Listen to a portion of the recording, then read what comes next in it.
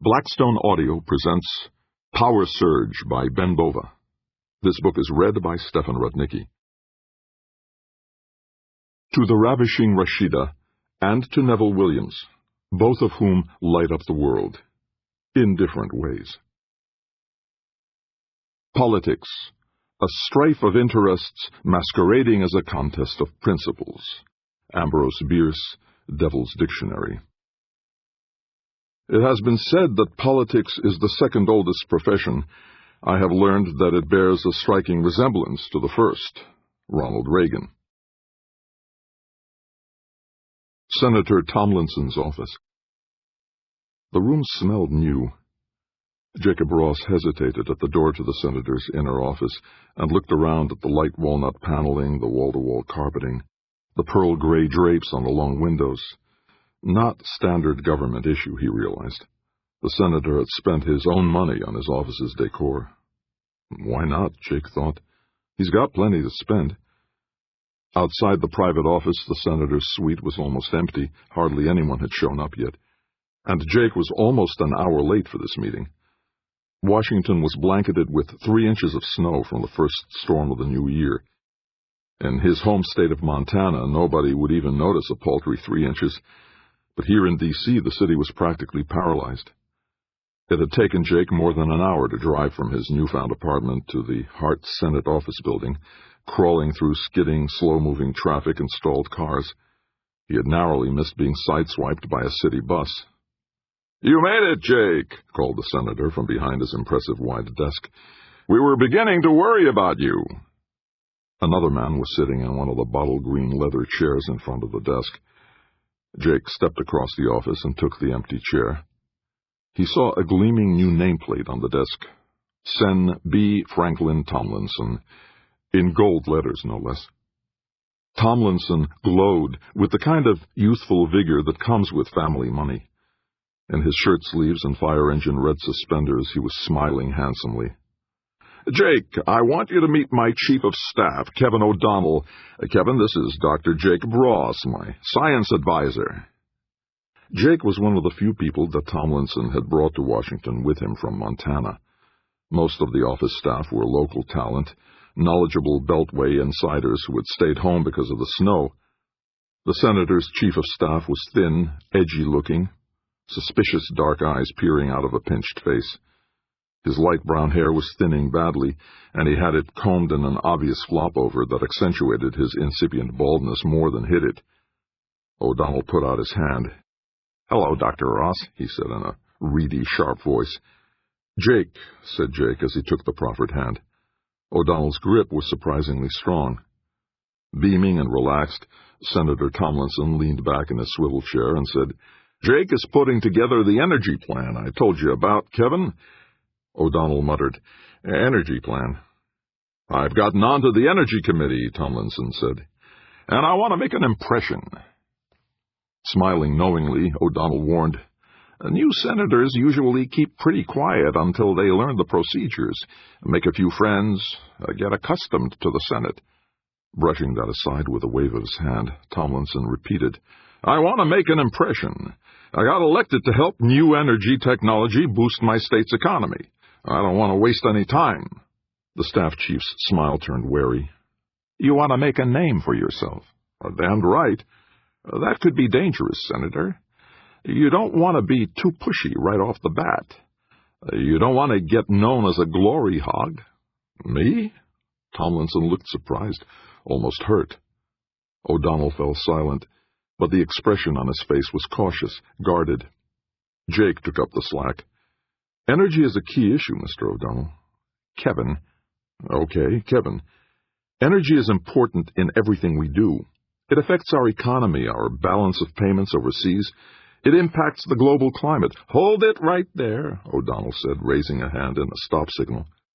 "You're one of these guys who thinks he's going to change the world, make everything better. Well, it just doesn't work that way." "But it should," Jake snapped. Turning back to the senator again, O'Donnell explained, "A brand-new senator can't go barging into this town trying to change everything. It's political suicide." "We're not trying to change everything," Jake countered. We just want to put the nation's energy policy on a solid, sustainable, comprehensive basis. Why do we need a comprehensive energy plan? We don't have an energy crisis anymore. We're doing pretty well these days.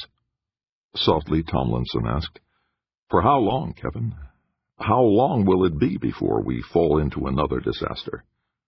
Shaking his head, O'Donnell said, "Look, Senator, I can understand that you want to push the energy issue for your constituents back home. What's your new technology called? MHD, isn't it?" "Magnetohydrodynamic power generation," Jake said, feeling some resentment at the Chief of Staff's obtuseness. "MHD power generators can burn the coal we can't use now because of its high sulfur content without polluting the atmosphere." "Fine. And MHD generators are more than twice as efficient as today's power generators. We can lower people's electricity bills." "That's wonderful," said O'Donnell, without a trace of enthusiasm. "Stick to that, and you might be able to get it through." Senator Tomlinson shook his head. "No, Kevin, I'm not going to allow myself to appear as a man who's only pushing for some pork-barrel legislation for his home state. I want to push for a comprehensive energy plan that can make the United States the world's leader in energy production and in new energy technology as well." Frowning, O'Donnell asked, "That's what you want?" "That's what I want," Tomlinson replied. With a reluctant sigh, the staff chief said, "Okay, you're the boss. But take it slow, and don't go making any public pronouncements until you've talked to me about it. I'm here to protect you, you know." Tomlinson broke into a bright, easy smile. "Fine, no problem. Jake, you coordinate everything you do with Kevin." "Okay," said Jake warily. "Okay," said Kevin O'Donnell, equally unenthusiastic. They chatted on for more than half an hour.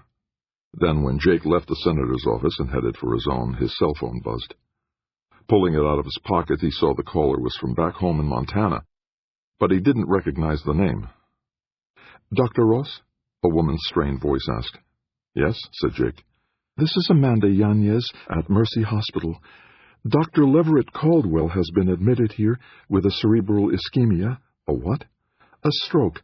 We found your name." "A stroke? How bad is it?" A hesitation. Then, "He probably won't last the night." Unitarian Universalist Congregational Church. Jake flew back to Helena for the funeral. The service was quiet, subdued. Sitting in the front pew, it was hard for Jake to count the actual number of mourners, but he knew it couldn't be more than 40. A lousy 40 people, he said to himself as the minister stumbled through a thoroughly lackluster service. "Leverett Caldwell was a pillar of his community," the minister intoned. "A man dedicated to education and science. As director of the Van Allen Museum of Science's planetarium for many years—" "It's the Bart J. Bach Planetarium," Jake grumbled inwardly. "And he was director for 38 goddamn years." Caldwell's death was a shock to Jake.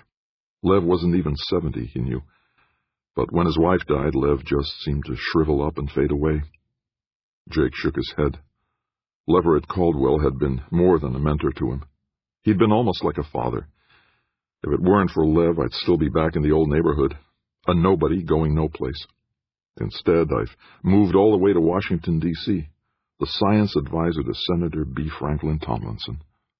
And when Lev got sick, when he needed me, I was in Washington instead of here at home where I might have helped him. I should have come to him. I should have been with him. But by the time I got here, it was too late. I should have done better for Lev. "Let us pray," said the minister. Jake bowed his head to mutter supplications to a God he didn't believe existed.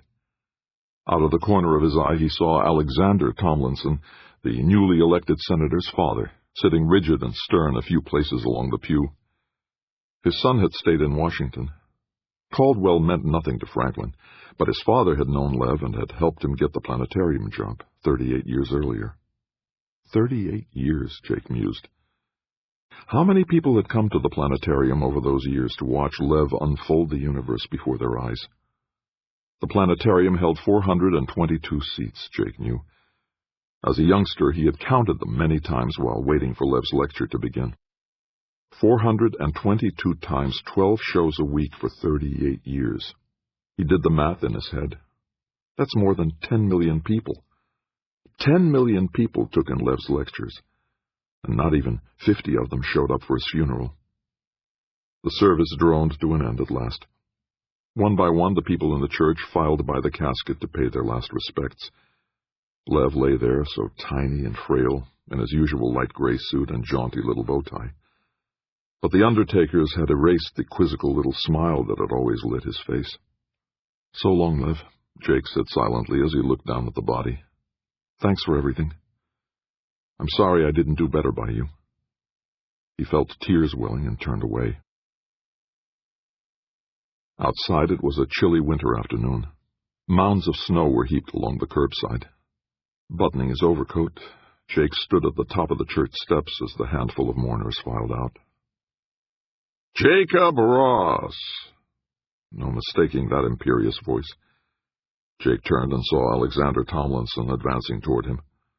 Tall and slim, his short-cropped hair iron gray, his black suit impeccably tailored. No topcoat. The old man would not admit that something as commonplace as the weather could bother him. Even at 80-some years, Tomlinson radiated vigor and purposefulness. "I won't be able to go to the cemetery," Tomlinson said brusquely, "but I want to extend my sympathy to you. I know you and Lev were close." Jake accepted the old man's extended hand. Close doesn't even begin to tell it, he thought. But he said nothing, merely nodded. "I presume you'll be heading back to D.C.? It sounded more like a command than a guess. "Yes, sir," Jake said. "Tomorrow morning." It was Tomlinson's turn to nod. "I'll be flying out there tomorrow myself. You'll be at the wedding, of course." "Of course," said Jake. "Good. See you then." With that, Alexander Tomlinson turned and started down the stone steps, heading for his waiting black BMW sedan and its black liveried chauffeur. Jake watched him duck into the car. The old man's flying to Washington in his private jet, he knew.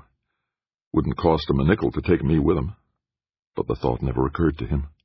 I'm one of the hired help, far as he's concerned. He doesn't invite the hired help to fly in his plane.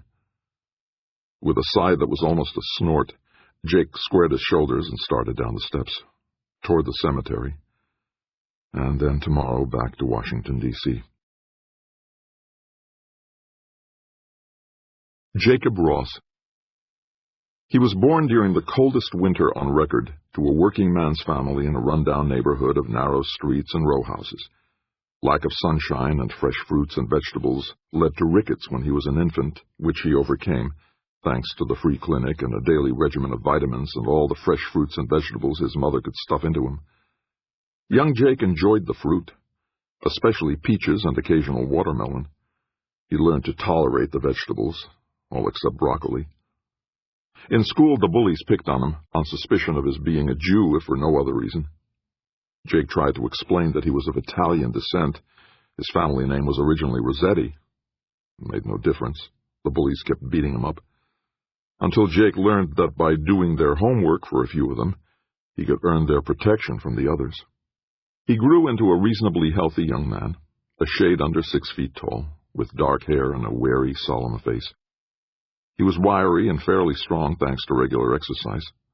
The neighborhood Boys and Girls Club was his refuge and his joy, where he learned to shoot pool and play a passable game of basketball without being hassled by the neighborhood wise guys. He was 11 when, as part of a mandatory class trip, he went to the Bach Planetarium for the first time.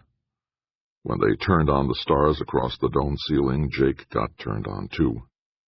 He got hooked on astronomy. Leverett Caldwell took young Jacob Ross under his wing and encouraged the preteen's budding intellect. Thanks to Lev, Jake eventually became an assistant professor of astronomy at the State University. Jake married his high school sweetheart, but when she was killed in an automobile accident, it nearly destroyed him. It was Caldwell who prodded Jake out of his morning funk and talked him into volunteering for B. Franklin Tomlinson's campaign for the U.S. Senate. As Tomlinson's science advisor, Jake helped the handsome, wealthy scion of the powerful Tomlinson family to win the election. So, Jake moved to Washington with B. Franklin Tomlinson and his entourage, which included Amy Wexler, an aide to young Tomlinson. Amy and Jake had conducted an on-again, off-again affair through the months of the political campaign. Then Amy told Jake she was going to marry Tomlinson. Jake had merely been a means to that end. Jake had enjoyed the means. Amy had brought him back to life after the shock of his wife's sudden death. But he had not anticipated the end, and now he was to attend the wedding in Washington of his boss, the newly elected Senator Tomlinson, and his former bed partner, Amy Wexler. Washington, D.C. The bride wore white. The entire cathedral seemed to vibrate to the deep tones of the pipe organ as Amy started down the aisle in her long-skirted gown, radiant and beaming, her bright eyes sparkling. Jake kept his expression as blank as he could, fighting down the urge to scowl at her. You didn't love her any more than she loved you, he insisted to himself. She was using you, yeah, but you were using her, too. Still, he seethed inwardly. Amy looked slim and energetic, her honey-blonde hair touching her bare shoulders. That gown must have cost a fortune, Jake thought. What the hell, Tomlinson can afford it. He can afford anything he wants. Up at the altar, Senator B. Franklin Tomlinson looked resplendent in morning coat and striped trousers, flanked by 3 similarly clad family friends, his patented, dazzling smile aimed at his approaching bride. Tomlinson was not quite as tall as his father, but like the old man, he was trim and lean as a saber blade. A brand-new senator, he was determined to make a mark for himself. He was already thinking about the White House, Jake knew. The cathedral was jammed with people. Friends of the Tomlinson family, relatives, hangers-on, and photographers. Plenty of photographers. Flashbulbs popped like an artillery barrage as Amy proceeded to the altar. The music ended, and Amy and Tomlinson knelt at the altar for the beginning of the wedding mass. Jake let his attention drift to the architecture of the sumptuous cathedral. He'd never seen so many different shades of marble, green, pink, red as dark as blood. Pillars, altar rail, vaulted ceiling, huge frescoes of saints and martyrs. The crucifix above the altar was almost 2 stories tall. Impressive, he thought. The main altar glittered with gold and silver. So did the smaller altars tucked into the apses that lined both sides of the huge church. He listened to the matrimonial mass with only half an ear, but a line that the bishop spoke to the kneeling couple caught his attention. Something about only love can make marriage endurable. Love. Big word, Jake thought. Does Amy really love him? She said she does. She told me while we were in bed together. True love for sure. The reception was held in the ballroom of the old Hilton Hotel, just a few hundred close friends and political associates. Jake decided to take a glass of champagne, wish the newlyweds a lifetime of happiness, and then get back to his desk in the Hart Senate office building. He had plenty of work to do. There was a mob swarming each of the bars that had been set up in the corners of the ballroom, but a pert waitress smiled through the crowd, carrying a tray of plastic champagne flutes. Jake took one from her and started shouldering his way toward the happy couple. Jake, hey! Turning at the sound of his name, Jake saw Bob Rogers grinning at him. Bob, he said, genuinely pleased. I didn't expect to see you here. Rogers was the head of the MHD power generator program at the university back home in Montana. He looked distinctly out of place among this Washington crowd in his western-cut tan jacket and bolo neckpiece. A working physicist in the midst of politicians and appointees. Rogers was nearly 10 years older than Jake. He had the seamed, leathery face of an outdoorsman, crinkly, pale blue eyes, and wispy, sandy hair. I got an invitation from the senator, Rogers explained, smiling boyishly, and I wanted to touch base with you anyway, so here I am. Good to see you, Jake said, really meaning it. Keeping busy? You don't know the half of it, Jake replied fervently.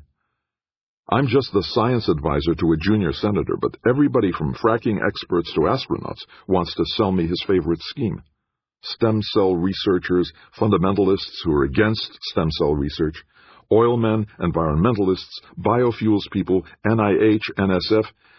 I must be the most popular guy in town. So how's your social life? With a shrug, Jake said, Pretty close to zero. Too much to do at the office. Too many hustlers.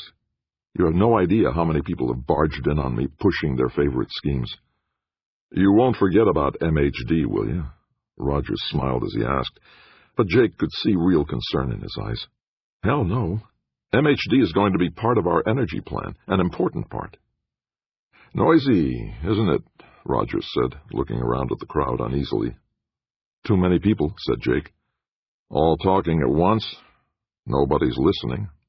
Jake laughed. Come on. Let's congratulate the newlyweds and then get the hell out of here. Good thinking. As they pushed through the crowd, Jake asked, How's Tim and the rest of the team? Tim's as cantankerous as ever, Rogers replied, grinning. But he's got the big rig close to 75 megawatts. For how long? 60 hours, the latest run. Jake knew that the university and the National Association of Electric Utilities were committed to building a demonstration MHD power plant once the experimental rig in the town of Lignite reached 100 megawatts for 1,000 hours continuously. He had the feeling that the NAEU felt that such a goal was unattainable, so they wouldn't have to put up any money for the demo plant. Still got a long way to go, Jake said. With an easygoing nod, Rogers said, We'll get there. Tim won't stop until we do.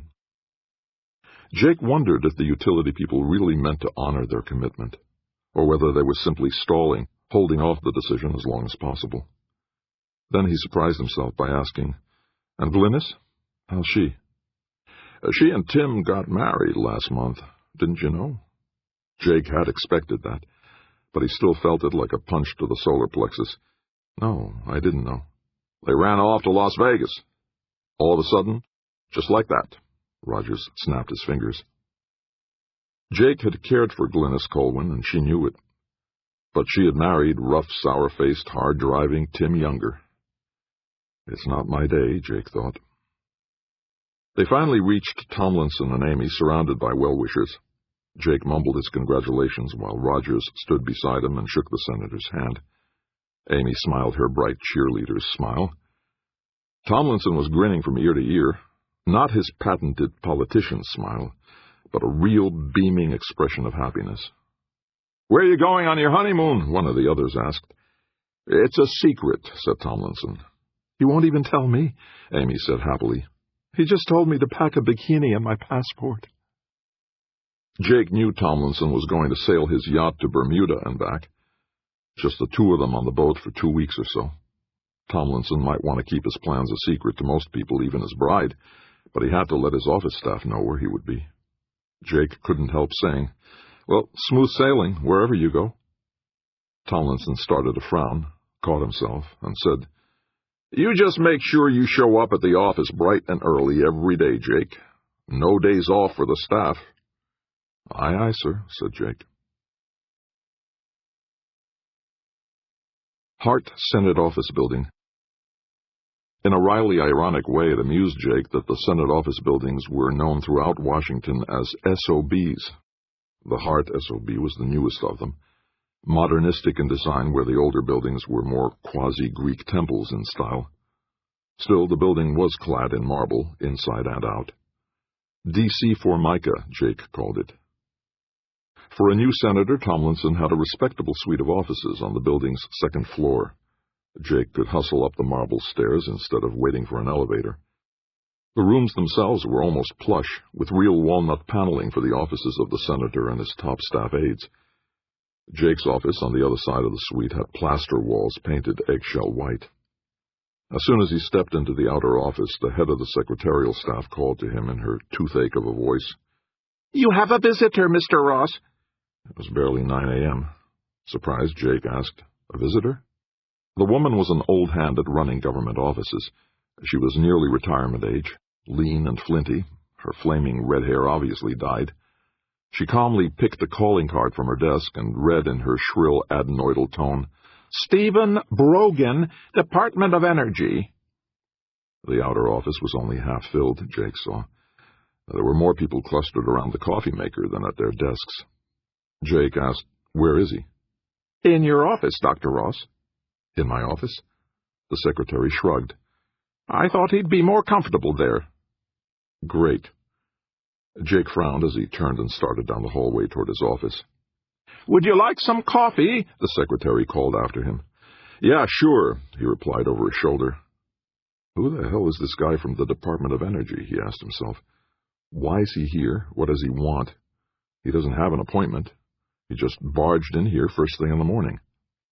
Jake had a meeting scheduled for 10:30 with a pair of NASA executives and a luncheon at noon with the head of an environmental lobbying firm.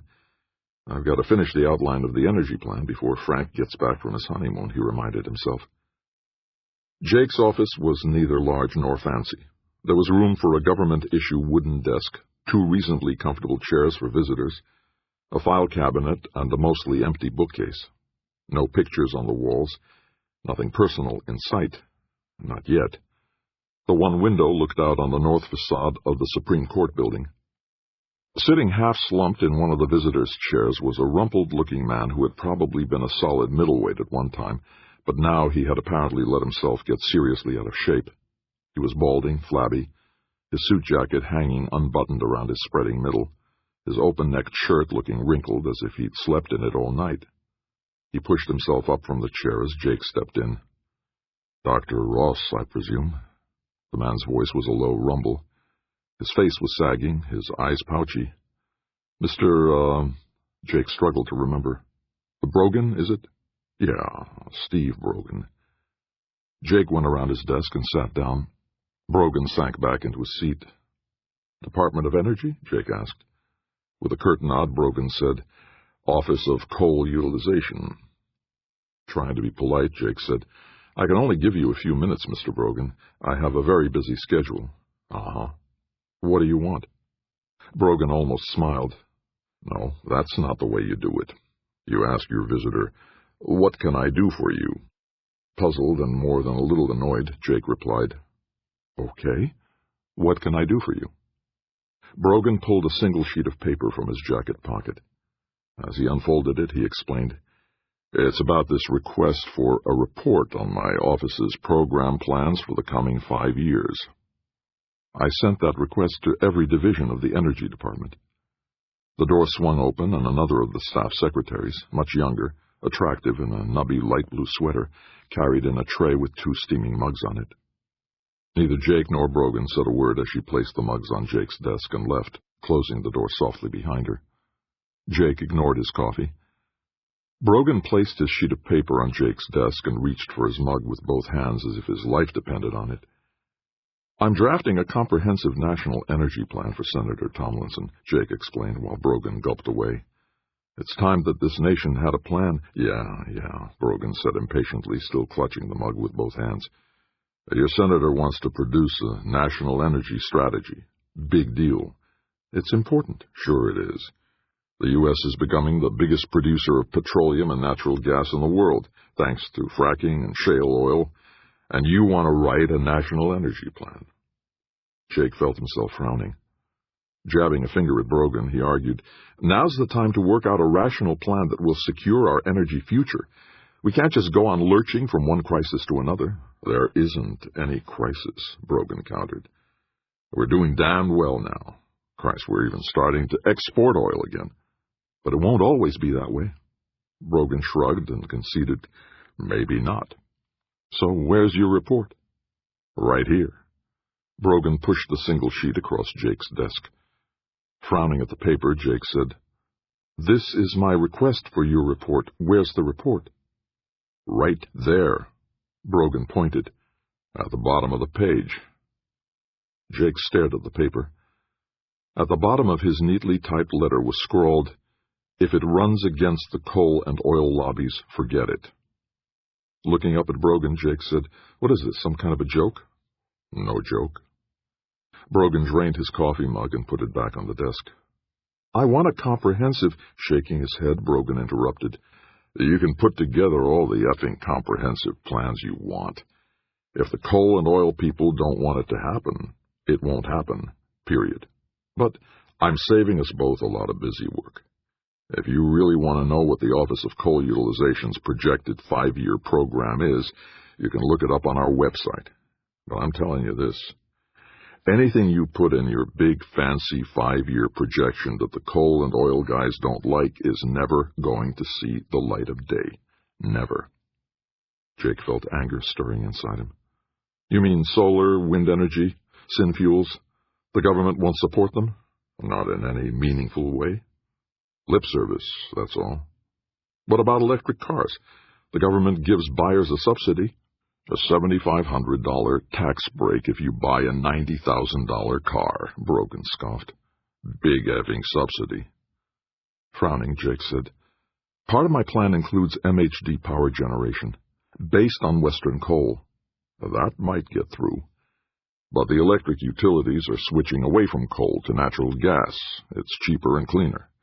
They've already cut the nation's carbon dioxide emissions by more than 10%. With MHD, we can make coal competitive again, Jake insisted. Looking almost exasperated, Brogan explained, yeah, maybe. But why should the utilities build new power plants? They like the ones they've got just fine. They're a regulated industry. There's no incentive for them to sink a lot of money into new plants. You make it sound like a big conspiracy. It's not a conspiracy. It's politics. Brogan shifted his weight in the chair.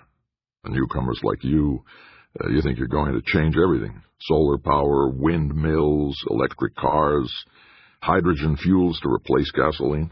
Forget it. Nobody has more muscle in this town than the fossil fuel industry. You can write all the fancy plans you want to, and it won't get you anything but writer's cramp. I can't believe that, Jake said. With an impatient shake of his head, Brogan said, look, pal, it's a different world inside the Beltway. Different set of rules, different priorities. Not really. Brogan scoffed. Oh, no? Remember the Keystone Pipeline? The environmentalists said it would be a disaster. The President of the United States said he was against it, sort of. What happened? They built the pipeline, Jake admitted grudgingly. They sure as hell did. So now they're strip mining Manitoba for the oil sands and piping the slurry down to our refineries on the Gulf of Mexico. Big Oil 1, the environment 0. Well, said Jake, that's the kind of thing my boss wants to stop. That's why he got himself put on the Senate's Energy Committee. The Energy Committee, Brogan actually smirked. Somebody ought to introduce you to Senator Santino. Mario Santino? He's the chairman of the Senate Energy Committee. Yeah, the little saint. That's him. I'd like to meet him. Have one of your girls call one of his girls. He'll be glad to see you, especially if you bring your senator along with you. Senator Tomlinson's on his honeymoon.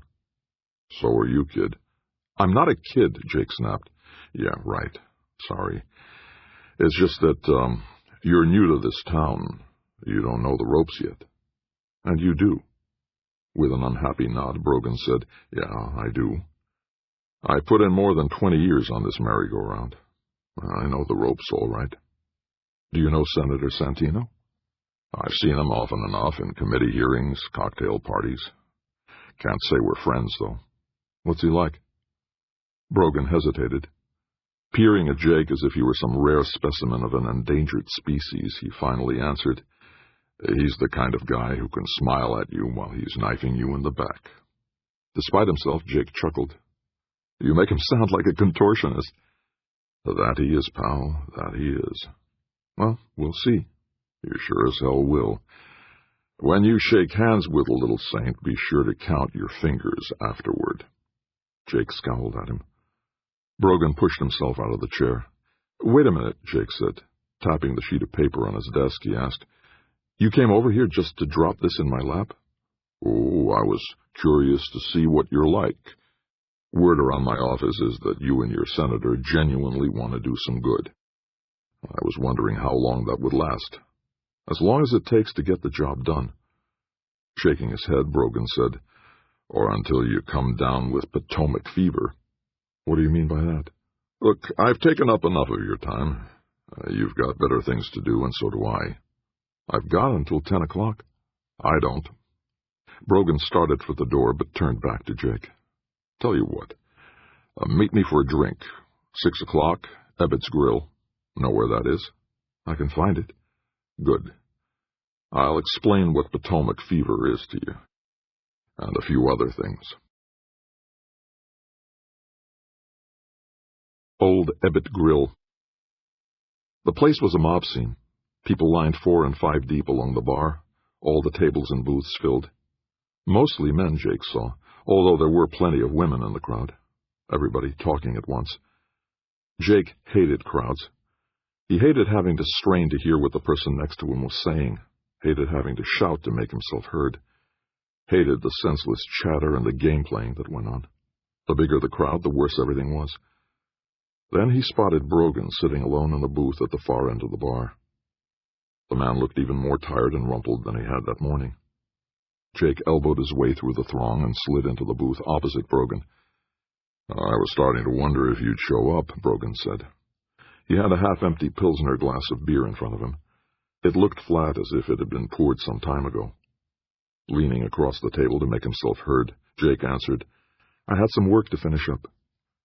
Brogan waved toward the bar, and an Asian-looking waitress in a black cocktail dress appeared at the booth as if by magic. Ready for another? She asked Brogan in a cheerful, chirpy voice. "Yeah, why not?" And you? "White wine," said Jake. "Suave, please." We got Pinot Grigio, is that okay? Okay. The waitress flounced back into the mob. Loosening his necktie, Jake leaned across the table again and asked Brogan, "So what was that this morning about Potomac fever?" Brogan's deep rumbling voice penetrated the background noise. "It's what happens to you after you've been in this town a while. You never leave." Shaking his head, Jake said, "I'm not going to spend the rest of my life in this nut house." Nodding toward a gray-haired man in a checkered sports jacket standing at the crowded bar, Brogan said, "And neither was he when he first got here, 12 years ago. Came in as a new member of the House of Representatives. Lost his re-election 2 years later, got himself a job with a lobbying firm. Now he's one of those talking heads on a TV news show. An expert," Brogan scoffed. "That's him, not me." "Not yet."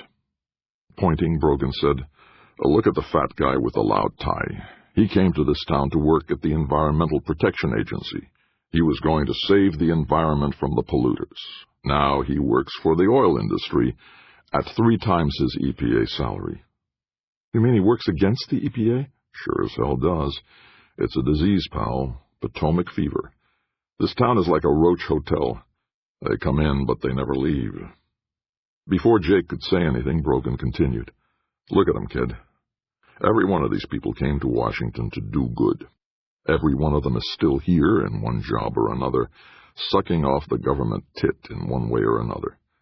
A lot of them get into the news media, expert commentators. They all come down with Potomac fever sooner or later. They never leave. You too?" The waitress reappeared with another tall glass of beer for Brogan and a stemmed wineglass for Jake. Once she left, Jake repeated, "What about you?" Brogan made a sad little smile. "I was born in this town. I'm a career bureaucrat, one of the guys that makes the system work, no matter what the politicians do." Jake reached for his wineglass. "I've got a wife with early-onset Alzheimer's and a kid who hasn't held a job for more than 6 months at a time since he was a teenager. I watch these guys, and plenty of the women, too, come in here and clean up big bucks. It's easy. All you have to do is suck up to the money people." "Sell your soul, you mean?" "I don't believe in souls, or maybe I don't believe most of these jerks ever had souls to begin with." "That's pretty damn bitter." "Yeah, I guess it is." "But we've got to do something about energy," Jake insisted. "We can't just go on burning fossil fuels and ruining the climate." "Tell that to Little Saint." "And there's biomedical research, stem cell therapy, artificial organs and limbs, new vaccines." Brogan smiled tiredly. "And the pharmaceutical industry, and the pro-lifers, and the space program. There are private companies that want to build tourist hotels in orbit, and other facilities." "Yeah, sure." "You make it sound impossible to get anything done." Brogan said nothing for several heartbeats, peering at Jake as if he were studying him, measuring him.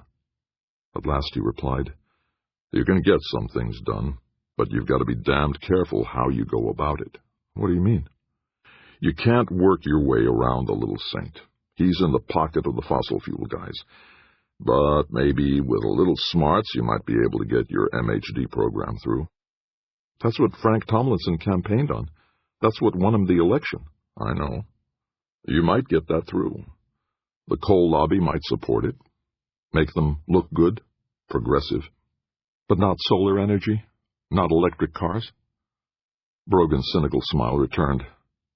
Solar energy cuts into the existing power company's turf. No go. Electric cars?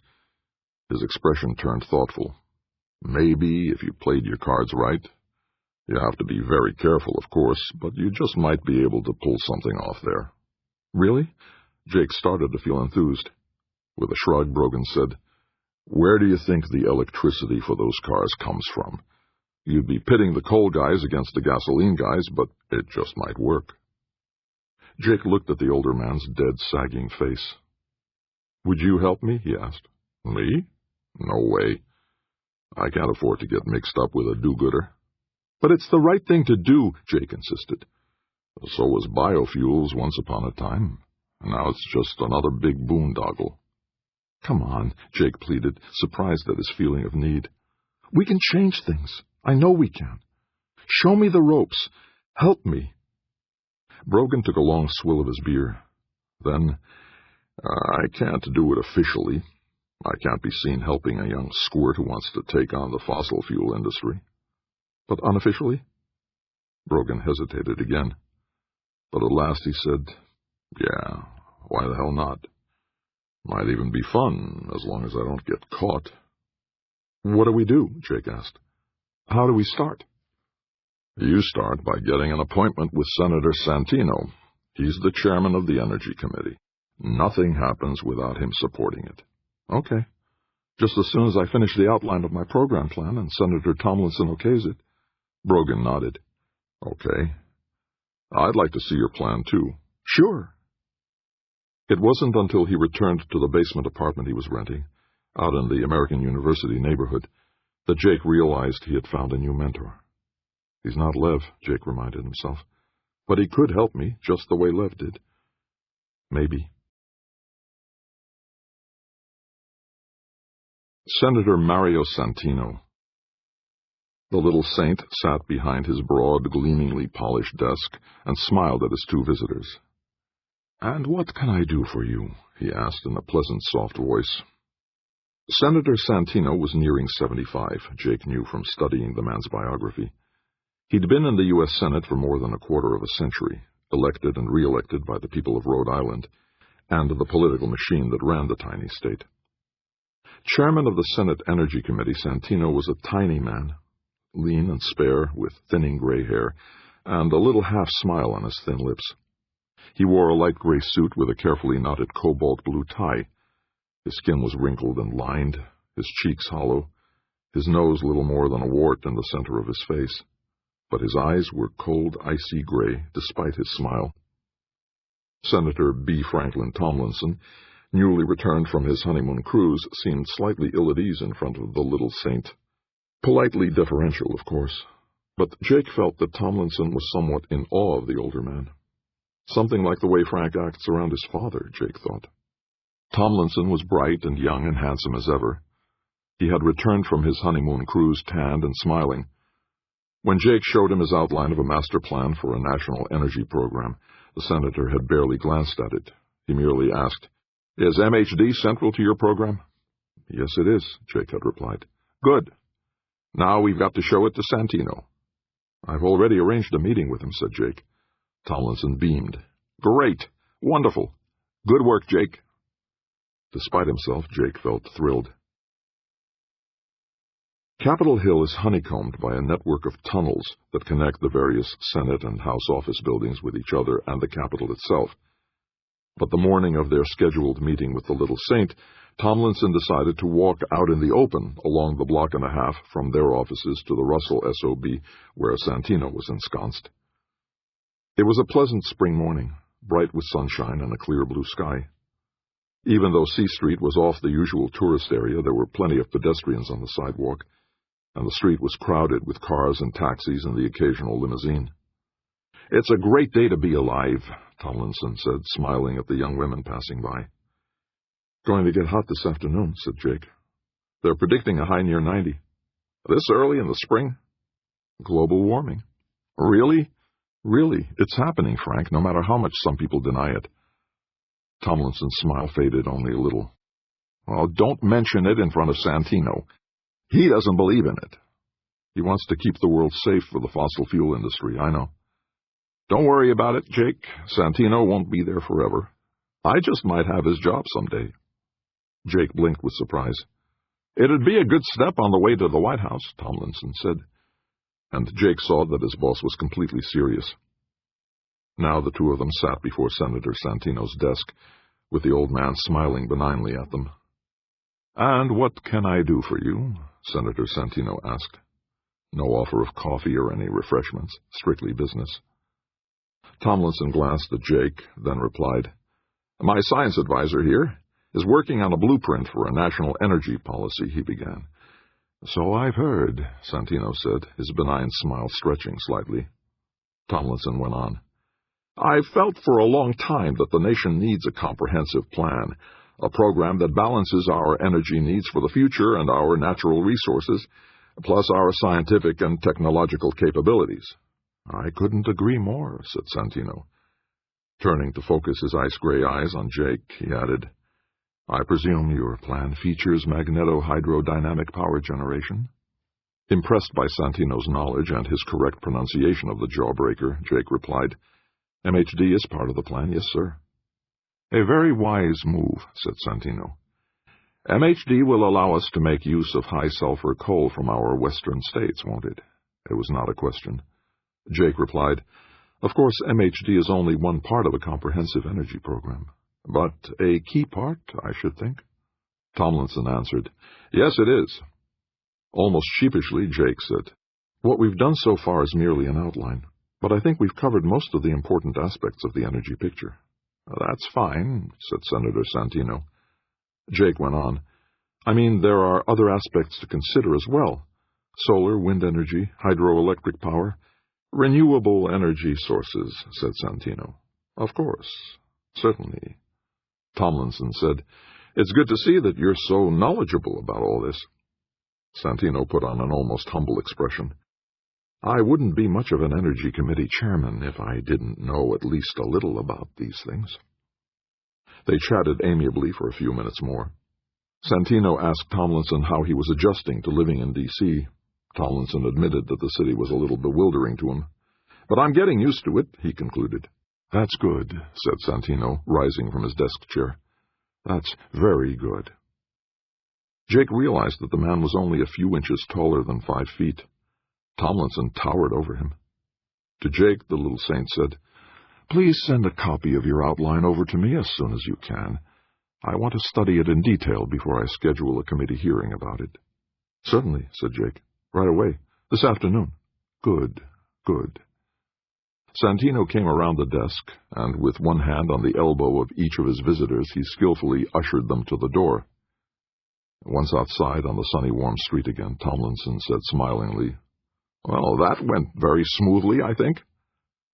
Jake nodded, but he heard in his head Brogan's advice to count your fingers after shaking hands with Little Saint. 49th Street, Northwest.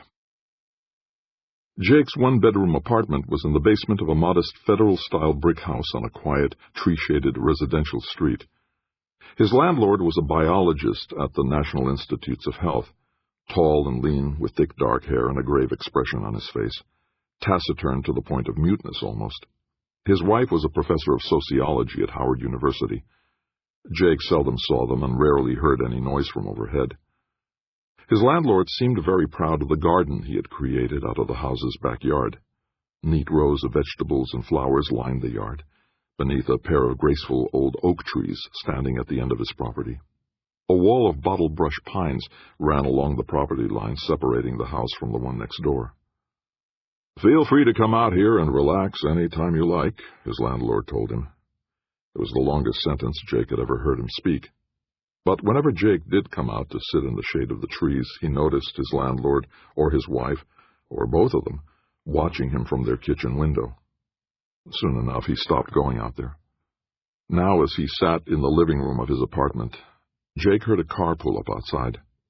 Standing on tiptoes to look through the window, he saw an old-model gray Volvo backing into the parking space he had left at the curb. Steve Brogan climbed out, looked around as if he was afraid he'd be spotted by enemy agents, then came around to the side door that opened onto the apartment. Jake opened the door before he could knock on it and let him in. Brogan took in the room with a glance. "A nice location," he said. "Not far from Bethesda." "It's convenient," Jake agreed, gesturing Brogan to the futon that served as a sofa. Brogan looked as tired and scruffy as usual, his gray suit jacket hanging unbuttoned, his balding pate disheveled, windswept. "So what do you think of the little saint?" he asked as he sank wearily onto the futon. "He's much more knowledgeable than I expected," Jake admitted as he sat in the squeaky little plastic chair next to Brogan. "He does his homework," Brogan said. "Or at least he gets somebody on his staff to do it. He knows about MHD. Brogan made a sound halfway between a sigh and a grunt. "He knows your boss is hot for MHD, and he wants to keep Tomlinson in his pocket." With a shake of his head, Jake said, "Frank isn't going into anybody's pocket." "Want to bet?" "We already got a memo from Santino about MHD. He wants our office's official assessment of the technology." "Really? That's great." Brogan held up a warning finger. "Don't start the victory party just yet. An official assessment means a detailed study of the technology. That could take a year or more. But I can give you the complete record of our work, all tied up in a bow." "Doesn't work that way, pal. Our assessment has to be independent of your work. We can't just rubber stamp your reports." Disappointed, Jake said, "So you have to reinvent the wheel?" "Maybe, maybe not. It all depends on what Santino wants to see in our assessment. My department chief is talking to the Little Saints people about that." Jake felt puzzled. "Wait a minute. You find out what he wants your conclusions to be, and then you make the assessment?" "Now you're seeing the light." "That's crazy." "No, it's politics. Santino doesn't care beans about your super-duper technology, but he does care about how it could affect him and the people he owes." "The coal industry." "Right. And remember, the Little Saint has to keep his oil industry backers happy, too." Jake sank back in the uncomfortable little chair. "This gets complicated, doesn't it?" "And then some," said Brogan.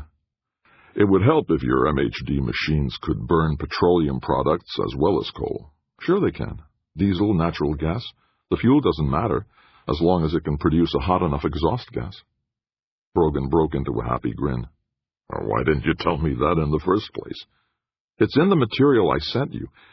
Then Jake realized, "You haven't read what I sent you, have you?" "I read enough," Brogan said. "So? What do you think?" "Your plan is pretty comprehensive, I'll give you that." "But," Jake prompted. "Have you bothered to do a cost analysis?" Nodding, Jake replied, "Sure. It's in Appendix D, or maybe it's E." Before Jake could get up to go to his computer, Brogan said, "Your plan's going to be damned expensive, pal. Funding MHD, tax breaks for renewables, upgrading the power grid. Not all of that comes out of tax money," Jake objected. "The private sector has to contribute." "In your dreams, pal."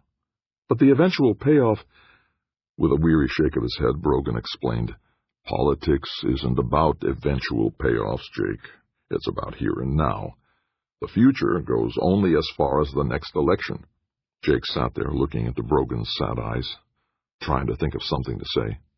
"The way your plan stands," the older man said, "Santino and his people can reject it because it costs so damned much. No discussion of its merits.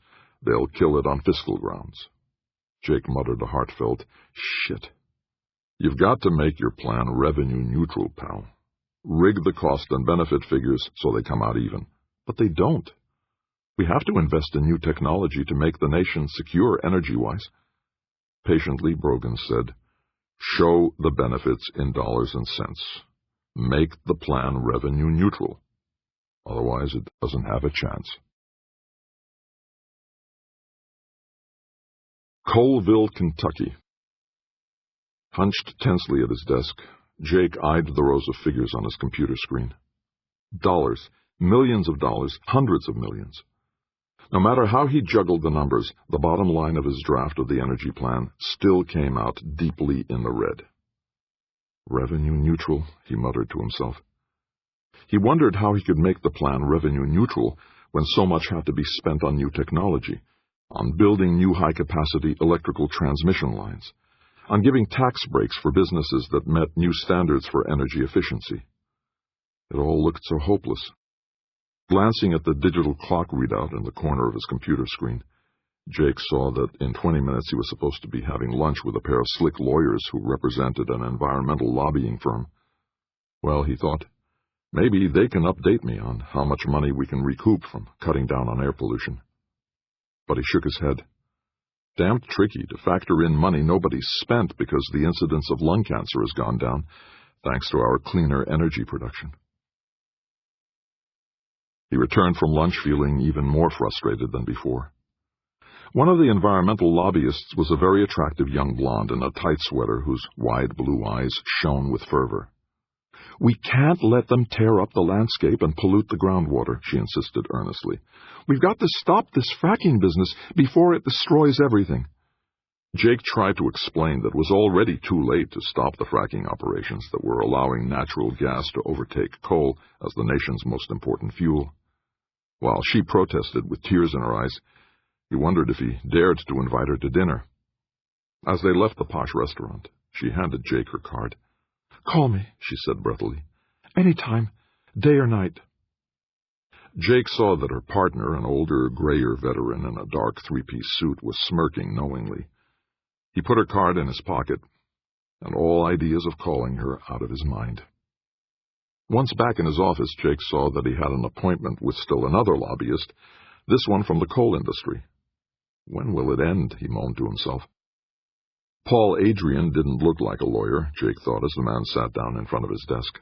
True, Adrian was wearing a suit, but it was light blue and it looked in need of a pressing, not much like the typical D.C. uniform. His tie was a splashy conglomeration of colors. The man was lean and flinty-looking, gray of hair and pallor, noticeably older than most of the sleek, well-fed lobbyists Jake had become accustomed to. Remembering Steve Brogan's advice, Jake started their conversation with, "What can I do for you, Mr. Adrian?" "You can come with me down to Kentucky." Adrian's voice was somewhere between a creak and a groan. "Kentucky?" His face was bony, almost gaunt. "You're working on an energy program that involves coal, aren't you?" "Among many other things," said Jake. "Then you ought to see the people that your plan will affect. You owe them that much." "I owe them?" Jake thought. Looking across his desk at Adrian's utterly serious face, Jake asked himself, "What's this guy after?" But then he thought, maybe it would be good to get out of town for a day or two. Maybe I ought to take him up on his offer. That Friday morning, Jake was picked up at his apartment by a sleek black Mercedes sedan and driven to Reagan National Airport, where an even sleeker twin-jet private plane was waiting for him. Adrian was standing at the stairs leading into the plane in the same blue suit, although this time his tie was a pattern of red and gold. As they flew to Lexington, Kentucky, Adrian explained, "Where we're going, coal mining isn't the major industry, it's the only industry. I want you to see what happens to the people there when mining companies shut down." At the airport in Lexington, Adrian led Jake to a modest Chevrolet minivan and headed out onto the freeway. "We're going to Coalville. The local mine is going to close down and the whole town's going to be out of work." Jake said, "You know, the energy plan I'm working on includes MHD power generation." "I've heard of that." MHD will allow power plants to burn coal without as much pollution as conventional power plants. They're more efficient, too, so you can get more kilowatts of output per ton of coal input. Without taking his eyes off the road, Adrian said, "That's all in the sweet by and by, friend. We've got problems right here and now. Serious problems." Adrian lapsed into silence, and Jake leaned back in his seat and watched the scenery roll by. It felt good to be out of the office, away from Washington, out in the lovely green rolling hills. The greenery faded in less than an hour. As Adrian turned onto a secondary road, the trees thinned and disappeared altogether. The land turned gray and scrubby. Little towns flashed by, looking dilapidated, seedy, desperate. "Lots of electric utilities are switching from coal to natural gas," Adrian muttered as he drove along. Jake said, "Gas is cheaper now with fracking, and it's cleaner than coal. We've cut our greenhouse emissions more than 20% by shifting to natural gas." "That's not all we've cut," Adrian said. They passed a sagging roadside sign that proclaimed Coalville, population 11,379. "Old sign," Adrian said. "Population's down below 9,000 now." The town reminded Jake of lignite back in Montana, slowly dying because the market for its coal had disappeared. Men in faded coveralls were standing in front of the general store. Another group clustered at the barber shop. The town's one hotel was boarded up. Cars and pickups parked along the main street were years old, battered, faded.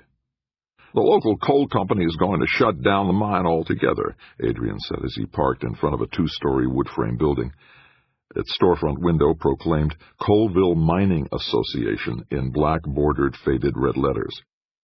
Pulling his tie off and stuffing it into his jacket pocket, Adrian said, "I'm supposed to assess the impact the closing will have on the local economy." Jake blinked. "There's a local economy?"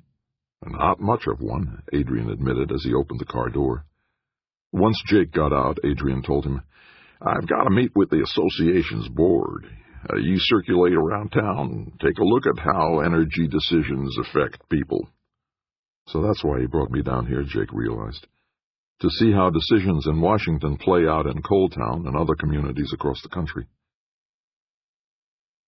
People eyed Jake with a mixture of curiosity and mistrust as he ambled up the few blocks of the main street to the edge of town, and then back down the other side again. Feeling overdressed in his sports coat and slacks, Jake said hello to the men sitting on the wooden benches in front of the general store, the local garage, the shuttered hotel. At last he stopped in front of the corner saloon. "Where you from?" asked a lanky young man wearing baggy denims and a checkered shirt. He was standing in front of the saloon with a trio of other men, mostly his own age, although one of them was gray-haired and portly. "Washington," said Jake, guardedly. "I've been there," said the young man. "High school graduation trip. Must be 8 years ago now." "More like 10, Lenny," said the man beside him. They fell into conversation. Jake asked what they did for a living. 2 of the young men were miners, the third a clerk in the mining company's office. The older man owned the garage down the street. "I hear they're going to close the mine," Jake said, mutterings and dark frowns. "You here to stop 'em?" asked the garage owner. Shaking his head, Jake said, "I'm afraid not." "So what's Washington going to do about us?" Before he thought about it, Jake said, "We're working on a plan to make coal more marketable." "Yeah?" "If the plan gets approved, there'll be new markets for coal opening up." "That'd be good," one of the younger men said, but there was no enthusiasm in his voice, no hope. "It might take some time before things work out," Jake warned. "It's not going to happen overnight." "That's okay, mister. We got all the time in the world," said the young man. "As long as the food stamps hold out," the garage owner added. As Adrian drove back to the airport, Jake asked, "How'd your meeting go?" Adrian grunted. We were just rearranging the deck chairs on the Titanic." "So they're going to close the mine?" "Yep." "What are those people going to do?" "Same as they've been doing. Live in poverty." "But can't something be done to help them?" With a sardonic little laugh, Adrian said, "John F. Kennedy came down here to Appalachia when he was running for president more than half a century ago. This is a popular spot for politicians when they're running for office." "But nothing gets changed." "Like the old song says, another day older and deeper in debt." As they headed for the highway and the airport and Washington, Adrian said softly, "You know, I was born here, not in Coalville, but not that far away from it either. I was lucky I got away. But these people—" He shook his head. And Jake suddenly understood why Adrian looked different from the other lobbyists he'd met. Take him out of that suit and dress him in coveralls, he said to himself, and Paul Adrian would look just like the men hanging around the barber shop and general store. He's one of them. Trying to sound hopeful, Jake said, "Well, we're going to change things. MHD power generation will revitalize the coal industry." "Lots of luck, friend," said Adrian. "All the luck in the world. You're going to need it." Dinner invitation. For the next several days, Jake tried to figure out not merely how to make his plan revenue neutral, but how to make it work for the benefit of the people he'd seen in Colville and Lignite back in Montana, and all the conflicting interests that were involved in the nation's energy systems. There's got to be a way, he told himself. There's got to be. But he couldn't find it. One bright morning, one of the staff secretaries burst into his office and announced breathlessly, "You've been invited to the White House." "Me?" "The senator, of course," she said, making herself comfortable on one of the visitors' chairs. "But he told me to make sure you got yourself a tuxedo and a date. It's dinner and a dance. Formal." Jake owned the tuxedo that he'd used exactly 5 times in 5 years. Maybe I'll get a new tie for it, he thought. Then he realized that he didn't know anyone in D.C. whom he could ask to go out with him. He realized that he hadn't had sex since Amy told him she was going to marry Tomlinson. God, that was more than a year ago. The secretary, Penny Hanscom, was young and bright and smiling. She looked very pretty in a buttercup yellow blouse. Compliments her chestnut brown hair, he thought. But dating a co-worker could be tricky, Jake told himself. Office romances can turn into quagmires. Penny's smile was enticing, though. And as she crossed her long legs, she asked, "Do you have a tux? You can rent one at a discount through the office, you know." "No, I have my own tuxedo," Jake stammered. "Oh, that's nice." She got to her feet. "When is this shindig?" Jake asked. "Sunday night. Cocktails at 6, dinner at 7. "In the White House?" "Yes. Exciting, isn't it?" He sat behind his desk and watched her prance out of his office, wondering if asking her to go to the White House with him constituted a breach of office ethics. Frank Tomlinson ended Jake's quandary later that afternoon. He stepped into Jake's office, leading a young woman by the wrist. "Jake, I want you to meet my cousin, Constance Zeman." "Connie," she said, pulling her wrist free of Tomlinson's grasp and extending her hand to Jake. Good looks must run in his family, Jake thought as he rose to his feet and reached for her hand. Her grip was firm, warm. "You must be a tennis player," he heard himself say to her. "A little," she said. "Mostly golf." Connie Zeman was almost Jake's height, a little fleshy but quite attractive, with a generous figure and sensuous, pouty lips painted a warm pink, smiling sky-blue eyes and short-cropped sandy hair. Grinning, Tomlinson said, "Connie's from the Dutch side of our family. This is her first time in Washington." "Welcome to the nation's capital," Jake said. He thought it sounded pretty lame, but Connie's smile widened and she replied, "Thank you, kind sir." "Jake, I thought you might take Connie to the White House dinner Sunday night, if you're not already committed." "No, that's a great idea," Jake said, genuinely pleased. Then he asked Connie, "If it's all right with you, that is." "It's fine with me," said Connie. "It's a date, then," Tomlinson said. "I'll have a car pick you up at 5:45, Jake."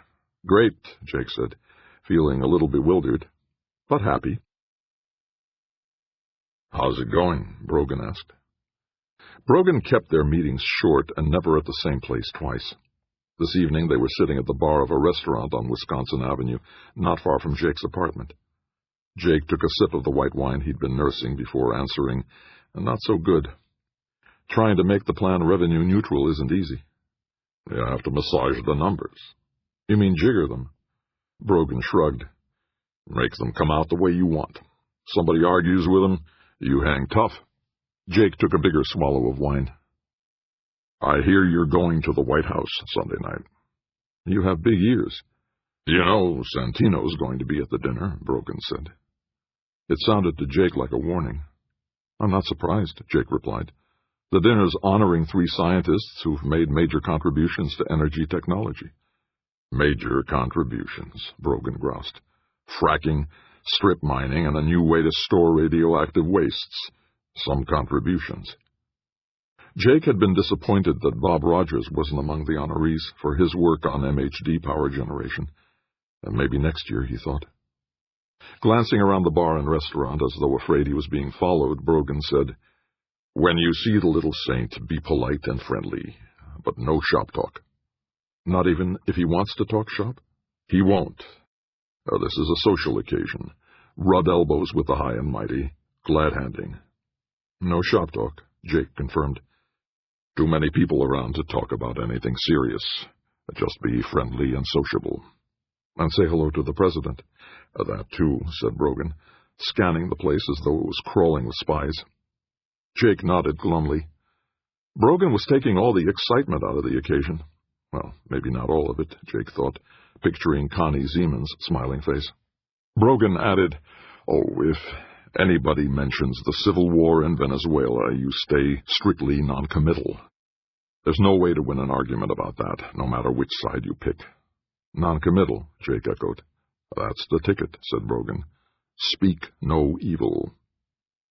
Jake pictured the famous image of the three monkeys and saw himself as the one with his hands covering his mouth. The White House. Promptly at 5:45, Jake left his apartment, climbed up the 4 steps to ground level, and hurried around to the front of the house. It was drizzling rain, so he stepped onto the roofed porch, hoping his landlord wouldn't mind. A white stretch limousine came cruising slowly down the street and stopped without even trying to pull over to the curb. "Mafia staff car," Jake said to himself, remembering the street slang of his earlier days in the old neighborhood.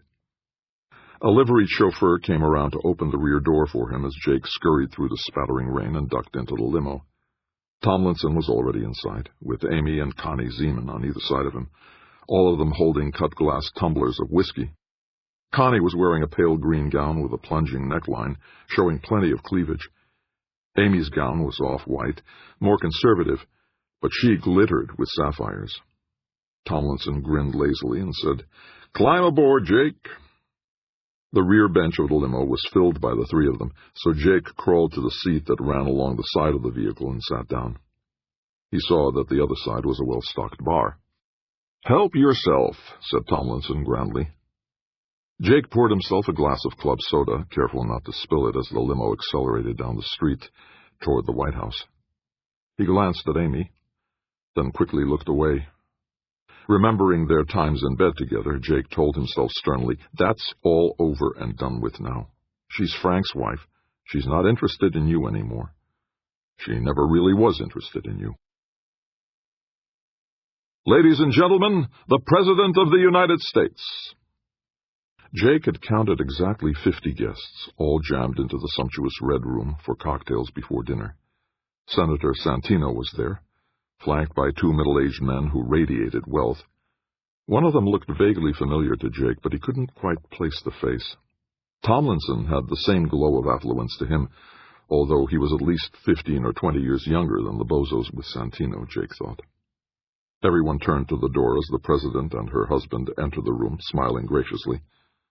Standing between Jake and Amy, Connie whispered to Tomlinson's wife, "She looks a lot older than she does on TV." "And dumpier," Amy whispered back. Jake thought the President looked resplendent in a floor-length gown of pale orange.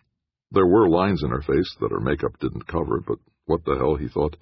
Every president ages in the job. It's the toll that all the responsibility takes on you. The civil war in Venezuela was threatening to spill into Colombia and Brazil. Healthcare costs had hit an all-time high with no sign of coming down. Russia's struggle with Chechnya was triggering terrorism around half the world, and Pakistan had just suffered another military coup. I'd go gray under those burdens too, Jake told himself. With Amy and Connie whispering to each other like schoolgirls, Jake found it hard to keep from frowning. But as the President passed by him, he made a smile that he hoped didn't look too forced. The President's smile seemed genuine enough, he thought. Her husband was actually grinning slyly, as though he were in on some private joke. Most of the guests clustered around the President, of course. Jake followed Tomlinson toward Senator Santino, the 2 women on their arms. Santino was a lifelong bachelor, although there were rumors that he was hardly celibate. "Ah, Senator Tomlinson," Santino said, looking up into the younger man's face. "And Dr. Ross. So good to see you again." Tomlinson introduced his wife and his cousin. Santino introduced the two men standing with him. "This is Hugo Nunez, director of the Office of Coal Utilization." Brogan's boss, Jake realized. Nunez was an amiable-looking Hispanic, round-faced and round-bellied, his skin the color of tobacco leaf, with a neatly trimmed dark mustache. "And this is Francis X. O'Brien," Santino went on, "chairman of the National Association of Electric Utilities." Jake suddenly remembered where he'd seen O'Brien before. The man had come out to see their MHD generator more than a year ago. He was a tiny man, lean and narrow-jawed, with a hooked nose and a toothy smile. A rat's face, Jake thought. His hair was so luxuriantly dark and perfectly coiffed that Jake thought it had to be a toupee. It didn't match the wrinkled, faded pallor of his face, nor his cold, hard eyes. "Good to see you again," Tomlinson said to O'Brien. O'Brien nodded briefly. Jake remembered that despite his avowed interest in MHD, the NAEU had consistently delayed the decision to build a demonstration MHD power plant. Nunez smiled toothily at Jake. "I understand that you've had some contact with my people, Dr. Ross." Suddenly fearful that Nunez knew of Jake's liaisons with Brogan, Jake stammered, "A little. Part of the comprehensive energy program we're trying to work out." "Very commendable," said Santino in a flatly dismissive tone. Tomlinson turned on his megawatt smile. "I hope I can make a real contribution to the Energy Committee, Senator Santino." "Mario," said the senator. "My friends call me Mario." "Mario," Tomlinson echoed. "And my friends call me Frank." Nunez said, "Looks like we're going to have a hot summer." "That's what the weather forecasters are saying," Tomlinson agreed. "Weather forecasters?" O'Brien scoffed in his nasal, reedy voice. "Might as well use a crystal ball." Santino agreed with a nod. "The news media will start their global warming propaganda again." Jake bit back the reply he wanted to make. He remembered Brogan's advice, no shop talk. Just then the doors to the state dining room opened, and a butler announced in a deep voice that penetrated the cocktail chatter, "Dinner is served." It was well past midnight when Tomlinson's limousine pulled up to the front entrance of the Jefferson Hotel. "My stop," said Connie. "Good night, kiddo," Tomlinson said. "It was a fun evening, wasn't it?" Amy said. "It's not every night you get to gossip about the president's looks." The chauffeur opened the door, and on an impulse, Jake ducked past Connie and stepped out onto the driveway before her. He reached back into the limo and offered her his hand. "Why, thank you, Jake," she said as she stepped out. Standing beside him and smoothing her gown, she added, "I think I owe you a drink for being so gallant." Happily surprised, Jake said, "That'd be great." Tomlinson stuck his head partway out the open door and asked, "You'll be able to get home okay, Jake?" Nodding, "I'll get a taxicab." He stood there with Connie beside him while the limousine drove off. The rain had stopped, but the streets were still glistening wet. As they went into the hotel's lobby, Jake wondered aloud, "I hope the bar's still open." With a warm smile, Connie said, "Oh, let's not go to the bar. I've had enough of crowds. Let's go right up to my suite. We can raid the minibar and have a good time, just the two of us." Jake couldn't think of a single objection to that idea. As they headed for the elevators, Connie whispered, "This bra is killing me." Jake was happy to help her out of it. Hart Senate Office Building. The next morning, Jake was late getting to work. His evening with Connie had been joyously strenuous. She was uninhibited, and Jake was eager. They finally fell asleep as the first hint of dawn began to gray the sky. He felt tired but cheerful as he slid into his desk chair to confront his morning's work. Activating his desktop computer, he saw he was scheduled to have another meeting with the deputy director of NASA at 11. Plenty of time for that, he thought. His phone buzzed. With a touch of his keyboard, Jake put Tomlinson's grinning face on his screen. "Got a couple of minutes, Jake?" "You have but to rub the lamp, O master." Tomlinson's grin morphed into a wry, almost puzzled expression. "I take it that means yes?" "I'm on my way," Jake said. The senator was leaning back comfortably in his high-backed desk chair, in his shirt sleeves, hands clasped behind his head. "Have a good time last night?" His grin had returned. It was almost a leer. Trying to keep a straight face as he took one of the cushioned chairs in front of the desk, Jake responded merely, "Yep." "Connie's quite a girl, isn't she?" "Yep." "You know, back when we were both kids, teens really, we were sort of kissing cousins. More than that, actually." Slightly shocked, Jake could only reply, "Really?" "I thought you two would get along well," Tomlinson went on. "You really need a social life, Jake." "That's none of your damned business," Jake said to himself. But he heard himself ask, "How long will she be in town?" "Until the weekend. Then she flies home to California." "I've got 3 days," Jake thought. "Better phone her as soon as I get back to the office." The NASA deputy director was a former astronaut who seemed deeply troubled, almost desperate. But Jake found it hard to concentrate on the man's tale of woe. Connie had agreed to have dinner with him. "And the entire future of human spaceflight is in jeopardy," the ex-astronaut was saying. His name was Isaiah Knowles. He was an African-American with cocoa-colored skin and a tight, almost pugnacious face. Smallish, he had flown 6 missions to the International Space Station and had helped to construct the Big Eye telescope in orbit. "Trying to focus on his visitor's problem," Jake said. "But aren't private companies flying people to the International Space Station?" "Yes," admitted Knowles. "But that's just the bus line that goes into orbit and back again. What about the moon? What about Mars? What about them? We should be exploring them. We should be building bases on the moon, have a permanent presence there. That's what the Chinese are doing. We shouldn't let them have the moon to themselves. And we should be exploring Mars, reaching out to the asteroid belt. That would be awfully expensive, wouldn't it?" "Bullshit," Knowles burst out. "We spend more on pizza than we do on space." Jake blinked at his intensity. Visibly struggling to gather himself, Knowles leaned toward Jake's desk and said in a calmer tone, "Look, NASA gets less than 1% of the total federal budget. And look at what we've gotten back for that investment. Whole new industries are opening up in orbit. Do you realize that the cordless power tool industry began back in the Apollo days when NASA realized they couldn't run an extension cord from Cape Canaveral to Tranquility Base?" Jake started to laugh, but Knowles plowed ahead without even taking a breath. "All the medical monitoring systems they use in hospitals are based on equipment originally developed to keep astronauts alive in space. I mean, space technology has pumped trillions of dollars into the U.S. economy. Trillions." Jake stared at the man, thinking he's like a religious zealot, like John the Baptist. Make straight the path of the Lord. Quite gently, Jake asked, "What kind of payoffs might we get from building bases on the moon?" "Knowledge, man," Knowles answered without hesitation. "New knowledge always pays off in the long run."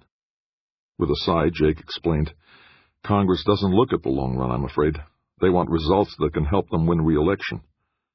Knowles glared at him for a moment, but Jake could see there were wheels turning behind his belligerent expression. "Something practical?" Jake prompted. His features softening, Knowles said, "Look, you're interested in energy problems, aren't you?" "That's right." "Ever hear of space solar power systems? Satellites that convert sunlight into electricity and beam the energy to Earth? Gigawatts, 24 hours a day, every day of the year. Clean, no pollution, and cheap once they start running." "But expensive to build," said Jake. Waggling a hand, Knowles said, "No more expensive than a new nuclear plant." "Nobody's building new nuclear plants." "Yeah? But if we could get the raw materials from the moon instead of lifting them up from Earth's surface, we could build solar power satellites 20 times cheaper." "20 times?" "The moon's gravity is only 1/6 of Earth's. The moon is airless. We could launch payloads back toward Earth orbit with an electric catapult. Way cheaper than boosting them up from Earth with rockets." Jake had familiarized himself with the concept of space solar power as part of his overall energy program, but had cut the idea out of his plan because of its cost. "You could supply the raw materials from the moon?" he asked. "Once we build bases there." "I see. And we could build telescopes on the moon that would be much better than Big Eye. The astronomers would go crazy for that. And maybe even retirement habitats for people who are too old and frail to live in Earth's gravity." Jake put up both hands in surrender. Okay. Could you put a plan together that puts the space solar power concept in perspective, with cost estimates, And cost-benefit estimates, too. How soon do you want it? As soon as you can produce it. Knowles shot to his feet. I've got all the components. Putting them all together shouldn't take more than a week or so. Jake stood up and put out his hand across the desk. Good. Keep me informed of your progress, would you? Damn right I will, said Knowles, grasping Jake's proffered hand firmly. And thanks. I'm not making any promises, Jake warned. I know. Knowles smiled brightly as he headed for the door. Once there, he turned and added, And lunar bases would be great for training for a Mars mission. Jake smiled politely and waved goodbye. Sitting in his desk chair again, he thought, he can have Mars. I'm having dinner tonight with Connie. Wilmer Nevins. Connie went back to California, and the days in Washington lengthened and grew hotter, muggier. Jake called her a few times. When she returned his call, she was polite but hardly passionate. She doesn't miss me, he realized. She's busy with other guys. I was just a one-night stand as far as she's concerned. Well, a three-night stand. Jake sat disconsolately at his desk, frowning at his computer screen, trying to concentrate on his job. He was working on the part of the energy plan that dealt with solar power, and highly dissatisfied with what he saw. Statistics, academic studies, graphs, lists, numbers. It wasn't alive. Nothing but cold facts, arguments and counter-arguments.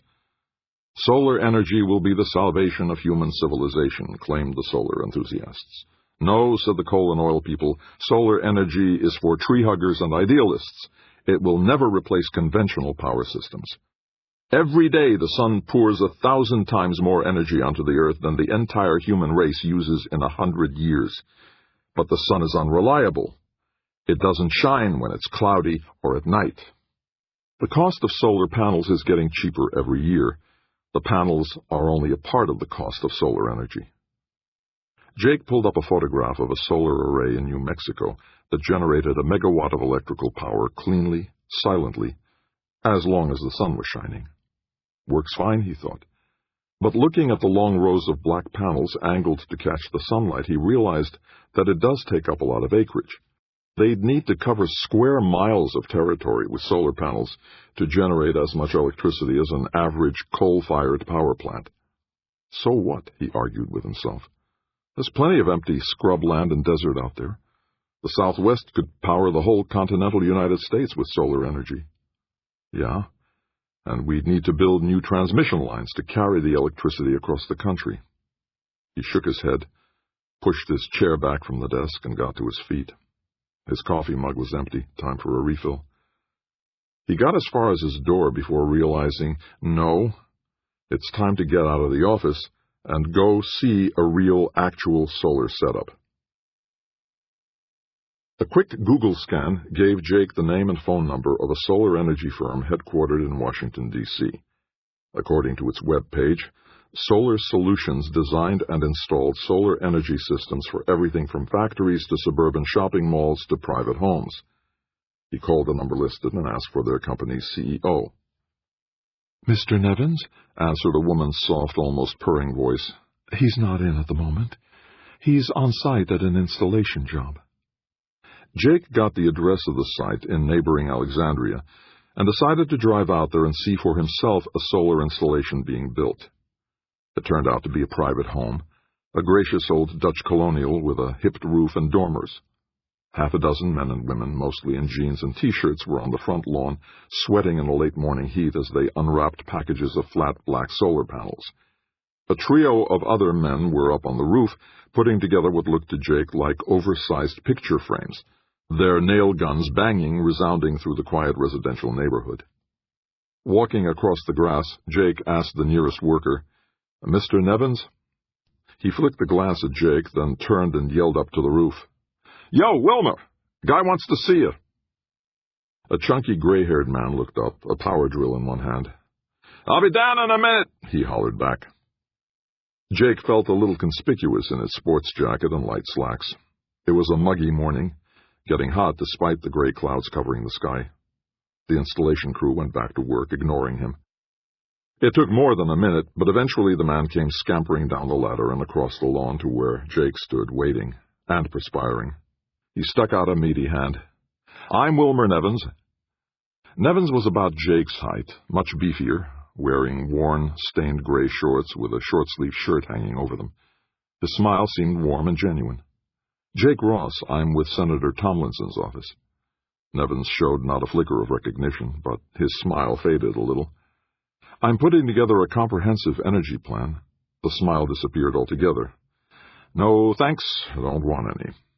Surprised and puzzled, Jake asked, "Don't want any what?" His brow furrowing slightly, Nevins said, "Don't want anything to do with the government." "But solar's an important part of the energy picture. And you're from the government, and you're here to help me." "I know, I've been there." "No, thanks, just leave us alone." "But—" Nevins looked at his wristwatch, a Rolex, Jake noticed, then turned to his crew. "Lunch break, 1 hour." The young men and women glanced at each other.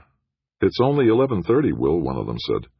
"So lunch break comes early today. Be back on the job at 12:30. Then he grabbed Jake's arm and led him to the hybrid Toyota van parked at the curb.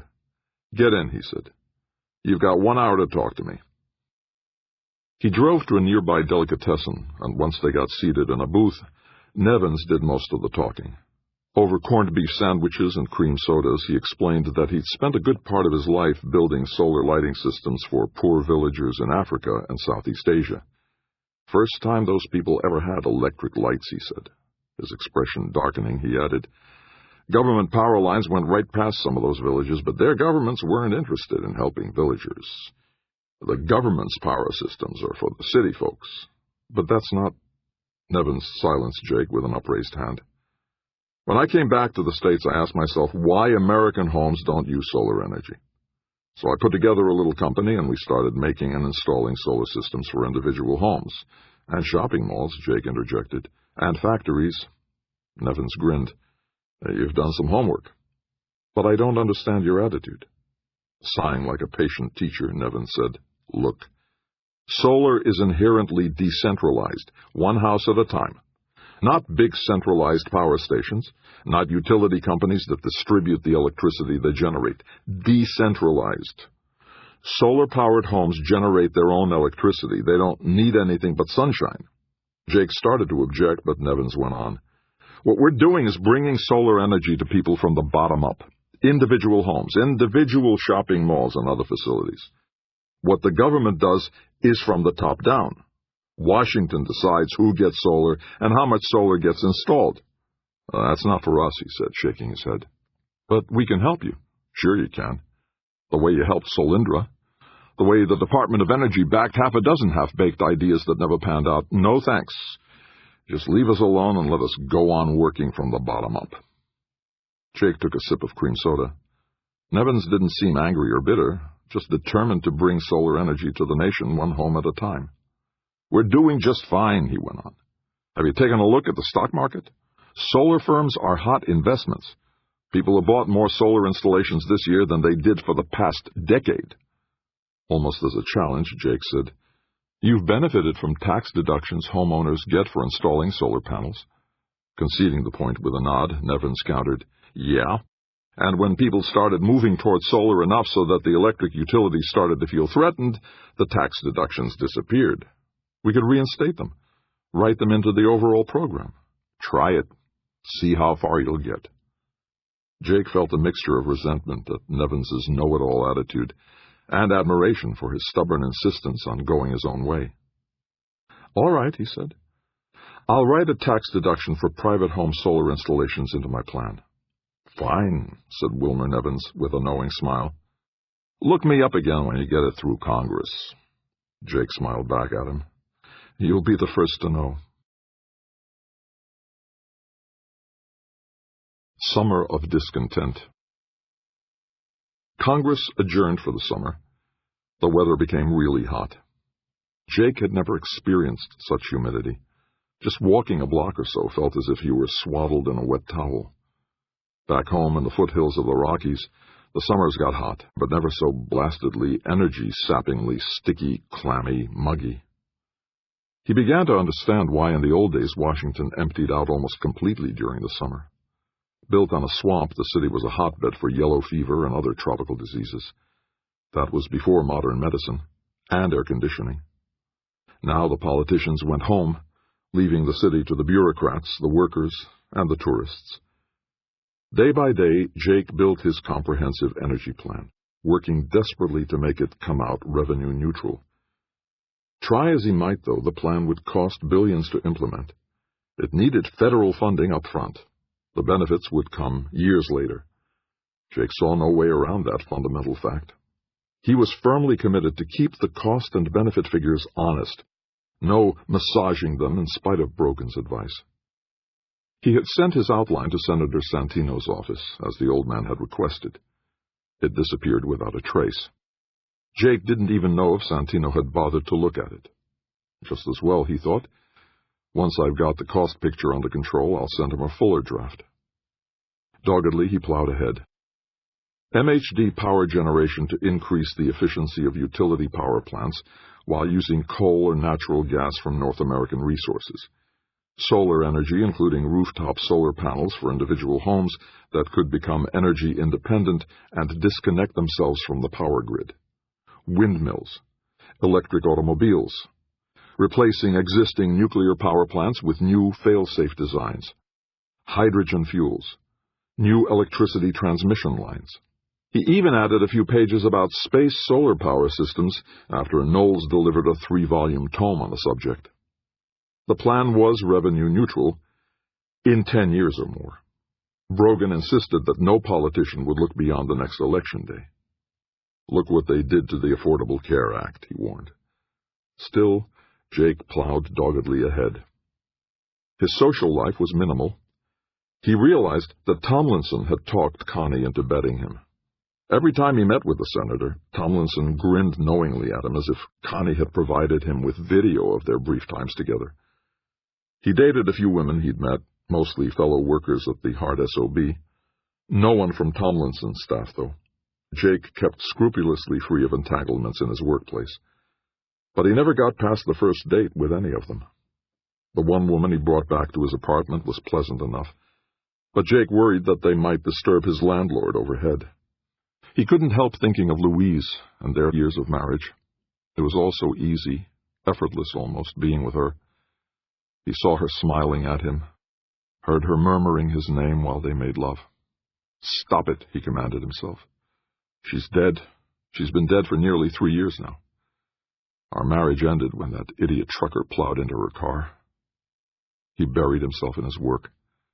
He wanted to have a complete, detailed, comprehensive, and revenue-neutral energy plan for Tomlinson to present to the Energy Committee in September, when Congress reconvened. But the cost figures kept plaguing him.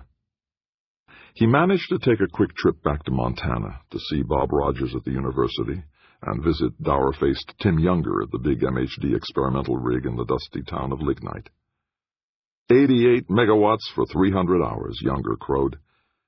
Jake nodded pleasantly, but he knew the utilities people weren't going to budge until they saw 100 megawatts for 1,000 hours, and maybe not even then. He didn't even ask to see Glynis Colwyn. She was now Mrs. Tim Younger. He didn't see any of his former acquaintances from the old neighborhood either. Thanks to Leverett Caldwell, he had left that life behind him. Lev was the only person he had been close to other than Louise, and they were both in their graves.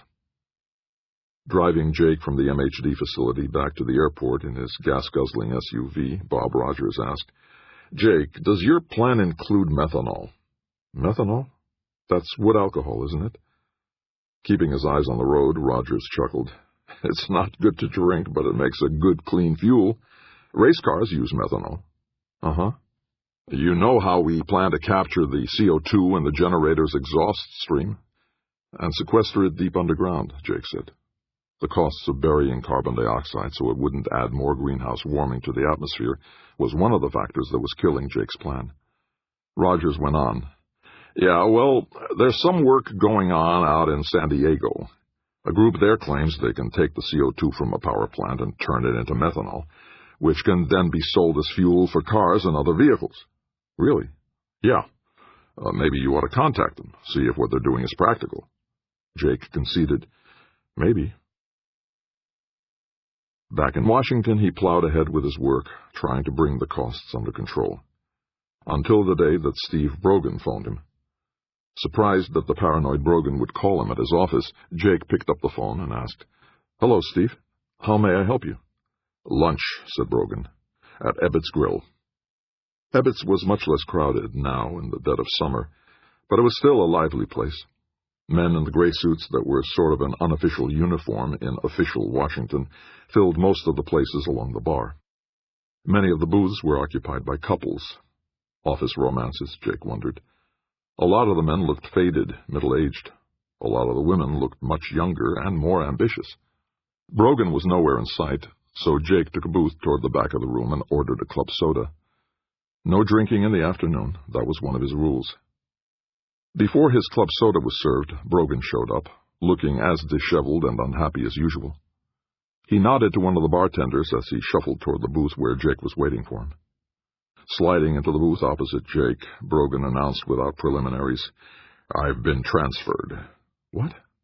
"To Dayton," Brogan growled. "Dayton, effing Ohio." "When did this happen? How come?" The cocktail waitress arrived with Jake's club soda and a tall Pilsner glass of beer for Brogan. "I think Santino had a hand in it. The son of a bitch must have figured out that I was working with you." "Can they do that? Just push you out of Washington? This is your hometown, isn't it?" Brogan nodded morosely. "Technically, it's a promotion. I've been kicked upstairs. I'll be working at the lab that the Energy Department runs at the big Air Force base in Dayton. Better pay. The department will pay all my moving expenses, even put me up in a hotel until I can find living quarters." Feeling bewildered, Jake objected. "But you don't have to go, do you? I mean, they can't just push you out the window like this, can they?" "It's a done deal. Either I go to effing Dayton or I get RIF'd. "Reduction in force," Jake muttered. "The government's version of a layoff." "Santino found out I was helping you. That's what's behind this." "Why would he object to you helping me?" Raising a stubby finger. "One, he doesn't want your comprehensive plan. If somehow it gets through his committee, it diminishes his power. Just because he didn't originate it, you think he wants Tomlinson grabbing the spotlight?" "Oh." "Two, the coal and oil guys won't like it, not one bit. Remember, first thing I ever told you was, if it goes against the fossil fuel lobbies, it'll never get passed." "Right." Jake took a sip of his soda. It tasted flat. "So now what happens?" Sighing, Brogan said, "So now I go out to effing Dayton and look for a house for my wife and kid." "Damn." Jabbing the same finger at him, Brogan said, "You just watch your butt, kid. Santino's out to get you. No way he's going to let your plan get through his committee." "That means he's after Frank, too, doesn't it?" "Tomlinson?" Brogan squeezed his eyes shut and thought for a moment, then said, "He won't have to worry about Tomlinson. Once your senator sees what happens to his plan, he'll pull in his horns and toe Santino's line." "No," Jake snapped. "You'll see. This is all an exercise in power, kid. Santino's showing Tomlinson who's boss." Jake felt like throwing up. The Tomlinson residence. For several days after his lunch with Brogan, Jake worked blindly, uncertain how he should proceed. What's the sense of finishing the plan if it's just going to end up in Santino's wastebasket?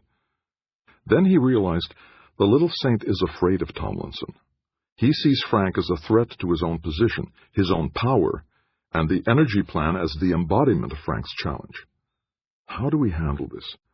What should we do? The first thing to do, he decided, is to let Frank know what I know. He punched the phone console's keyboard. The flinty red-haired chief of the secretarial staff appeared on the screen. "The senator is at the airport," she told Jake in her nasal twang. "His father's arriving for a visit." Jake cut the connection. He had Frank's private cell phone number, but they had agreed that Jake would use it only in an emergency. Well, Jake told himself as he tapped out the number, this is an emergency. Tomlinson answered on the second ring. "Jake, what's wrong?" "I've got to talk with you, just the two of us." Jake didn't want O'Donnell or any other of the staff in on this. They're all Washington insiders, lifetime Beltway people. Maybe they're in Santino's pocket. Christ, he thought, I'm getting just as paranoid as Steve. But then he remembered that even paranoids have enemies. He could hear the frown in Tomlinson's voice. Just the two of us? What's up? It's important. I'll tell you all about it when we meet. Just the two of us. A hesitation, then. My father's plane is arriving in 10 minutes. How about you come to my house for dinner? We can talk then. Jake thought swiftly. His father. And Amy, of course. That should be safe enough. Okay, your house. 6 o'clock. Right. Tomlinson had bought a modest 12-room Georgian brick house set well back on a perfectly clipped lawn decorated with flowering bushes on a quiet, tree-shaded street not all that far from Jake's apartment, almost within walking distance. Jake parked his battered gray two-door Mustang on the street, walked up the bricked driveway, and pressed the doorbell button. A young man in a dark suit opened the door with a deferential smile. I'm Jacob Ross, here to see the senator. You are expected, sir, said the butler, with just a trace of a British accent. Jake realized that Frank or one of his staff must have hired the young man. Local talent. All the servants at the Tomlinson mansion back home had been older and solidly Middle American. The butler led Jake through the modest foyer and down a corridor that appeared to run the length of the house. The furnishings were quietly luxurious, the paintings on the walls mostly reproductions of old masterpieces. Frank hadn't been here long enough to fill the place with family stuff, Jake thought. Or maybe he's leaving it to Amy to decorate the house. Through a half-open door he could hear Alexander Tomlinson's strong, imperious voice. You shouldn't take a stand on immigration policy. Whichever way you vote, you'll make enemies. But I've got to vote, Dad, Tomlinson replied. Abstain. Be out of town when the vote comes up.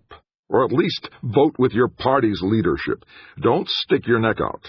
Not on that issue. The butler pushed the door all the way open and announced, Dr. Ross. Jake stepped into the room. It was apparently a library lined with books.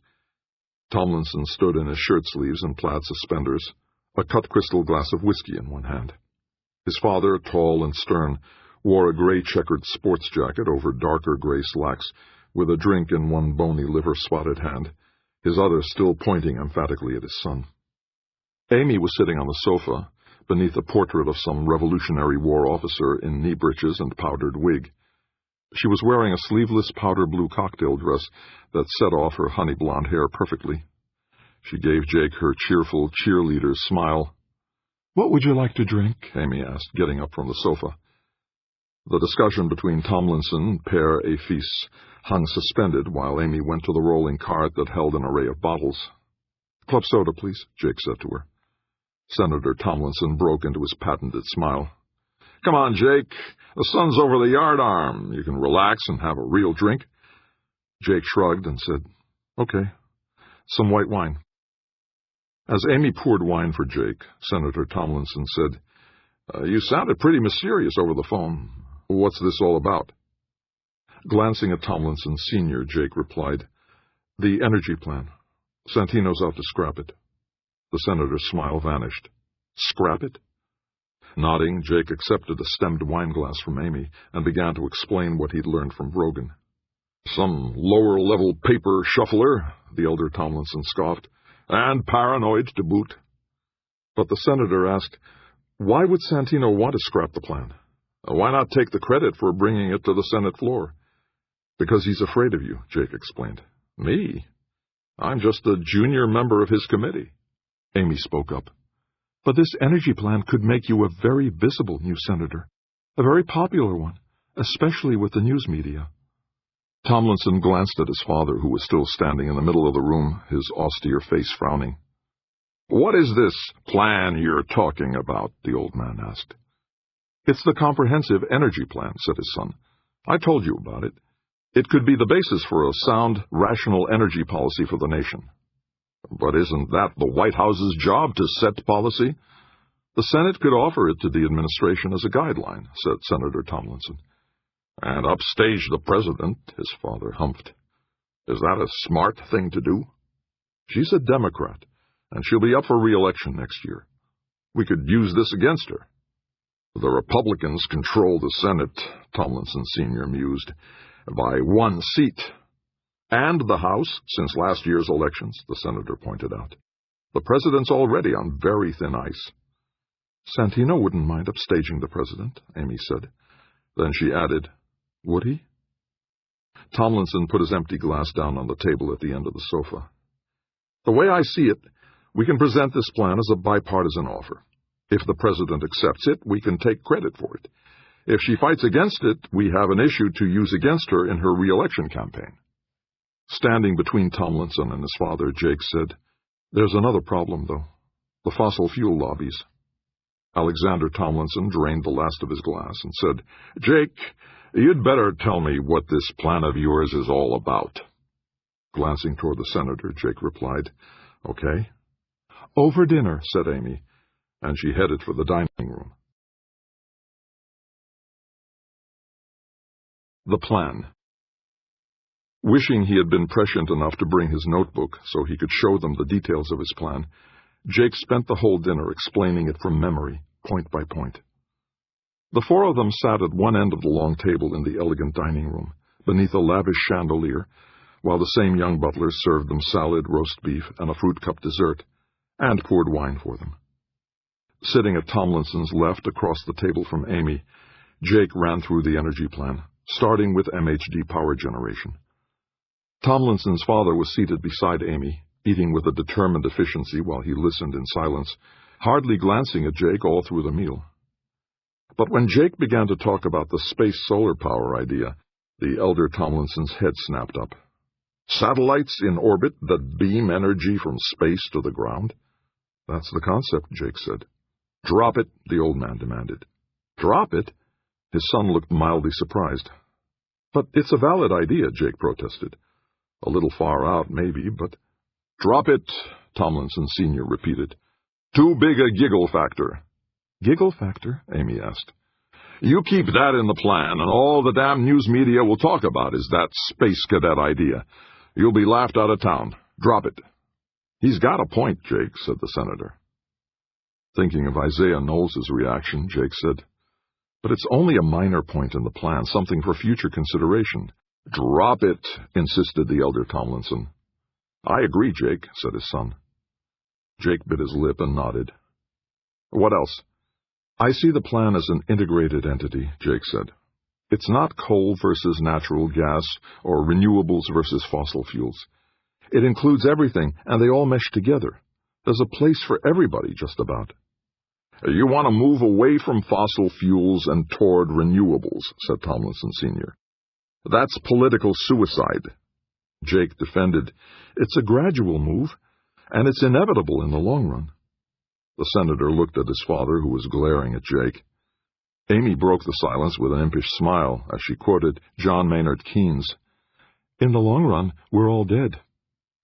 The plan helps the long-term transition away from fossil fuels, but it's very gradual, Jake explained. We're not going to shut down the coal and oil industries. As if you could, the elder Tomlinson muttered. Jake went on. For example, if we shift to electric automobiles in a major way, we're going to have to build a lot more electricity generating capacity. That's where MHD can be a big factor. And we need to upgrade the power grid and its transmission lines. That's for sure, the senator agreed. As they talked, the butler cleared the table and brought out 4 bottles of various after-dinner liqueurs. Amy reached for the cognac and poured a snifter for her father-in-law. So that's the whole thing? The old man asked, as he accepted the drink from Amy's hand. I think it covers the waterfront, Jake said, feeling defensive. I've been trying to make it come out revenue neutral, but there's just no way to get around the big investment the government's got to make. It's a good plan, Jake, said Senator Tomlinson. I'm glad you think so. But it's missing something. Something important, the senator's father said. Feeling more than a little nettled, Jake asked, What's that? Turning toward his son, Alexander Tomlinson said, It's missing something that will make Santino fall in love with it. He ought to like it just as it is, Jake grumbled. The elder Tomlinson fixed him with a stern gaze. Young man, the best way to succeed with any plan is to make the victim a party to the crime. His son grinned. I get it. Make Santino an offer he can't refuse. Jake felt his brows knitting. There's nothing in your plan that gives Santino something he can take home to his constituents, said Tomlinson Sr. But it's a comprehensive national plan, Jake protested. It'll make him a national hero. Bourgeois, snapped the elder Tomlinson. What's in your plan that benefits the voters in Santino's home state? Rhode Island, isn't it? Asked Amy. You've got to give him a bone he can bring back to his people, the senator explained. His people, Jake growled, are the coal and oil lobbies, and the plan covers the fossil fuel industries. With a shake of his head, Senator Tomlinson said, Jake, you're being rational. What we're talking about now is Santino's ego. His ego. We've got to give him something that will make him happy. Make him an offer he can't refuse. You said that before. What can your plan do for Rhode Island? Tomlinson Sr. asked. Windmill farms? Jake suggested. For God's sake, no, said the old man. Don't you remember what Ted Kennedy did when somebody tried to build a windmill farm off Hyannisport? It ought to be something more specific, said the senator. Something that would particularly benefit Rhode Island. Jake shrugged. It's such a little state. Most of it is coastline. The elder Tomlinson suggested. Didn't I read something someplace about generating electricity from the ocean? Tidal power, said Jake. You put turbines on the seabed and let the ebb and flow of the tides turn them to generate electricity. That's it, said the senator. Add that to your plan, Jake. But it's not a viable idea. I understand there's enormous energy in the tides, said Tomlinson's father. There's a lot of energy, yeah, Jake countered.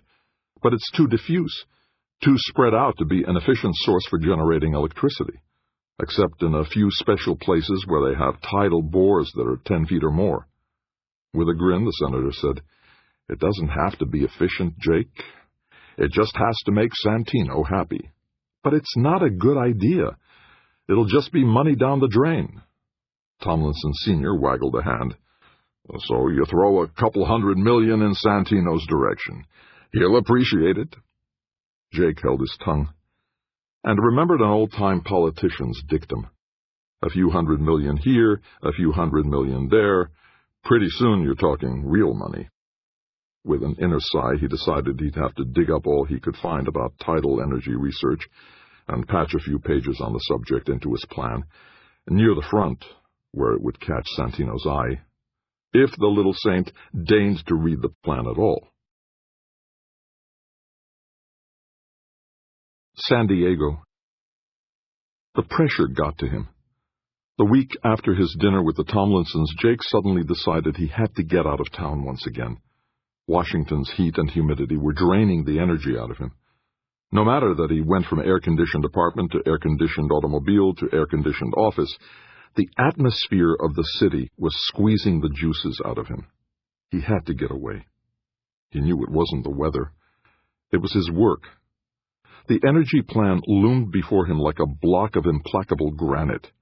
He had tried to put into it something to satisfy everyone, even Santino, and the effort was turning what had started as a balanced, sensible plan into a picnic basket for special interests. This for the coal industry, that for the windmill people, on and on for more than 100 pages. Only the space solar power concept had been discarded, and Jake knew that its deletion would make an enemy of Isaiah Knowles. Can't be helped, he told himself. The elder Tomlinson was right. Keep the space power idea in the plan, and you'll get laughed out of town. That's when he realized that he wanted to get out of town. He had to. This week. Tomorrow. Now. And go where, he asked himself. Not back home. He'd been there and couldn't bear to go back again so soon, as if he were running away from Washington with his tail between his legs. Well, aren't you? He demanded of himself. Big-shot science advisor. You're in over your head, admit it. Thinking about his last visit to Montana, Jake remembered Bob Rogers telling about the methanol work being done in San Diego. What the hell, he thought. I might as well go see what they're doing. Get myself out of town for a few days. He made a couple of phone calls and went home to pack a travel bag. He slept most of the way on the flight to California, waking with a start with the noise of the plane lowering its landing gear. Houses were flashing past his window. "We're going to crash," Jake screamed silently. Then he saw the concrete of the runway and heard the wheels screech, touching down. Hills dotted with houses ran along the side of the airport. One of the flight attendants announced, "Welcome to San Diego, where the local time is—" Jake sucked in a deep breath. Goddamn airport's tucked in among the hills, he realized. A young black man was waiting for him at the baggage pickup area, holding a neatly printed sign saying Dr. Ross. Towing his roll-along bag, Jake went up to him and said, "I'm Jake Ross." The youngster smiled almost shyly. "I'm Vic. Your luggage is arriving on Carousel." "No luggage," Jake said. "Just this one bag." Vic couldn't be more than 25, Jake judged. He was a short little kid, a little pudgy, the kind who must have been the butt of the bigger kids' pranks. Roundish face, dark skin, pleasant, bright smile. He was wearing a white short-sleeved shirt hanging loosely over tan corduroy slacks, and tennis shoes. As he led Jake to the parking lot, Vic said, "We're all very happy you asked to see our work. I didn't think anybody in Washington would show any interest. Not yet." His car was a sleek-looking silver convertible. Jake couldn't recognize the manufacturer. "Built it myself," Vic said when Jake asked. "Sort of a hobby of mine. Runs on methanol." Of course, Jake thought with a grin. What else? But he asked, "Doesn't methanol burn out your engine? I read somewhere that it's very corrosive." "Could be," Vic said easily as he slid behind the wheel. "But I sprayed the cylinders with a corrosion-resistant compound we developed. Works fine." So far, Jake thought. Then he looked at the dashboard odometer. More than 70,000 miles. "How long have you had this car?" With a laugh, Vic answered, "Hey, we run this baby night and day to see if we've got the corrosion problem licked. We do plenty of testing in the lab as well." Jake felt impressed. Vic drove the convertible toward the waterfront, explaining, "Rents are cheaper down here, especially when you need a lot of room. Lots of old warehouses available." The harbor was busy, and rows of mothballed Navy ships lined the docks and stood anchored out in the deeper water, looking gray and businesslike. They pulled up in front of a single-story structure that must have been a warehouse at one time. Now it had a spanking new coat of white paint and a sign over its main door, "Wakefield Laboratory." Vic hopped out of the car and led Jake to the door, assuring him that his travel bag would be perfectly safe locked in the convertible's trunk. Jake worried that somebody might steal the car, but the kid seemed unbothered by that possibility. Inside, they went down a hallway. Through the open doors on either side, Jake could see men and women bent over desks and computers. Most of them were black, like Vic himself. "This is the business side of the company," Vic explained. "Got to pay the bills and the salaries." They went through a double door into an expanse that looked to Jake like a maze of pipes and tubes and vats holding liquids that gurgled and sloshed. "Dr. Frankenstein's laboratory," Jake said to himself. "Well, this is it," said Vic with pride in his voice, pointing to a row of cylinders. "Carbon dioxide feed is over there. In the next stage we introduce the hydrogen and—" He walked Jake to the far end of the bewildering rig. "The final product is methanol." Jake looked over the rig. "You produce methanol from carbon dioxide." With an enthusiastic nod, Vic said, "Sure do. We could take the CO2 that power plants and factories puff out their smokestacks and turn it into a clean, efficient fuel for cars, trucks, anything that moves, even planes. But you have to add hydrogen, which we get from electrolyzing water. Split water into its component oxygen and hydrogen. Feed the hydrogen to the CO2 and you get methanol. We could sell the oxygen to Lind or some other company that deals in industrial gases." "Electrolyzing water takes a lot of energy, though." "Nah, we do it the way Mother Nature does. Use genetically modified bacteria to do the job. They run on sunlight and chlorophyll, up on the roof." Jake looked around at the apparatus with new respect. "You can turn waste carbon dioxide into methanol fuel by adding hydrogen that you get from water." "Clean and efficient," said Vic, his smile gleaming. "What more could you ask for?" Jake nodded agreement. "I'm impressed. I'd like to meet this man Wakefield." Vic looked surprised. "That's me. I'm Victor Wakefield." This is your operation?" "It surely is." His smile became radiant. Jake tried hard not to frown, but he was thinking, Jesus, this guy is younger than I am. Vic Wakefield took Jake to his home for dinner. It was a modest clapboard house on a winding street atop a windy hill. One of the houses I saw zipping past when we landed, Jake realized. His mother was a pleasant, roundish woman who never got farther from the kitchen than the dining room table, where she delivered platters of fried chicken with heaps of vegetables. No one else seemed to be in the house. "My dad died from cancer when I was 12, Vic explained. "I'm an only child." "How did you raise the money to start your laboratory?" Jake asked. With a shy grin and a glance at his mother sitting at the head of the table, Vic said, "Local bank. They had faith in me. Wanted to see one of our own make good." "They didn't loan Victor all that much money," his mother interjected. "He's been running his business on a shoestring, really." As the evening unfolded, Jake realized that Vic's story was a lot like his own. Bright kid, picked on by the bullies in school, smart enough to do their homework in exchange for their protection, won a scholarship to a state university. "I was always interested in chemistry," Vic said. His mother added, "He damn near blew up my kitchen once." They all laughed. The next morning, Vic showed up at Jake's hotel to drive him to the airport. Over the noise of the wind and the other cars and trucks on the freeway, Jake asked, "Would you mind if I sent a guy to your lab to look over what you're doing? I need a second opinion, and—" "Mind? Hell no." Vic was grinning from ear to ear. "The more people learn about what we're doing, the better off we'll be. Might even attract some of those big-time venture capitalists." Jake nodded happily. "Yeah, you just might at that." The reaction. All through the flight back to Washington, Jake bent over his notebook, folding the material on Wakefield's work into his plan. With growing excitement, he saw that the methanol concept could make his plan revenue neutral, or close to it. Instead of the expensive chore of burying the carbon dioxide produced by burning fossil fuel, power utilities and manufacturing factories could sell their waste CO2 to companies that would produce methanol from it. The oil companies would have to switch from producing gasoline to producing methanol, but that could be phased in gradually, the way they now did with biofuels such as ethanol. And the savings from fueling transportation vehicles with methanol, which emits half the carbon dioxide that gasoline does, would be a major factor both economically and ecologically. By God, Jake thought, we could get the EPA backing this.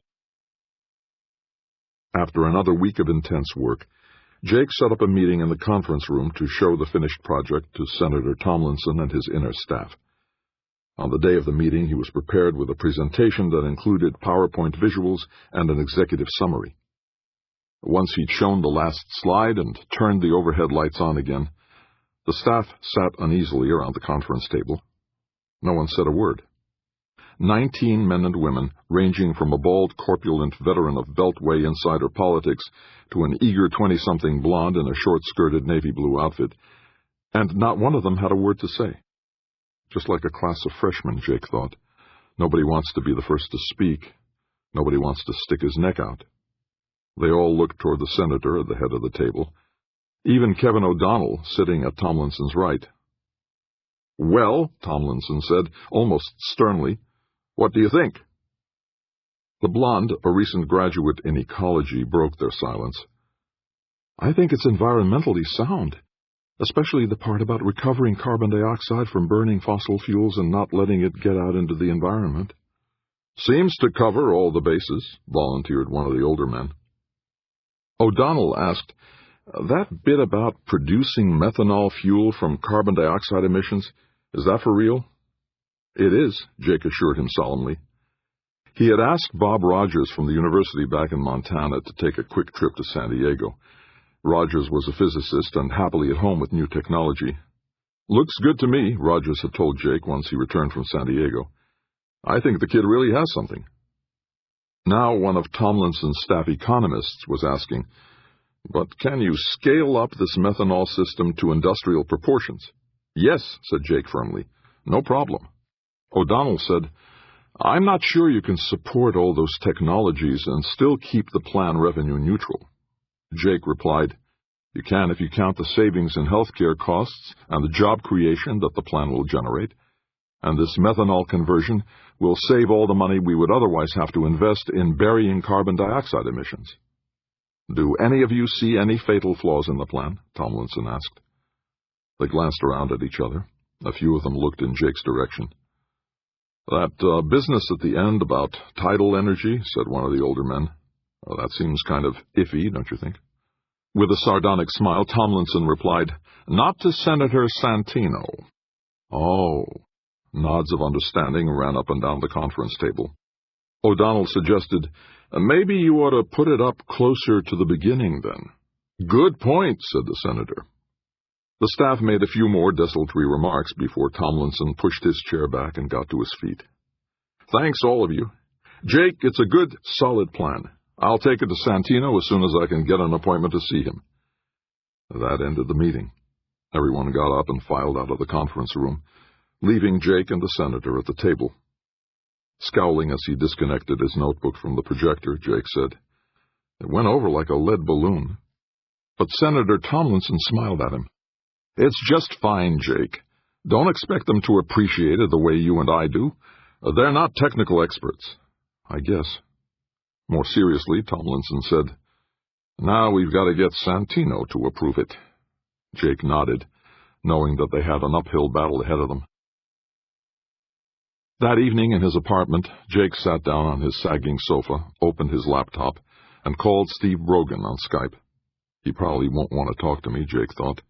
I'm the one who got him exiled to Ohio. But on the laptop's screen, Brogan looked unusually cheerful, relaxed, wearing a splashy colored T-shirt instead of his usual dark business suit. How do you like Dayton? Brogan actually smiled. You know, it's not half bad. I drove down to Cincinnati a couple of times to see the Reds play. Never had the time for a baseball game when I was in Washington. Have you found a house yet? Gesturing, Brogan said, That's where I am now. Nice little place. And prices here are half what they were in D.C. And your new job? Some of his old cynicism returning, Brogan said, Just busy work. A trained chimpanzee could do it. No strain, then. I never realized what a rat race I was in back in D.C., Brogan went on. Here there's no pressure. I just show up and go through the motions and everybody's happy. That's good, said Jake. I guess. I'm just putting in the next 3 years and then retiring from the government service. One more faceless bureaucrat heading for Florida. He seemed almost happy about the prospect. My tax dollars at work, Jake quipped. Damn right. Brogan's expression grew more serious. So what's with you? How's the little saint treating you? Tomlinson's got an appointment to show him the energy plan. Well, lots of luck. We even stuck in some cockamamie idea about generating electricity from ocean tides. That ought to make Santino happy. Maybe. You don't think so? With a shrug, Brogan answered, He's going to bury your plan. He'll smile at your boss and tell him he's going to set up hearings and bring in the nation's top experts, but all he'll really be doing is stalling for time. Time for what? Time for your boss to get it through his head that your plan is never going to see the light of day. But why? Jake asked. Wouldn't it look good for him to bring it out? He's the chairman of the Energy Committee, for God's sake. Brogan shook his head. You still don't get it, do you? Get what? Why do we have a Department of Energy? To solve our energy problems. Have our energy problems been solved? Not yet. That's what I'm trying to do. Like a patient teacher dealing with a backward student, Brogan explained, If we solved our energy problems, what would the Department of Energy do? Jake blinked at the screen. Listen to me. You're too young to remember the space race back in the 60s. I wasn't even born yet. Neither was I. But you ought to understand what's what. The White House created NASA and told those space geeks to get us to the moon before the Russians got there. Which NASA did. Yeah. They solved the problem they were created to solve. So what happened? Their budget got slashed, they had to lay off a ton of people, and they've never gone farther than Earth orbit again. Not with people, Jake objected, but the space geeks made a fundamental error. They solved the problem that the White House handed them, and they've been on the back burner ever since. They're not going anywhere. The image of Isaiah Knowles' earnest, pleading face flashed into Jake's mind. Brogan went on. If the Energy Department really solved the nation's energy problems, it'd get downsized and forgotten, just like NASA. But that won't happen anytime soon. You think so? I know so. The Energy Department is responsible for making hydrogen bombs, pal. As long as they have a nuclear section, they'll be in business. But not to solve energy problems. Frowning at the image on his laptop screen, Jake said, "So you're telling me that Santino doesn't want a plan that can put our energy programs on a sound, sustainable basis?" "It's not that simple, but yeah, that's what I'm saying." "And we're all going through a pointless exercise." "It's not pointless, pal. But the point isn't solving energy problems. The point is maintaining Santino's power, maintaining it or making it bigger." "So he's going to bury my plan?" "Very nicely, very politely. He'll bury it under hearings and studies and reports from every which kind of expert, including me, but it'll never see the light of day." Jake sank back on the sofa. "So this has all been an exercise in futility?" "Yeah." Brogan's brows knit slightly. Unless what?" With an almost evil grin, Brogan said, "Unless you and your senator resort to an old, time-honored Washington maneuver." "What maneuver?" "You leak your plan to the news media." Leaking. Leak the plan? Senator Tomlinson looked surprised. Feeling slightly uneasy about the idea, Jake still nodded and replied, "We leaked the plan to the news media, and the publicity will force Santino to act on it one way or the other." Tomlinson leaned back in his desk chair, his handsome face turning thoughtful. Beyond him, Jake saw through the office window that a few of the trees lining the avenue outside were starting to change color. It was a bright blue morning in late September. Tomlinson sat in silence for several moments, mulling over Jake's suggestion. Jake found himself counting the seconds. 1,000, 2 1,000, 3. Between 9 and 10, Tomlinson stirred. Peering at his wristwatch, the senator said, "Jake, I've got to get over to the Capitol for a meeting of the Agricultural Committee. You handle this problem the way you think best." Senator Tomlinson got to his feet, and so did Jake. "I'll probably be tied up all day on this or that," Tomlinson said. "I won't have time to talk to you about this matter." Jake nodded, understanding. "So I'm supposed to do the leaking while you keep your skirts clean. If the thing blows up on us, I fall on my sword, and you can claim you didn't know a thing about it." Beaming one of his kilowatt smiles at Jake, Tomlinson said, "Amy and I would like to have you over for dinner again sometime soon." "Sure," said Jake. "My social calendar is pretty free." "Good." Jake went with the senator as far as the corridor that led to his own office, where Kevin O'Donnell was waiting impatiently for him. Tomlinson waved a cheerful farewell and headed out of the office suite with his staff chief, leaving Jake standing there feeling like a man who'd just been sent on a suicide mission. What the hell, he thought. I can always go back to the university. Instead, he went back to his own office and slouched onto his desk chair. How the hell do I go about leaking the plan to the news media without dirtying Frank's linen? Well, he said to himself, the senator has a media relations staff. That's the place to start, I guess. He picked up the phone and asked for the head of the PR staff, Earl Reynolds. "Reynolds here?" Jake Ross. "I need your advice about something," Jake said into the phone. "Something important." "Sure," Reynolds replied in a strong baritone. "Come on down to my orifice." Jake winced at the intended pun, but he got up and walked to Reynolds' office. Reynolds looked like a former college jock. Broad shoulders, ruggedly handsome face, thick mop of dark hair carefully coiffed. He wore an expensive-looking navy blue blazer over a crisp light blue shirt and a perfectly knotted necktie of red and blue stripes. The University of Pennsylvania, Jake guessed. Standing behind his desk, Reynolds stuck out a meaty hand and grasped Jake's firmly. "Dr. Ross," he said warmly. "Jake." With a handsome smile, Reynolds said, "Okay, Jake. And I'm Earl, not a duke, just an earl." Jake forced a smile. Reynolds gestured graciously to the burgundy red leather chair in front of his desk. "Make yourself comfortable. What can I do for you?" "It's kind of delicate," Jake began. "I can be the soul of discretion," said Reynolds, "when I have to be." "You know about the energy plan I've drawn up for the senator?" "I've heard about it," said Reynolds, his face going serious. "I couldn't get to your meeting this morning, schedule conflict." Jake nodded, thinking that Reynolds didn't regard the plan as important enough to take up his time. Feeling uneasy, Jake said, "The senator's going to present the plan to Senator Santino.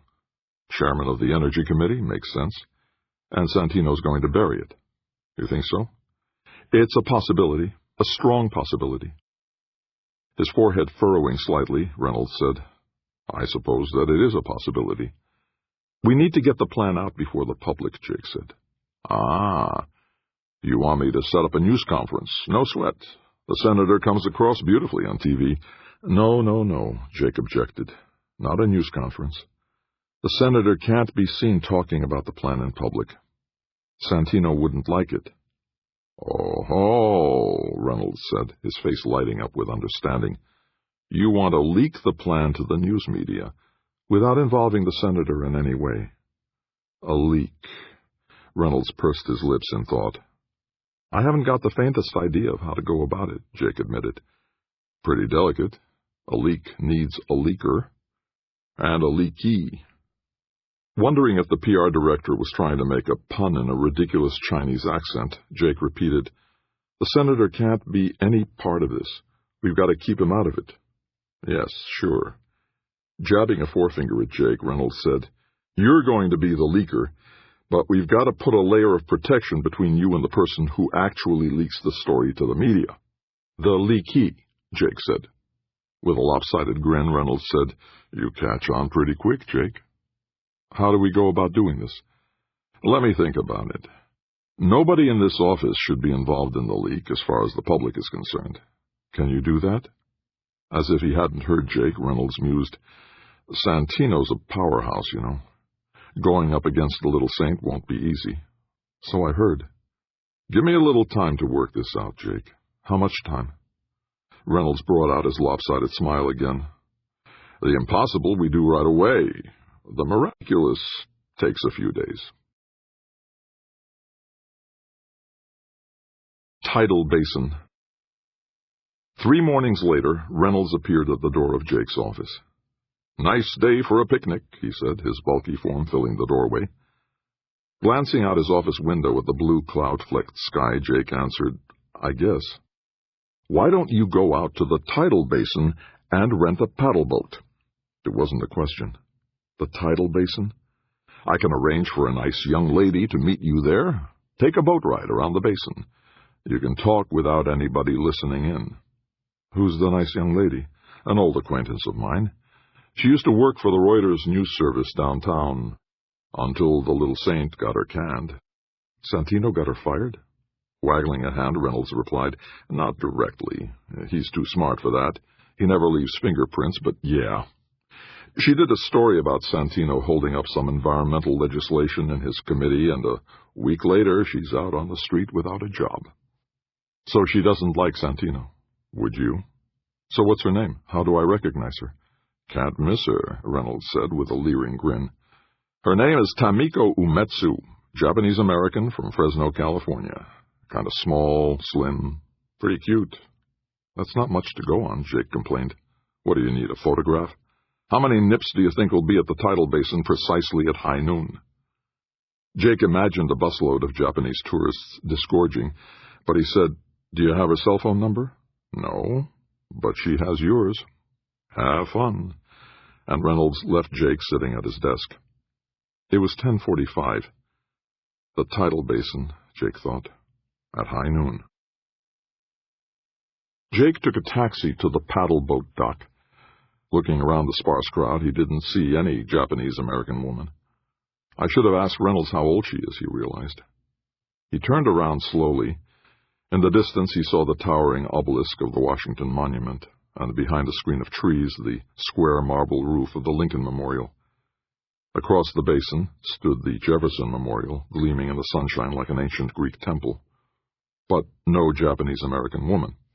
Feeling almost foolish, he went to the booth and rented a paddle boat. Then he lingered on the dock, waiting.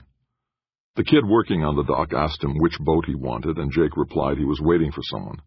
The youngster shrugged and moved away to help an elderly couple. It felt warm in the sunshine, despite the breeze coming across the water.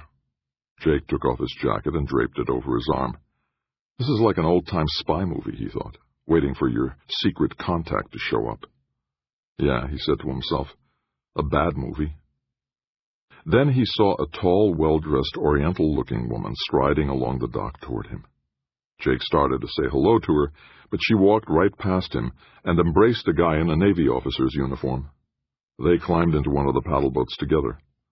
This is a fiasco, Jake complained to himself. His cell phone buzzed.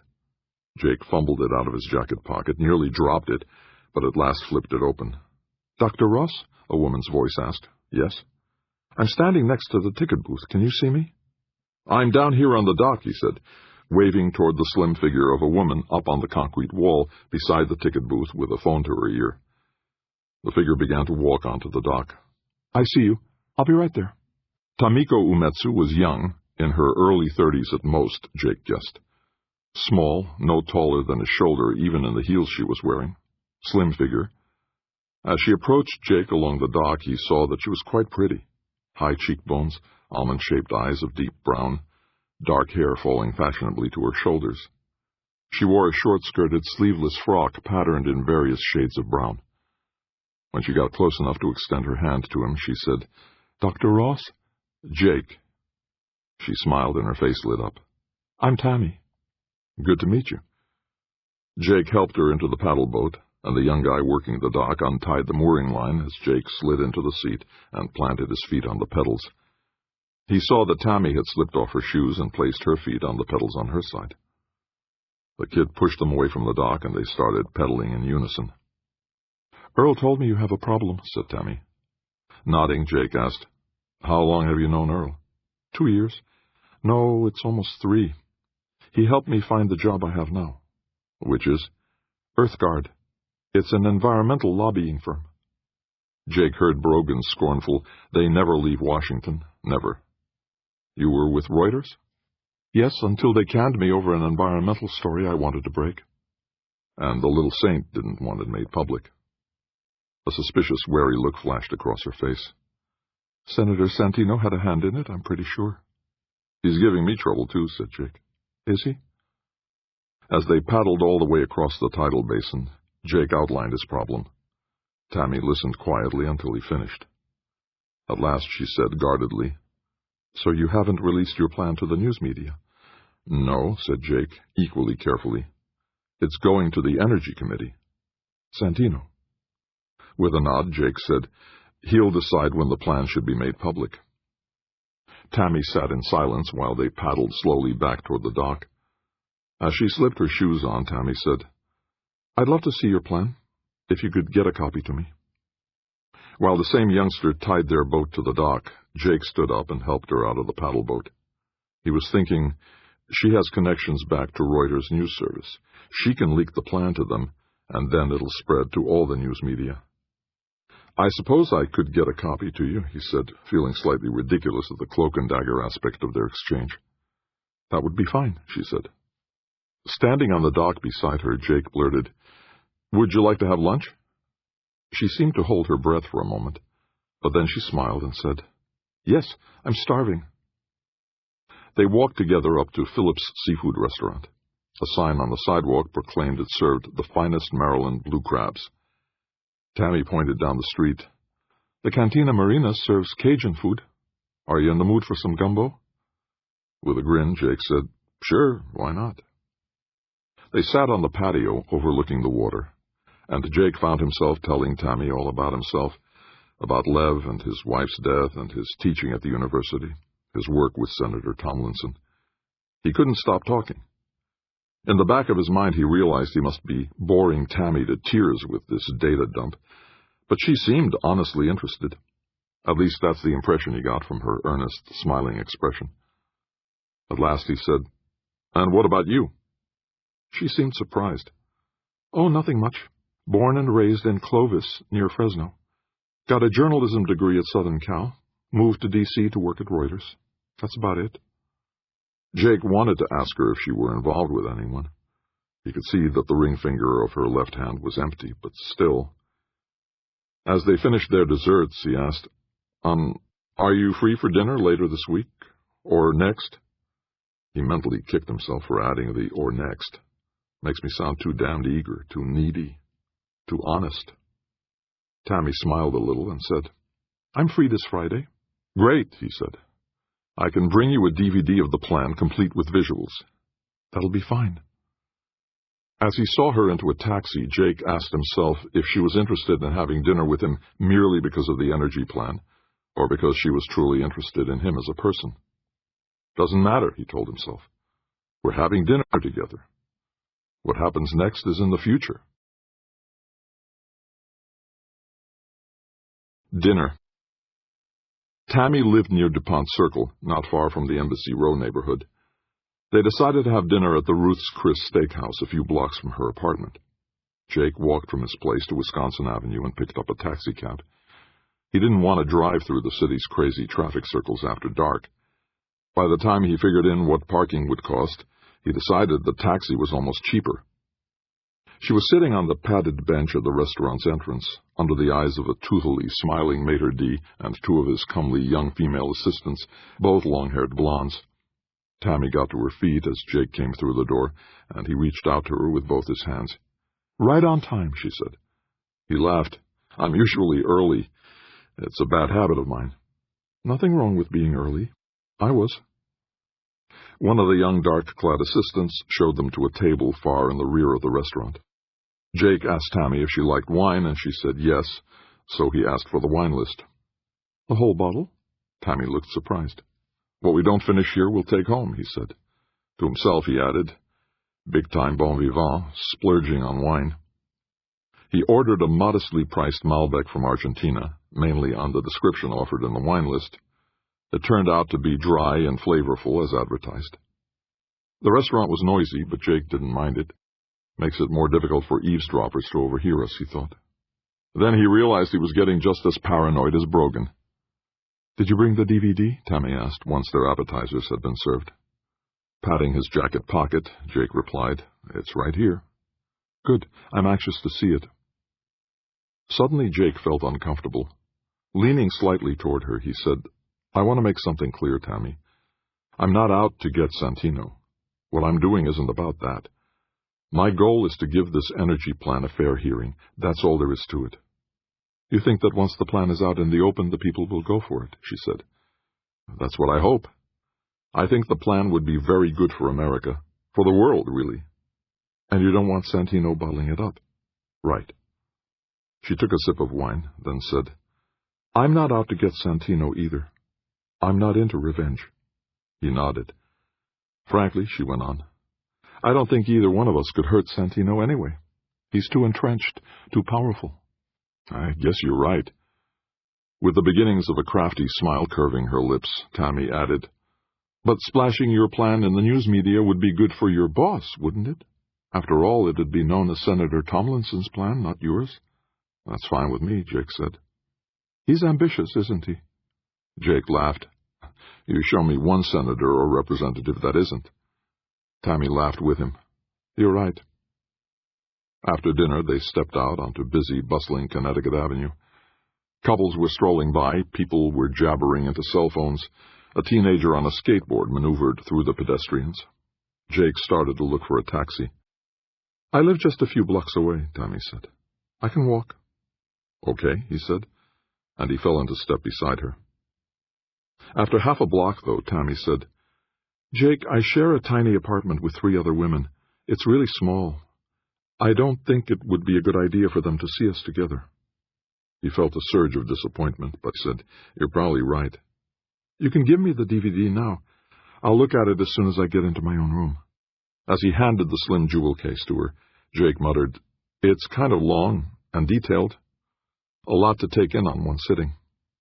Tammy tucked the case into her purse. I'll study it from start to finish, she promised. Then I'll call you. How about dinner when you finish it? She smiled. Sure, why not? Do you know any good Japanese restaurants? Tammy broke into a delighted laughter. A few. They're mostly dives, though. The upscale ones cater to Americans. Like me. She gave him a curious look. You might like my favorite sushi bar. If you like raw fish, that is. If you like it, I'm sure I'll like it. We'll see. On impulse, Jake pecked at her lips, then said a swift good night. It wasn't until he was in his own bed, staring at the shadowed ceiling, that he realized Tammy held his future in her hands. If she lets Santino know what I've just done, I'm toast, he told himself. But she won't do that, he thought. I can trust her. I hope. Fujiyama Sushi Bar. The place didn't quite look like a dive. It was in the cellar of a house on P Street, 2 blocks from Tammy's apartment. The decorations on the walls, mostly old landscape paintings of Japanese scenes, were faded, true enough, and Jake had to push through a wall hanging that served as a door. Otherwise, the sushi bar looked clean and comfortable, although it was only half filled with customers. Not very crowded, he said, as they passed a half-dozen empty tables and found 2 seats together at the bar. Happy hour is over, said Tammy. Behind the bar, 2 Japanese sushi chefs were chopping and dicing away with blurring speed. A tall, buxom American woman in a tight black sweater handed them menus the size of campaign posters and took their drink order. Tammy asked for sake, and Jake followed suit. The sake was hot. Jake almost burned his fingers as he poured some of the wine from its ceramic mini carafe into his thimble-sized cup. He let it sit there while he blew on his fingertips. You're letting it get cold, Tammy said. A little. She took a sip, then put her cup down. The menus were mostly incomprehensible to Jake, except for the tuna and crab rolls. We have a special tonight, the barmaid told him. Hamachikama. Hiding behind his oversized menu, Jake whispered to Tammy, What's that? The jaw of a yellowfin. The jaw? Nodding, Tammy explained, That's the sweetest part of the fish, especially the cheeks. It's delicious. With some trepidation, Jake ordered the special. Tammy chose 2 different sushi rolls instead. The TV set mounted behind the bar was tuned to the local news, but the sound was muted.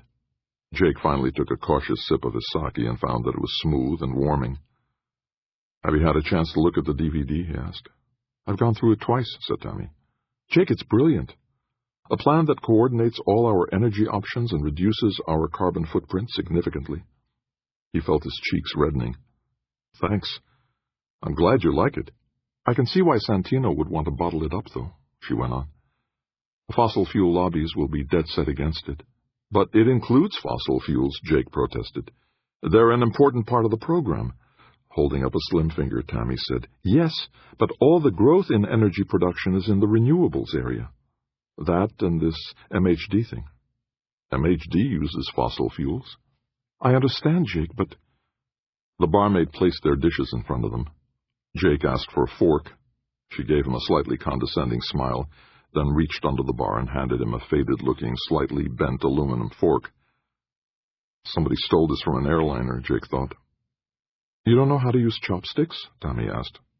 Shaking his head, Jake said, Not many places to learn back home. Let me show you. The barmaid saw Tammy demonstrating how to wield chopsticks and came over to them with a pair held together near one end by a thick rubber band.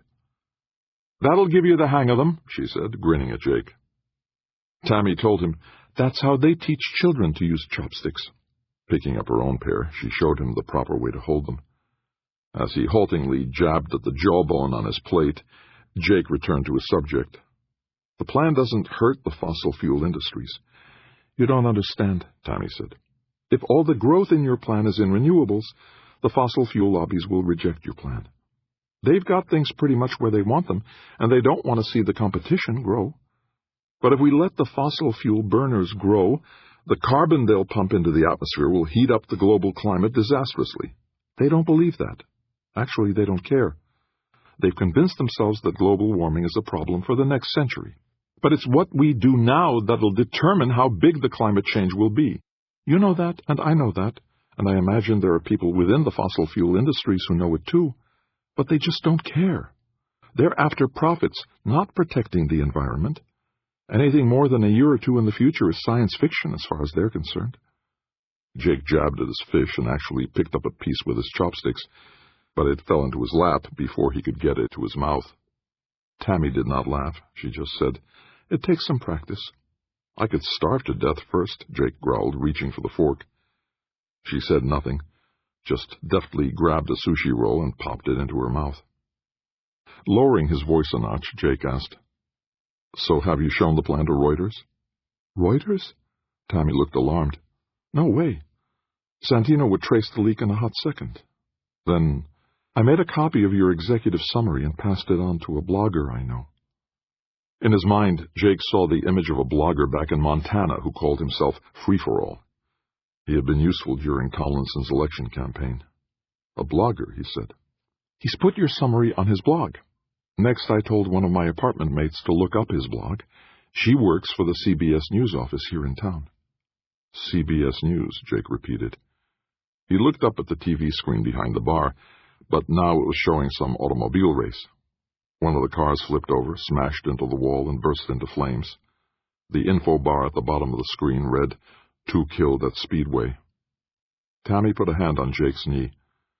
"Wait for the news at 11. It ought to be on then." "The CBS station?" "Yes," Tammy said.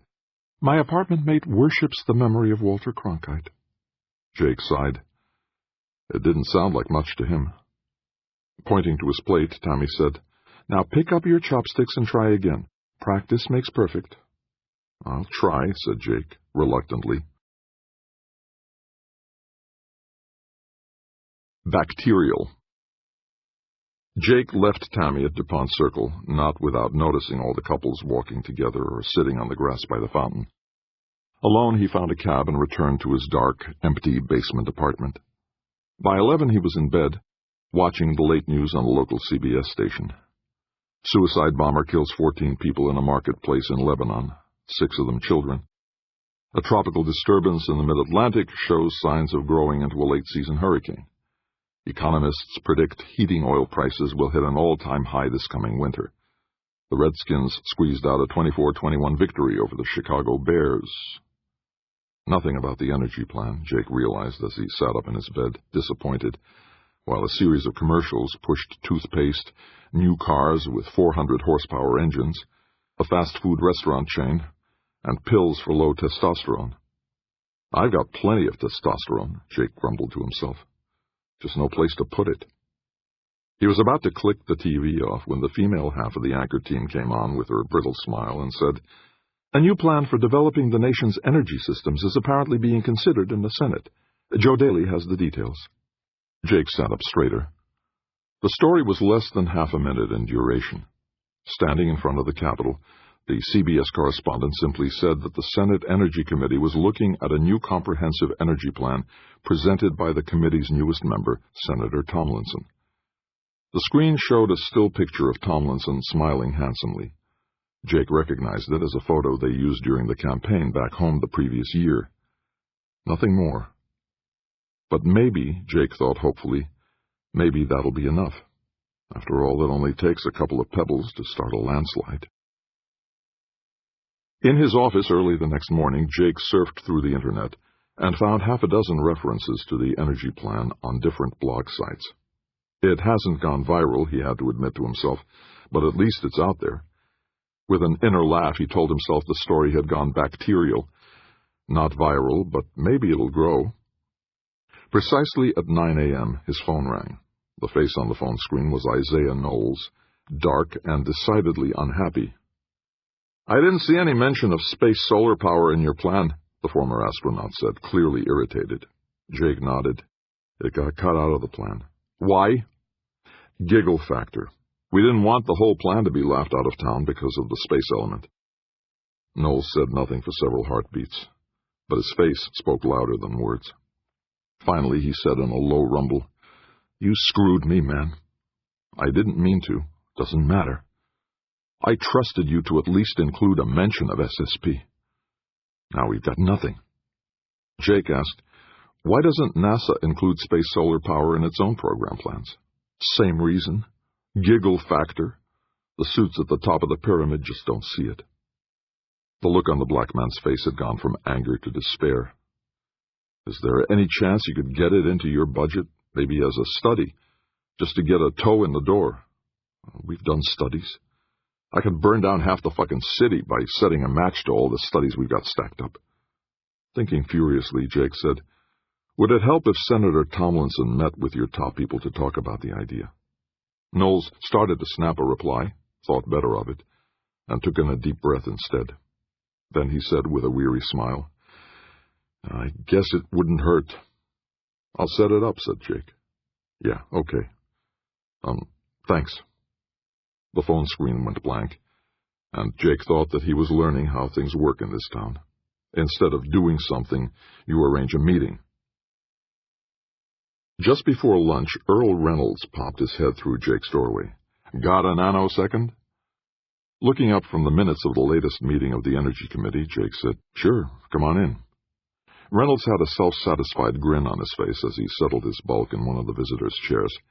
"I have just arranged for the senator to appear on Face the Nation next Sunday, and I'm dickering with 60 Minutes for a piece about the energy situation." Jake's jaw dropped open. "That's terrific."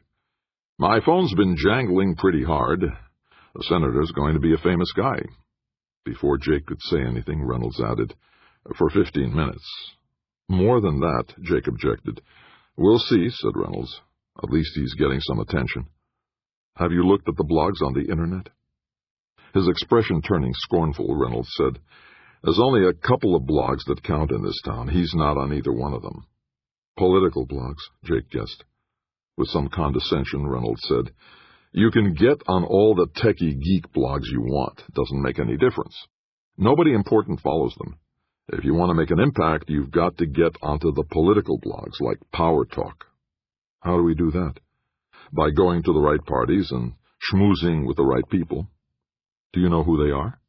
"Does the Pope poop in the Vatican? Sure, I know. I'm working on them even as we speak."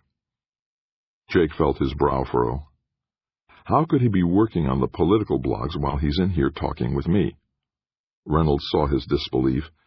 Raising a finger, he said, "Be not afraid, O ye of little faith, the wheels are turning." Jake managed to reply, "Good." Political Roundtable.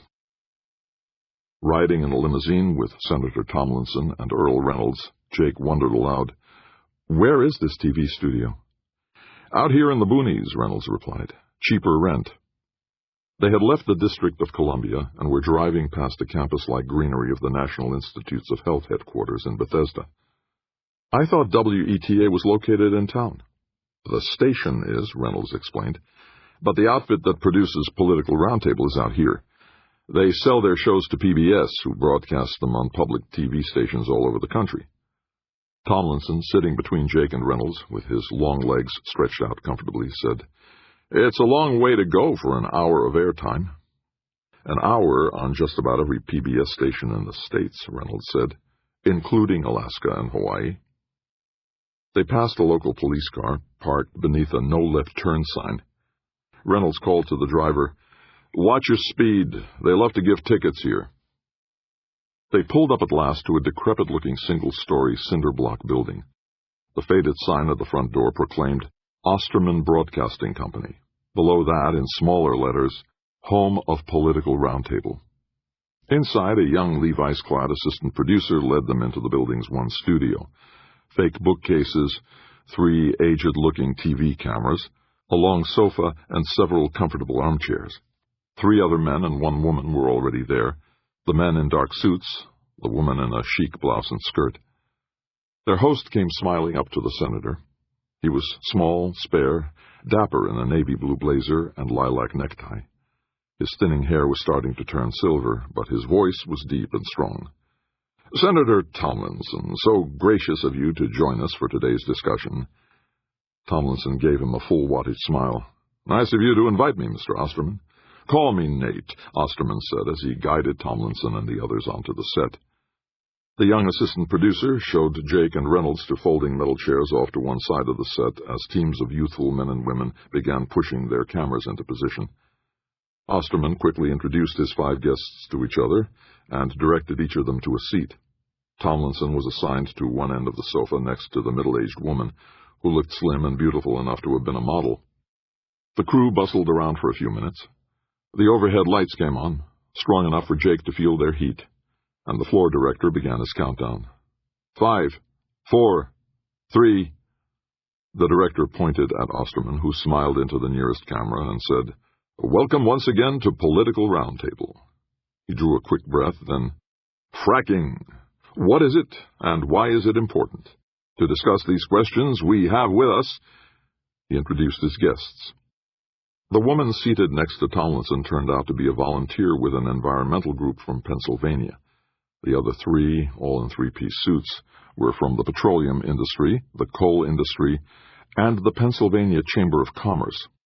Osterman spent the first few minutes establishing that fracking essentially consisted of drilling deep into deposits of natural gas and pumping high-pressure water and chemicals into the rock to fracture it and make it easier to get the gas to flow up to the surface. "This technology is revolutionizing our energy picture," said the oil lobbyist. "Thanks to fracking, the United States is now leading the world in natural gas production." Before Osterman could say anything, the Chamber of Commerce man jumped in. "Thanks to fracking, electric utilities are switching from coal to natural gas, which has reduced the nation's emissions of carbon dioxide by nearly 20%. "Doesn't this hurt the coal industry?" Osterman asked. The coal man nodded dourly. "It's knocking the bottom out of coal prices and throwing lots of people out of work." Osterman nodded sympathetically and turned to Tomlinson. "But I understand that Senator Tomlinson's energy plan includes new technology that can make coal competitive again." Tomlinson took the cue. "Yes, Nate, it does. MHD power generation will allow us to burn coal cleanly and more efficiently." And on they went. The woman environmentalist claimed that fracking contaminates groundwater. The oil lobbyist countered, "There's no convincing evidence of that." "In my hometown in Pennsylvania," the environmentalist insisted, "people have gotten sick from contaminated water, and productive farmlands have been torn up and turned into wastelands, moonscapes." Osterman turned to Tomlinson again. "Senator, has your plan considered the environmental damage that fracking might cause?" Looking quite serious, Tomlinson answered, "We have. There's some fear of groundwater contamination, but studies by the Environmental Protection Agency and other groups have shown no serious problems, so far." Obviously distressed, the environmentalist said, "Instead of tearing up the landscape and poisoning our water, we should be moving to solar energy. It's clean and abundant and—" "Oh, come on now," snapped the Chamber of Commerce man. "Solar energy will never be more than a niche product. It's for well-to-do people who can afford to make themselves feel good." "That's not so," the oil man chimed in. "Germany went in for solar in a big way, until they realized how expensive it is. The European Union, too. Now they're rolling back their government subsidies for solar." "And turning back to coal," said the coal man. "But solar—" Osterman cut off the environmentalist by turning to Tomlinson. "Senator, what's your take on all this?" Smiling handsomely, Tomlinson said, "My energy plan utilizes solar, coal, fracking, every energy source we have available. I don't see our energy future as a competition among different energy sources. There's room for all of them. We need them all." The environmentalist looked unhappy, the oil guy pleased, and the coal man just shook his head. The Chamber of Commerce man said happily, "Fracking is revitalizing whole communities in Pennsylvania and other states. It's a godsend." Jake thought whatever fracking may be, it was here to stay, no matter what environmental damage it might cause. It's reducing our CO2 emissions, it's cheaper than coal, and it's making the U.S. the world leader in energy production. The trick, Jake realized, was to set it in place alongside the other competing energy systems. That's what his plan would do, if it got through Santino's Energy Committee.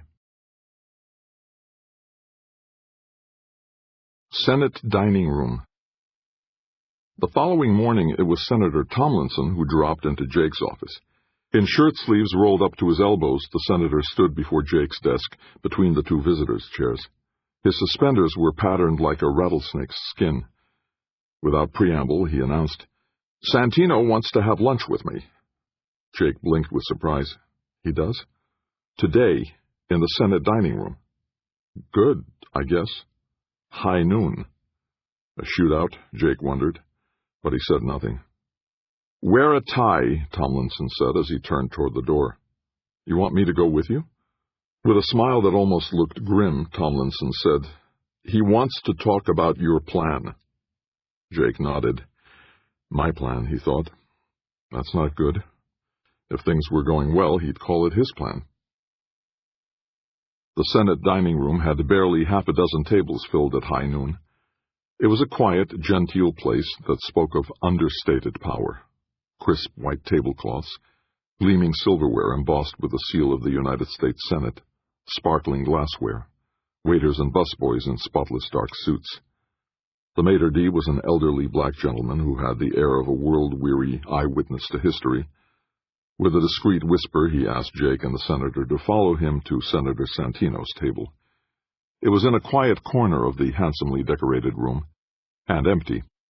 As they approached the table, the maitre d' said softly, "Senator Santino sent word that he's been unavoidably detained. He said that I should seat you, and that he'll be here shortly." Jake sat to Tomlinson's left. As the maitre d' left their table, the senator muttered, "Santino's playing power games." "He wants us to stew in our own juices for a while," Jake said. Smiling sardonically, Tomlinson said, "Well, we can find better juices than that." And he beckoned to a waiter standing at attention a few feet from their table by the window. "Let's see the wine list, please." Santino showed up as the wine steward was pouring Chardonnay for the two of them. Tomlinson and Jake both got to their feet. The little saint was accompanied by a short, blocky-looking, dark-haired man in an ill-fitting dark blue suit. His round face looked misaligned, as if the two halves of it had been pounded out of kilter. He can't be one of Santino's staff people, Jake thought. "I'd like you to meet Mr. Jacoby," said Santino in his soft voice. To Jacoby he said, "This is Senator Tomlinson and Mr. No, it's Doctor, isn't it? Dr. Ross?" "Pleased to meet you," said Jacoby. They all shook hands, then sat down. Jacoby looked out of place, uncomfortable. When Tomlinson offered them some wine, Santino demurred, and Jacoby said, "I'd rather have a beer." "Mr. Jacoby grew up in my old neighborhood," Santino said as their waiter went for the beer. "Back in Province's Little Italy. I knew his father quite well. He was a good friend for many years, as is his son." Jacoby actually bowed his head as if embarrassed. Jake thought of Monster, his friend since grammar school, who was no stranger to violence. Monster was serving time for attempted murder, among other crimes. Jacoby was much smaller, but his arms and torso seemed too thick for the suit jacket he was wearing. The waiter brought them the beer and menus. The little saint said to Tomlinson, "Order the bean soup. This is the only place you can get it." Tomlinson rarely ate anything heavier than a salad at lunch, but he dutifully ordered the bean soup. Jake asked for the roast beef sandwich, knowing he was going to eat dinner at home by himself. Santino kept talking amiably about committee business, and even volunteered that the full Senate would soon be facing a vote on the president's nominee for the Supreme Court. "I believe the president should be able to have the people she wants in her cabinet," said the little saint. "But a Supreme Court justice serves for life, far beyond a president's term. We have to be very careful with this nomination." Tomlinson nodded as he ladled up some soup. Jake kept silent, and noticed that Jacoby did the same. But every time he glanced up at Jacoby, the man's narrow, dark eyes were on him. Jake found it unnerving. At last, Santino said in his mild, almost bland voice, "Your energy plan seems to have leaked to the news media, Frank." Keeping a perfectly blank face, Tomlinson replied, "Yes, it has. We're trying to track down whoever leaked it." "Of course you are." Turning to Jacoby, the little saint suggested, "Mr. Jacoby here could be very helpful to you. He knows how to plug leaks." Tomlinson made an accommodating smile, but said, "Thanks very much, but I'd prefer to keep this within my own office, if you don't mind." "Oh, I don't mind at all," said Santino. Then he added, "As long as you find who did the leaking and take appropriate steps about it." "I appreciate that," Tomlinson said. Jacoby maintained his silence, but Jake couldn't help feeling that the man was glaring at him accusingly. With a gentle smile, Santino said to Tomlinson, "I understand you'll be on Face the Nation next Sunday." "Yes, they called right after the plan was leaked." "I see." "I couldn't refuse them," Tomlinson explained. "That might look like a cover-up." "Of course." After a moment's hesitation, Tomlinson admitted, 60 Minutes seems interested, too." "Do they?" Santino glanced at Jacoby. "I didn't know that." With an earnest expression, Tomlinson said, "I know the plan hasn't even been seen by the rest of the committee yet. If you think it's inappropriate for me to do 60 Minutes, I'll turn them down." "Oh, no, not at all," Santino said. "As you said, the last thing we want to do is give the impression we're trying to cover up something."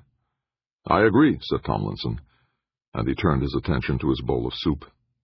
Santino, though, turned his eyes toward Jake.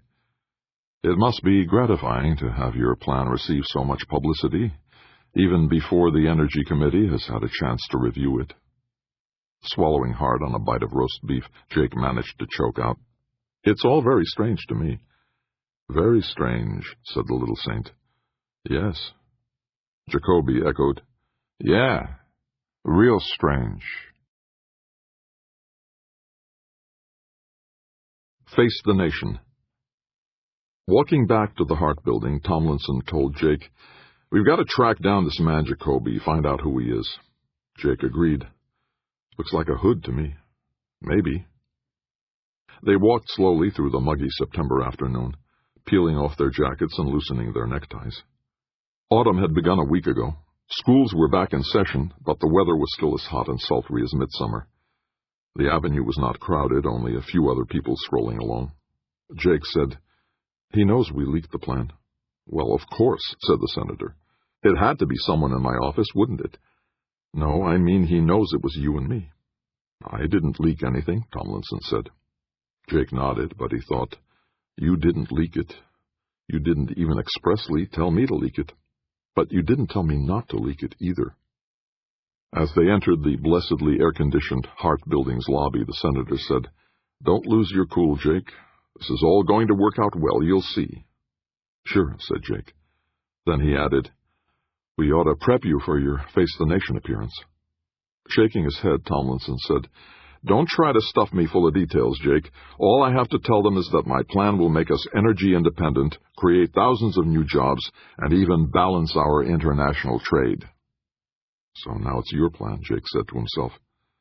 "But find out who this Jacoby guy is, will you? I don't like the looks of him." Jake nodded obediently. "Now I'm supposed to be a private investigator." Finding out who Jacoby was turned out to be far easier than Jake had feared.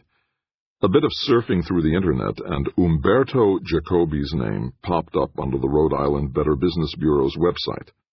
The man ran the biggest coal distribution firm in New England, a business that his great-grandfather had started during the depth of the Great Depression, selling 5-pound bags of coal to his neighbors for $1 a bag.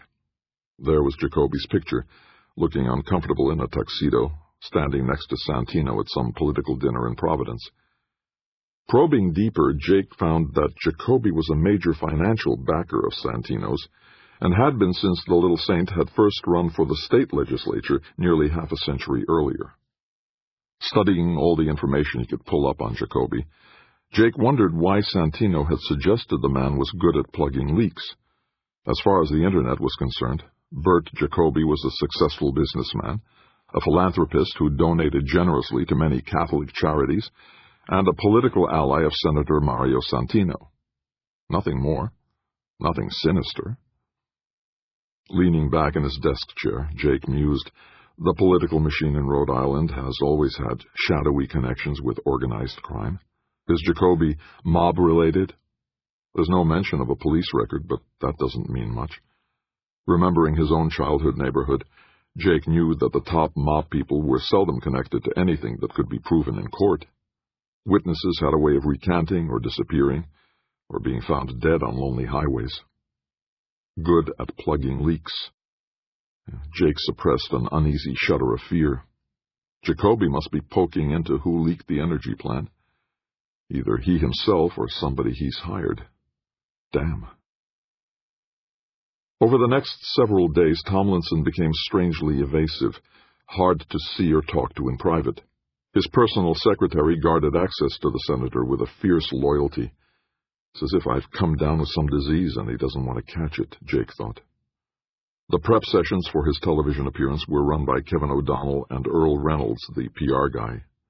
Jake attended them, but every time he tried to add something to the briefing, Reynolds would sing out, "Technobabble, technobabble."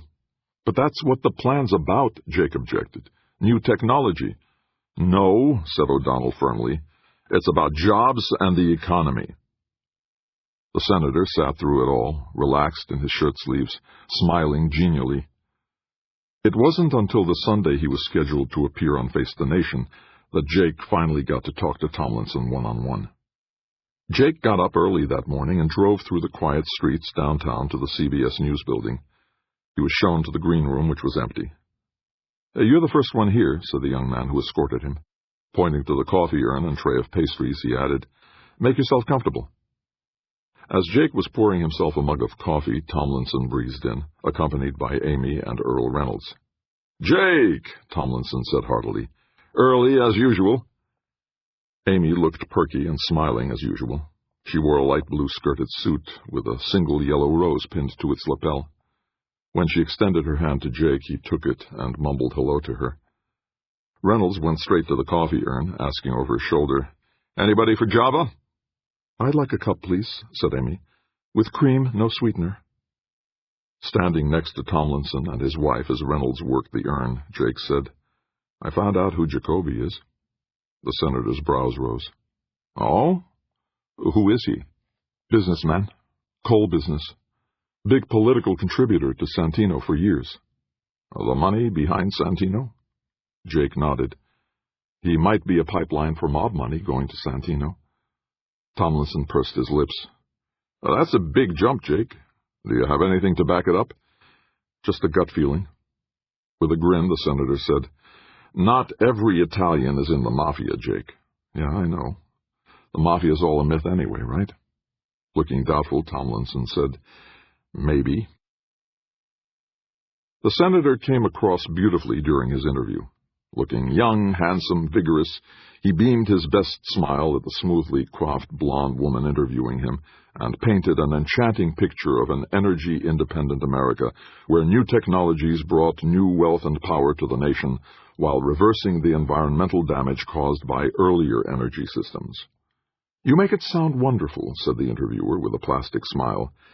"It can be wonderful," Tomlinson enthused. "If we use our technical knowledge and our political wisdom, we can make America clean and green and still generate more energy than we do today. We can become an exporter of new energy technologies and help to make the whole world cleaner and greener." Nodding thoughtfully, the woman asked, "So where does your plan stand at present?" "I've just presented it to Senator Santino." "He's the chairman of the Senate Energy Committee, isn't he?" "That's right, Adrian. Senator Santino is the key man in this. He's the one who will arrange the hearings and studies we need to get this plan onto the floor of the Senate and eventually to the President's desk." Her brows knitting slightly, the interviewer said, "It all sounds almost too good to be true." Tomlinson gave her his brightest smile. "So did automobiles at one time, and airplanes, and space travel, and the medical advances we've seen over the past few generations. New ideas, new capabilities always sound too good to be true at first. But once we give them a chance to work, they make our lives better, richer, healthier." She puffed out a little sigh. "I hope you're right, Senator." Looking straight into the camera, Tomlinson grinned boyishly and said, "Trust the future. We have a great future ahead of us." The director ran a finger across his throat and said, "Okay, we're out." Tomlinson got to his feet as one of the camera crew, a teenaged woman with an awed expression on her face, came over to unclip the microphone from the senator's lapel. The interviewer rose and stretched, cat-like. With a cynical smile, she asked Tomlinson, "Is any of that true?" "Every blessed word," he replied. But Jake saw that behind his back, the senator had crossed his fingers. Viral. The plan went viral. Or rather, Tomlinson's telegenic appearance went viral. Every TV station in town wanted to interview him. So did all the major news networks. Reynolds began asking Jake to take some of the requests. "Our boy's more popular than Elvis," he gushed excitedly. With some reluctance, Jake agreed to let himself be interviewed on local stations, and immediately called Tammy Umetsu, happy for the excuse. Over dinner at a Vietnamese restaurant in her DuPont Circle neighborhood, Tammy told him, "On TV, what you say isn't as important as the way you say it. You've got to smile and come across as sincere and likable." "Sincere and likable," Jake echoed. "That's right," she said, nodding enthusiastically. "Just be yourself." "She thinks I'm sincere and likable," Jake realized.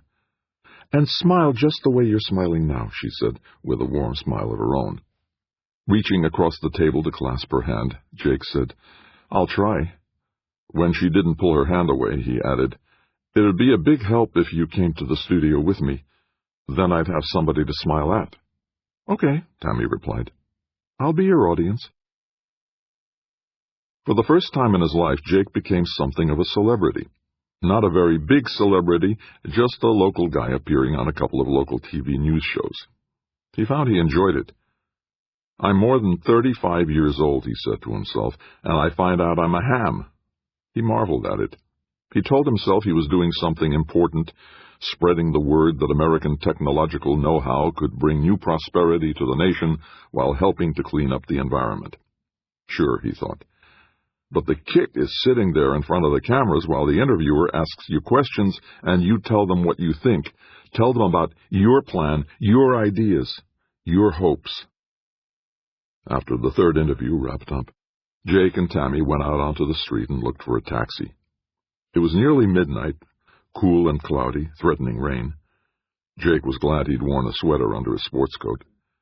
Tammy was in a red leather hip-length coat with a heavy-looking tote bag slung over one shoulder. The traffic on the street was desultory. The TV studio was not located in the best part of town. "Let's walk up the avenue," Jake suggested. "Better chance to flag a taxi there." "You were great, Jake," she said as they started walking. "Thanks to you," Jake replied, as he kept his eyes peeled for potential muggers. "I couldn't have done it without you, Tammy." "Sure you could have."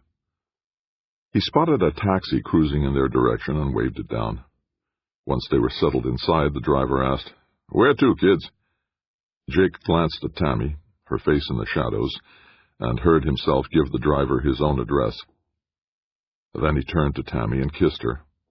She kissed him back, quite tenderly. Once they reached Jake's apartment, it turned out that Tammy's capacious tote bag was carrying a nightgown, a pair of slippers, a battery-operated toothbrush, and a package of condoms. Christmas Eve. Halloween, Thanksgiving, now Christmas was approaching. The flurry of publicity about the energy plan died down, although Senator Tomlinson became a frequent guest on television news shows, and more important, in the Beltway insider's social whirl. He smiled his way through cocktail parties and elaborate dinners, always with his wife at his side. He participated in TV panel discussions about energy and the environment. He was making a name for himself as an expert on energy policy, among the local news media, if not in the Senate. The energy plan remained stalled in the Senate Energy Committee. As Steve Brogan had warned Jake at the outset, Senator Santino was quietly smothering the plan, waiting for the publicity to fade away before pigeonholing it forever.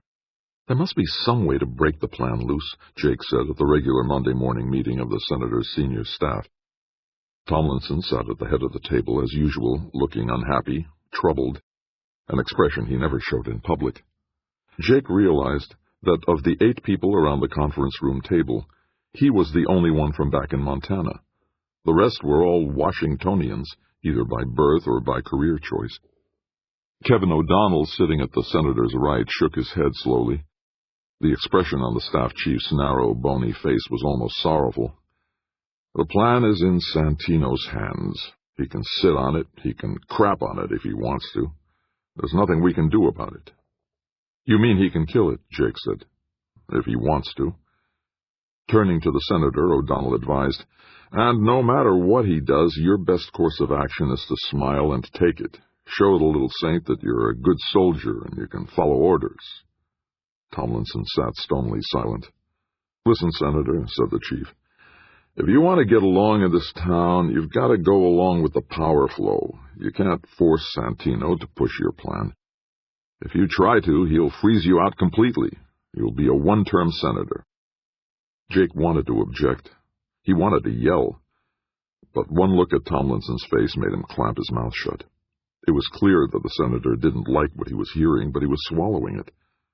Reynolds tried to lighten the mood. "You're a big hit on the news shows. If you leave the Senate, you could find a spot as a TV news analyst." Jake wanted to puke.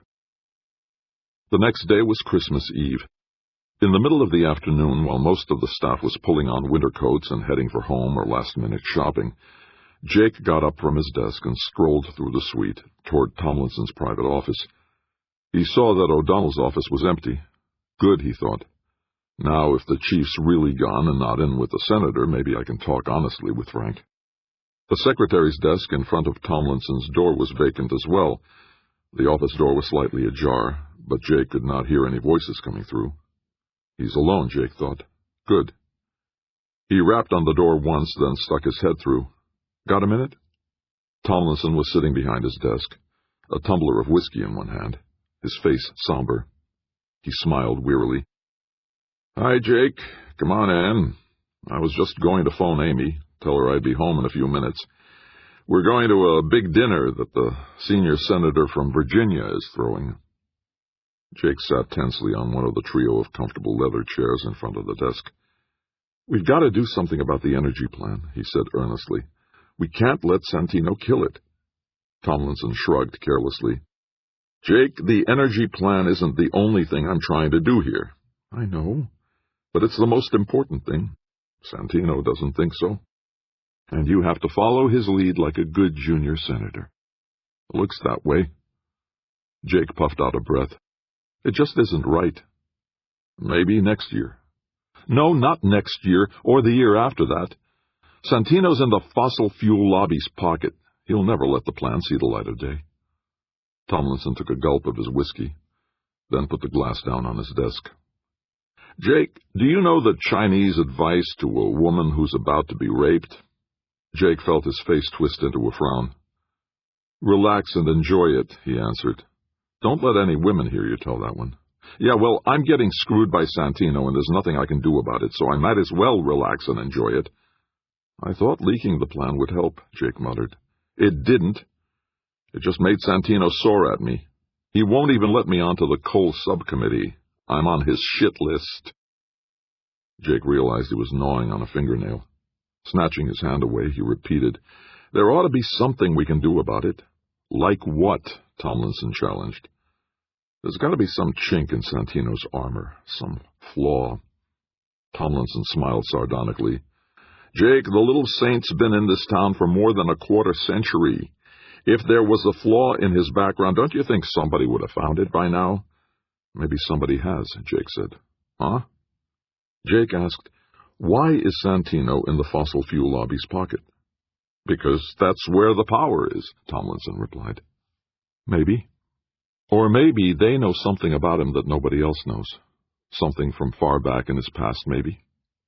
The senator got up from his desk and reached for his suit jacket draped on the back of his chair. "Jake, you're grasping at straws." "Maybe," Jake said. "But if anybody knows the dirt under Santino's fingernails, it'd be Jacoby."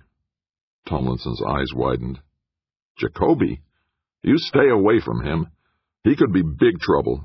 "Yeah, I guess so," Jake said. "I've got to go," said the senator. Nodding, Jake said, "Have a good time." Then he remembered he had a party to go to as well. With Tammy. Just the two of them. The Lion's Den. Jake spent Christmas with Tammy, who seemed thrilled with the opal pinky ring he had bought her, and even more delighted that Jake was surprised by her gift to him, a DVD package of the entire set of PBS's Nova series on cosmology. She had insisted on making Christmas dinner for him, and Jake had dutifully gone out and bought a small turkey and a pumpkin pie. Tammy took care of everything else, and their quiet dinner together was the happiest Christmas Jake had enjoyed since his wife had died. That night, though, as they lay together in bed, Jake's mind turned once again to Jacoby. "He's the key to it all," Jake said. He knew he was trying to convince himself, and he knew it was working. Lying beside him in Jake's folded-out sofa bed, Tammy asked drowsily, "He? Who?" Jake turned to her. In the darkened room, he could barely make out the profile of her face against the pale glow of the nightlight by the bedroom doorway.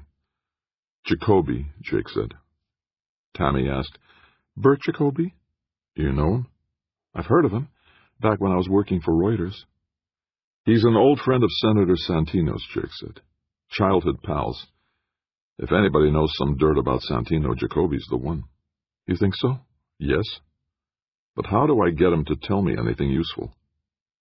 Tammy was wide awake now. With a giggle, she said, "I could try my womanly wiles on him." Jake reached across and pulled her to him. "Oh, no, you don't. Your womanly wiles belong to me." "Belong?" "Well, sort of." She did not reply. "Tammy, this is serious. I've got to figure out how I can get Jacoby to talk to me."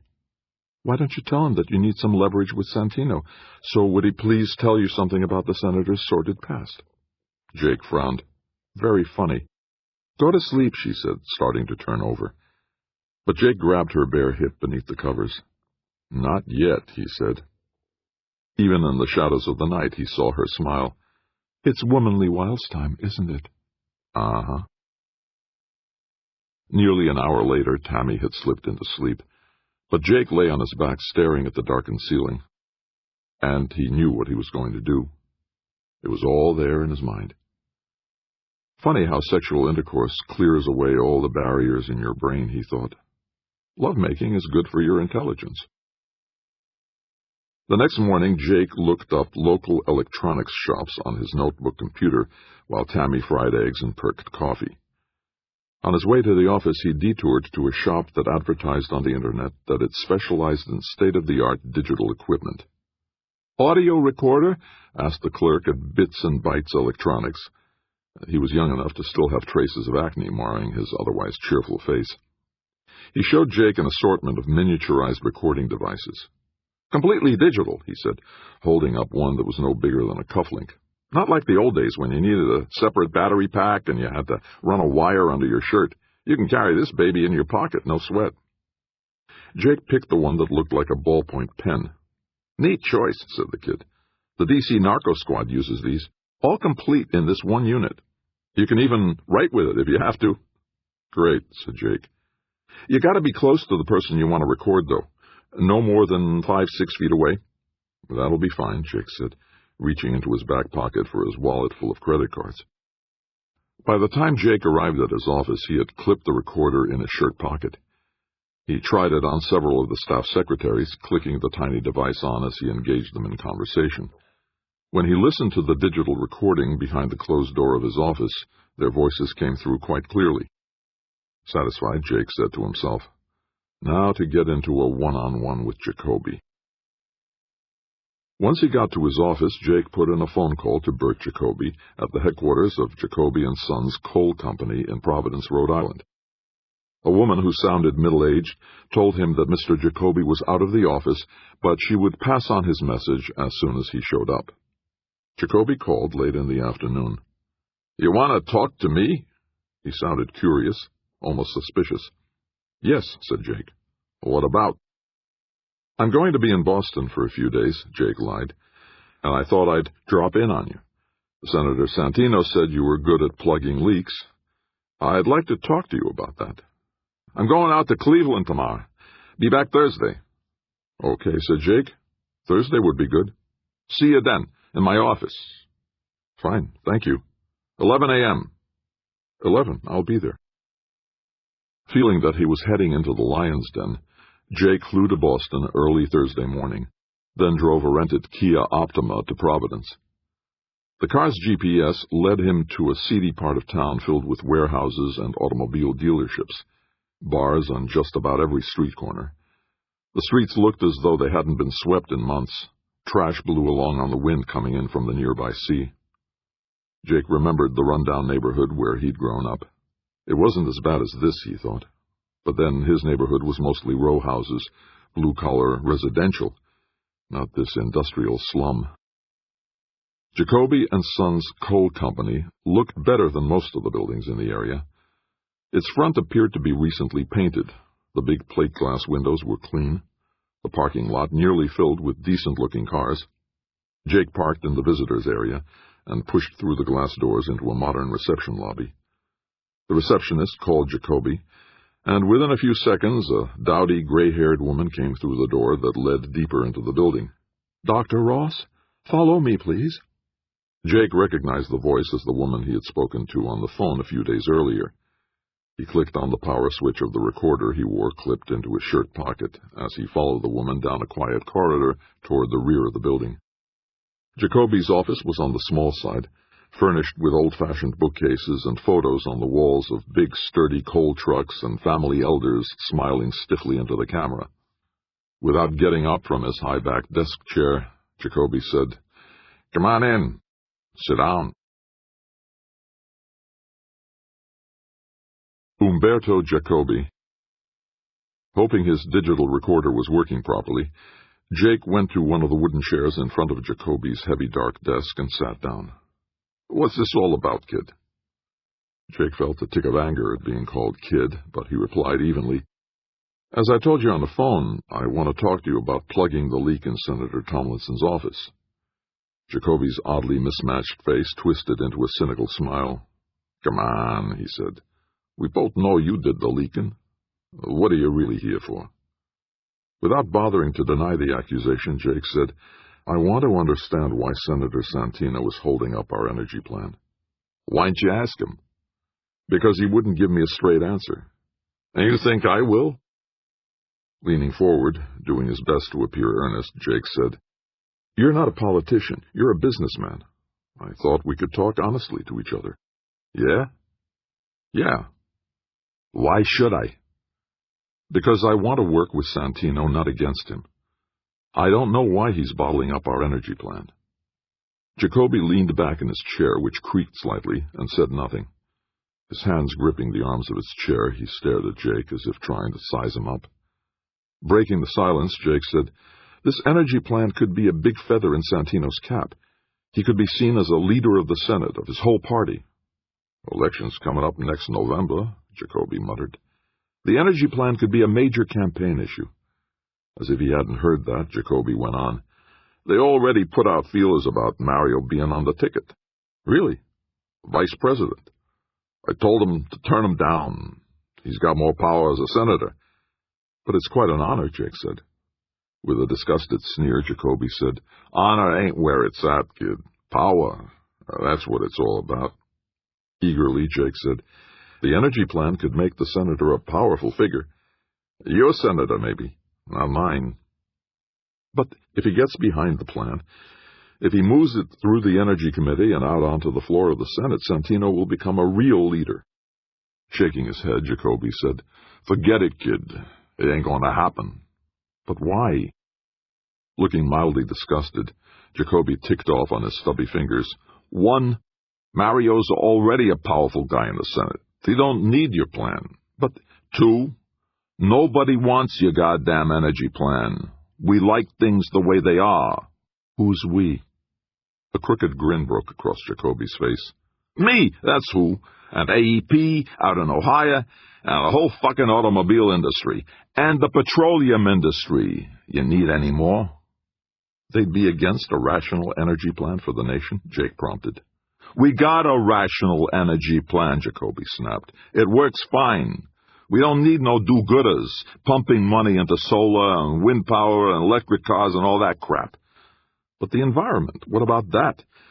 Waving a meaty hand, Jacoby said, You greenies give me a pain in the butt. What's wrong with the environment?"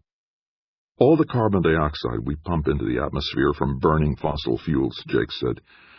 "It's heating up the world's climate. So you want to saddle us with building equipment that'll take our smokestack gases and stick them in the ground someplace? Get real." But the government will help pay for that? Yeah, sure. And you expect us to foot the rest of the bill? Bullshit. Bad enough they're trying to tighten up the rules on carbon emissions from coal-fired power plants. Jake sagged back in his chair. Jacoby glared at him, like a bulldog, growling, snarling. At last Jake said, "At least the MHD power generation technology uses coal. You don't have any objection to that, do you? Who's gonna foot the bill for building your fancy new electric power plants? There'll be federal subsidies." "Yeah, sure." Jacoby shook his head impatiently. "You just don't get it, do you, kid? Your fancy pie-in-the-sky energy plan ain't going no place." Before Jake could think of anything more to say, Jacoby raised 3 stubby fingers. "And I'll give you the third reason why it ain't. Because it'd make your guy Tomlinson a hero, that's why. Santino don't want that. Not for a minute. Capiche?" "I understand," Jake replied silently. "Mario's worked too hard for too long to let some good-looking young twerp from out west take the spotlight off him. Tomlinson's going nowhere until he learns to behave himself." "You mean that Santino wants to stifle the energy plan because he sees it as a threat to his position in the Senate?" "Something like that, yeah." Trying to make himself sound properly humbled, Jake asked, "So, what should I tell Tomlinson when I get back to Washington?" "You tell him to follow his leader. Tell him that Santino is the chairman of the Energy Committee, and he's not going to let any wet-behind-the-ears newcomer steal the power from him." Jake said nothing. Jacoby added, "And he better cancel that thing he's supposed to be doing on 60 Minutes. "He can't cancel that. They're due to start filming it next week. Scrub it." "But that would make the CBS people suspicious. They'd think he's trying to hide something from them." Jacoby frowned with thought for a moment, then said, "Yeah, maybe. Okay, tell him to go easy about his fucking energy plan. Tell them it still needs a lot of work, and the Energy Committee's gonna be working on it real hard." Jake sat in silence for several moments, thinking, I didn't get what I came for, but maybe this is better. Hope the recorder got it all. Slowly he got up from his chair. "I guess I've taken up enough of your time," he said. As he turned to leave, Jacoby said, "Oh yeah, one more thing. You tell Tomlinson to fire whoever leaked your energy plan to the news media." "Fire him?" Jake gulped. "Yeah, as a peace offering to Santino." "Fire him," Jake repeated. "That's right. Good luck finding another job, kid." Jacoby broke into peals of laughter as Jake made his way out of the office. Strategy. Tomlinson and Kevin O'Donnell sat in rapt silence in the senator's office as Jake played back Jacoby's blustering voice. The audio volume from the pen recorder was weak, but they heard Jacoby's voice easily enough. At last his hearty laughter abruptly cut off, and Jake picked up the recorder from the senator's desktop and slipped it back into his shirt pocket. "Jake, this is dynamite," Tomlinson said. O'Donnell was less enthusiastic. "It's dynamite, all right, but it could blow up in your face, Franklin." "I don't see how. I mean, Jacoby actually came out and said that Santino's deliberately scuttling my energy plan." Jake suppressed a smile. "Now it's your energy plan," he said mentally to Senator Tomlinson. "We've got to be very careful about this," O'Donnell warned, his lean face dead serious. "A junior senator can't afford to get into a public squabble with his committee chairman. Even when the chairman's deliberately sitting on legislation that would benefit the nation," Tomlinson challenged. "Franklin, don't get emotional. This isn't about your energy plan. It's about your relationship with one of the most powerful men in the Senate." Jake asked, "What do you think Frank should do?" O'Donnell pressed his hands together and bowed his head, thinking. He looked almost as if he were praying, seeking divine guidance, Jake thought. Finally, O'Donnell lifted his head and asked, "The crew from 60 Minutes will be here Monday, right?" "Right," said Jake and Tomlinson in unison. "You've got to soft-pedal the energy plan." "But that's what they're coming to hear about," Tomlinson objected. "I know, but you speak to them in generalities. Tell them the nation needs a comprehensive energy policy, and what you've handed to the Energy Committee is just the beginning of a long process. The committee has to study it, polish it, refine it, "Bury it," Jake quipped. O'Donnell shot him an angry glance. Turning back to the senator, he said, "Listen to me, Franklin. You don't want to make an enemy of Santino." "But he's already an enemy of ours," Tomlinson said. "That's right. But you can't fight him in public. You have to go along with him. Make him understand that you're not trying to upset anybody's apple cart." "Buckle under," Jake groused. "For now," said O'Donnell. "You have to use your appearance on 60 Minutes as a clear signal to Santino that you're willing to go along with him." Tomlinson frowned, but asked, "And then what?" "You get Santino to shake loose the one part of the energy plan that you need to bring back to your constituents." "MHD power generation." "That's right," said O'Donnell. "You let Santino have his way with the rest of the plan, and he lets you have your MHD program. Quid pro quo." Feeling exasperated, Jake protested, "While the fossil fuel industry keeps its stranglehold on the nation's energy policy." O'Donnell turned to Jake. "That's right. We don't have the power to change that. Not yet." A line from Patrick Henry's Liberty or Death speech leaped into Jake's mind. "But when shall we be stronger? Will it be the next week or the next year?" Seeing the expression on Jake's face, Tomlinson said as soothingly as he could, "I'm afraid Kevin is right, Jake. We can't stand up to Santino in a straight-up fight. Not yet. We have to bide our time." Raising a finger, O'Donnell pointed out, "But you get your MHD program. You have to get something out of this. Santino will understand and go along with you." Tomlinson nodded. "And," the chief of staff added, "you'll have to get rid of Jake. He'll be the sacrificial lamb." A look of alarm flashed across Tomlinson's face. Jake had been expecting that, but he'd kept telling himself that Tomlinson would protect him. Instead, the senator turned to Jake and said softly, "I'm sorry. I didn't want it to come to this." Jake pushed himself up from his chair. "That's okay. The energy plan is what I came to Washington to do. If you're throwing it away, I don't have any reason to stay here." 60 Minutes. It was nearly Easter by the time 60 Minutes aired the segment in which Senator Tomlinson appeared. Jake had not returned to Montana. He stayed in Washington, and with Tomlinson's help, got a job as a researcher at Washington's public broadcasting system station, WETA-TV. "They never leave D.C.," he heard Steve Brogan's scornful voice in his mind. Jake told himself that he needed to stay close to Tomlinson, to help him when and if the senator needed him. Besides, what was there back home? Teaching at the university? Watching Rogers and Younger pushing the MHD rig and lignite toward higher power output, longer running times?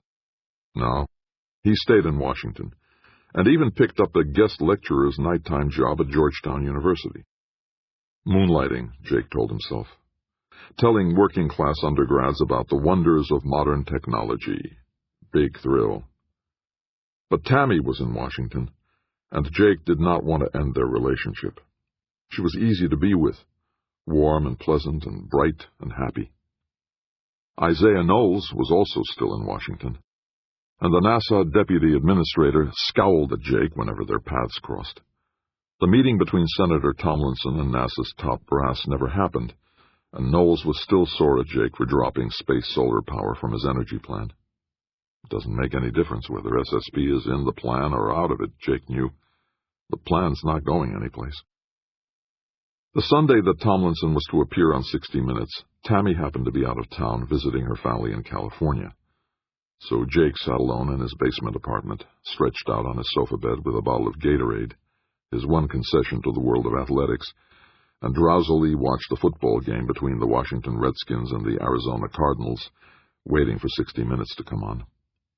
The NFL game ground to an end at last, and Jake roused himself from his semi-slumber, uncertain of who won the stupid game. The interview with Tomlinson took place mostly in his walnut-paneled office in the Hart SOB. The senator looked handsome and relaxed as he sat in his shirt sleeves on one of his office's comfortable leather chairs, facing the CBS correspondent, Daniel Manley. Tomlinson was beaming his bright, friendly smile, looking youthful and vigorous, idealistic and energetic. Manley, one of the show's younger interviewers, wore a navy blue blazer over a lighter blue shirt and carefully knotted tie of red and yellow stripes. He looked professionally calm, intelligent, and just a bit skeptical. Why does the nation need a federal energy policy, Senator? Tomlinson launched into his standard line. Use modern technology to make the best out of America's natural resources, create tens of thousands of new jobs, reduce our dependence on foreign oil, make the nation and the world cleaner and greener. And where does your plan stand right now? Will it be implemented by the government? Managing to keep on smiling while looking properly serious at the same time, Tomlinson replied, "The plan is being studied by the Senate Energy Committee. Under Chairman Mario Santino, the committee will hold hearings in which the top energy experts from across the nation will be able to contribute their expertise to the plan." So the plan isn't set in concrete. "Far from it," answered Tomlinson. "We have a long way to go, Dan. But it's a beginning, a place to start the process of producing a rational, comprehensive energy plan for the nation." Manley nodded, then pursed his lips and said, "One part of the plan involves something called magnetohydrodynamics. Did I pronounce it correctly?" Laughing, Tomlinson said, "You did, but call it MHD. It's easier." "This is an energy system that's being tested in your home state, isn't it?" "That's right, Dan."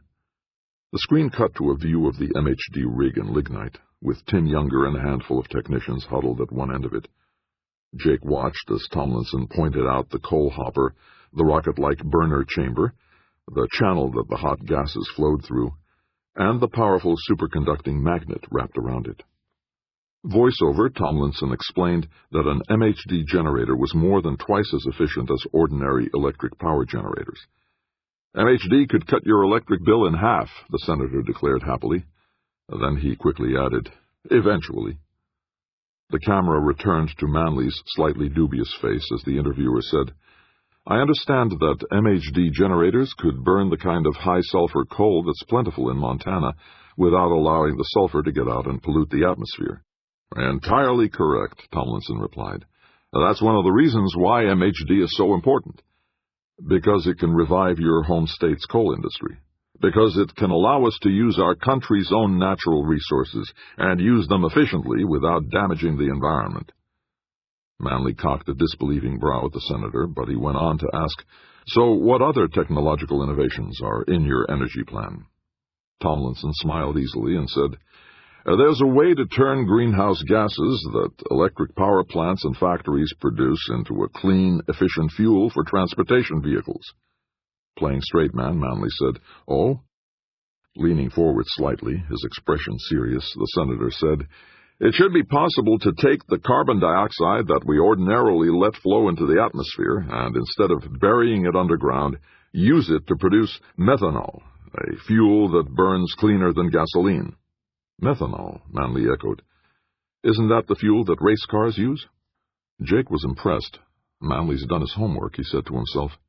Nodding, Tomlinson said, "You're right again, Dan. Methanol puts out about half the carbon dioxide that ordinary gasoline does. But it's corrosive, isn't it? Burns out the engine?" With a shake of his head, the senator replied, "The engines can be treated with a protective anti-corrosion coating. Tests have shown it works fine." "So you'd have the oil companies switch to producing methanol instead of gasoline." Jake could see from Tomlinson's face that the senator realized he'd stepped into a trap. He was silent for a moment, then put on his standard smile and answered, "Gradually, Dan, gradually. The oil industry could shift part of its infrastructure to producing methanol and mixing it with gasoline, just the way they now offer gasoline mixed with ethanol. In time, I imagine methanol will become a bigger and bigger part of the mix, but it's not going to happen overnight. No, this will be a process that takes years." Jake puffed out a breath that he hadn't realized he'd been holding. "Good going, Frank," he cheered silently. "You got out of that one okay, I think." With the camera focusing tightly on him, Manley said, "A few days ago we asked Senator Mario Santino, chairman of the Senate Energy Committee, what his committee is doing with Senator Tomlinson's comprehensive plan." "Uh-oh," Jake said aloud. The screen showed Santino in his office, smiling genially at Manley. "It's an interesting plan," said the little saint in his soft voice. It's the kind of plan that the nation has needed for a long time. Then your committee is going to bring it to the floor of the Senate? In time, Santino answered. In time. Right now we're examining the various segments of the plan. We'll be studying the part that deals with the coal industry first. No, Jake yelled. It's an integrated plan. You can't take it apart piece by piece. That'll ruin it. But there was Santino, patiently explaining how each segment of the plan was going to be carefully studied before his committee would make a recommendation about the full plan to the Senate. Jake shook his head sorrowfully. He's killing the plan, he whispered to nobody. Killing it an inch at a time. Monday, Bloody Monday. The morning after Tomlinson's 60 Minutes appearance, Jake was surprised to receive a phone call from the senator. Jake was in his cubbyhole of an office at WETA, reviewing a new film on space exploration that NASA was urging the station to air. His office was barely big enough to fit a desk and a single visitor's chair, but at least it wasn't a cubicle. It had 4 real walls, a window that looked out onto the parking lot, and a door Jake could close, even though it gave him a shiver of claustrophobia when he shut himself in. His desktop screen was showing computer-generated animation of astronauts landing on the frozen crust of Jupiter's moon Europa, with the brightly striped giant planet looming over them, filling half the dark sky. His cell phone buzzed annoyingly. Jake dug in his trouser pocket for it, thinking that the phone could make a reasonably good sex toy. He saw with some surprise that his caller was Senator B. Franklin Tomlinson. Frank? Jake, can you come over for dinner tonight? Tomlinson's voice sounded tense, worried. Jake couldn't help answering, Are you sure you can take the chance of being seen with me? This is serious, Jake. I need your help. Dinner. At your house? Yes, 7:30. 7:30. Okay, I'll be there. He could sense the senator nodding. Then, don't park on the street. Come up the driveway. Jake almost laughed. He remembered that most of the driveway was hidden from the street by elaborate flowering bushes.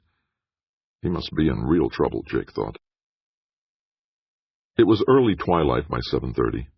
The tree-lined street on which Tomlinson's house stood was quiet. No traffic, no cars parked along the curbs, no one walking on the sidewalks. The neighborhood looks like a scene from the Stepford Wives, Jake thought. He drove up the bricked driveway and parked his old Mustang behind a lush azalea bush. As he got out of the car, he thought, maybe I should have taken a taxi. Nobody would have spotted my car then. Almost chuckling at the paranoia, he rang the doorbell and was swiftly ushered into the house by the young, dark-suited butler. As he followed the butler down the house's central hallway, Jake noted that the pictures on the walls were now Tomlinson family photographs, together with a few original oils, mostly abstracts. Amy's choices, he knew. Tomlinson and his wife were in the library. The senator was in his shirt sleeves, tieless, gripping a tumbler of what looked like scotch. Amy, wearing a simple knee-length dress patterned in black and white, had a stemmed wineglass in her hand.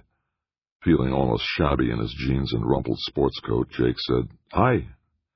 Tomlinson came to him, hand extended. Jake, it's good of you to come. What would you like to drink, Jake? Amy asked. The same as you, he replied. As she went to the makeshift bar on the cart by the curtained window, Tomlinson led Jake to the sofa and sat down beside him. I think I put my foot in it, he said. His face looked somber. You mean on 60 Minutes? Jake asked. I thought you came across very well. The papers and blogs were all favorable this morning. Senator Perlmutter doesn't think so. Perlmutter? Who's he? Amy said as she handed Jake his wine. Chairman of the Senate Agriculture Committee. Agriculture? Tomlinson nodded. He's pissed as hell. About your 60 Minutes interview? What's got him so upset? Ethanol. Ethanol? What's ethanol got to do with anything? Tomlinson took a long swig of his scotch before answering, The ethanol mandate. Jake felt his face contracting into a frown. The ethanol mandate, he echoed. Tomlinson explained. For years now, Congress has mandated that gasoline manufacturers have to mix in a certain percentage of ethanol into their gasoline. Oh, that, Jake said.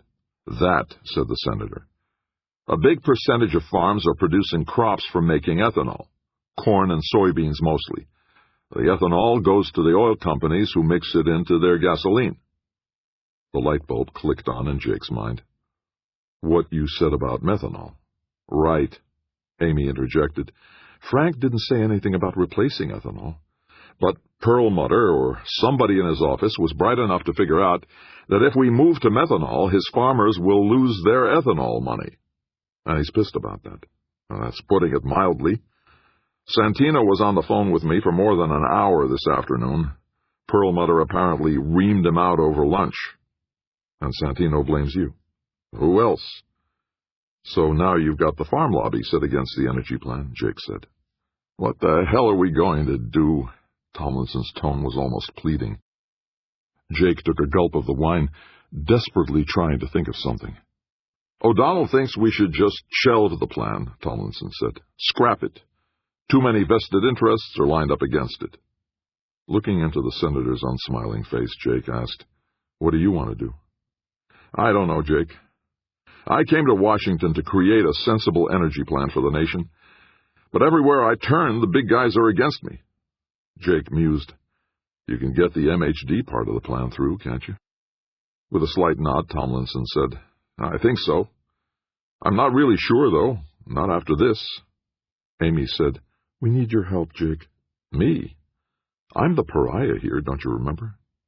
You're my idea man, Jake, the senator said with some fervor.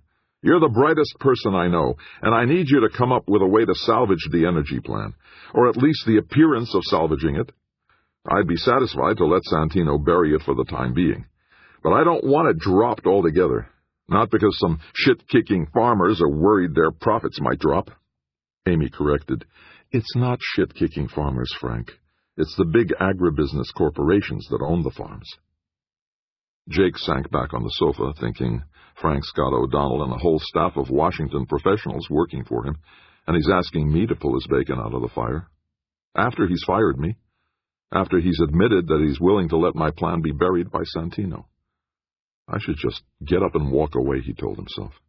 This isn't my fight. Not anymore. I helped Frank get elected to the Senate, and he kicks me off his staff to make Santino happy. What does he expect me to do, thank him for that? Help him now that he's in real trouble? Then he looked at Amy, who was staring back at him. And you too, Mrs. B. Franklin Tomlinson. You jerked me around just as much as he has. Slowly, Jake rose from the sofa. Turning slightly to put the wineglass on the end table, he straightened up and said softly, Let me think about this, Frank. Maybe there's something you can do, something we haven't thought of as yet. He winced inwardly at his use of the word we. Space politics. Jake dreaded going to work the next morning. He was supposed to sit in on a meeting that would decide whether the station would air the space exploration film that NASA was pushing.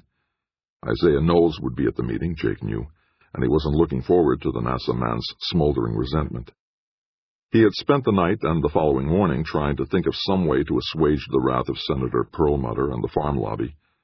A brief computer search showed him that Perlmutter chaired the Senate Committee on Agriculture, Nutrition, and Forestry. The man's biography was standard D.C. hagiography. Another saint of a senator.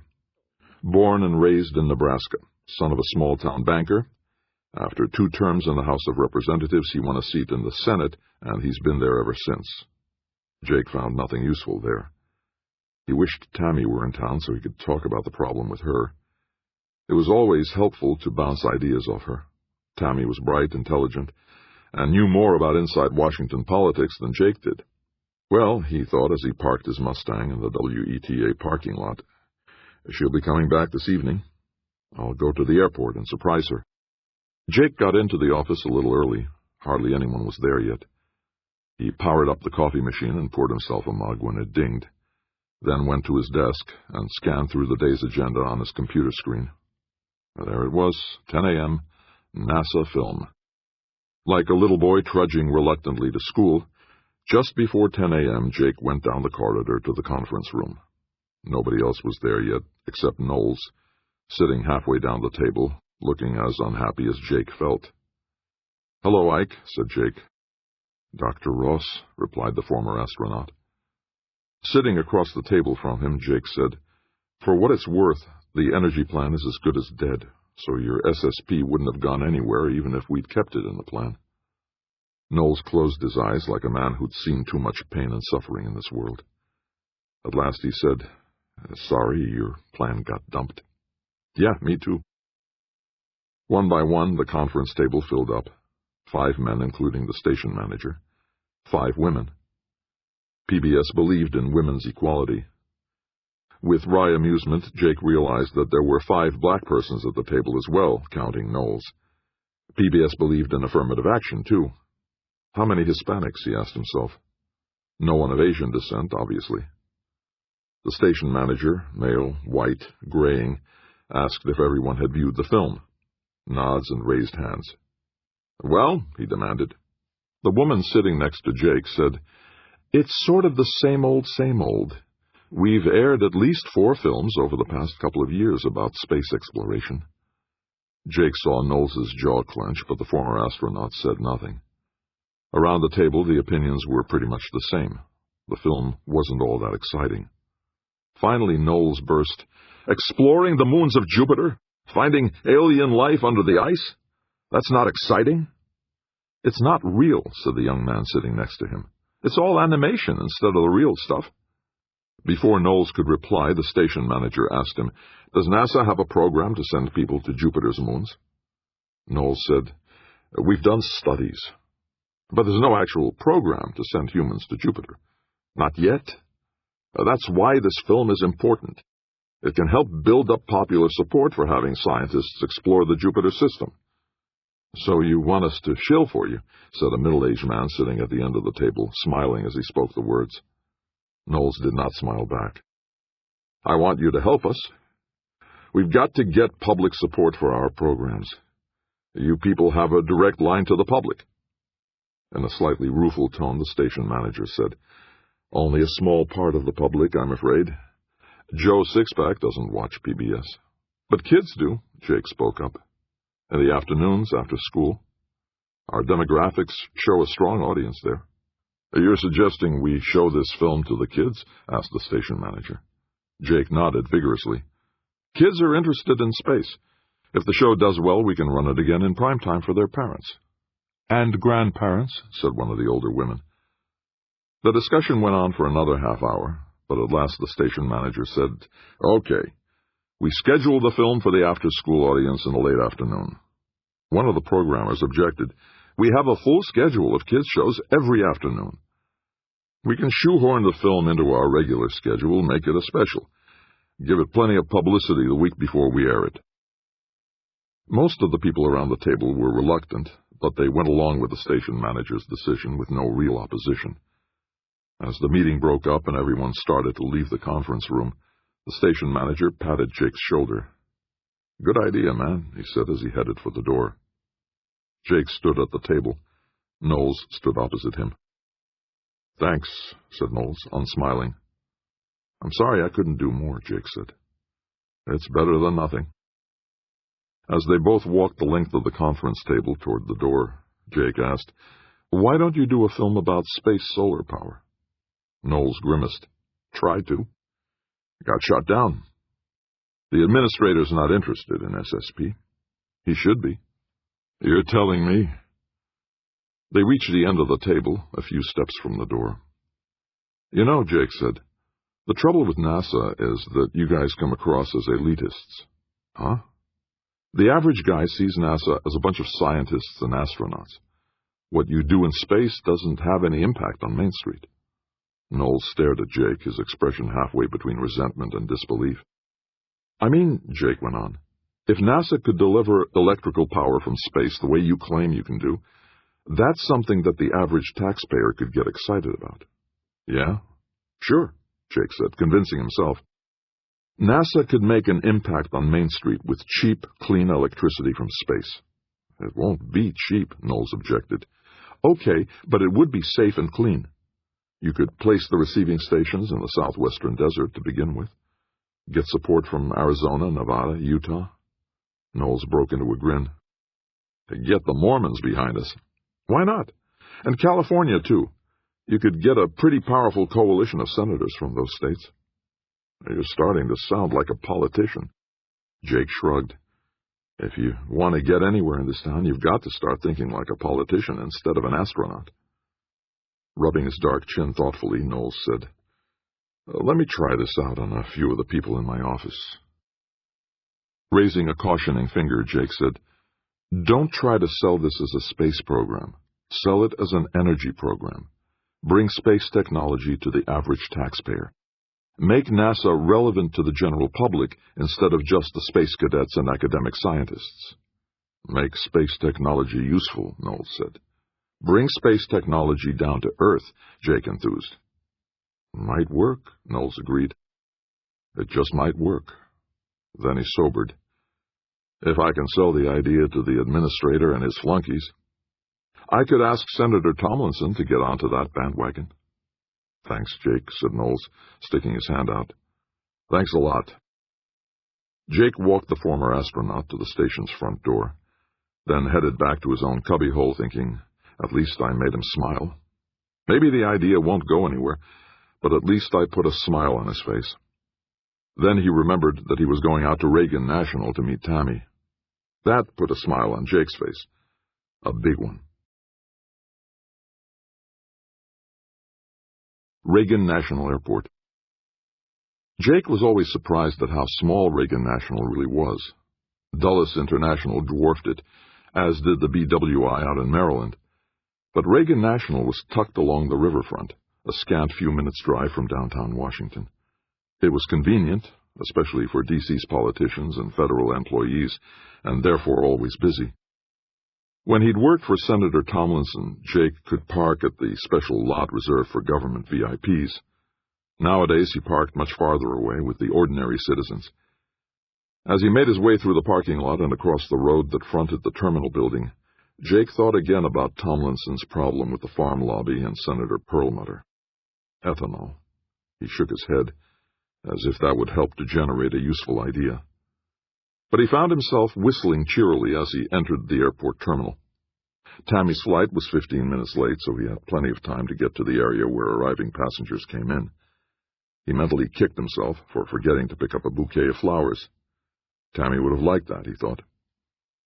And there she was, tiny and slim and altogether lovely, striding up the passageway, pulling a rollaway suitcase with one hand and a tote bag slung over her other shoulder.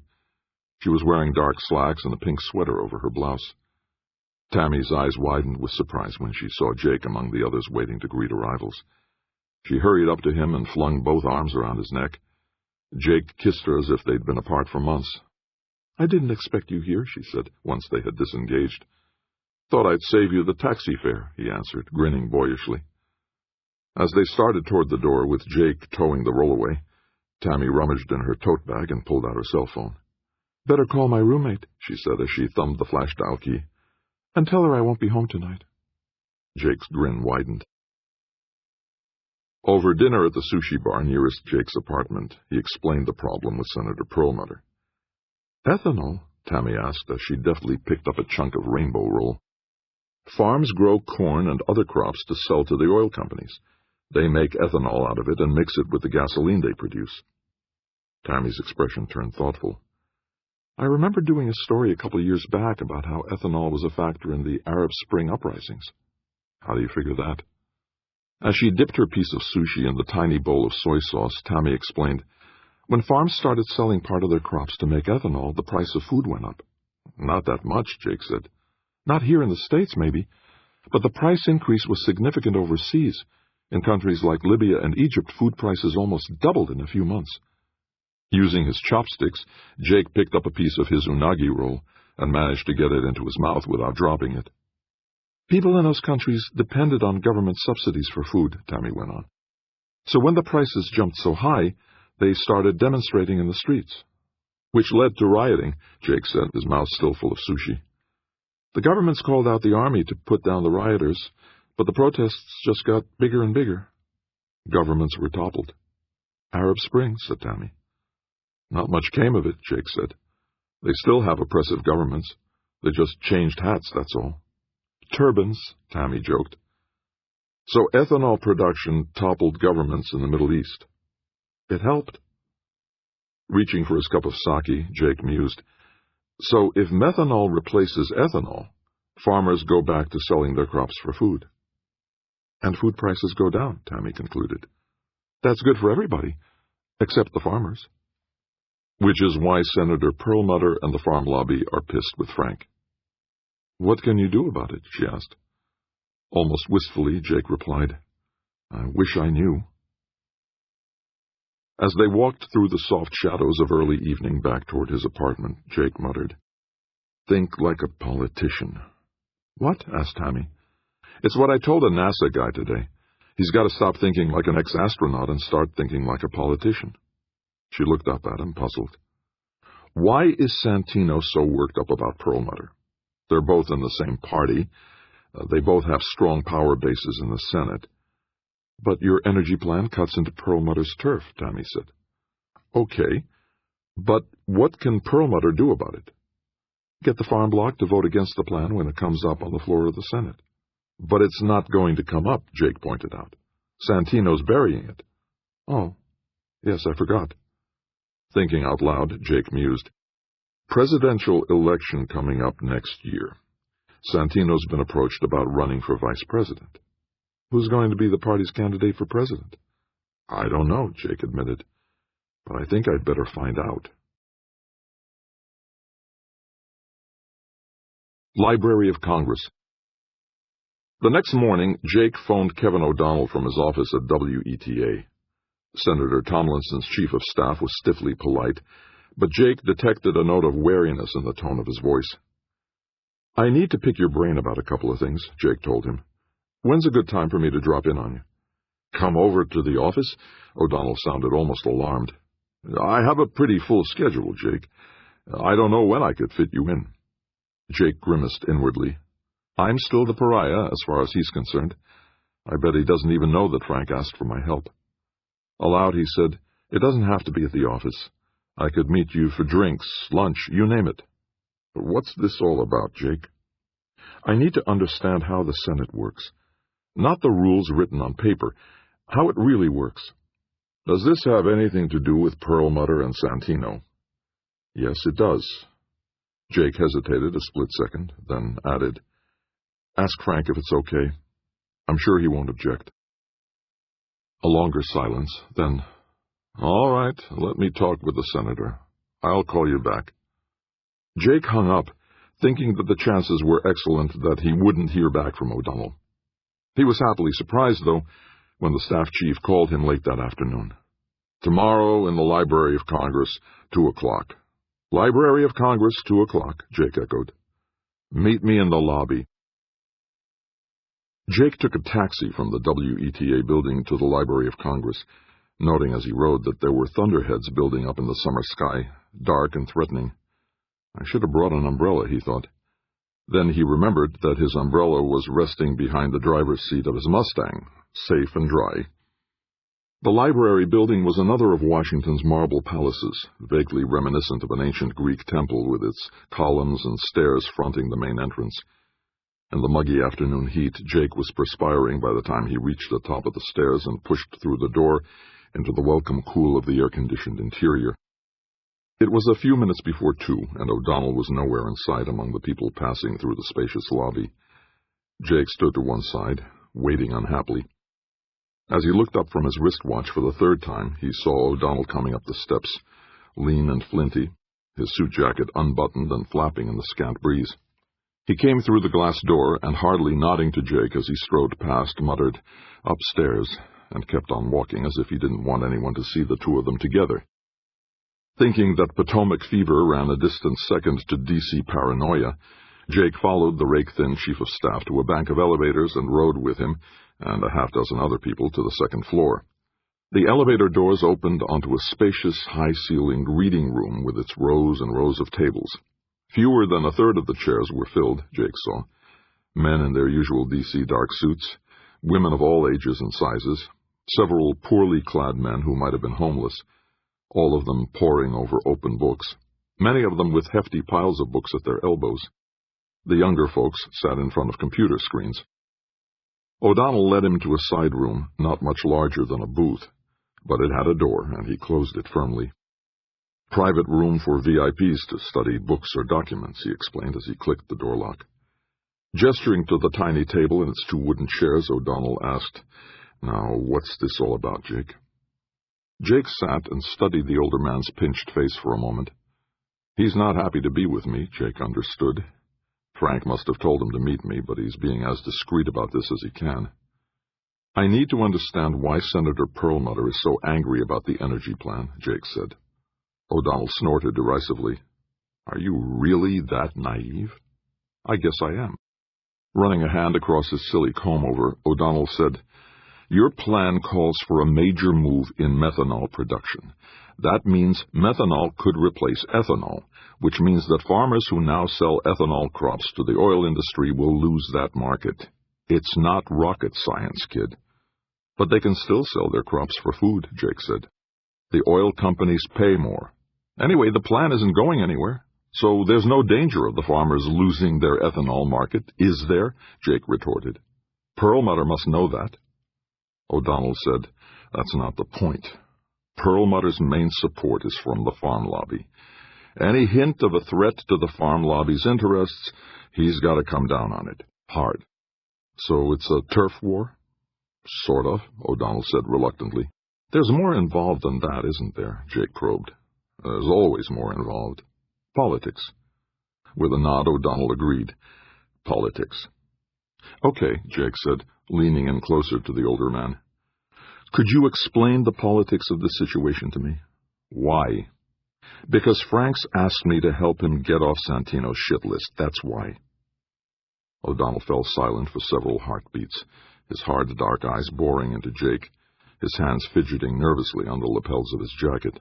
Finally, "I told the senator to keep you out of this. If Santino finds out that Franklin's asking you for help, the little saint will fry the senator's balls over a slow fire." "The senator," Jake replied, stressing the word, "has asked for my help, and I'm asking you for some background information. I assume Frank's okayed your talking to me. Against my advice. I told him to lay low, get the MHD part of the program passed so he can bring it home to his constituents and let it go at that." Jake nodded. "I understand. I even agree with you, partially. But I'm in the dark here. I need to know what's going on behind the scenes." O'Donnell shook his head, muttering, "Amateurs." Jake said nothing, waiting, while O'Donnell drummed his fingertips on the tabletop. At last O'Donnell said, almost in a whisper, "Senator McGrath is dying of cancer."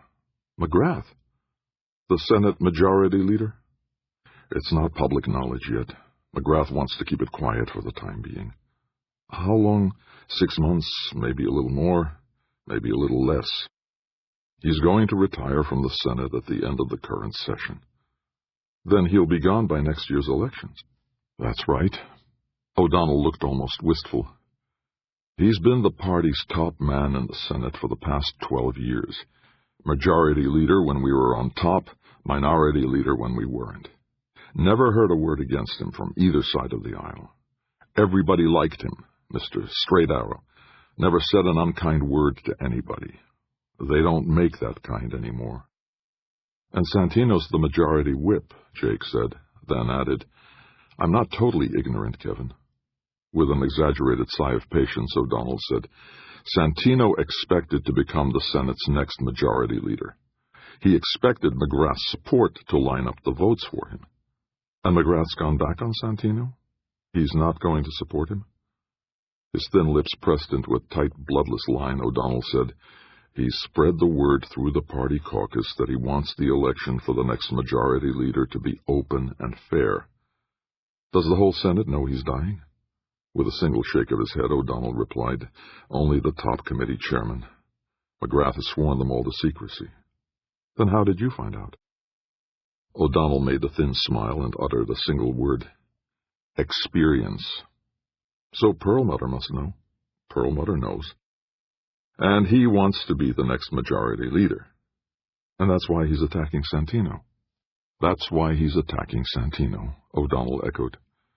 "There's going to be a bloody battle in the party caucus, Santino against Perlmutter. with McGrath sitting it out on the sidelines. The farm lobby against the energy lobby, Jake said. Not the lobbies, Jake, the Senate blocks. The lobbyists aren't involved in this fight. This is strictly party business. Jake corrected himself. The farm bloc against the energy bloc. There's more involved than that, O'Donnell said. But basically, yeah, that's it. Perlmutter against Santino. There's going to be blood on the floor before this fight is over. And the energy plan is in the middle of it. Perlmutter's taking the position that Santino's invading his turf. Your energy plan will hurt farmers. Perlmutter's defending the poor little farmers against the big, bad fossil fuel industries. Bullshit, Jake snapped. He's defending the agribusiness corporations that own the farms. O'Donnell really smiled. At least you understand that much. You know that the energy plan will actually help farmers by bringing down the costs of electricity and fuel. Even the cost of fertilizer and feedstock will go down once we improve the efficiency of producing energy and cut down on our imports of foreign oil. Lord, we spend $7 trillion a year to import oil. Think of how much we'll save. O'Donnell cut Jake off with an upraised hand. Spare me the rhetoric, I know it by heart. I don't believe it, not all of it, but I know the song and dance. It's not a song and dance, Jake objected silently. It can all come true if we could only get the plan implemented. So now you know the background, O'Donnell said. Now you know that your little plan has become a combat zone in the battle for the majority leader's position. With a nod, Jake asked, What do you plan to do? Do? O'Donnell looked almost surprised. There's nothing for us to do. Franklin's got to keep his head down and stay out of the battle. If he's lucky, he'll get a bill to back building the MHD demonstration plant back in Montana. That's the only part of your plan that's going to see the light of day. But that's only one part of the comprehensive plan. Nobody wants your goddamn comprehensive plan, O'Donnell snapped. Get that through your thick skull. You think Santino's going to buck the lobbies that fund his election campaigns? You think the little saint's going to allow himself to be painted as anti-farmers? Get real. Jake leaned back in the wooden chair. It creaked in complaint. O'Donnell pointed a finger at him. I know that Franklin thinks the world of you, but this is politics, Jake, and it's important to Franklin's survival in the Senate. Stay clear of him.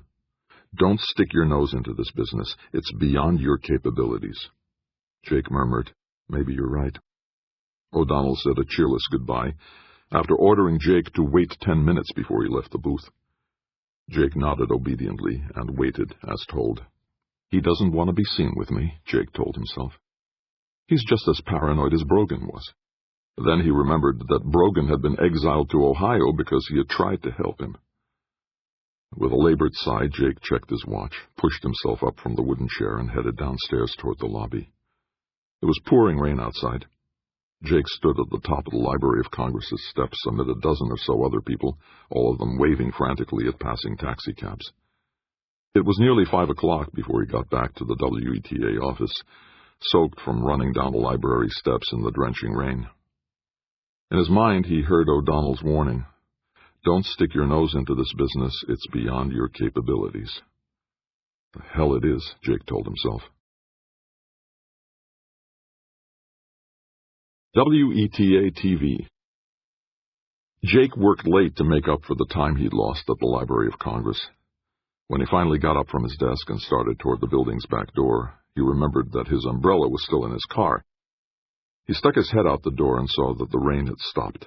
Clouds were scudding across the fat crescent moon, and the parking lot was dotted with puddles, but at least it was no longer raining.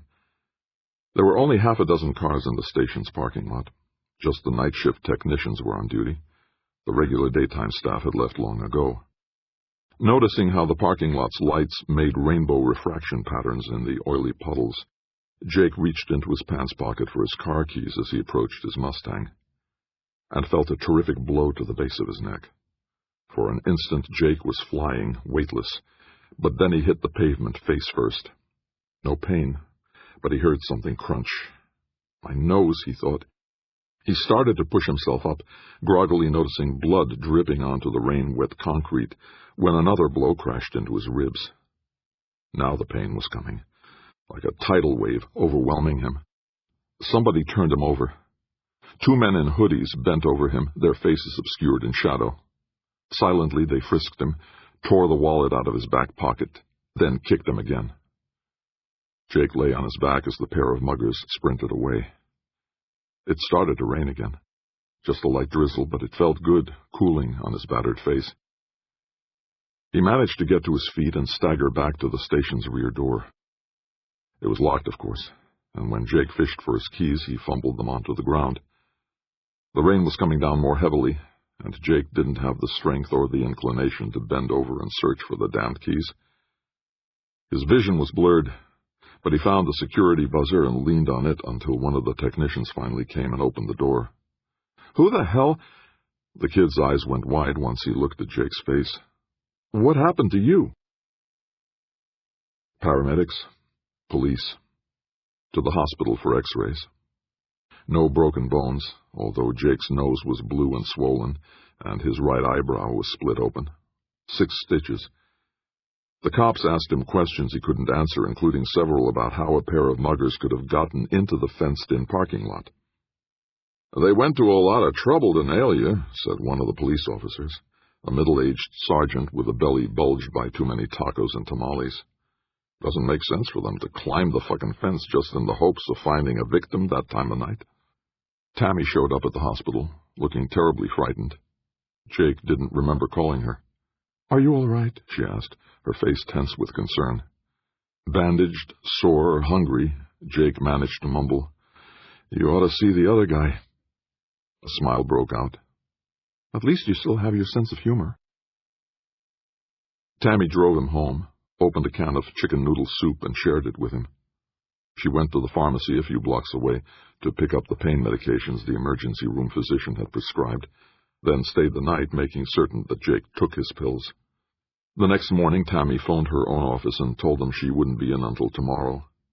Then Jake called WETA and started to explain what had happened to him.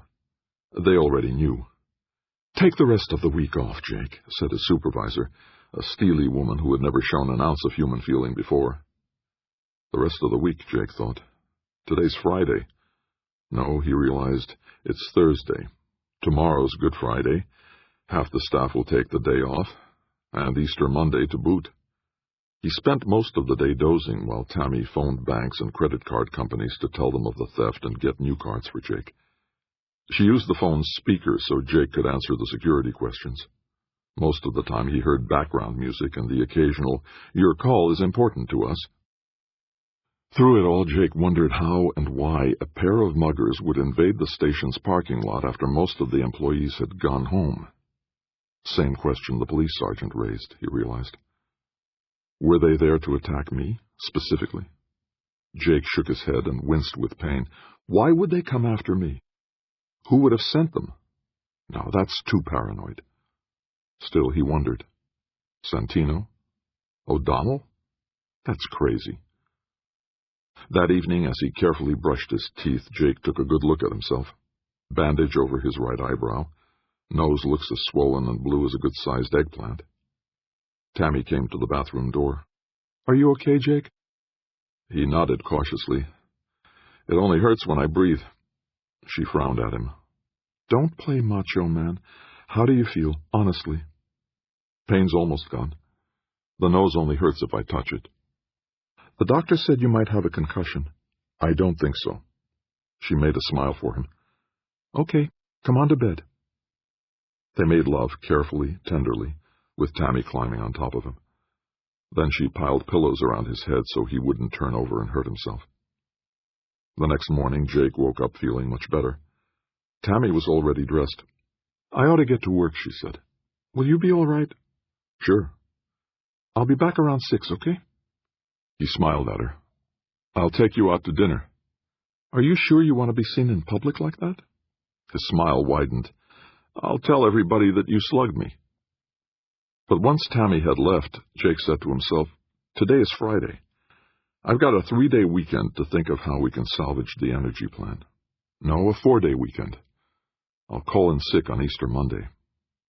Then he thought, If those muggers were sent by somebody to scare me off, they picked on the wrong guy. I'm going to get the energy plan through, even if it kills me. He hoped, though, that things wouldn't go that far. Easter Sunday. Neither Jake nor Tammy was particularly religious, but they attended Easter services at the National Cathedral together. Tammy looked splendid in a softly pink sleeveless dress topped with a pert little chapeau. Jake pulled his trusty blue suit from the back of his closet. Almost matches the color of my nose, he thought. After the ceremony, they had a big brunch in Georgetown. The weather was warm and clear, although the forecast warned of afternoon showers. They decided to take a chance and walk down to Tammy's DuPont Circle neighborhood. "Are you sure you feel good enough to walk all the way?" Tammy asked, eyeing his bandaged brow. "Sure. I've done enough loafing around." As they walked through the bright early afternoon, Jake explained what he'd learned from O'Donnell. "That's all strictly off the record," he told her. "Deep background.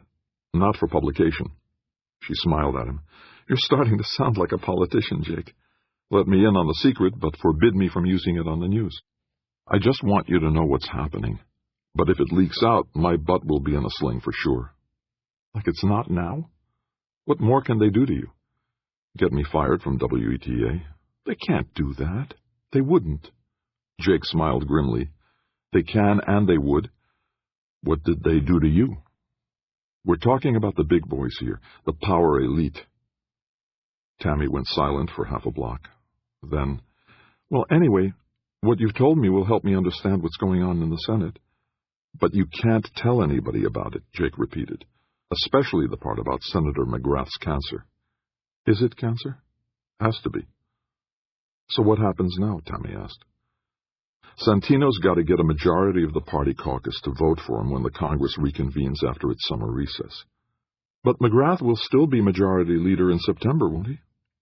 "From what O'Donnell told me, McGrath is going to announce his retirement just before the summer recess." She giggled softly. "That ought to make for an interesting summer." "It's not a laughing matter," Jake said. "There's going to be an earthquake once McGrath announces his retirement." "Santino against Perlmutter. The clash of the titans." With a sardonic grin, Jake said, "You're right. That'll give the news media plenty of action over the summer." Plaintively, Tammy said, "I wish I was still in the news business." "Maybe you can be." "I don't see how.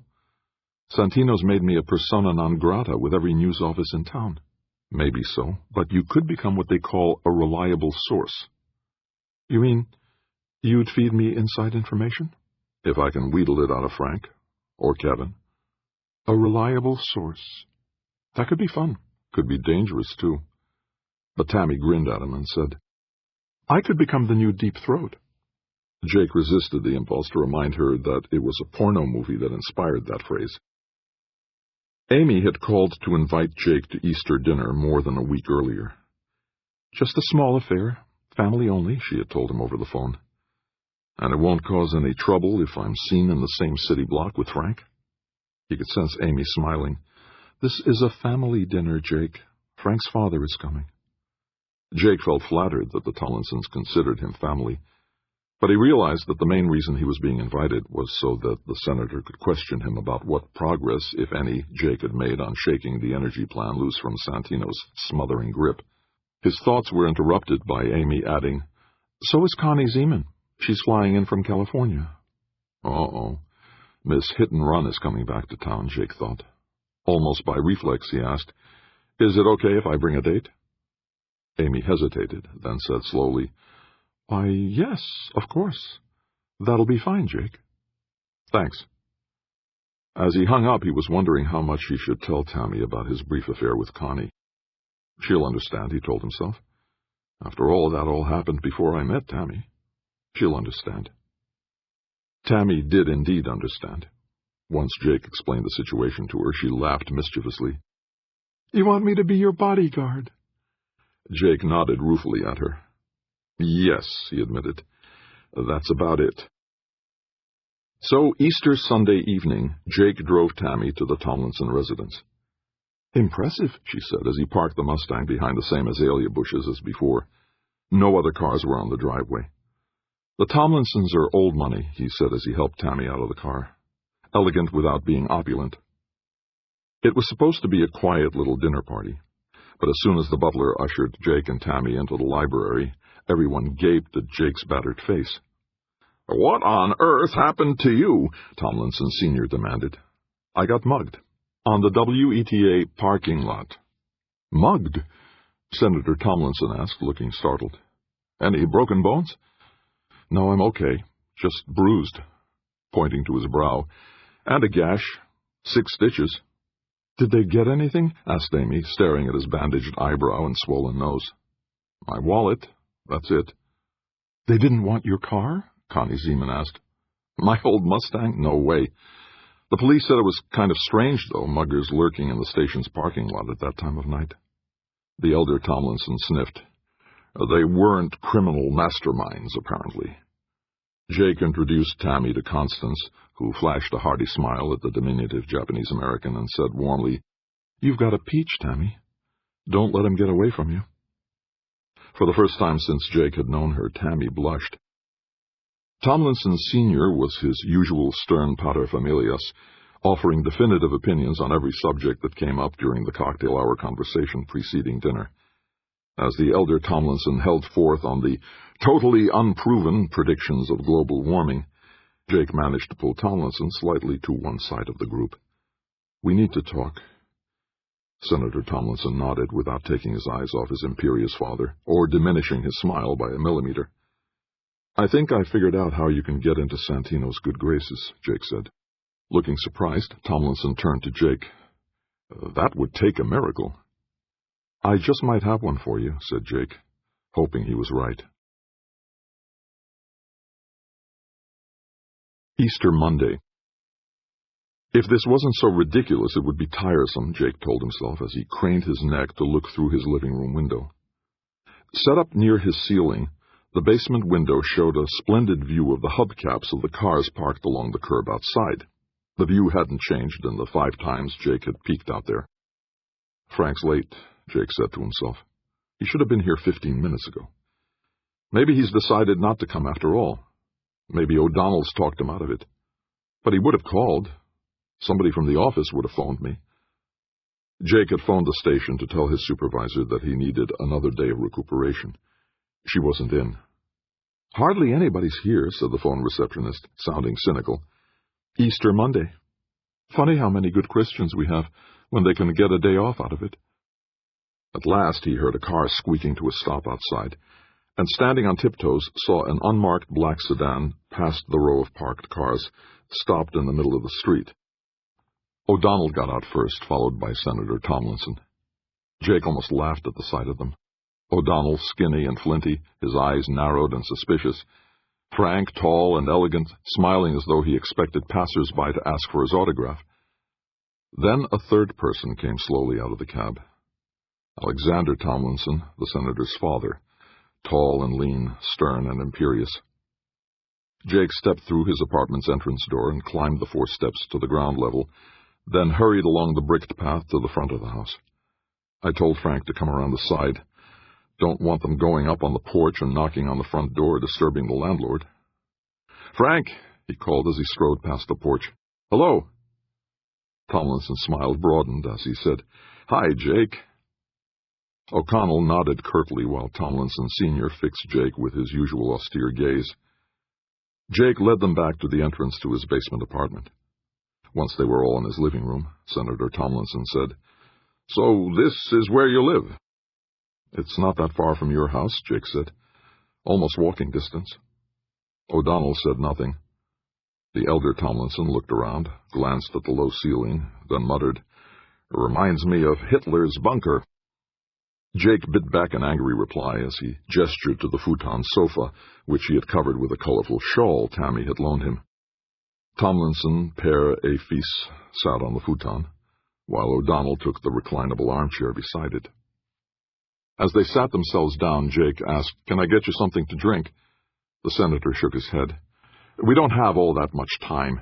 I've got to be in the Senate for a vote on the immigration bill by 4 o'clock. O'Donnell asked, "Do you have any beer?" Jake nodded while the elder Tomlinson gave his son's staff chief a haughty look, then asked for ice water. "So, what's this all about, Jake?" the senator asked. From his minuscule kitchen, Jake replied, "Saving the energy plan." He pulled a bottle of Killian's Red from his mini-fridge, then yanked its one tray of ice cubes out. "You've got a one-track mind," O'Donnell said, practically growling. And, Jake added, "getting Santino the majority leader's post." The three of them sat up straighter. "If you can do that," the senator's father let the thought dangle. Jake placed the beer and the ice water on the coffee table, then wheeled his desk chair to the coffee table and sat down.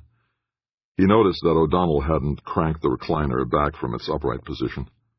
"How's the energy plan going to help Santino?" O'Donnell asked, almost pugnaciously. Jake took in a breath, then plunged. "Instead of burying the plan and kowtowing to Perlmutter and the farm lobby, we show how the plan can help farmers to feed the world's poor people." O'Donnell's bony face twisted into a sour frown. Senator Tomlinson said, "Santino doesn't want to hear a peep about the energy plan. You might as well try to talk him into nuking South Dakota." Jake shook his head. "Frank, you've got to convince Santino that the energy plan is the only way for him to flatten Perlmutter." "Have you ever seen the senator from South Dakota?" O'Donnell asked. "It would take the whole defensive line of the Chicago Bears to flatten that overweight bastard." The senator chuckled, but his father demanded, "What makes you crazy enough to think the energy plan can help Santino?" Jake said, "First of all, Santino has got to bring out the point that growing crops to make ethanol pushes up food prices around the world. Perlmutter is starving poor people in Asia, Africa, the Middle East." Tomlinson Sr. reached for his ice water as he asked, "Starving children?" Nodding, Jake added, "And babies." "I don't know if that's true, Jake," said the senator. "It's true. I've checked it out." O'Donnell took a swig of his beer. "So how's your plan going to feed starving babies in Afghanistan?" Hunching closer to the coffee table, Jake replied, "We produce methanol for the oil companies. Farmers go back to selling their crops for food." "But that means the farmers lose their ethanol money." Jake went on, "Yes, but methanol will lower the prices for the fuels that farmers need to power their combines and reapers and other equipment. They come out ahead economically." Before any of them could react to that, Jake went on, "And as new energy technologies like MHD kick in, the price of electricity comes down as well." "Well, the power companies don't want that," Tomlinson Sr. pointed out. "But by selling the carbon dioxide their power plants emit to the methanol producers, instead of footing the costs of burying their CO2 in the ground, they'll be way ahead economically." The senator mused. "And farms can convert to solar energy and wind power. That'll save them money, too." "You're cutting into the power company's profits again," his father warned. "Not if they get involved in solar and wind systems themselves," Jake countered. "They can make profits from that, too, and show that they're really interested in protecting the environment." "Pie in the sky," O'Donnell groused. "No," Jake snapped. "It's a fundamental shift in our energy priorities. If we carry it off properly, everybody can gain." Tomlinson Sr. murmured, "Obamacare." No, Jake insisted. "The plan doesn't call for federal control of the energy industries. It offers tax subsidies for developing new energy technology. Coal-fired power plants can keep on burning coal and sell their carbon dioxide emissions to the methanol industry. Oil companies' costs will come down, especially as we stop importing so much foreign oil." The senator rubbed his chin thoughtfully. "I don't think Santino will see things your way, Jake." "He will if you convince him that the energy plan will win him the majority leader job," Jake insisted, ticking points off on his fingers. "It'll help people in poor nations, and even lower the price of food here in the States. It'll cut back on the $7 trillion we send overseas every year for foreign oil. Do you realize that 2/3 of our balance of trade deficit comes from importing foreign oil?" O'Connell's eyes widened slightly. 2/3? "Right. And the plan will help the fossil fuel industries to grow without damaging the environment. It's got something for everybody." Tomlinson Sr. asked, "Including the solar power people and all the other greenies?"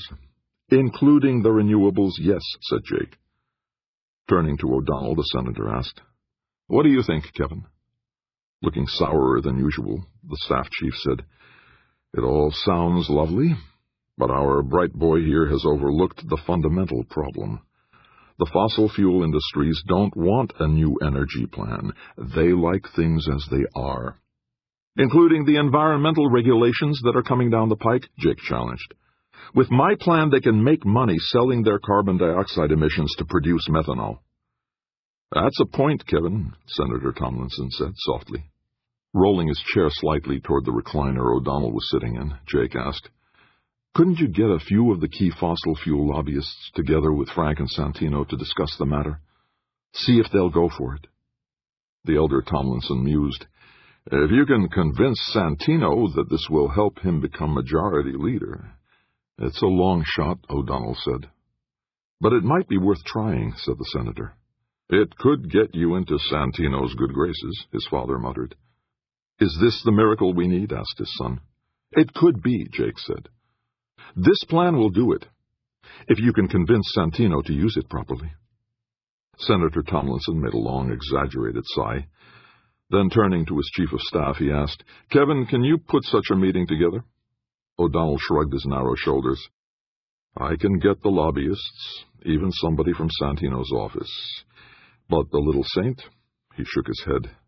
"You'll have to talk to him yourself, Franklin." "I suppose you're right," Tomlinson said without enthusiasm.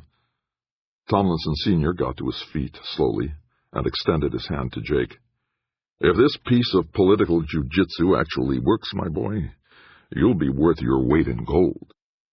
Surprised, Jake took the old man's proffered hand in his own and heard himself blurt, "All I want is my old job back." O'Donnell snorted dismissively. Jake smiled wryly and said, "It's a lot safer parking in the Hart SOB than a WETA. Getting the ball rolling.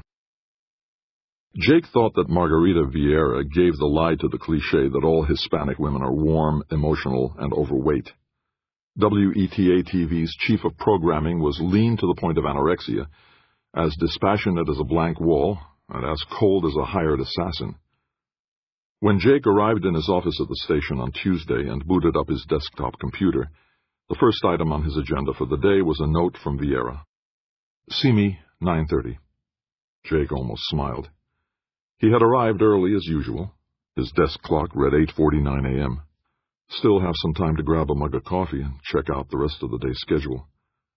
Promptly at 9:30, he rapped once on Vieira's office door, then pushed it open. She was at her desk, on the phone. With her free hand, she waved him into the chair in front of the desk. "Yes, I'll tell him," she said into the phone in her sharp adenoidal tone. "I'll have him call you back." As she hung up the phone and Jake sat down, Vieira focused on Jake's bandaged brow. "That's from the mugging?" Jake nodded. 6 stitches. Nudging her sharp chin in the telephone's direction, she said, "That call was from the police. They say they found your wallet." "Great." Looking almost pleased, she added, "No cash in it, and the credit cards are all gone." With a groaning sigh, Jake said, "I had expected that." "Sergeant Quintero, he says he gave you his card." Jake nodded again, although he couldn't remember where he'd put the police sergeant's card. Vieira shifted to station business. "This NASA guy, Knowles, says he's got an idea for a special he wants us to produce." "He does?" "He says you gave him the idea for it." "Oh," Jake said, "the space solar power thing. Would you be kind enough to tell me what you're cooking up?" Jake tried to ignore her sarcasm. "I think it's something that can get NASA the kind of public backing the agency hasn't had since the old Apollo days." "I was just a child then," Vieira said. "My brothers were real interested in it. Stayed up to watch the TV broadcasts from the moon." "It was an exciting time," Jake said. Vieira's lean face was totally indifferent. "The first landing was exciting, I guess. The rest of them were just the same old thing." Jake resisted the impulse to shake his head in disappointment. "So what's the bright idea that's got Knowles so worked up?" "Space solar power," said Jake. "Using satellites to generate electricity from sunlight in space, and then beaming the power down to the ground. Clean electricity. No power plants on the ground burning coal or oil." Or natural gas, Vieira added. Right. The power plant is the sun, 93 million miles away. Looking thoughtful, Vieira asked, could this replace nuclear power too? It could. Power plants in space. NASA could lead the way on this and show the taxpayers that space technology can help them, the man on the street. May I remind you that you work for WETA-TV, not NASA? I know. But if we do this show right and promote it properly, it could be a big winner for the station, get us lots of viewers. Vieira eyed Jake for a silent moment, then said, so you think we should produce a special on the subject? I think it could be a good idea. Of course you do, since it was your idea in the first place. It would make a great show, Jake urged. It would be a damned expensive show. Shaking his head, Jake countered, NASA could provide most of the footage, NASA and some of the industry contractors that have done studies on the idea. All we'd have to do is shoot interviews with key players. And man-in-the-street interviews, Vieira added. They're cheap enough. I think it would make a really great show. Maybe, Vieira said, with just the trace of a smile on her thin lips. Let me get some cost figures run up. Noel says he can put us in contact with the industry people. Good. I think we could win an Emmy with this. Vieira's expression turned scornful. Don't get carried away with yourself, Jake. Don't start writing your acceptance speech. He grinned at her. You'd be the one accepting the Emmy, not me. Maybe. We'll see. You get Knowles to give you the contacts for getting footage, and I mean good footage. Hardware, animation, CGI, not talking heads. Jake got to his feet. I'll call him right away. He got as far as the door before Vieira told him, and phone that police sergeant. Right, said Jake, hoping he could remember where he'd left the cop's card. As he headed back toward his own little office, he wondered if this special about space solar power could be used in the campaign to make his energy plan a weapon in Senator Santino's struggle against Senator Perlmutter. Probably not, he thought. By the time the station produces the show and gets it on the air, the battle over the next Senate Majority Leader will be already decided. And yet there was something in that kernel of an idea, something that nagged at the edge of his consciousness. If I can get Tammy to tell some of her friends in the news media about how the energy plan can help to feed poor people around the world, maybe that could start the ball rolling. Then he remembered that Senator Tomlinson was scheduled to deliver a commencement speech in a few weeks at some university in Pennsylvania. Get him to talk about how energy policy influences the price for food around the world. Get major news coverage, splash it over the blogosphere. That'd get the ball rolling. Suddenly he remembered where he'd left Sergeant Quintero's card. It was right there in his back pocket, inside a folded-over envelope that he'd used as a makeshift wallet until he could get to a store and buy a new one.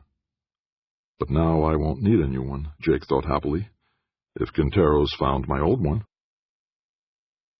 Jake had expected the Metro Police Station to be a seedy, rundown affair. Instead, it was bright, modern-looking, clean and well-lit. A young woman in police uniform sat at a desk just inside the front door and pointed him toward Quintero's office. You're lucky, she said as she put down her phone. In another 5 minutes, he'd be on his way to lunch. Jake hurried down the corridor the receptionist indicated and stepped into a large room filled with rows of desks, most of them unoccupied. Quintero was standing off by the windows with a pair of other cops deep in conversation, but he noticed Jake threading his way through the desks and walked over to meet him. Mr. Ross, he said. Jake saw details he had missed on the night of the mugging. Quintero was well over 6 feet tall, his hair a grizzled, short-cropped salt and pepper, his mustache all gray. He had wide shoulders, but his gut hung over his belt noticeably. Sergeant Quintero, said Jake. Leading Jake back toward his desk, Quintero said, We found your wallet. Money and credit cards weren't in it, though. How did you find it? Jake asked. Waggling one hand, the sergeant said, Routine search of the neighborhood. It was in a trash can. Most police work boils down to pounding the pavements. He opened his top desk drawer and pulled out a plastic baggie with Jake's wallet inside. Can you identify it? Quintero asked. Frowning in thought for a moment, Jake said, It's got a picture of my late wife in it, if they didn't take that too. No, the picture's still there, Quintero said, holding the baggie with his fingertips. What's she wearing? Jake squeezed his eyes shut, remembering. A dress with a flower pattern. She's blonde. That is, she was blonde. Taking the wallet out of its protective plastic, Quintero handed it to Jake. She was very pretty. I am sorry for your loss. Jake nodded, surprised that just the thought of Louise's photograph could cause him so much pain. As he accepted the wallet, Jake asked, I don't suppose you found any fingerprints or anything else you could use to track down the muggers? Nah, they wiped it down before they tossed it. Before Jake could reply, the sergeant went on, but they got a little careless with the credit cards. Used your gasoline card on I-95 in Maryland, and again in Rhode Island. Rhode Island? Guess they didn't realize we could track the card so fast. Rhode Island, Jake thought. Christ almighty, those goons were sent by Jacoby. The Lehigh speech. As O'Donnell had expected, Senator Santino avoided meeting with Tomlinson. The little saint considers our man persona non grata, the staff chief told Jake. They were having lunch together at a busy delicatessen halfway between the WETA office and Capitol Hill. Jake found the corned beef sandwich delicious, especially with the tangy mustard. Lean though he was, O'Donnell ordered pastrami and wolfed it down greedily, much to Jake's surprise. Kevin must have a high metabolism, he thought. How about getting together with some of Santino's people and a couple of the lobbyists? Jake asked. He's stalling on that, too, O'Donnell replied. He wiped his chin with his napkin, then said, It's like I told you, Jake. The little saint doesn't want to have anything to do with Franklin or your energy plan. Jake nodded, but he said to himself, Then we're just going to have to change the little saint's mind. Pulling a thumb-sized USB drive from his shirt pocket, Jake said, I put together some ideas that Frank can use in that graduation speech he's giving. Accepting the drive, O'Donnell said dourly, Lehigh University, not the big leagues. I know, Jake said, thinking, but we can make the big leagues take notice, if we play our cards right. After all, Westminster College in Fulton, Missouri wasn't the big leagues either. But Churchill's Iron Curtain speech got plenty of attention anyway. Lehigh University? Tommy asked. That's in Pennsylvania, isn't it? Up in the hills. Jake nodded. In Bethlehem, about halfway between Philadelphia and New York. Nearly 3 weeks had passed since his lunch with O'Donnell. They were sitting in Jake's living room, picking on Chinese takeout set in cardboard cartons on the coffee table. Jake had opened a bottle of Chianti, reasoning that Chianti went with just about any food, even Mugu Gai Pan. Also on the coffee table was another USB drive, this one holding the entire finished speech that Senator Tomlinson was going to give at Lehigh the next week. I've worked with Frank on this speech, Jake explained. It spells out the relationship between energy policy and world food prices. So that's what you've been doing this past month, Tammy said, arching a brow at him.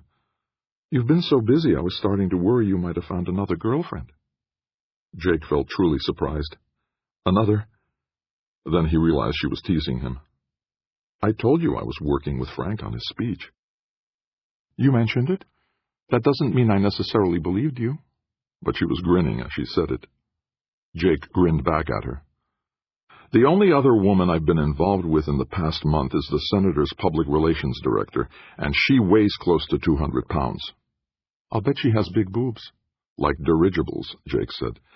But I prefer slimmer, sleeker women, like you.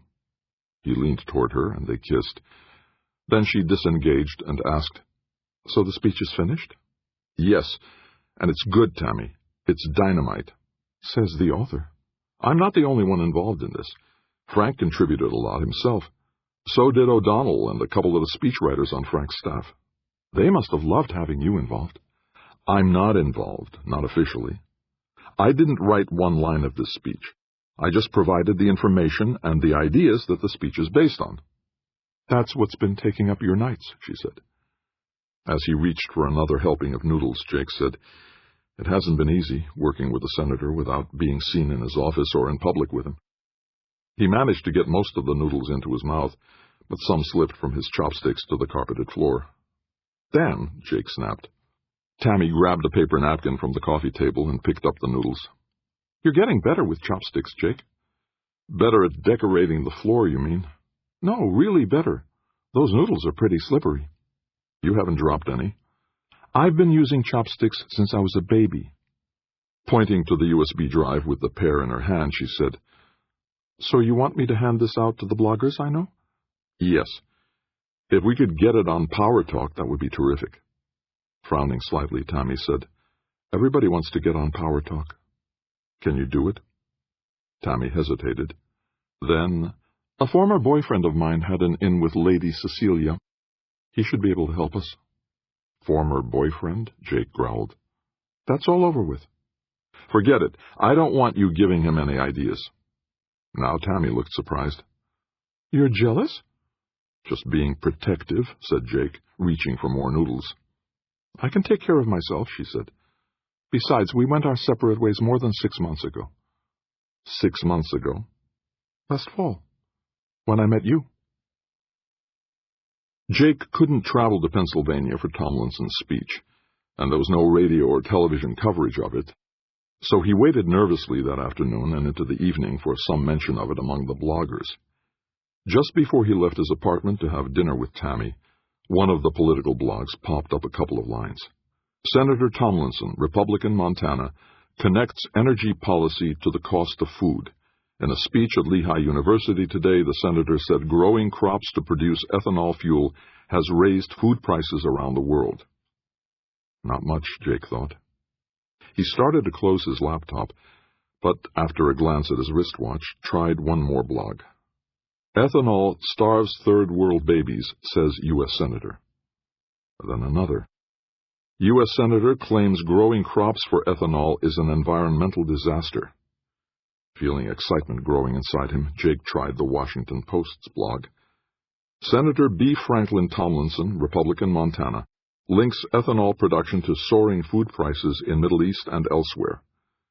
Is it fair, is it right for us to literally take the food out of poor people's mouths when we can move to better energy technologies that will make America the world's leader not only in energy production, but in helping the developing nations to feed their people?"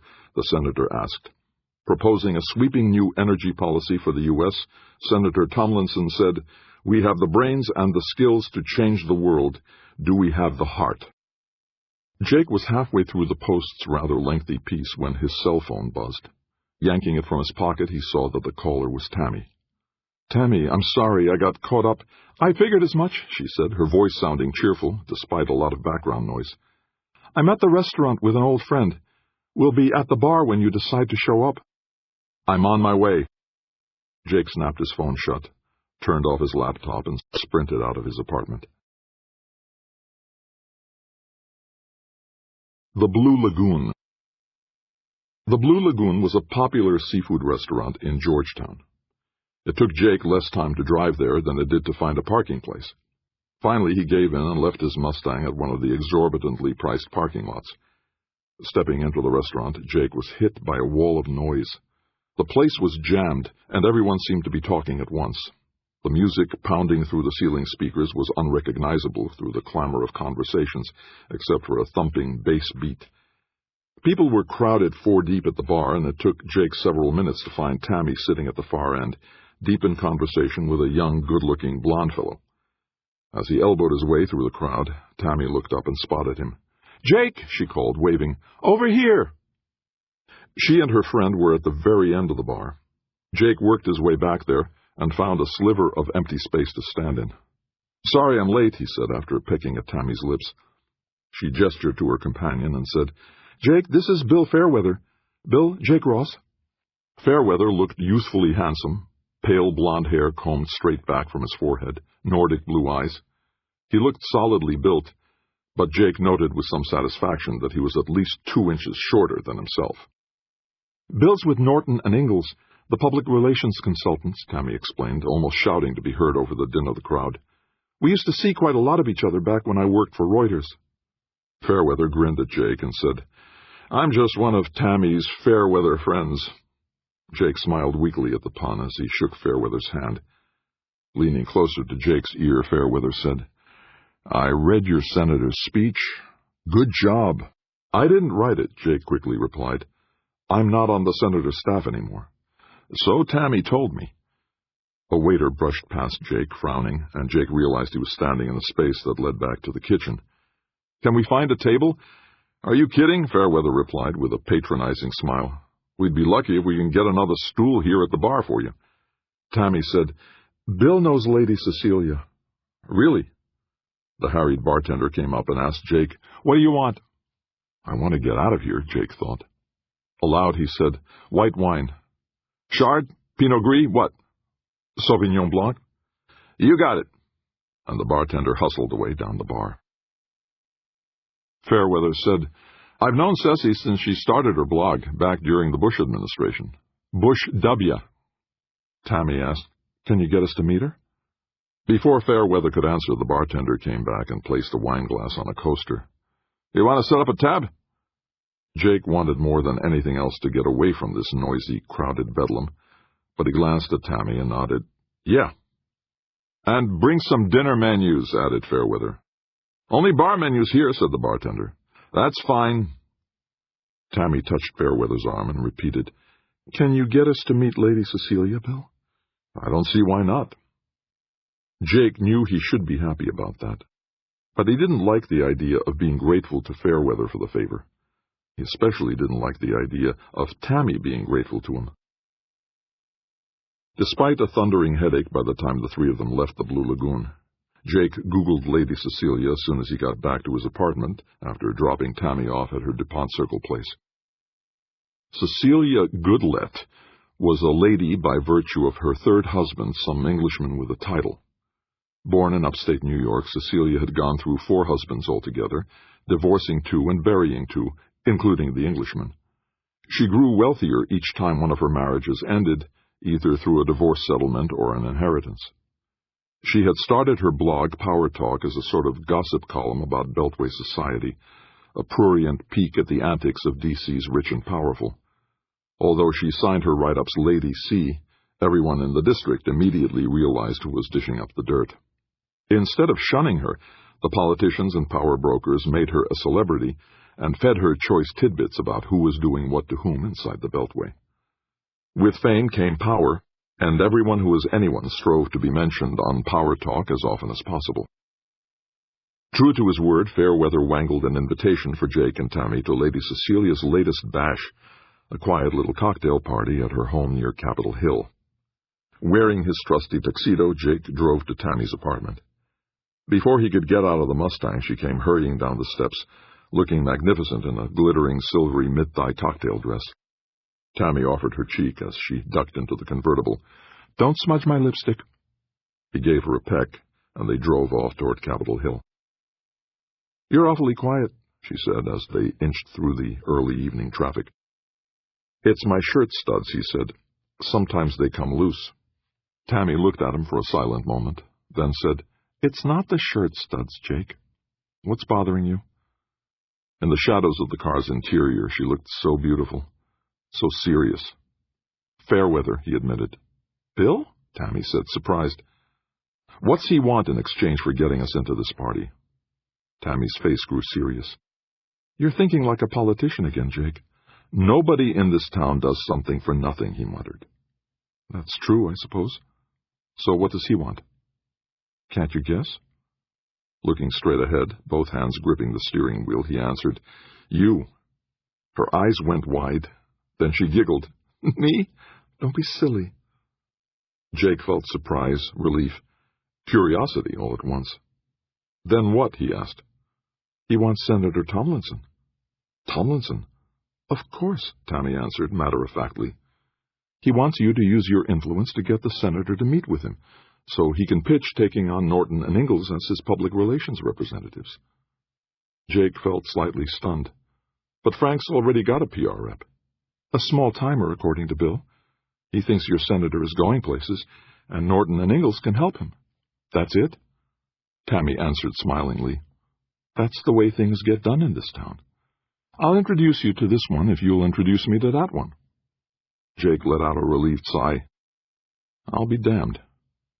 Tammy patted his knee. Nobody's interested in me except you. Now let's meet Lady Cecilia. Lady Cecilia. From the outside, Cecilia Goodlet's home didn't seem to be all that special. A row house on a side street within the shadow of the Capitol's dome. But the houses looked wider and in much better condition than the row houses Jake had known as a child. The sidewalks were clean, and each house on the block had a tiny square of grass in front of it. Compared to his old neighborhood, this was posh. Once inside, the quiet little cocktail party turned out to be 40 or 50 people, the cream of Washington's power elite. Most of the men were in tuxedos, the women in sweeping gowns aglitter with jewels. Jake recognized several senators and members of the president's cabinet, all sipping champagne or harder booze and chatting with each other amiably. Jake marveled at the intricacies of Washington society. Politicians who were at each other's throats in public were talking together here like long-lost friends. Tammy and Jake stood just inside the house's front door, in the small entryway. A young woman in a cocktail waitress's black short-skirted dress carried a tray of champagne flutes to them. Through the archway that led into the living room, they could see that the party was already in full swing. "That's Senator Perlmutter," Tammy pointed out, "over by the fireplace with the Secretary of Agriculture."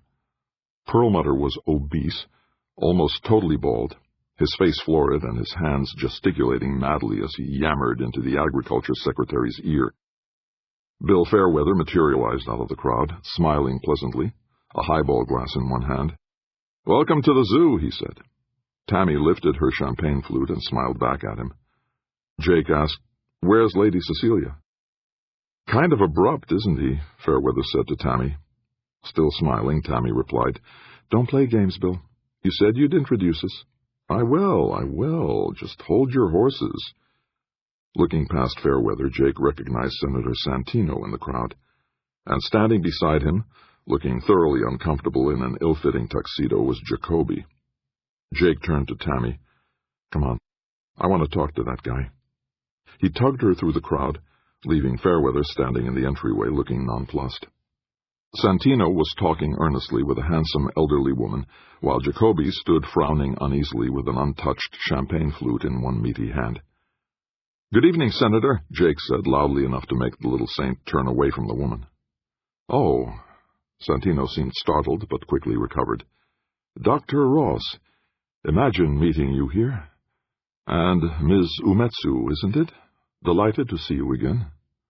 Turning back to the elderly woman, he introduced, "This is Mrs. Larrabee, one of the directors of the Smithsonian Institution. Edna, this is Dr. Jacob Ross, formerly with Senator Tomlinson's staff, and Tamiko Umetsu, formerly with the Reuters news agency." "Both formerlies were your doing, you sneaky son of a bitch," Jake grumbled inwardly. Barely holding on to his temper, Jake said, "Tammy, meet Bert Jacoby from Providence, Rhode Island." Jacoby forced an uncertain smile. Santino resumed chatting with Mrs. Larrabee, while Jake maneuvered himself next to Jacoby.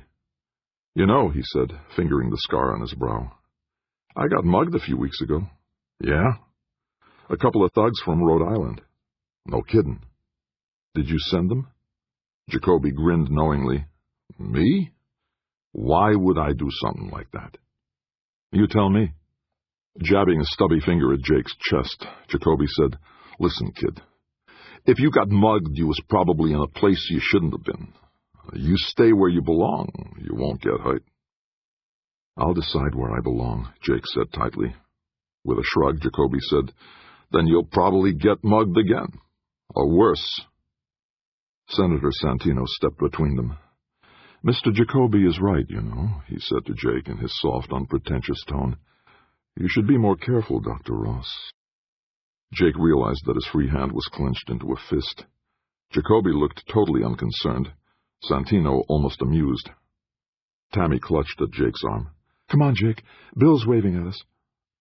Jake let her drag him away, wondering what he would have said next if she hadn't.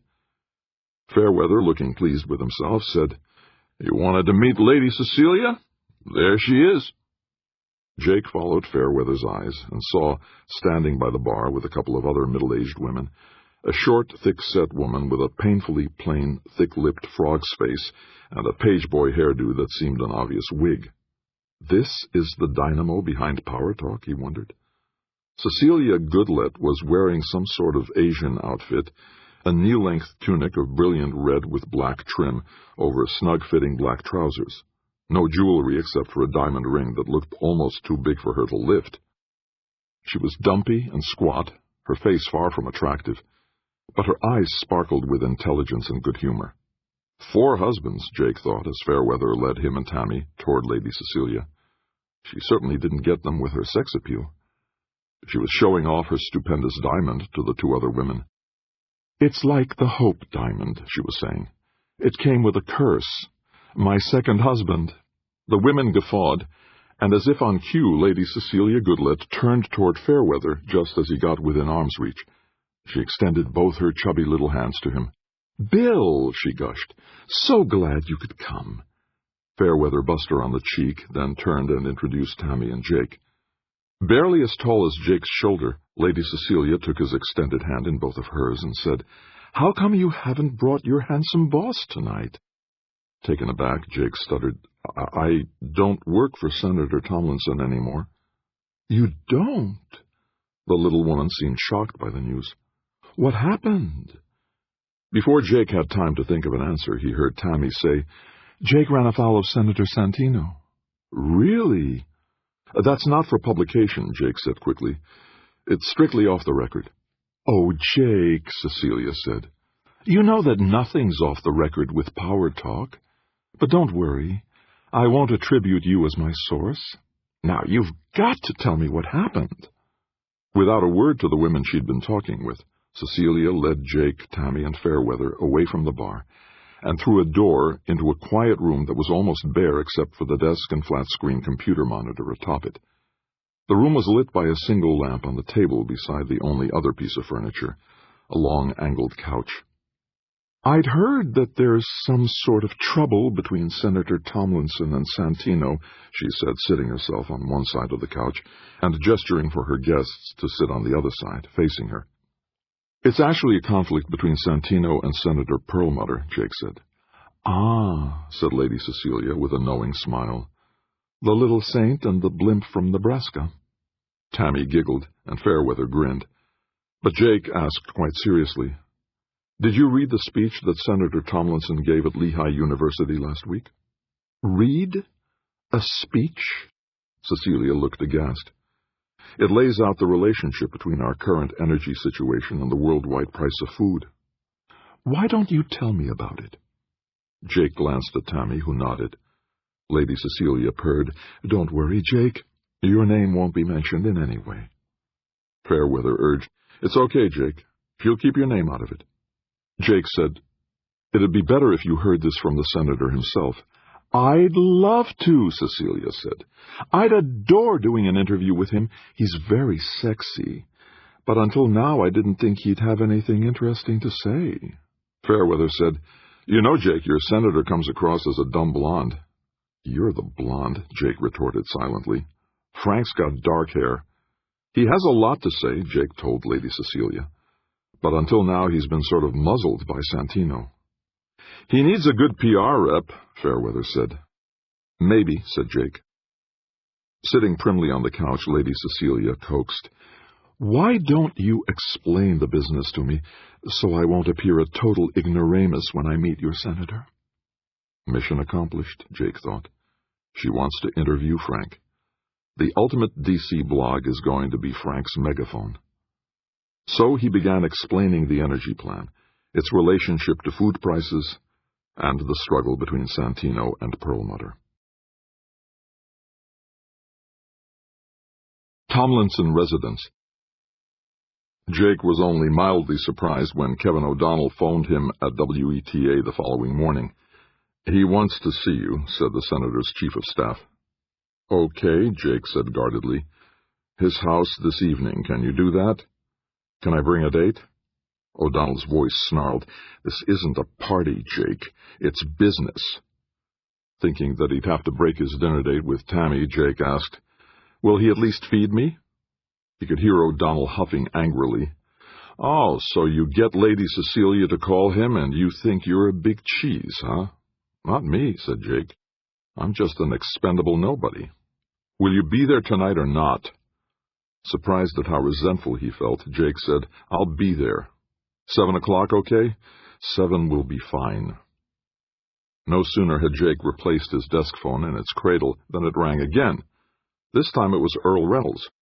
Hello, Earl, he said pleasantly. Reynolds' tone was not pleasant. The senator got a call this morning from some dude at Norton and Ingalls. Bill Fairweather, said Jake. Right. So now you're a PR consultant? Jake puffed out a breath. No, I'm just returning a favor. And you've got the senator onto Power Talk, too. I guess I did. I could have gotten him onto Power Talk, you know. We didn't think he was ready for that. Not yet. We were staying low, out of Santino's way, and now you bust in and make a mess of everything. Holding on to his rising temper, Jake replied evenly, Sorry if I tread on your toes, Earl. I thought I was helping, not hurting. Just stay out of my turf, Reynolds said. Jake got the mental impression that he was trying to sound like one of the teenage toughs in West Side Story. I'm only trying to help Frank. Yeah, and we don't need any damned Norton and Ingalls either. Reynolds hung up with a bang. Jake held the phone for a moment, then shook his head. No matter what I do, it's wrong, he thought. At least that's what they think. Late that afternoon, as Jake was tidying up his desk before leaving for home, one of the news producers popped his head through his doorway. Got a minute? She asked. Jake tried to remember her name. Gloria something, he thought. Tall and lank, with stringy dark hair falling past her shoulders. A minute, he said. Stepping into his office, she said excitedly, There's a tropical storm gathering strength in the Gulf of Mexico. The Weather Service has named it Belinda. They say it could become a hurricane, and isn't it kind of early for a hurricane? She shrugged. Season began June 1st, but yeah, they don't usually spool up so soon. Before Jake could ask why she was talking to him about the storm, she explained, Looks like Belinda's heading for the offshore oil rigs off the Louisiana coast. By the time it hits them, it'll be a full-fledged hurricane, maybe Category 3. Like Katrina, Jake breathed. Nodding, the producer said, So what happens to those oil rigs if the storm hits them? Jake said, They're built to withstand a pounding. Yeah, but they shut down, don't they? For a day or so. Maybe more? Could be. Depends on how much damage the storm does. So what does that do to gasoline prices? He saw at last what she was driving at. Gas prices go up, naturally. For a few days, maybe a week. More than a week? She asked eagerly. Depends on how much damage the storm does to the rigs, how quickly they can get back online after it blows over. Gas prices spike for a week or longer, she said, looking pleased. Jake nodded minimally. Could be. Okay, great, thanks. And she left his office. Jake shook his head. News people. The more it's burning or bleeding, the more they like it. Or drowning. As he drove toward Tomlinson's house, Jake realized why O'Donnell was ticked off. I'm showing him up. Frank ditched me, but I still got Lady Cecilia to call him for an interview on Power Talk. O'Donnell didn't do it, I did. And Reynolds, too. He's afraid I'm invading his turf. Almost Jake smiled to himself. Behold the lowly turtle, he thought. He can't make progress unless he sticks his neck out. O'Donnell and Reynolds don't want to stick their necks out. They're afraid of getting their heads chopped off. Maybe I ought to be afraid of getting my head chopped, Jake told himself, as he parked his Mustang behind the azaleas. But what the hell more can they do to me? I've got nothing to lose. The senator opened the front door himself, looking serious, almost somber, his shirt sleeves rolled up the elbows, his tie pulled loose, and his collar unbuttoned. Hello, Jake, he said, gesturing Jake into the foyer. With an almost apologetic grin, he explained, Butler's night off. Jake followed him down the hallway to the library. O'Donnell was already there, sitting in one of the armchairs with a tumbler of whiskey in his hand. Amy's out, too, Tomlinson said, heading for the bar set up on the rolling cart. She's at some charity dinner in Alexandria. Just us guys, Jake said, following the senator to the bar. Help yourself, said Tomlinson as he splashed scotch into a lowball glass. Jake poured himself a glass of water, thinking, better keep a clear head. Tomlinson sat on the sofa. Jake took the chair by the coffee table opposite O'Donnell. "I've agreed to do an interview on Power Talk," the senator said. Jake nodded.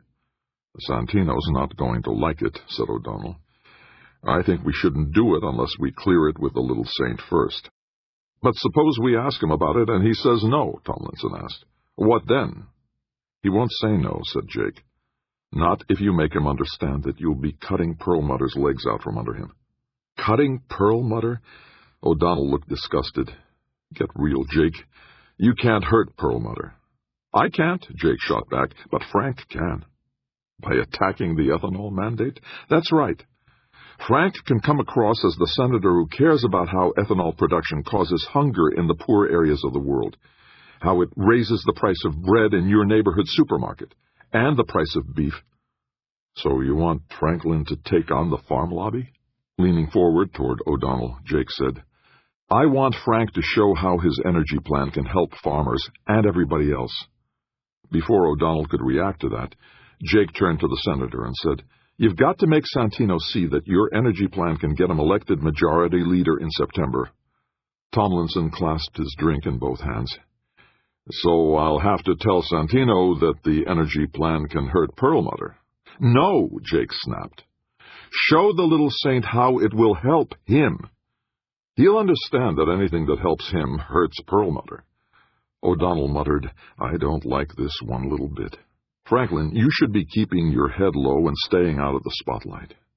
Hell, I could have gotten you onto power play, but we agreed you didn't want to get Santino pissed at you." Grimly, Tomlinson said, "He couldn't be more pissed with me than he is now. Maybe Jake's right. Maybe it's time to fight back." "It's a mistake," O'Donnell insisted. "A big mistake." Tomlinson broke into a grin. "Maybe, but it's better than doing nothing. Set up a meeting with Santino for me, Kevin, would you please?" "You'll be committing political suicide." "Maybe, but that's better than being buried alive like I am now." Jake said, "Why don't you bring me along when you meet with Santino? You can blame the whole situation on me." Tomlinson glanced at O'Donnell, then said, "Not a bad idea, Jake." The expression on O'Donnell's face could have etched steel. Senator Santino's office.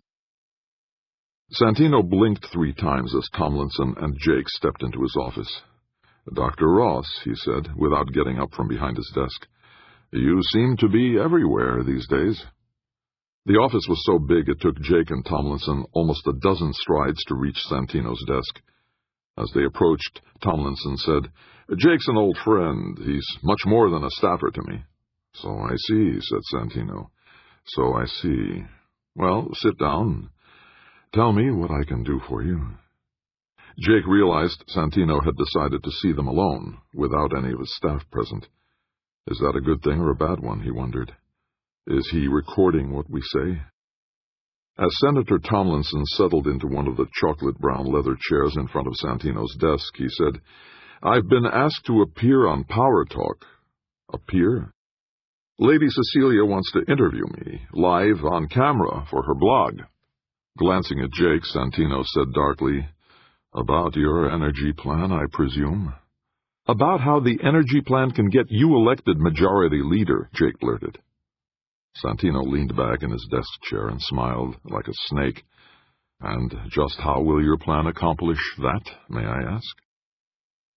Tomlinson said, "The ethanol mandate has raised food prices around the world. I know that. Regrettable, unless you're in the agribusiness industry." "The energy plan will encourage farmers to resume producing food," Tomlinson went on, "and at the same time lower their costs with cheaper fuel and cheaper electricity." "In 10 years or so," Santino countered. "Less than that," Jake said. "In 3 years, the cost of gasoline will be 10% lower than it is today, maybe more than 10%. And you think that will balance the income farmers will lose if the ethanol mandate is eliminated?" "You don't have to eliminate the mandate," Jake said. "Just subsidize methanol production for 5 years. Let the farmers and everybody else buy gasoline that's mixed with methanol. Let the free market do its work." Pointing a lean finger at Jake, Santino said, "With government subsidies for methanol? That's hardly a free market." The subsidies will be temporary, 5 years. Young man, there's no such thing as a temporary subsidy.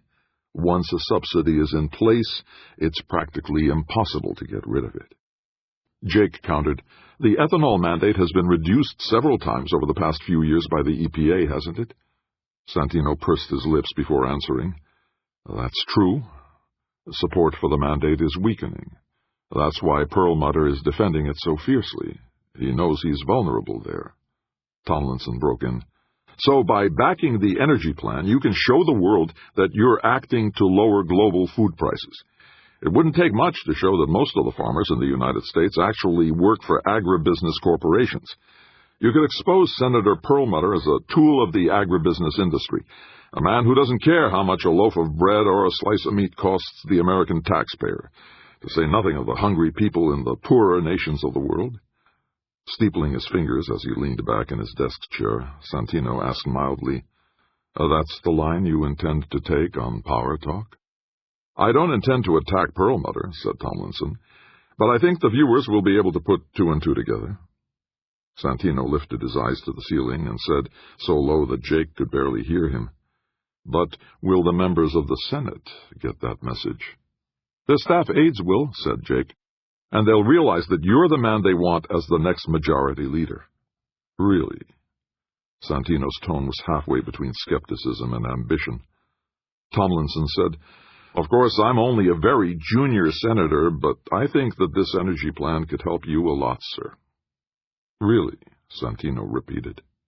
Silence fell over the room for several agonizingly long moments. I think my appearance on Power Talk could be the first step in your campaign against Perlmutter, Tomlinson said. Of course, I wouldn't mention the senator by name, but... Raising a hand, Santino said, I understand. I see the picture. You'd better not mention my name, either. Tomlinson nodded. But I should mention that the Energy Committee is reviewing the plan. Yes, of course. And mention that the committee is very much aware of the relationship between energy prices and food prices. Tell them that our plan will help the farmer and the consumer.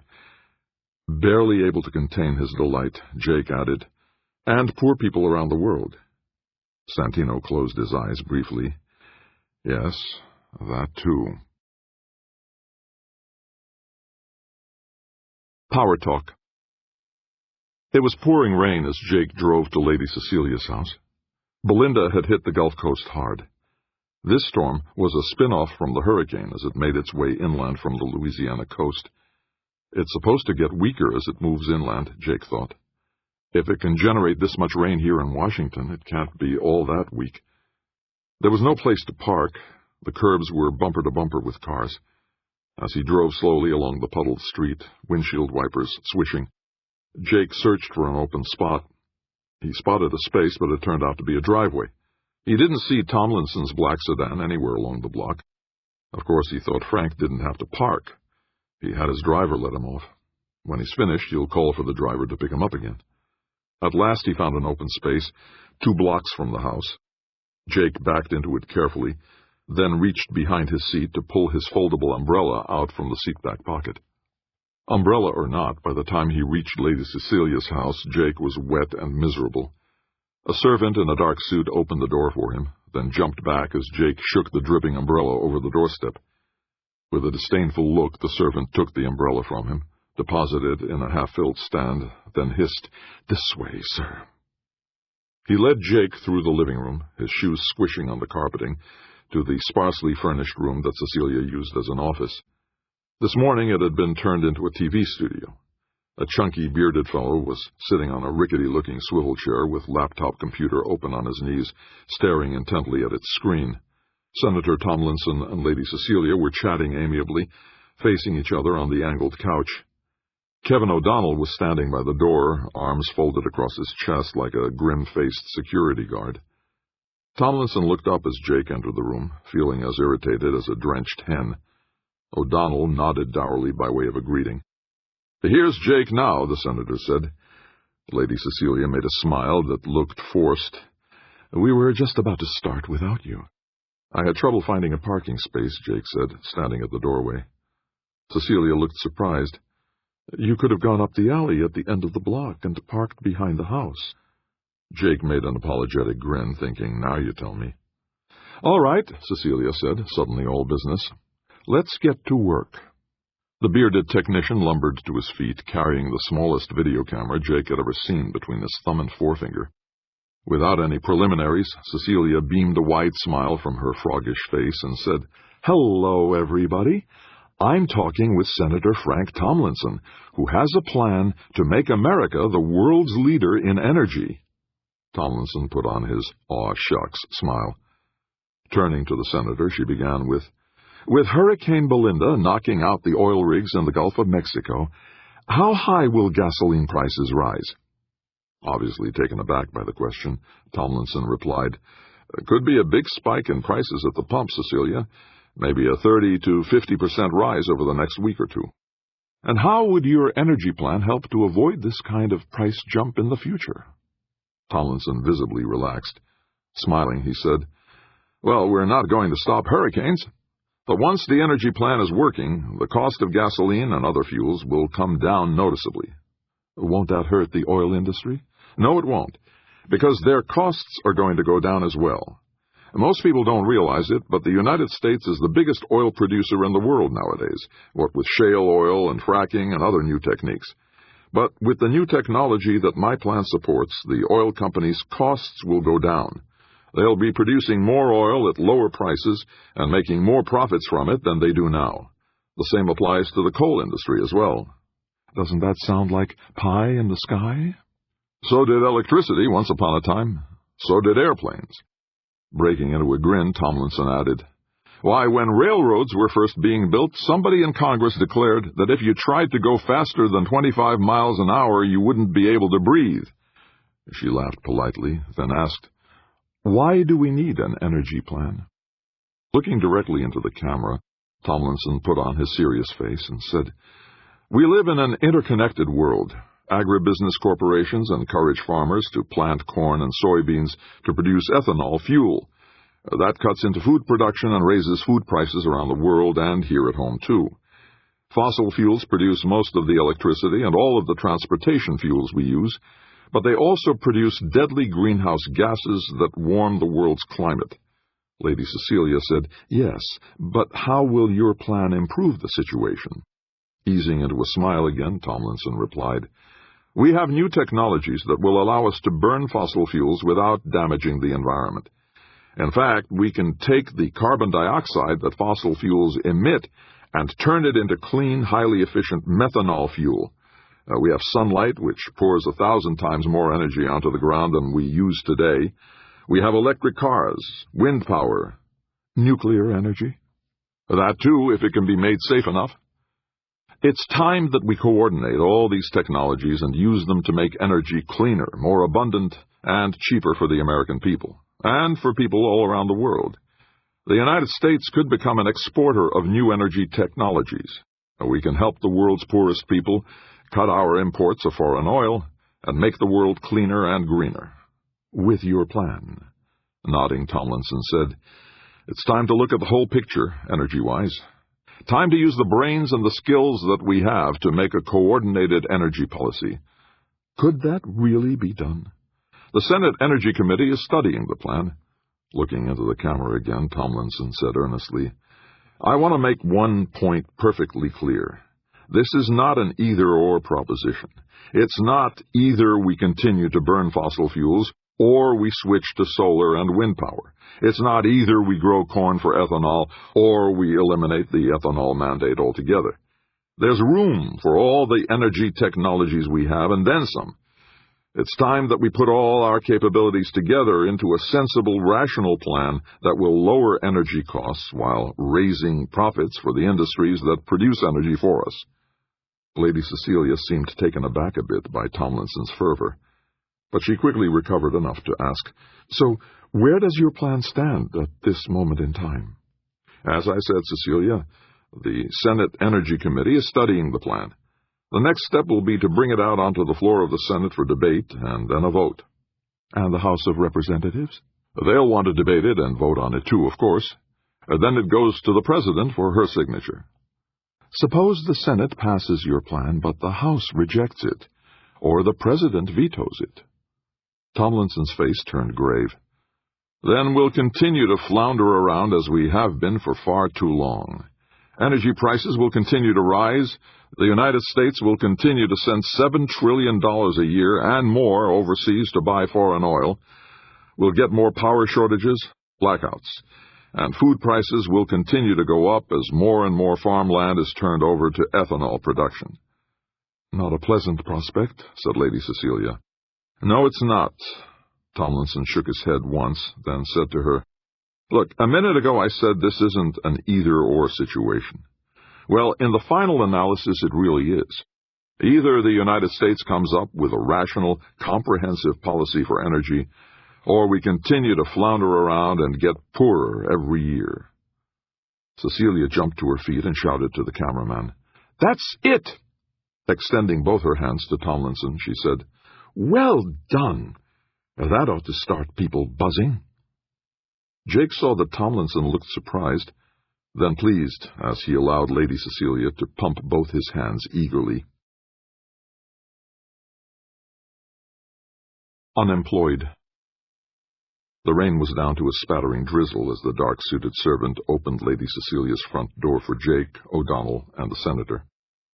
Wordlessly, he took Jake's still-dripping umbrella from the stand just inside the door and handed it to him as if it was a rotting dead fish. Stepping outside, Jake saw a patch of blue sky among the scudding gray clouds. Might be a good omen, he thought. Tomlinson was grinning happily, while O'Donnell used his cell phone to call for their chauffeur. I thought it went well, the senator said.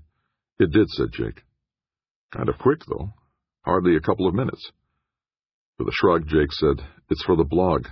Short attention spans. Tomlinson nodded, but he still looked concerned. Jamming his phone into his jacket pocket, O'Donnell groused, We'll see what the little saint thinks of it. The black sedan pulled up. Can we drop you someplace? Tomlinson asked Jake. I'm parked a couple of blocks down the street, Jake said, pointing. Hop in, then.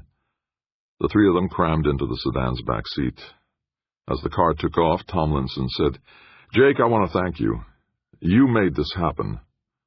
Jake thought, should I ask for my job back? Is this the right time? O'Donnell pricked that balloon. Don't start the victory celebration just yet. Wait till we get Santino's reaction. Tomlinson nodded soberly. We ought to get a reaction from him before the day's out. Cecilia said the interview will be posted on her blog before lunchtime. And Jake thought, better keep my mouth shut for now. As he passed the WETA newsroom on the way to his office, Jake saw that several of the TV monitors were showing satellite images of a hurricane. He stopped and stared through the newsroom window, wondering what was going on. Belinda was supposed to be breaking up over Arkansas and western Tennessee, he knew. Yet this looked like a full-blown hurricane, its eye easily discernible amidst its swirling white clouds. Then he saw a caption at the bottom of the screens, Hurricane Carlos. Jake sighed. Another one. And it's not even the 4th of July yet.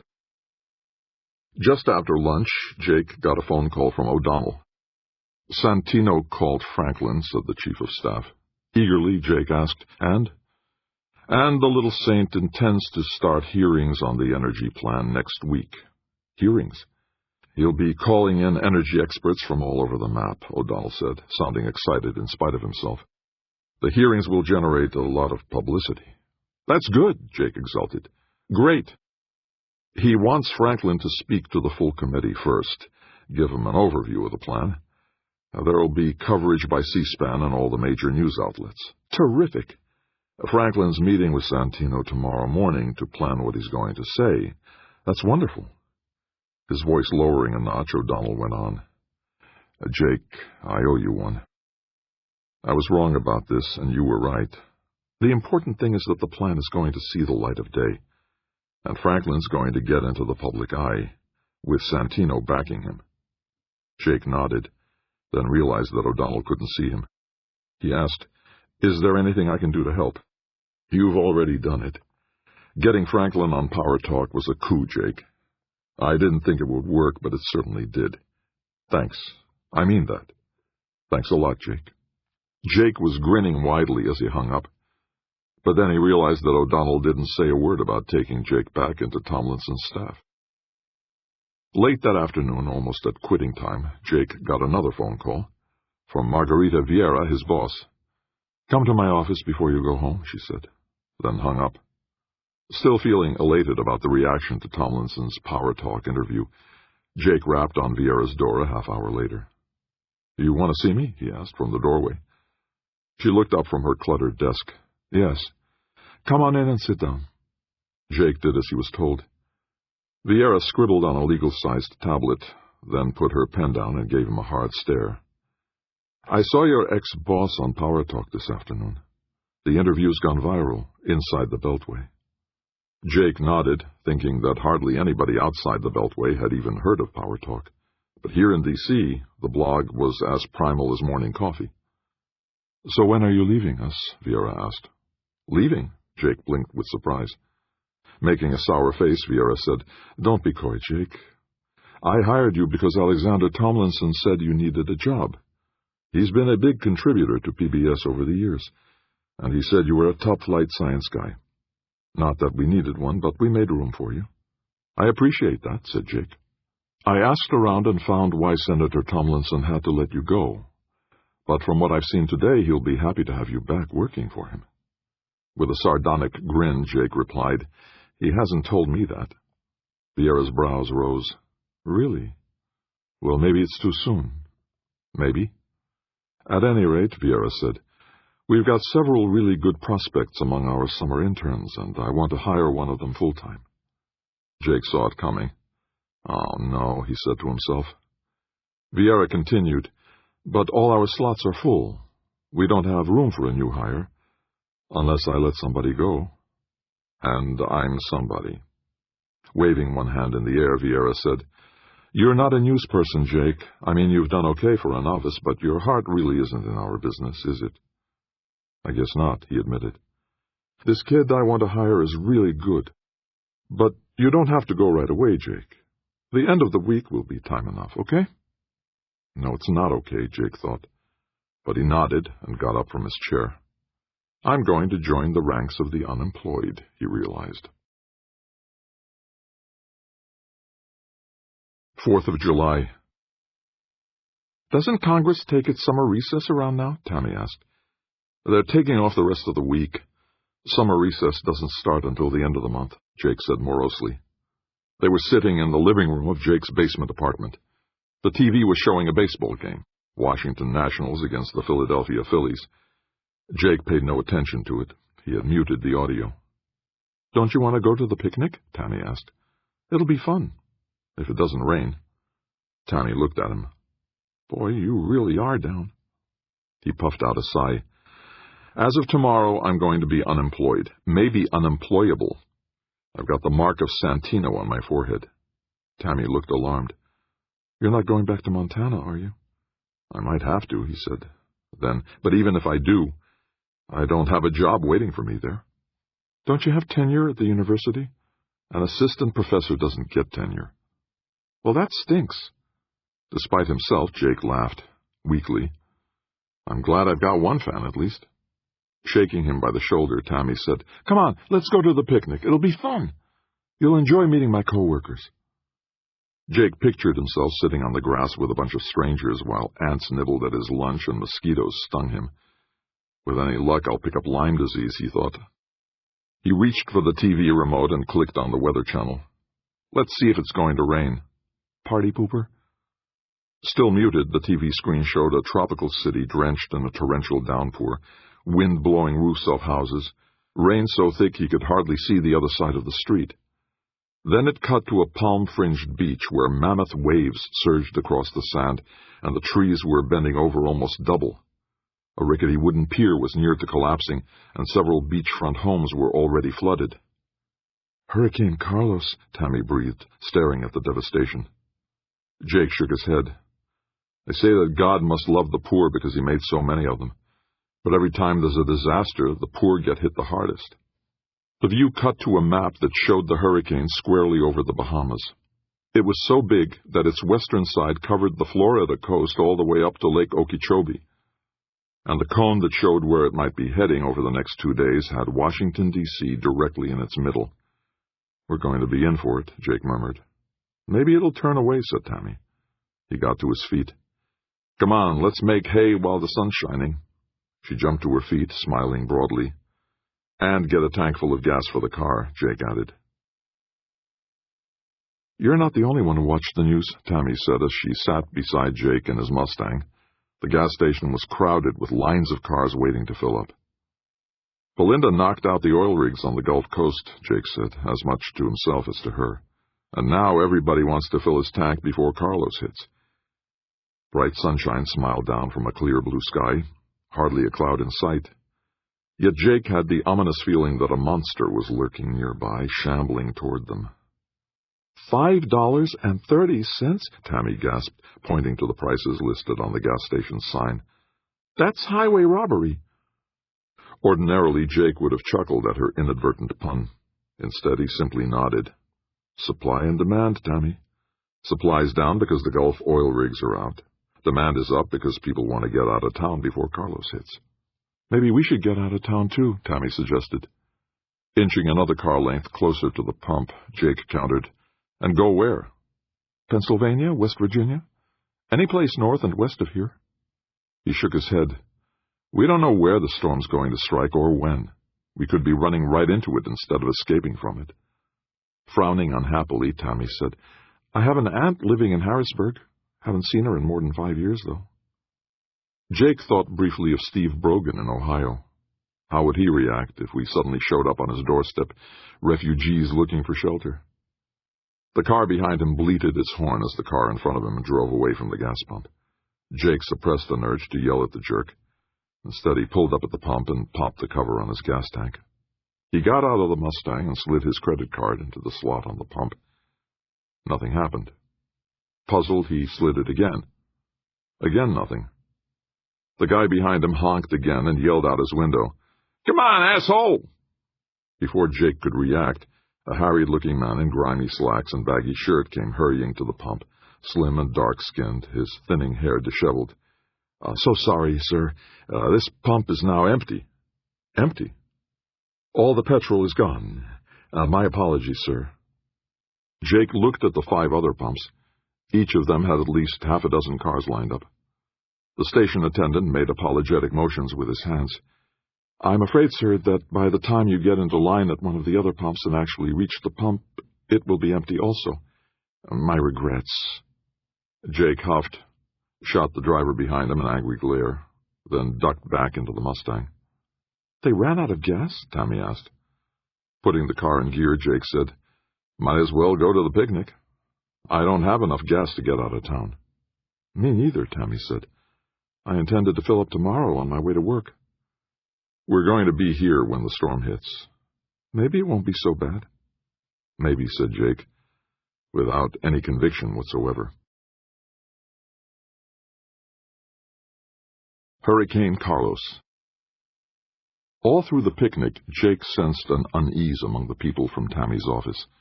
The sun was still shining brightly out of a blue sky flecked with chubby white clouds, yet there was a tension in the air.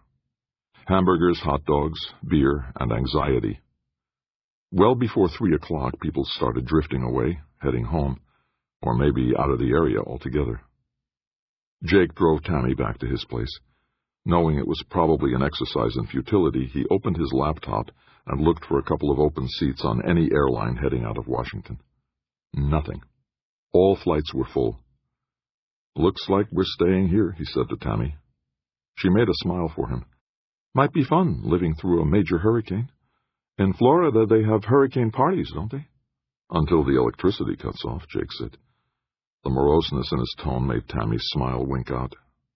Getting up from the sofa, she said, "I'd better get back to my place. At least it's on the 3rd floor. Looking around at his basement apartment, Jake said, "Better than here." "Why don't you come over with me?" Tammy blurted. "Pack a bag and stay at my place until the storm's over." "What about the women you share the apartment with?" "To hell with them. I don't care what they think." Jake shook his head. "Tammy, I don't want to upset your relationship with your apartment mates." He remembered her telling him months ago, that the four women lived cheek by jowl in the cramped apartment and shared a single bathroom. "You'll be all right here?" she asked. "I'll be all right. After the storm blows by, we'll go out to dinner at the Maison Blanche." Looking relieved and anxious at the same time, Tammy said, "All right. I'd better go then." He walked her out to her car, parked at curbside. It was a lovely summer night. Jake could see the summer triangle of Deneb, Vega, and Altair twinkling high above. The calm before the storm, he thought. It was his last day at WETA. As he cleaned out his desk, Jake kept glancing out the window. The sky was clouding up, turning gray and menacing. He thought he saw a flash of lightning, but that might have been merely his coiled-up nerves. He went to say goodbye to Vieira, only to find she had already left. The offices were deserted like a ghost town. Just about everybody had gone home or out of the city. Jake went into the newsroom, where almost every TV monitor showed Hurricane Carlos, satellite imagery, views of the Carolina coast being battered by huge angry waves, shots of the highways leading out of D.C. clogged with cars. Jake pictured himself in that mammoth traffic snarl, running out of gas on the highway while the storm tore the roof off his convertible. "I'm better off hunkering down in the apartment," he told himself. By the time he got home, the sky was gray and ominous, and it had begun to rain. It was easy to find a parking space. Half of the tree-lined street was empty. As he hurried through the pelting rain from his car to his apartment, he saw his landlord, draped in a flapping raincoat, pushing a wheelbarrow from the shed at the far end of the garden toward his door. Before Jake could ask what the man was doing, he said, "Sandbags! Heavy rain comes down your steps, could wet your living room." Sandbags, Jake thought, picturing levees along a flooding river. He helped the landlord place them around the edge of the well leading down to his door as the rain intensified and thunder boomed. "Better take a couple for inside the door," the landlord said. Getting soaked, Jake took a sandbag in his arms. It was heavy and gritty. He nearly tripped and fell as he started down the 4 steps, but managed to right himself and unlock the door after putting the sandbag down at his feet. The bottom of the stairs was already puddled. Jake got inside, out of the rain, and dragged the soggy sandbag in after him. Stripping off his wet jacket, he headed straight for the TV and turned on a local channel. "The Emergency Management Agency has declared a hurricane emergency," said a pert young blonde woman, smiling as if she were announcing a wedding. "Make certain you have plenty of batteries for flashlights and emergency lamps, and fill your bathtub with water for drinking, in case water service is temporarily suspended." "I don't have a goddamn bathtub," Jake snarled at the screen. "Just a shower." His one flashlight was solar-powered, a gift from Wilmer Nevins. He wondered how long it would last without sunlight to run it. But he went to his kitchenette and started pulling jars and bottles out of the shelves to fill with drinking water. The TV switched to the station's weather forecaster, wearing a navy blue blazer and a grim expression. He swept an arm across a map of the area, swathed in red. "As you can see," the forecaster was saying, "the storm will pass to the east of the metropolitan district area. It looks like Annapolis is going to get a direct hit. We'll have plenty of rain here in D.C. and extremely high winds, with gusts up to 90 miles per hour or more." A sudden hard thump against his front door made Jake drop the bottle he was holding. It clattered into the sink but didn't break. What the hell was that, he asked himself. Hurrying to the door, Jake yanked it open and found another sandbag at his feet. The landlord must have tossed it down here, Jake realized. It was raining harder, and the wind had picked up considerably. Just then his phone rang. Jake dragged the wet and gritty sandbag inside, slammed the door, and went to the phone by his desk. "Hello?"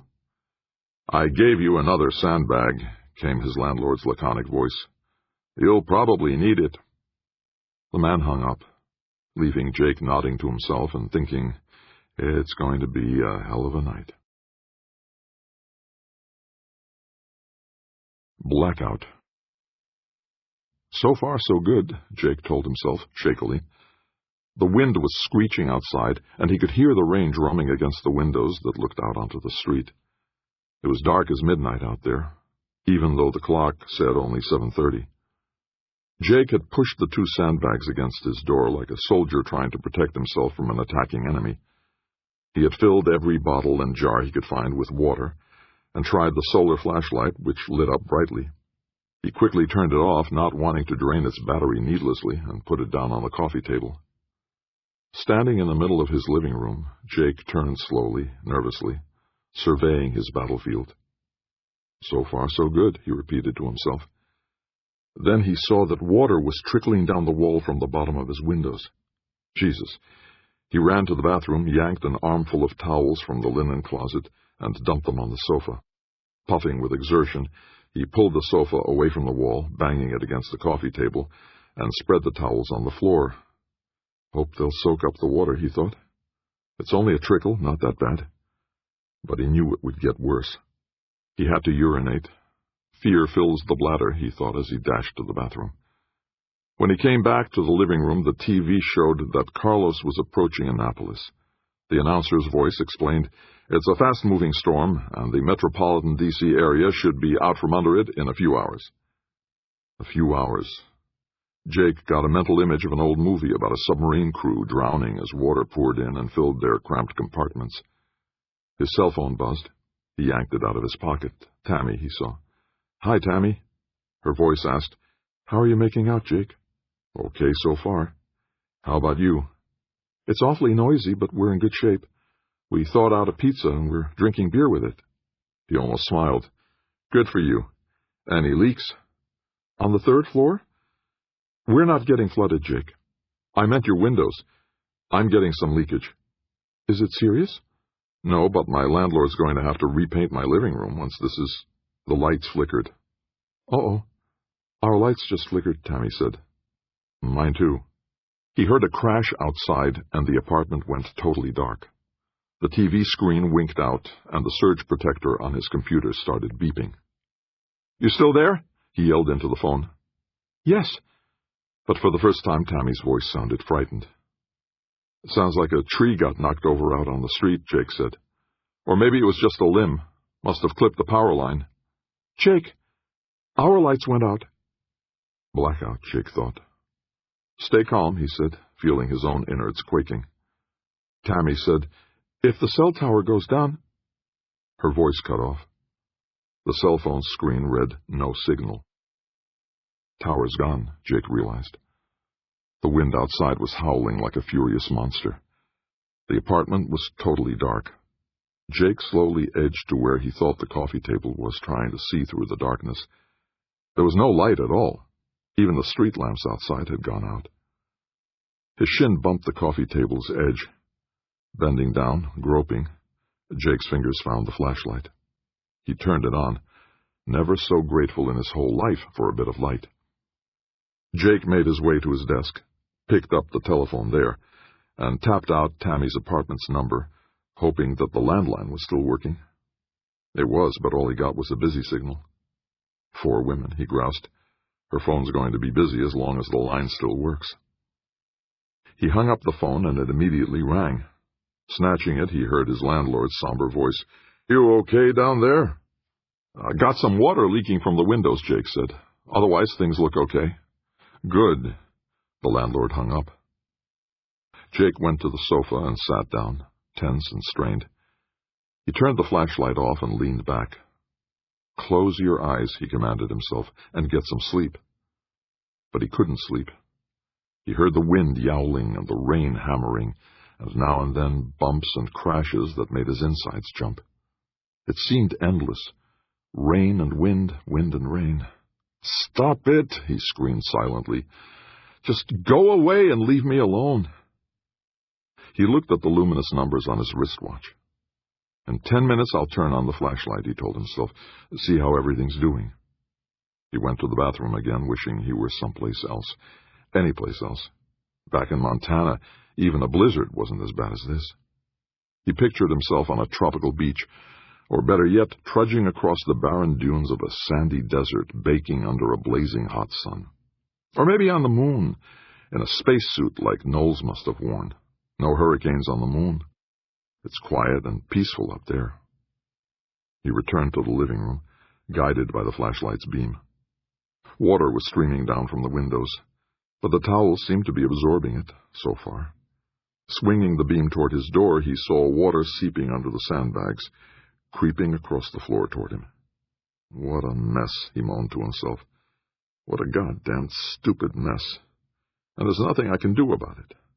Now the mother-loving goddamn thing. Try to sleep, he thought.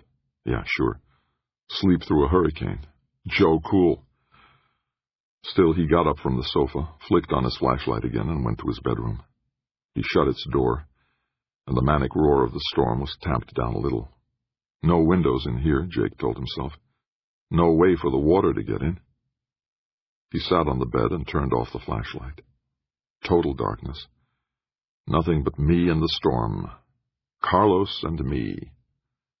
Without taking off his clothes or even his shoes, he stretched out on the bed and squeezed his eyes shut. Try to sleep.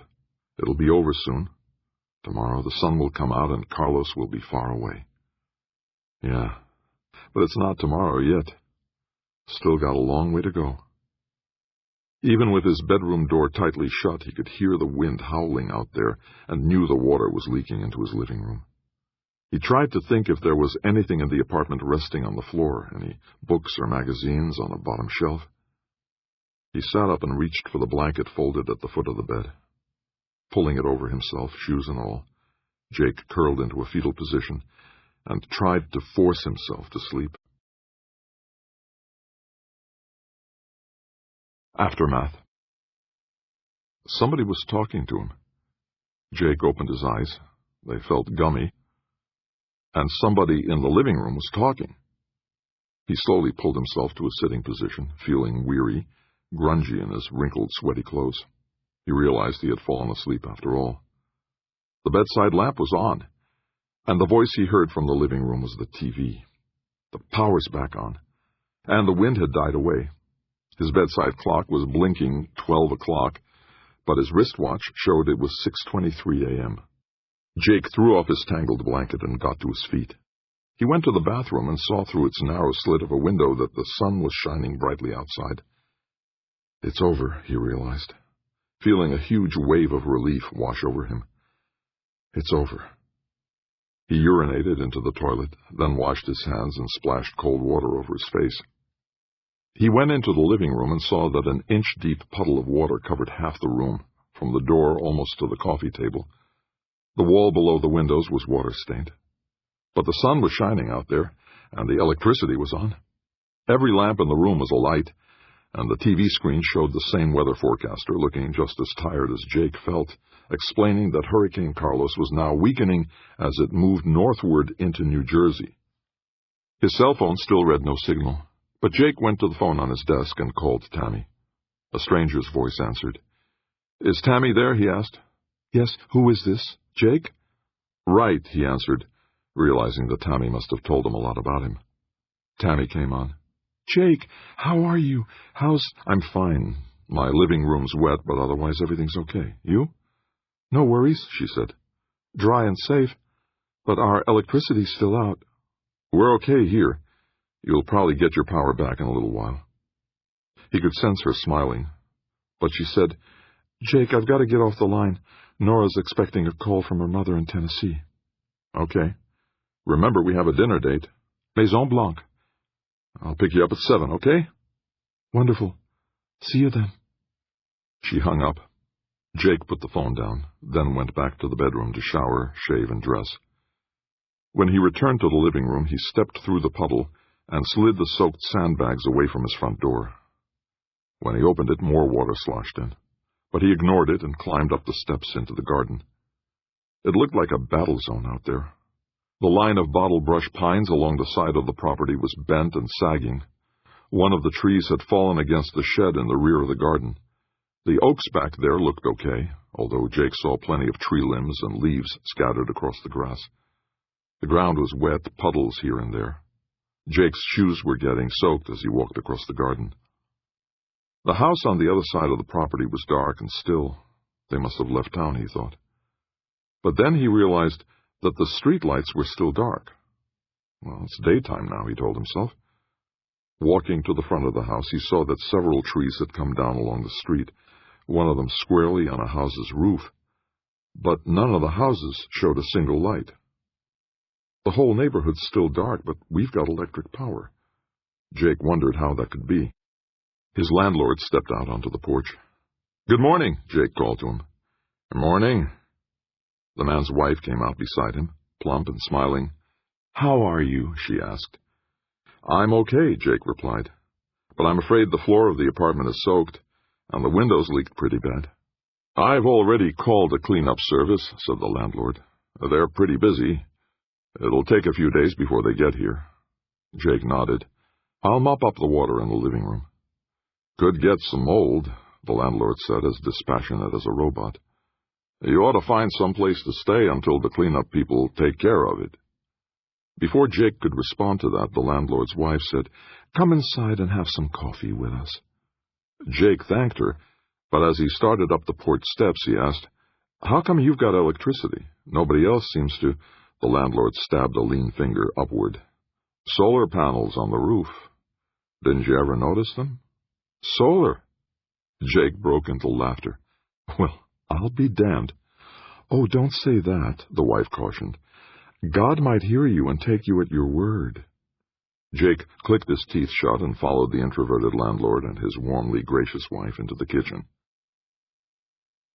"Solar panels on the roof," Jake said to himself as he sat at the kitchen table and munched on whole wheat toast with butter and jam. "He never mentioned that to me, and I never noticed them. But as soon as the sun came out, he got electrical power." Jake made a mental note to contact Nevins and ask him about marketing household solar panel arrays as a protection against power failures. "Do you have someone you can stay with for a few days?" the landlord's wife asked. With a shake of his head, Jake said, "I'm afraid not. I'll have to get a hotel room." "They'll be jammed," said his landlord. "Maybe." "They'll charge double, most likely." Before Jake could reply to that, his cell phone buzzed.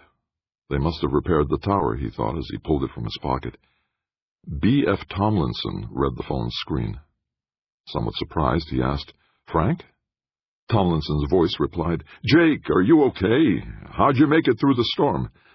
"I'm okay, but my apartment got kind of flooded. I was worried about that, you being in the basement. Amy thought we ought to ask you to spend the night with us, but by then the cell phones were out and I don't have your apartment's phone number here at the house." Glancing at his landlord, who was resolutely keeping his eyes on his own plate of bacon and eggs, Jake said, "That's awfully good of you, Frank. Thank Amy for me." "Will you be okay now? How badly is your place flooded?" "We'll need a professional cleanup crew. I'll have to find a hotel room for a few days." "Nonsense! You come here." "Your house?" "We have plenty of room. As long as the auxiliary generator works, we've got electricity. Come on over." "Frank, that's awfully good of you." "And once you get here, we can talk about your rejoining the staff." "Really?" Jake's voice squeaked. Inwardly, he frowned at how eager and grateful he sounded. "Well, I am eager and grateful," he told himself as he thanked his landlord and wife, then went downstairs to his apartment and packed the travel bag for a few days' stay at Chez Tomlinson. He wasn't even disturbed when he saw that his Mustang's roof had leaked badly and the seats were all wet. Instead, as he went back to his apartment for a roll of paper towels, Jake felt happy that the car's roof hadn't blown off altogether. Preparations. "Committee hearing starts Monday," Tomlinson said, looking eager with anticipation. "Unless they're postponed by the storm," Amy said. "I doubt that," said Jake. The three of them were sitting in Tomlinson's living room after a late morning brunch served by the cook. The big TV screen on the wall showed cleanup efforts underway around the city. Electrical power was still off for most of the metropolitan area, except for places that had standby emergency generators, as the Tomlinson residence did. Savoring the coffee that Amy had poured for him, Jake said, "You know, the house I'm in has solar panels on the roof. We got electricity as soon as the sun came up." "The panels weren't damaged by the storm?" Amy asked. "No. And I guess the wind blew off any debris that might have landed on them. They worked just fine. All they needed was some sunshine." Tomlinson saw what Jake was driving at. "Solar panel emergency kits. The city ought to look into that. And hospitals should put them on their roofs," said Jake. "Stores, shopping malls, gas stations," Amy added. With a grin, Jake said, "I know just the guy you should talk to, Frank." But then he wondered if Wilmer Nevins would want to talk to a U.S. Senator. Jake rode with the senator that afternoon to his office in the Hart Building, where they worked on the opening statement that Tomlinson was to make at the Energy Committee's hearing on Monday. When they arrived, 5 staff members were already in the office, including Kevin O'Donnell. None of them seemed surprised to see Jake with the senator. O'Donnell stuck his hand out and said, "Welcome back, Jake." And that was that. The rest of the afternoon they worked together as if Jake had never been fired, huddled around the circular table in the conference room. Toward 6 o'clock, O'Donnell asked the senator if he wanted to keep on going or adjourn for the day and finish the prep work the next morning, Sunday. Tomlinson grinned at his chief of staff. "I have a dinner date this evening with Senator Santino." O'Donnell's eyes went wide. "When did that happen?" "Last night. He phoned me at home in the middle of the storm and said he wanted to go over what I intended to say on Monday. I'm sorry I forgot to tell you about it, Kevin, what with the storm and all." O'Donnell looked upset, almost pained. "You've got to keep me informed about these things, Frank." "You're right, I'm sorry." But Jake thought that Tomlinson didn't look sorry. He seemed almost amused. The phone on the row of cabinets along the wall rang. O'Donnell waved everybody off and picked it up. "Senator Tomlinson's office?" He listened for several minutes, then said, "I'll ask him. Hold on." Looking over at the senator across the circular table, he said, "It's Earl Reynolds. WETA is asking if you can squeeze in a half hour for their local news show tomorrow morning. They want you to tell them how your energy plan will help the city cope with natural disasters like this hurricane." Tomlinson hiked his brows questioningly. O'Donnell nodded. The senator said, "Okay, tell them I'll do it." Jake wondered if he should try to take credit for WETA's interest. But then he had a better idea. "Solar Solutions?" Tomlinson asked. "I don't think I've ever heard of them." Jake and the senator were riding to WETA for the Sunday morning news show. Jake had already phoned Wilmer Nevins and asked him to meet them there before the broadcast. "I think this is an opportunity for you to mention how solar panels could be used to provide emergency electrical power during a blackout." "Once the sun comes up," Tomlinson said. "They can charge batteries during the daytime and let you run on them during the night." "Really?" "Frank, they've been setting up systems like that for years in poor villages in Africa and Asia. The same kind of setup could work as emergency generators during a blackout." The senator still looked uncertain. "Just talk to Nevins for a few minutes before the show," Jake urged. "He's been doing this sort of thing for years." "If Reynolds doesn't object." Jake urged, "Frank, Earl's a great PR guy, but he doesn't know much about energy systems." "Okay," Tomlinson said, reluctantly. Nevins was deep in conversation with Reynolds when Jake and Tomlinson arrived at the station's green room. Jake introduced Nevins to the senator. "You put up solar panels," Tomlinson said, as he shook Nevins's hand. With an almost boyish grin, Nevins said, "It turns out that my people put up the system on the house Jake lives in." Jake saw that Nevins was almost a head shorter than the senator, but thicker in the torso and limbs. His tightly curled hair was silver gray, his face weathered and tan. In contrast, Tomlinson looked like a tall, elegant patrician, which he is, Jake realized. After a few minutes of intense talk, the senator turned to Jake. "Maybe we should put this idea of emergency solar systems into the energy plan." "No," Nevins snapped, alarmed. "Keep the government out of it." Puzzled, Tomlinson asked, "You don't want government support?" "We don't need it. We've got more work than we can handle as it is." With a grin, the senator asked, "But you don't mind if I mention the idea on today's interview?" Nevins looked clearly torn. "You can say what you want to. It's still a free country." One of the station's assistant producers stuck her corn-rowed head through the green room door. "You'll be on in 5 minutes, Senator. I'll bring you onto the set and mic you up." Reynolds pulled Tomlinson away from Nevins. "Don't spend the whole interview talking about solar. Stay above any single technology. Explain the plan as a whole." Tomlinson nodded, but he looked toward Nevins as he did so. As the assistant producer guided them down the hallway and onto the set, Jake asked, "How did your dinner with Santino go?" "Peaches and cream," Tomlinson replied. Mario was already seeing the energy plan helping him to win votes for the majority leader's spot. Jake felt pleased, but as they stepped around a fake wall and onto the brightly lighted TV set, he wondered if the plan would be enough to win the election for Santino. And what would happen if it didn't? WETA News. Without a word to anyone, Reynolds made his way to the control booth above the set, leaving Jake and Nevins standing behind the cameras as the senator settled himself onto a high plush swivel chair beside the news show's female anchor. Her colleague, a bright-faced young man in a loud tie, was seated at her other side. In a surprisingly deep, authoritative voice, he read from the teleprompter. "In the aftermath of Hurricane Carlos's impact on the region, we have Senator Franklin Tomlinson with us this morning to discuss how the energy plan he's developed could help the city cope with natural disasters and power blackouts."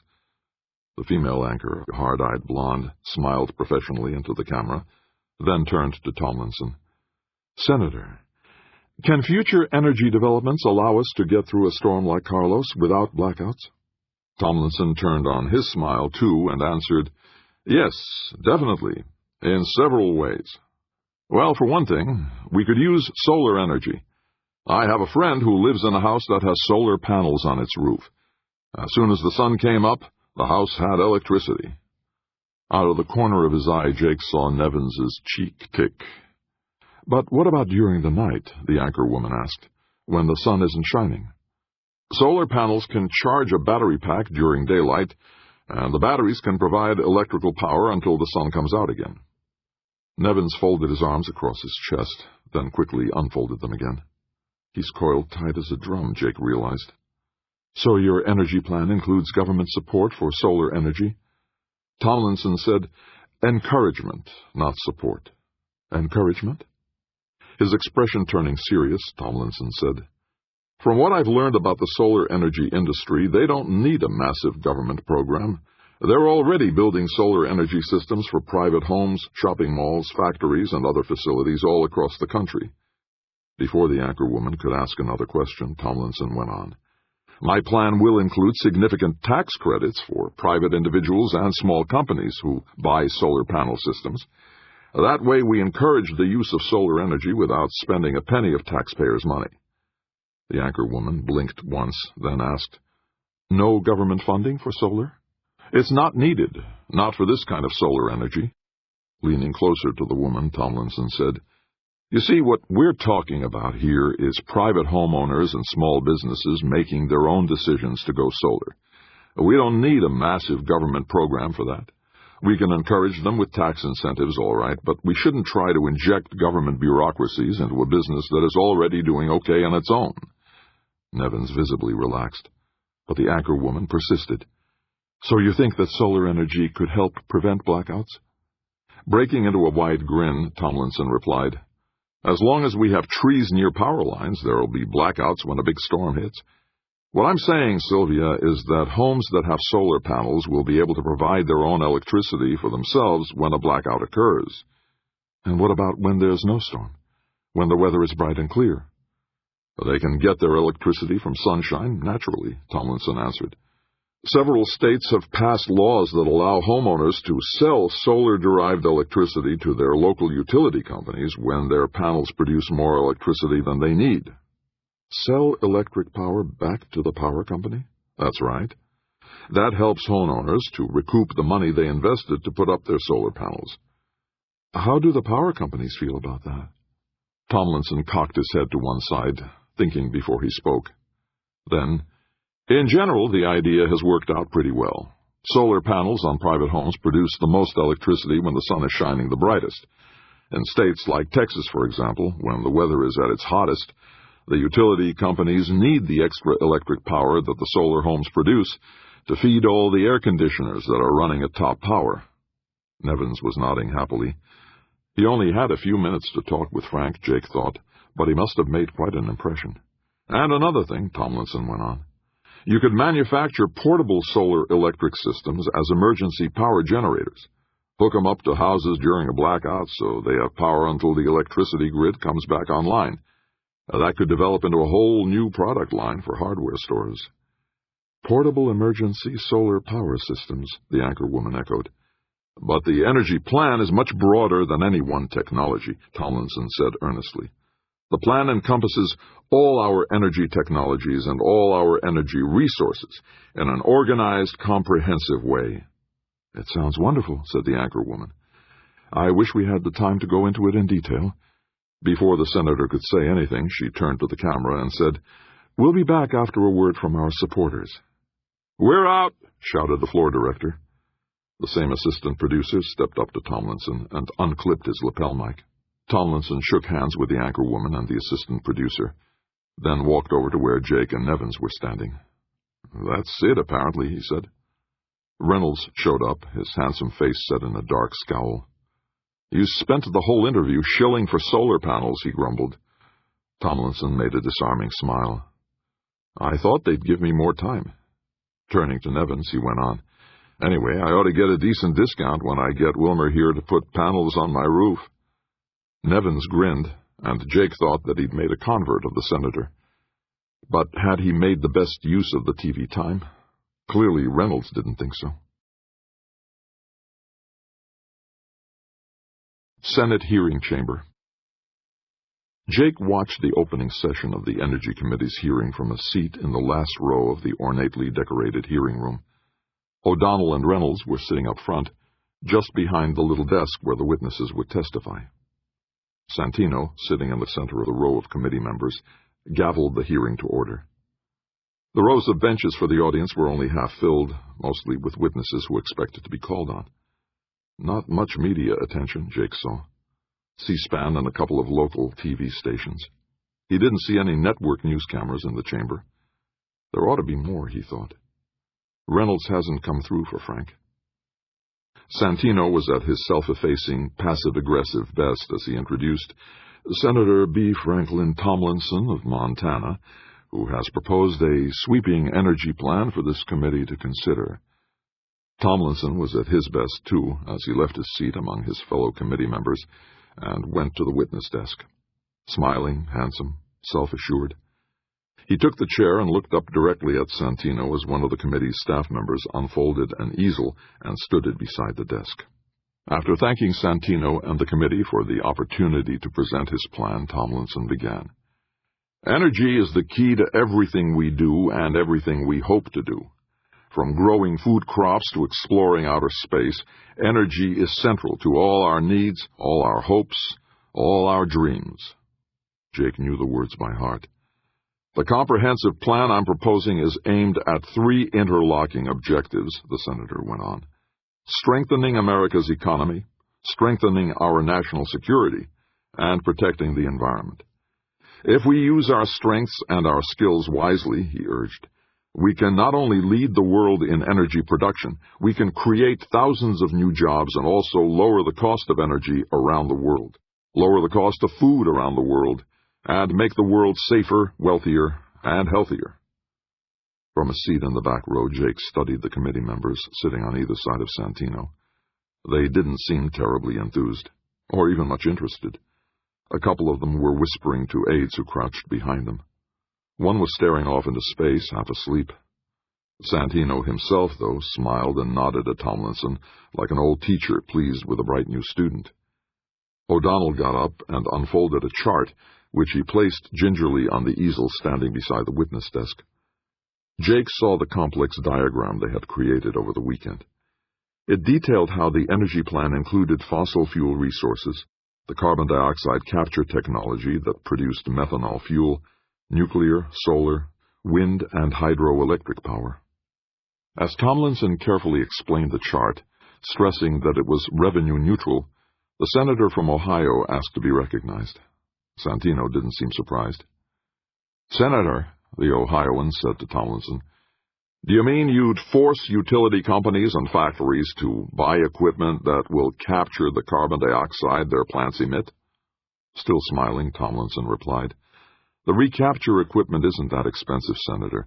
and the companies can then sell the carbon dioxide to companies that will use it to produce methanol fuel. Not only is that less expensive than burying the CO2 underground, it will pay for the expense of buying the recapture systems. The senator from Ohio did not look convinced. He was an imposingly large, stocky, gray-haired man. Jake thought he might have played football for Ohio State when he was younger. "And all this carbon dioxide will be used to produce methanol fuel?" he asked. "That's right, Senator. Methanol is a relatively clean, high-energy fuel. Oil companies can mix it with their gasoline, making it cleaner and less expensive in the long run." "And what happens to the farmers who are growing crops that are used to make ethanol?" the Ohioan demanded. He's a stalking horse for Perlmutter, Jake realized. Santino didn't look alarmed, though. He must have expected this. Unrattled, Tomlinson replied, "The agribusiness corporations can sell their crops for food, the way they did before the ethanol mandate was enacted. Global food prices will go down. Poor people around the world will pay less for their food." Before the senator could respond, Tomlinson added, "And food prices here in the U.S. will go down as well, even in Ohio." A few people in the audience chuckled, but the senator from Ohio was clearly unhappy. "While American farmers get poorer," he growled. Breaking into his most dazzling smile, Tomlinson countered, "No, Senator, they won't get poorer, because the prices they pay for fuel for their farm vehicles and electricity for their homes will be coming down too. The farmers will be better off, and the big agribusiness corporations will make higher profits." Santino tapped his gavel. "Let's move on, shall we?" "One more point, if you please," the senator from Ohio said. Santino dipped his chin accommodatingly. Turning back to Tomlinson, his chunky face grim, the Ohioan pointed a finger as he accused, "Isn't this grandiose plan of yours nothing more than an attempt to get federal funding for the MHD power generation scheme back in your home state of Montana?" Tomlinson looked startled, but he quickly masked his surprise. Quite seriously, he replied, "I'm glad you brought that up, Senator. Yes, MHD power generation is a part of the comprehensive plan, but only a part of the whole. Using MHD will allow the coal-fired power plants in your state of Ohio, Senator, to generate electricity more efficiently and much more cleanly." "So you claim." Smiling again, Tomlinson said, "I invite you to Montana, sir, to see for yourself our MHD generator and how it performs. Once you're convinced about MHD, perhaps you can help the electric utilities in your state and the coal companies to take an interest in this marvelous new technology." The senator from Ohio did not look pleased.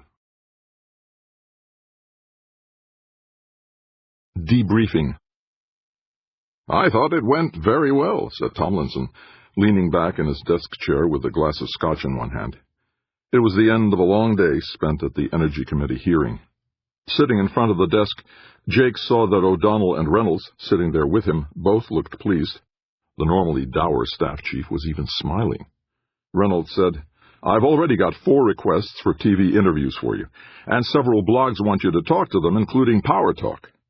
"Lady Cecilia?" Tomlinson asked, grinning. "Again?" "It went just about as well as could be expected," O'Donnell said. He too had a drink in hand. "Better, even." "That's because you always expect the worst, Kevin," the senator joked. Jake's hands were empty. He had a dinner date with Tammy coming up, and the wine they'd share would be enough of a celebration for him. "Santino seemed pleased," Tomlinson said. "Did you see him smiling at me?" Jake remembered Steve Brogan's words about the little saint. He's the kind of guy who can smile at you while he's knifing you in the back. "All the other witnesses were favorable," Reynolds said. With some of his normal cynicism, O'Donnell replied, "That's because they were all hand-picked by Santino's staff. No dissenters allowed." Jake mentally ran through the people who had testified. Coal industry, oil industry, electric utilities, automobile industry, nuclear power, solar, windmills, and a woman from the environmental lobby. Santino's people had covered the waterfront. "We should have brought Bob Rogers in from back home," Tomlinson said, almost wistfully. "He could have explained the MHD technology to the committee." "No," O'Donnell snapped. "No special privileges for MHD. That'd look too much like you're loading the dice. Tomlinson almost looked hurt, Jake thought. But he nodded at his chief of staff, then took a long swig of his scotch. "So, where do we go from here?" Reynolds asked O'Donnell. "I can fill up the senator's dance card with media appearances, if you like." O'Donnell shook his head. "Pick the top media outlets only, national news shows, blogs that have plenty of followers. No penny-ante stuff." "I ought to attend every one of the committee's sessions," Tomlinson said. "Right. You should be seen as interested first and foremost in the committee's business, and not as a prima donna who's put his plan before the committee but who's too busy doing media interviews to attend to the committee's work." Jake silently agreed. Makes sense, he thought. Frank should come across as serious, hard-working, and determined to get his plan accepted by the committee. That evening, Jake picked up Tammy at her EarthGuard LLC office in a sturdy old stone building off Farragut Square, not far from the White House. "How'd it go?" she asked, as she ducked into his Mustang. Disappointed, Jake complained, "You didn't watch the hearing?" Tammy grinned at him. "Some people have to work for a living. We don't have time to watch C-SPAN all day." "It went pretty damn well," Jake said as he pulled the car into the traffic streaming along K Street. "Santino was okay?" "Like Santa Claus, almost," Jake said. Her expression grew serious. "That's when you have to be on your guard, Jake. He was all smiles while he was getting me fired." "Not this time," Jake countered. "Frank's energy plan is going to sail through the committee and be ready for a floor vote by the time the Senate reconvenes after its summer recess." "If Santino gets the majority leader's post," said Tammy. Jake realized she was right. If Perlmutter becomes majority leader, the energy plan is sunk. They had dinner at Ruth's Chris Steakhouse, where they'd had their first date. Tammy was strangely quiet all through the meal. Jake had to make the conversation, which made him feel uncomfortable, awkward. He was accustomed to letting her chatter pleasantly about her day, her plans and problems. As they walked back toward his car, Jake asked, "Why so quiet, Tammy?" She looked up at him. "Have I been quiet?" "Pretty much." "Something on your mind?" "Santino," she said. "I worry that he's leading you into a dead end." "Dead end?" "You don't know him, Jake," she said, suddenly fervent. "You don't know him the way I do. He's despicable." The intensity in her voice took Jake by surprise. "You're still sore at him?" "No, not angry. I'm afraid of him, Jake. I'm frightened. Frightened for you. You don't understand what he's capable of." They had reached the Mustang parked at curbside on a side street. "He got me fired from the senator's staff," Jake recalled. "But he doesn't seem upset that I'm back with Tomlinson." "He got you mugged," Tammy reminded. Reflexively touching his nose, Jake muttered, "That was Jacoby." "It was Santino. Jacoby doesn't do anything without getting Santino's clearance first." "You think?" Jake asked. "I know," said Tammy. Politics. Tomlinson's energy plan was pushed out of the headlines by Senator McGrath's announcement that he was retiring from the Senate because of ill health. Washington buzzed with speculation about who the next majority leader would be. "It's going to be Santino," Kevin O'Donnell predicted confidently. "Perlmutter's seen as being too pushy." "Since when does pushy disqualify a man for a job in this town?" Jake asked. The two of them were having lunch together in the Senate dining room after a morning spent at the Energy Committee's hearing. Across the quietly ornate room, Tomlinson was lunching at Santino's table, together with two other members of the committee. With that slightly annoyed look on his face whenever he dispensed wisdom to a junior staffer, O'Donnell explained, "You don't understand, Jake. In the Senate, you're supposed to make your way through the chairs." "Through the chairs?" Nodding. "You work your way up, a step at a time. Perlmutter's trying to jump over Santino and grab the majority leader's job. But it's not his turn. He's making a lot of the older, more experienced senators upset with him." "What about the younger senators?" "They're watching what happens. If Perlmutter can break the usual routine, the Senate won't be the same place anymore." Jake remembered some old joker's description of the United States Senate, that grand old retirement home for the feeble-minded and the criminally insane. It was good for a laugh, he thought, but not entirely accurate. Inwardly, he wondered, The Senate's farm block was large and powerful, and there were whispers all around the Capitol about how Perlmutter was calling in every favor he had ever handed out since arriving in the Senate more than a decade earlier. If there was resentment that he was pushing himself too fast, Jake hadn't seen it. But O'Donnell's been around a lot longer than I have, he told himself. A lot longer than Frank has, too. Tomlinson spent most of his days dutifully attending the Energy Committee hearings, which were digging into the details of the energy plan. Santino faithfully chaired every meeting. Jake wondered when the little saint found time to campaign for the majority leader's position. He needs McGrath's blessing, O'Donnell pointed out during one of Tomlinson's bull sessions at the end of the working day. The senator's office was practically empty. Tomlinson was leaning back in his comfortable desk chair, his customary scotch in one hand, as his chief of staff reviewed the day's events. Jake sat beside O'Donnell, listening, learning. It's going to be a close vote, O'Donnell was saying. Damned close. If Santino can get McGrath's nod, though, that'll cinch the deal. Frowning slightly, Tomlinson said, Santino's the majority whip. He's logically the next in line for the majority leader's post, isn't he? He was, until Perlmutter started pushing for it. Jake remembered O'Donnell's earlier wisdom about coming up through the chairs. Apparently he didn't think that was so important now. He asked, why hasn't McGrath come out for Santino?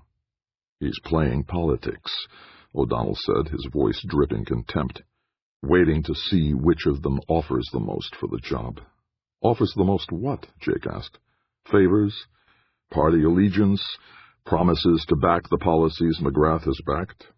And jockeying for the party's ticket next year, said Tomlinson.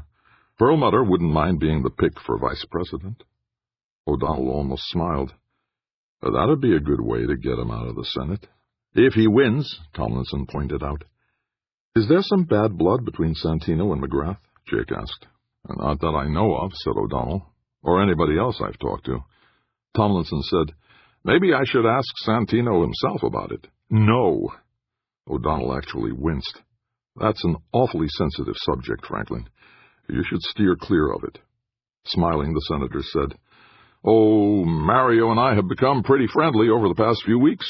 I think he might confide in me. He paused for a heartbeat, then added, especially if I can bring a couple of extra votes onto his bandwagon. Extra votes? Tomlinson said, Gutierrez and Ellison. New Mexico and North Dakota? O'Donnell asked, incredulous. Nodding slowly, the senator said, Gutierrez would love to have New Mexico go solar in a big way. We could put up major solar facilities out in the desert, use some big tracts of the old White Sands missile range. Plenty of acreage there to put up solar panels. You've talked to him about this? His smile widening, Tomlinson replied, I met him a couple of weeks ago at that charity dinner you talked me into attending, Kevin. O'Donnell looked surprised and pleased. But then he asked, and Ellison? Wind farms. Plenty of space in North Dakota, and the wind blows pretty damned hard across the prairie. Jake wanted to laugh. So you're selling parts of the energy plan in exchange for votes for Santino? That's politics, Jake. Does Santino know about this? O'Donnell asked. Not yet. I wanted to run it past you before I nailed down their votes. Once I've done that, I can tell it to Santino. Nodding so vigorously that his comb-over slid across his forehead, O'Donnell said, Sounds good to me. Do it. Turning to Jake, Tomlinson said, See, Jake, I'm learning to be a politician. Jake grinned back at the senator. But he was thinking, by the time this is over, he'll have sold every part of the plan to help Santino become majority leader. I hope the little saint appreciates it. The Little Saint. A late afternoon thunderstorm was drenching Washington, so Jake and Senator Tomlinson walked along the tunnels that connected the various Senate and House buildings with the Capitol. You could get lost in here, Jake said as they strode briskly along the well-lit underground walkway. It was impeccably clean, not a scrap of paper littering its painted concrete floor. The walls looked as if they had been scrubbed down only a few hours ago. My tax dollars at work, Jake thought. As they made their way through the crowd of people avoiding the downpour up on the streets, the senator said, I've heard that New York City, Manhattan at least, has whole shopping arcades underground. You can go for miles without ever going up on the street." Jake nodded, then suddenly jumped aside as a teenager on rollerblades zoomed past him. "They shouldn't allow that down here," he complained. "Messenger," said Tomlinson. "Just doing his job." Jake huffed. "Maybe the Postal Service should try that." "Try getting their union to accept the idea," Tomlinson said, chuckling. They reached the Russell Building and rode a crowded elevator up to Santino's floor, then hurried through the marble hallway to the senator's suite of offices. The place looked somber. Jake knew that Tomlinson's staff was busily preparing for the summer recess that would start with the weekend. But Santino's people looked hushed, downcast, gathered in little knots of 2 or 3, whispering. As an aide led them to Senator Santino's private office, Jake asked, "What's going on? Why all the long faces?" The aide, pudgy, round-faced, looked at Jake with disdain. "Haven't you heard? Senator McGrath was rushed to the hospital this afternoon. They don't expect him to last the night." "Oh, my God," Jake thought. "No wonder the place looks like a funeral parlor. McGrath is dying, and he hasn't anointed Santino to be his successor." Santino's inner office was just as funereal. The little saint sat behind his desk, hunched over slightly, his hands clasped prayerfully on the desktop. 4 of his top aides were sitting in front of the desk, equally downcast. Without rising from his chair, Santino asked Tomlinson, "You've heard?" Nodding as he approached the desk, Tomlinson said, "McGrath is terminal." "Without giving me his blessing," Santino whispered, barely loud enough to be audible.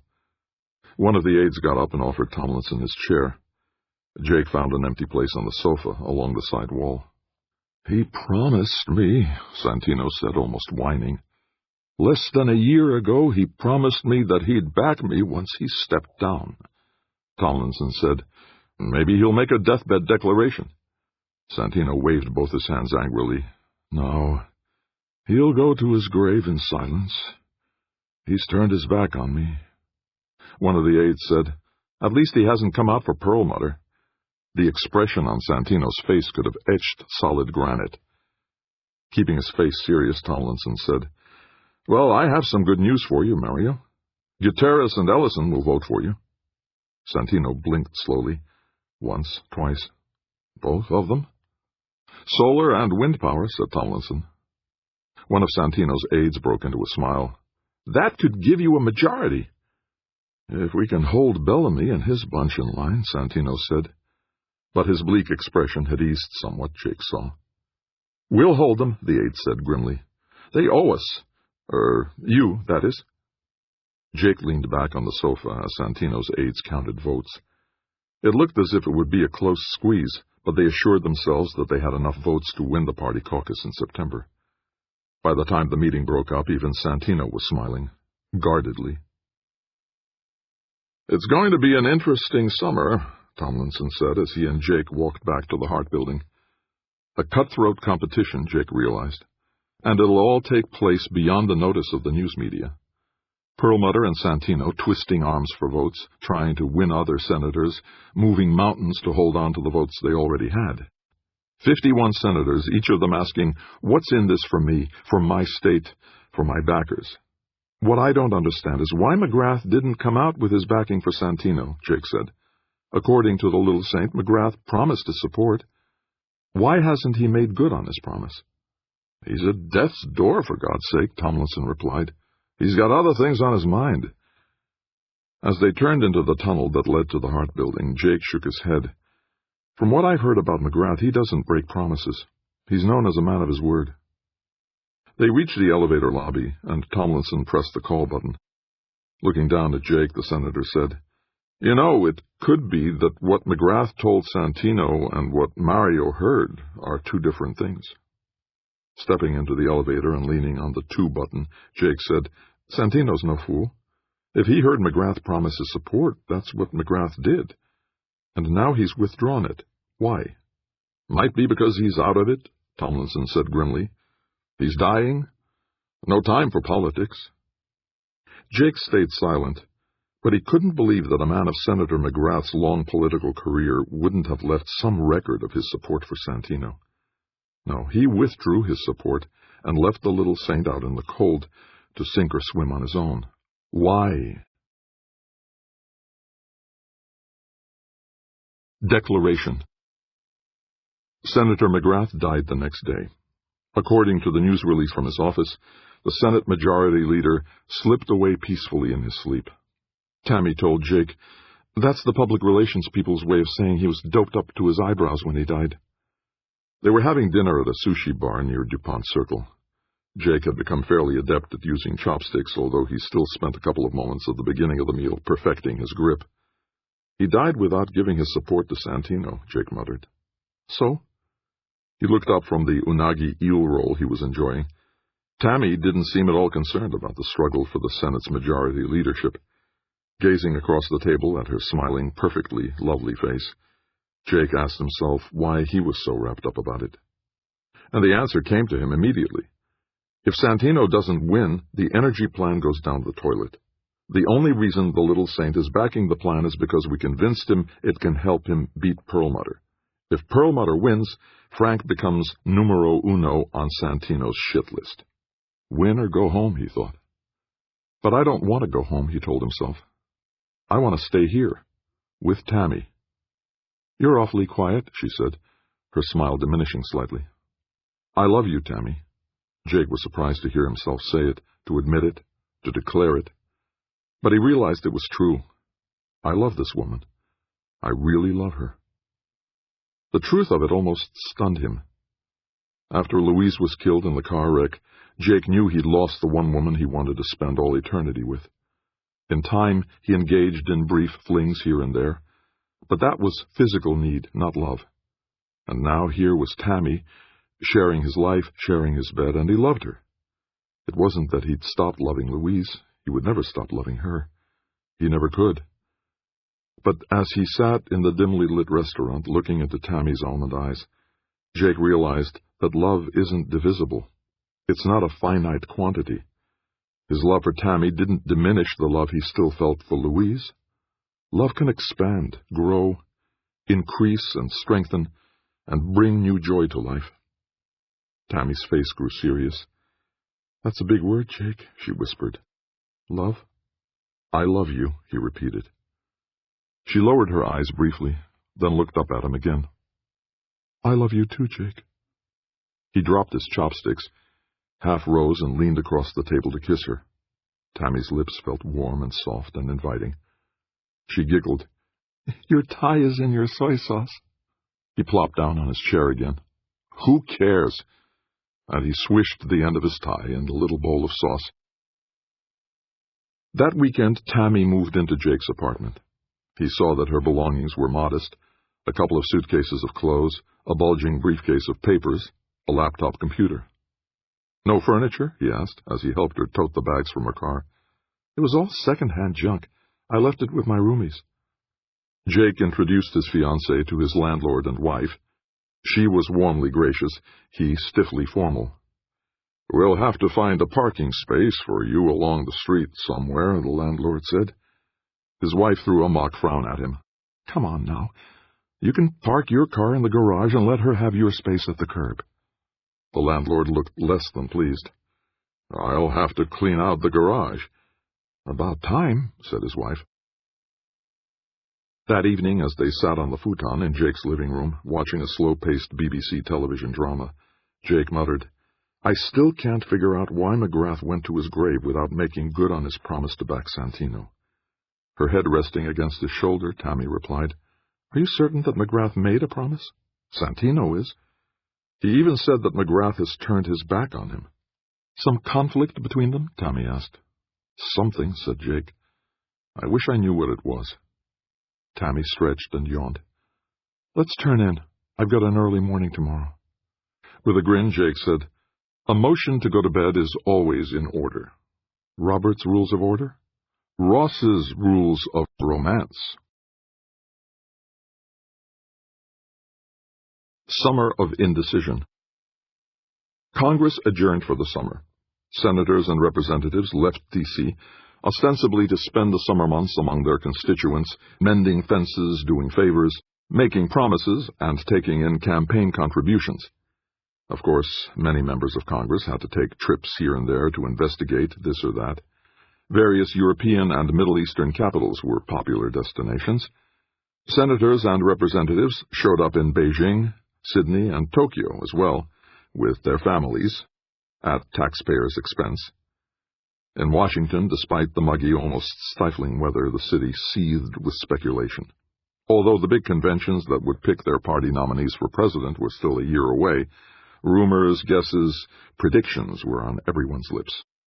The Democrats would renominate the president, that much was sure, but would she stick with her first-term vice president or opt for a fresh face? 6 candidates were running to be the Republican nominee, 4 of them governors of various states, the other 2 hugely successful business tycoons. Again, who would be the nominee for vice president?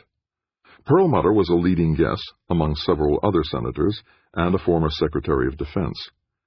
And beneath all that highly publicized hoopla was the question of who the Republicans would pick to be the next majority leader of the Senate. Both Santino and Perlmutter had left Washington for their home states, but they each were waging a deadly serious campaign, with hardly a word in the news media about it. Jake tried to keep his mind on his work, refining the details of the energy plan. He lunched with Wilmer Nevins a few times, and with some trepidation, showed him the section on solar energy. Nevins scanned the report as he gobbled his lunch in an Italian restaurant near the White House. Jake worried that he would spatter the pages with tomato sauce. At last he handed the report back to Jake with a tight smile. "I think it's pretty good, Jake. You finally got the picture right. Solar electric goes from the bottom up. Individual installations, not a big grandiose government system." "Bottom up," Jake echoed, then quickly added, "with tax incentives." Nevins's smile widened. "Tax breaks are always helpful." "And the bit about using portable solar arrays for emergency electrical power in a blackout?" Jake asked. "It's a reasonably good idea," Nevins said. "In fact, the Federal Emergency Management Agency has put out a purchase request for 10,000 emergency rigs." "FEMA? No kidding." His smile turning just the slightest bit cynical, Nevins admitted, "Some government programs aren't so bad after all." Senator Tomlinson was back in Montana, but he kept in touch with his Washington office almost daily through Skype sessions. As the dog days of August overwhelmed Washington with soggy, debilitating heat and humidity, Tomlinson looked bright and relaxed by the swimming pool in his family mansion. "What's the news, Kevin?" he asked cheerfully, sitting in a recliner beach chair at poolside. Jake was in O'Donnell's office, sitting to one side of the Chief of Staff's desk, so that Tomlinson could see them both. O'Donnell had been slow to warm to Jake, but now he made certain to invite Jake into these picture-phone conversations with the senator. "The majority leader's race is still neck and neck," O'Donnell replied. "By our count, Santino's going to win, but there's a lot of bad blood. The party's divided almost down the middle. That could be bad for next year's presidential campaign." "Perlmutter's up for re-election next year, isn't he?" Tomlinson asked. "Right," said O'Donnell. "Santino isn't. So Perlmutter's busy back home in Nebraska campaigning for his re-election." "What else?" "And Santino's in Rhode Island." "Look, Franklin, the whole damn Senate is scattered all over the country," O'Donnell said, "and at least a half-dozen of them are overseas on fact-finding trips." Tomlinson laughed at the cynical emphasis O'Donnell put on fact-finding. Reaching for the tall frosted glass on the table beside his recliner, the senator asked, "So who's handling the campaign for majority leader?" "Staff," O'Donnell said. "The working stiffs who stay here in D.C. "And how's it going?" "Still awfully damned close. Santino's ahead by our count, but it wouldn't take much to change things." His expression turning serious, Tomlinson asked, "Is there anything we should be doing?" O'Donnell started to reply, thought better of it, and hesitated. At last he said, "Nothing. Unless you can bring a couple more votes over to Santino's side."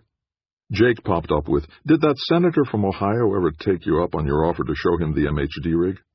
O'Donnell said, "Zach Danner. He's due to visit Montana next week." "That's right," Tomlinson said. "I've got a whole tour mapped out for him. Apparently he's quite a fisherman. My father and I are going to take him up to our lodge on Sandy Creek." Nodding, Jake said, "See if you can get him committed to Santino while you're at it." "What do you have to give him in return?" O'Donnell demanded. "MHD power generation," said Jake. Most of Ohio's electric utilities burn coal, don't they? A lot of them are switching to natural gas. Either way, MHD can produce more kilowatts per pound of fuel. Danner might like that. With a smile, Tomlinson said, "He might at that." That evening, Jake drove Tammy down to the riverfront for dinner at the Cantina Marina. Even with the Mustang's top down, the stubborn heat and humidity made him feel as if they were driving through steaming soup. Once he'd parked the car, Jake pulled up the convertible's roof. Tammy, sitting beside him, pointed to the starry, cloudless sky. "You think it's going to rain?" "It might," said Jake as he fastened the roof's edge to the top of the car's windshield frame. "Weather forecast calls for clear and dry," she said, with a hint of teasing mirth in her voice. "Uh-huh. But it only takes one little cloudburst to soak the car." Jake got out and went around the car to lend his hand to Tammy. She waited obediently for him to open her door. It had taken Jake several weeks to get her to allow him to be a gentleman. "Besides," he said, as they started across the parking lot toward the lights of the restaurant, "an open top is an invitation to thieves." Tammy laughed. "Like a ragtop is going to stop anybody?" "It has so far," he said. The cantina was barely half full. Jake asked the hostess for the same table they had sat at the first time they'd met. "You're sentimental," Tammy said as they followed the young woman out onto the patio. "I guess I am," Jake admitted. "That's fine." Halfway through dinner, Tammy said, "I bumped into an old friend this afternoon, one of Senator McGrath's senior aides." Jake put down the spoonful of crayfish soup he had just lifted from the bowl in front of him. "Oh?" Mock scowling at him, Tammy said, "Don't owe me, Jake. She's an old gray-haired lady, very dignified. She's been with McGrath for ages." "Oh," Jake said in a completely different tone. "She showed up at the Earth Guard office out of the blue. I think she's looking for a job now that McGrath has died." "She's not looking for another senator?" "Of course she is. But she's always been interested in environmental issues. She's covering all her bases." Jake turned his attention to the soup. Tammy said, "I made a date to have lunch with her tomorrow. Maybe I can find out why McGrath dropped his support of Santino." "You think?" "If anything significant happened between them, she'd know about it, I'm sure." "Just watch your step," Jake said. "If anything significant did happen, it could be dynamite." The deal. When Tammy came home to the apartment the next evening, Jake immediately asked her, "How was your lunch?" "Puzzling," she said, tossing her handbag onto the coffee table and heading for the kitchen. Jake followed her. "Puzzling? How so?"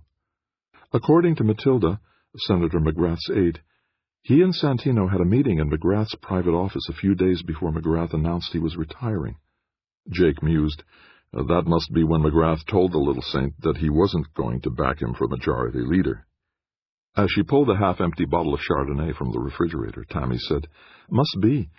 They had a shouting match. The two of them screamed at each other." "Santino? He raised his voice?" "McGrath, too," Tammy said, as she poured herself a glass of wine. "Matilda said she's never heard him sound so angry." What the hell were they arguing about? The majority leader vote? Shaking her head, Tammy replied, "Matilda thinks that was part of it, but only part. There was something else, something that made McGrath withdraw his support for Santino." "What was it?" "Matilda doesn't know. Nobody in her office knows. She asked around, and everybody there was just as surprised as she was. I mean, McGrath was always a sweetheart. Never a cross word out of him. All of a sudden, he and Santino are behind closed doors, hollering at each other like a pair of barroom bozos." What the hell could have caused that, Jake wondered. Whatever it was, it broke the friendship the two of them had. 20 years of friendship shattered in one afternoon. Jake took the bottle from her hand and poured himself a glass. "What the hell could have caused that?" he repeated. Tammy went back to the living room, slipped off her high-heeled shoes, and dropped onto the futon. "It must have been something personal," she said. "They didn't have any political differences. Not before the blow-up and not afterward." Except that McGrath dropped his support of Santino for majority leader. "He was pretty shaken up afterward," Tammy said. "Matilda says his health went downhill pretty steeply after their fight." "And nobody in McGrath's office knows what it was all about?" "Nobody." Jake sat on the futon beside her. "Then the answer must be in Santino's office. Or maybe back in Rhode Island. Santino returned to Washington 2 days before Labor Day. So did Perlmutter. O'Donnell was almost hyper with anticipation. "They're running neck and neck down to the wire," he told Jake. "Is Santino still ahead?" "By a nose," O'Donnell said. Then he amended, "a nostril." The vote for Majority Leader was scheduled for the party's Senate caucus the Tuesday morning after Labor Day. Tomlinson returned to Washington that Saturday with his wife and invited Jake and Tammy to a Labor Day barbecue at his house. When Jake drove up the driveway, the young butler directed him and Tammy around the side of the house to the backyard. Tomlinson, Amy, Kevin O'Donnell, and several other office staff people were already there, all of them in shorts and casual shirts, as Jake and Tammy were wearing. And in the midst of them all stood Senator Mario Santino. He looked stiffly out of place in his usual three-piece gray suit. Doesn't he own any other clothes, Jake wondered. Despite his outfit, Santino seemed completely at ease as he shook hands with Jake and Tammy. "It's good to see you again," he said, smiling benignly. "Good to see you, Senator," said Jake warily. Dressed in Bermuda shorts and an expensive-looking golf shirt, Tomlinson sauntered up and pointed to the trio of coolers resting on the grass beside the big gas grill. "Help yourselves," he said, grinning. "Beer, Coke, Gatorade, whatever you want." "Before you do," Santino said, "I can only stay a few minutes, and I have a little announcement to make." O'Donnell drifted up to them. Like the senator, he was wearing shorts and a sports shirt. "I had a meeting with Brian Perlmutter this morning in the Capitol," said Santino, his expression somewhere between cheerful and sly. "This morning?" Tomlinson asked. "Yes. We've come to an agreement." "You have?" O'Donnell blurted. "Yes. He will not oppose my election to Majority Leader, and I will support his bid to be the party's vice presidential candidate next year." Jake felt the air gush from his lungs. Just like that, he thought. "You give me what I want, and I give you what you want." "You've saved the party from splitting apart," Tomlinson said, sounding almost awed. Still smiling, Santino made a stiff little bow. "I suppose I have." But then he went on. "Of course, we're going to have to make a minor concession or two to the energy plan." "Concession?" Jake snapped, suddenly frightened. "Yes. We reinstate the ethanol mandate for the next 5 years and put the methanol idea under study instead of pushing for its immediate implementation." Jake yelped, "But that tears the heart out of the program. It wrecks everything." "No," Santino said firmly. "It merely delays certain phases of the plan. You'll still get your MHD pilot plant in Montana, your tax breaks for solar installations, and just about everything else you wanted." "But it won't be revenue neutral anymore," Jake countered. "It'll cost billions." "That can't be helped. On the other hand, the plan's costs will be spent in Ohio and Montana and plenty of other states that can use the federal money." "Including Rhode Island," Jake growled. O'Donnell grabbed at Jake's arm, and Senator Tomlinson said, "I'm sure this will all work out for the best." "Indeed it will," said Santino. "Indeed it will." And Jake thought, it'll work for Santino's best. He's going to be Majority Leader, and Perlmutter's going to run for Vice President. But the plan's being picked to pieces. One look at O'Donnell's grim face, though, was enough to make Jake keep his mouth shut. The morning after. For the first time in his life, Jake got roaring drunk. He left Tomlinson's party shortly after Santino did, and drove Tammy to a sports bar near their apartment, then proceeded to down several scotches in quick succession. "So the energy plan gets its balls cut off. So what?" he grumbled as they sat at the bar, where 4 huge TV screens were showing 4 different baseball games. "Santino can say his committee has produced a plan we can all be proud of. Big fucking deal." Tammy tried to shush him. "It's a beginning, Jake. It's not the end of the world. It's the beginning of what you want." He looked at her blearily. "Half a loaf is better than none, huh?" "Yes, it is," she said firmly. "Half a loaf isn't worth shit," Jake said. "I didn't come to Washington to do a half-assed job." Raising his voice, he cried, "Give me liberty or give me death!" Some of the other patrons sitting around the bar threw unhappy glances at Jake. One of them said, "Tone it down, pal." Another older man just grinned at him. Tammy slid off her bar stool. "Come on, Jake. It's time for us to go home." "Home is where the heart is," Jake said, slurring his words slightly. "Home is where, when you go there, they have to take you in. Did you know that? Robert Frost said that." Tugging at his arm, Tammy led Jake out of the bar to his Mustang. "I'll drive," she said. "I'll walk," said Jake, weaving slightly while he stood in place at the curb. Tammy opened the passenger side door and helped Jake fold himself into the car. "You're in no condition to walk," she said. Jake slept most of the morning, and when he finally got out of bed, his head throbbed dully. Tammy had already gone to work. She had left a note on the kitchen counter, a lopsided heart with "Love You" printed inside it. Alone in the apartment, Jake phoned her office. "Hello, dear." Her voice sounded as pleasant as always. "How do you feel?" "Like an idiot," he said. "You were pretty looped last night." "Yeah, I'm sorry." "It's okay. You were trying to drown your sorrows." "Stupid. Are you going to your office?" Jake frowned, contemplating the alternatives. "No, I think I'll phone in sick. I don't feel up to talking with Frank or Kevin, especially Kevin." He could sense Tammy nodding. "Okay. Try to relax, Jake. And remember, most of the plan is going to get through. It's a good beginning." "Yeah," he said half-heartedly. "I guess so." After a shower and shave, Jake felt good enough to watch C-SPAN. The party's caucus was strictly off-limits to the TV cameras, but late in the afternoon, the announcement came through. Senator Mario Santino was elected the Senate Majority Leader by acclamation, a unanimous voice vote. Santino and Perlmutter appeared side by side before the cameras, all smiles and handshakes and good fellowship. "We intend to put up a united front as we move forward toward next year's presidential election campaign," Santino said, with his best saintly smile. Perlmutter nodded hard enough to make his wattles shake. "Our party is united, and we're ready to show the world what we can accomplish." "Yeah," Jake said to himself, "like using my energy plan for toilet paper." Alone in his apartment, Jake opened his laptop and tried to figure out how much was left of the energy plan.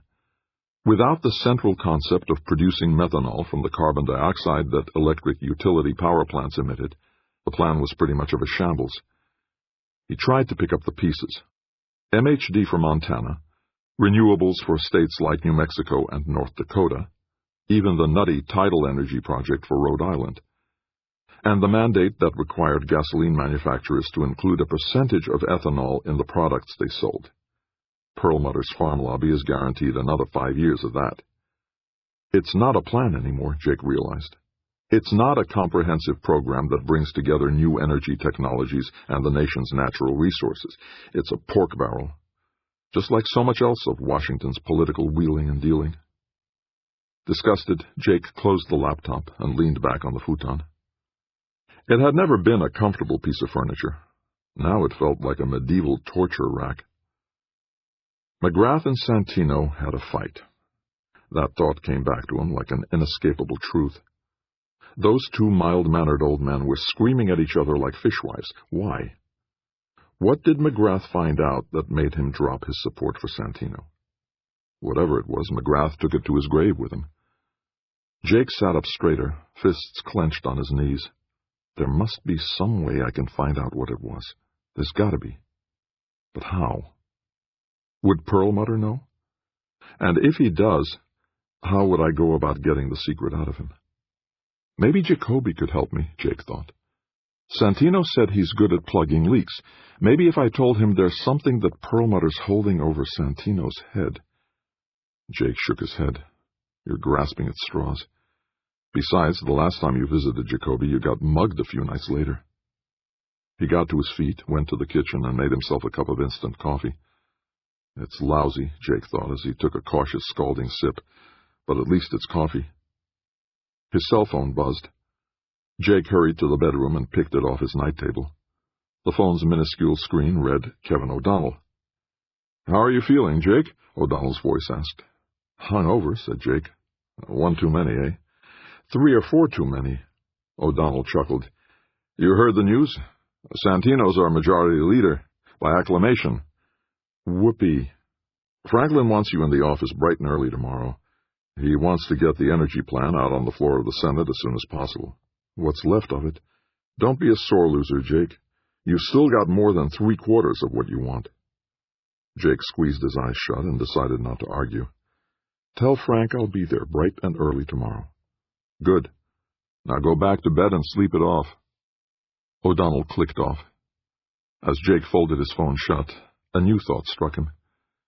If McGrath knew something that shook Santino down to his shoes, then if I find out what it is, maybe I could use it to get Santino to reinstate the methanol program and make the plan whole again. Rework. Jake did indeed arrive at the office bright and early. Hardly anyone else was there. The young receptionist by the suite's front door was putting on some dark red lipstick. The other desks that Jake could see were unoccupied. He didn't even smell coffee perking. The receptionist put her mirror down and said to Jake, "The senator wants to see you." Surprised, Jake blurted, "Now?" "He said you should go to his office as soon as you showed up." Jake headed directly for Tomlinson's office. A glance at his wristwatch told him it wasn't yet 8 a.m. Sticking his head through the senator's partly open door, Jake asked, "You wanted to see me?" Tomlinson nodded and gestured to one of the chairs in front of his desk. "Have a seat, Jake." Kevin O'Donnell came in before Jake could get himself settled in the leather chair. "Better close the door, Kevin," said the senator. O'Donnell shut the door quietly and took the seat beside Jake.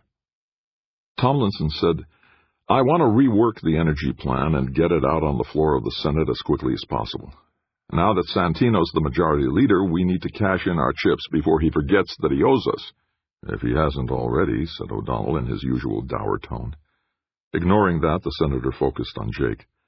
"Most of the plan is intact. You'll have to put the ethanol mandate in and move the methanol idea down to a study status." Jake objected. "That ruins any chance we had of making the plan revenue neutral." "Can't be helped." O'Donnell pointed out, "The fiscal hawks in the House aren't going to like that. They'll say the plan's another goddamn pork barrel." "That's what it is now, isn't it?" Jake said. Tomlinson frowned. "Jake, don't make the best the enemy of the good. There are a lot of good things in your plan. Just because we didn't get everything we wanted doesn't mean we abandon your plan." So it's my plan again, Jake thought. "How soon can you cobble together a document that covers the ethanol and methanol details?" O'Donnell asked. "It'll also have to reinstate the whole carbon sequestering business," Jake realized. "The coal lobby will love that." "How soon?" O'Donnell repeated. Sullenly, Jake said, "Give me a week." "No more than that, Jake," said Tomlinson. "I want to get this through the committee and out for a floor vote while it's still hot." "Yeah, right." It took Jake exactly 4 hours to rewrite the parts of the plan that needed to be changed. Vic Wakefield is going to be disappointed, he thought as he worked. But what the hell, he'll get a fat study contract out of this. Not the full steam-ahead methanol program I promised him, but he'll have to be satisfied with what I can get for him. Briefly he thought about Isaiah Knowles at NASA and his dream of building space power satellites. The meeting between Tomlinson and Knowles's NASA brass had never come to fruition. Well, maybe later, Jake said to himself. By 6 p.m., Jake had completed the rewrite of the plan. As he sat at his desk reviewing it, page by page, on his computer screen, O'Donnell popped into his office unannounced. "Sun's over the yardarm, Jake," said the chief of staff. "You in the mood for a drink?" Jake realized O'Donnell was trying to be nice to him, but he shook his head. "I did enough drinking Monday to last me for a while." O'Donnell laughed and said, "Okay, see you tomorrow." Jake stayed at his desk, rereading the butchered plan all over again. But his mind kept returning to the question of Santino and why he and McGrath had had that screaming match. How can I dig into this? He asked himself time and again. Who would know how to begin? Reynolds, he told himself. Earl's a PR guy. He knows a lot of people around town. Maybe he'd have a lead for me. Jake got up and headed for Earl Reynolds' office. Reynolds was closing his door, briefcase in hand and blue blazer buttoned, just about to leave his office as Jake approached him. "Got a minute, Earl?" The public relations director glanced at his wristwatch. "For you, Jake, 90 seconds. They went back into Reynolds's office. He leaned his rump against the edge of his desk without letting go of his briefcase. "It's your nickel, kid." Jake remained standing. A couple of weeks before McGrath died, he and Santino had a loud argument. "I need to find out what it was about." Reynolds gave a little snort. "Santino and McGrath? Well, lots of luck, friend." "How do I dig into this?" Jake asked. "Who might know something about it?" "Damned if I know." "Are you sure it actually happened and it's not some news guy's fishing expedition?" "It happened." "The Little Saint and Mr. Straight Arrow?" Reynolds shook his head. "You can't touch either one of them." "But somebody must know something." "Forget it, Jake. It must have been something personal between the two of them." "Well, let it go at that." "Come on, Earl. I need to find out. The senator could use the information." "That kind of information could backfire on Frank. Better to steer clear of it." Jake suddenly thought, Lady Cecilia. She knows everything about everybody, doesn't she? His handsome face settling into a scowl, Reynolds raised a finger. "One, if she knew, she'd have already put it on her blog." A second finger. "If it hasn't been on Power Talk, then either she doesn't know or it's too damn dangerous for public consumption." Too dangerous? Some subjects are too hot, even for Power Talk. Jake thought that over for all of 3 seconds. "I can't imagine Lady Cecilia being afraid of anything." With a hump, Reynolds replied, "She's got more brains than you do, kid. If Lady Cecilia knows anything but hasn't made it public, it must be pretty damn scary." Snooping. Lady Cecilia was fascinated with Jake's story. McGrath and Santino were screaming at each other. About what?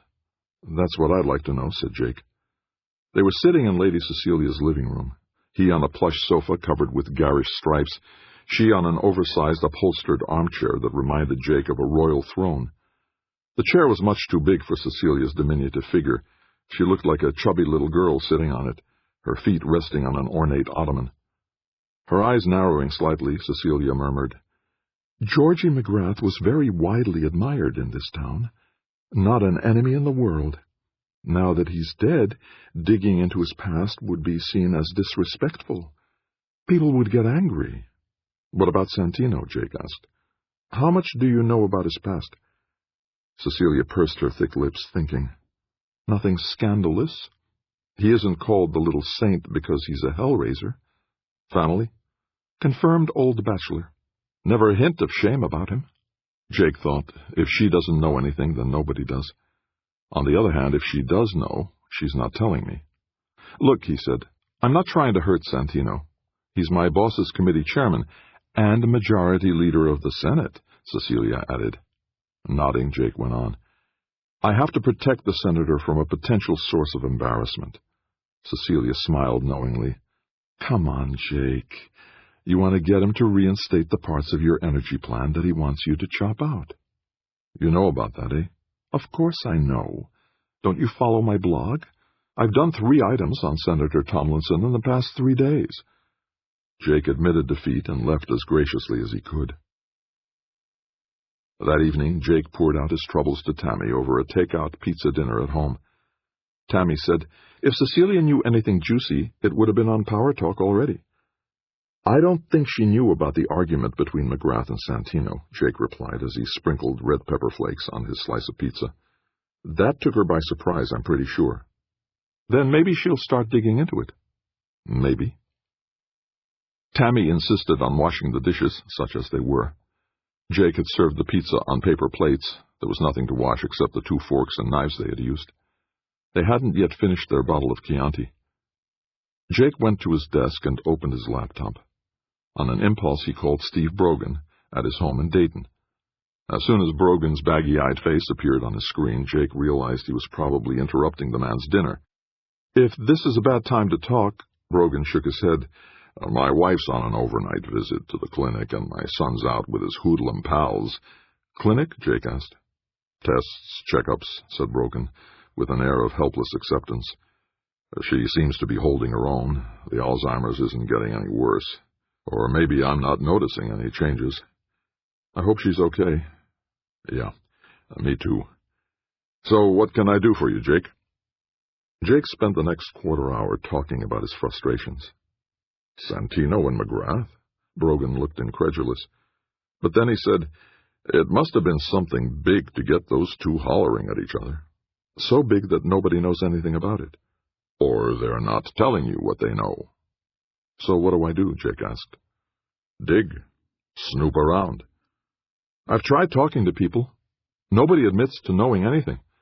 Most of them are just as surprised about this as you were. Brogan looked disappointed. Jake, you've got to learn how to twist arms. I can't force people to talk. No, but you can dig into Santino's background. And McGrath's. What do you mean? They have medical records, don't they?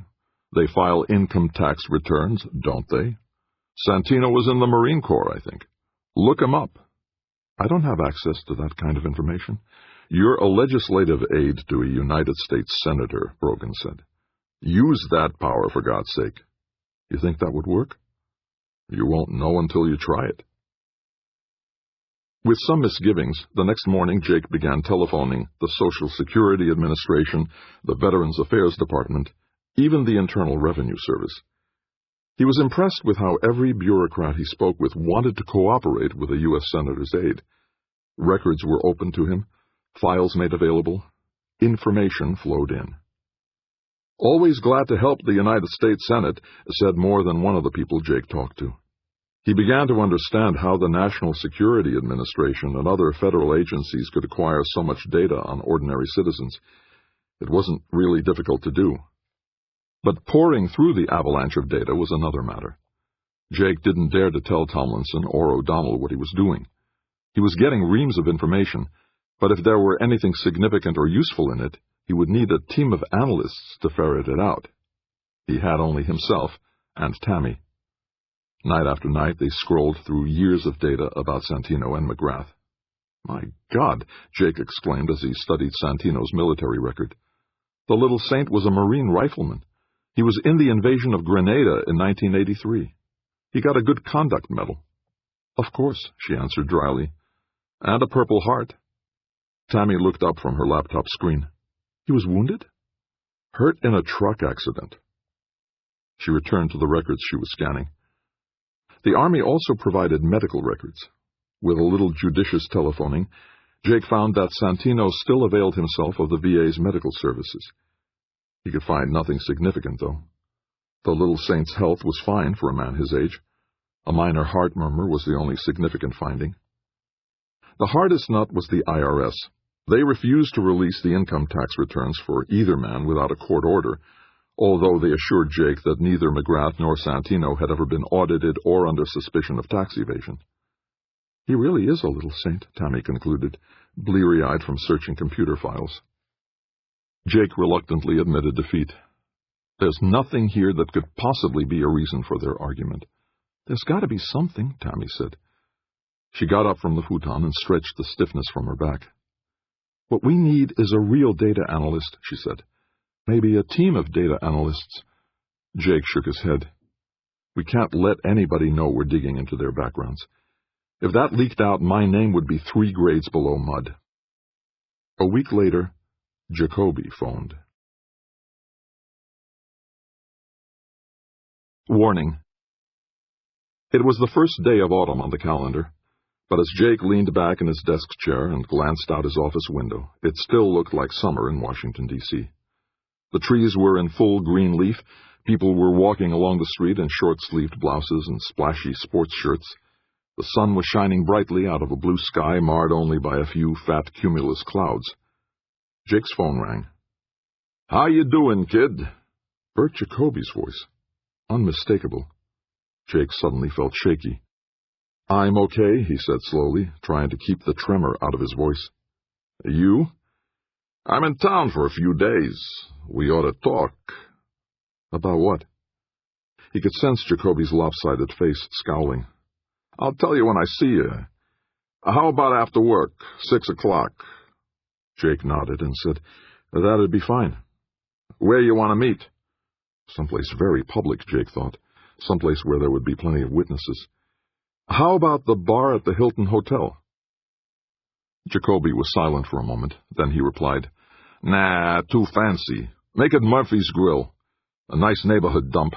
It's a couple of blocks from your apartment. I know where it is, Jake said, his insides clenching. 6 o'clock. Jacoby hung up. Jake held the phone receiver frozen in his hand.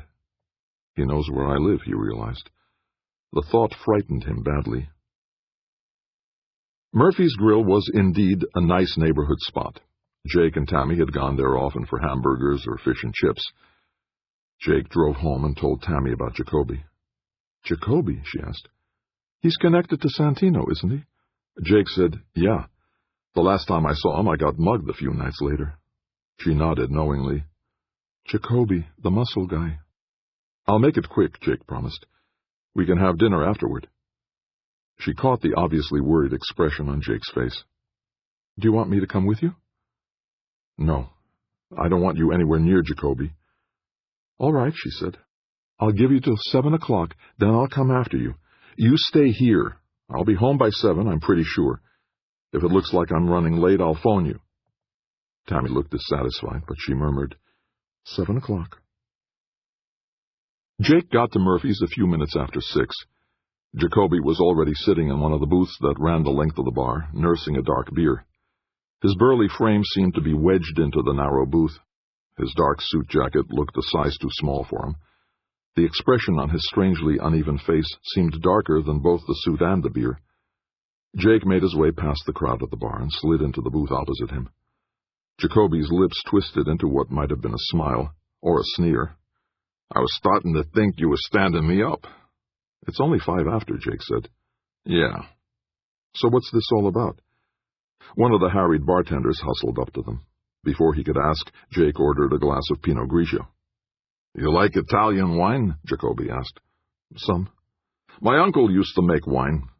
Grew the grapes in his backyard. Was that legal? Jacoby shrugged. Long as the local cops got a few bottles every Christmas, it was legal. The bartender plunked a wine glass in front of Jake, then swiftly headed back to the busy bar. Hunching over the table, Jake said, You didn't come here to talk about wine, did you? Hell no. Then what? His scowl returning, Jacoby said, You've been sticking your nose where it don't belong. Jake's mouth went dry. Oh, he managed to say, the VA, the Marines, you've been snooping into Santino's background. Nothing illegal about that. Maybe it ain't illegal, but it sure ain't healthy. Are you threatening me? Just what the fuck are you looking for? Jacoby demanded. He knows what I've been doing, Jake said to himself.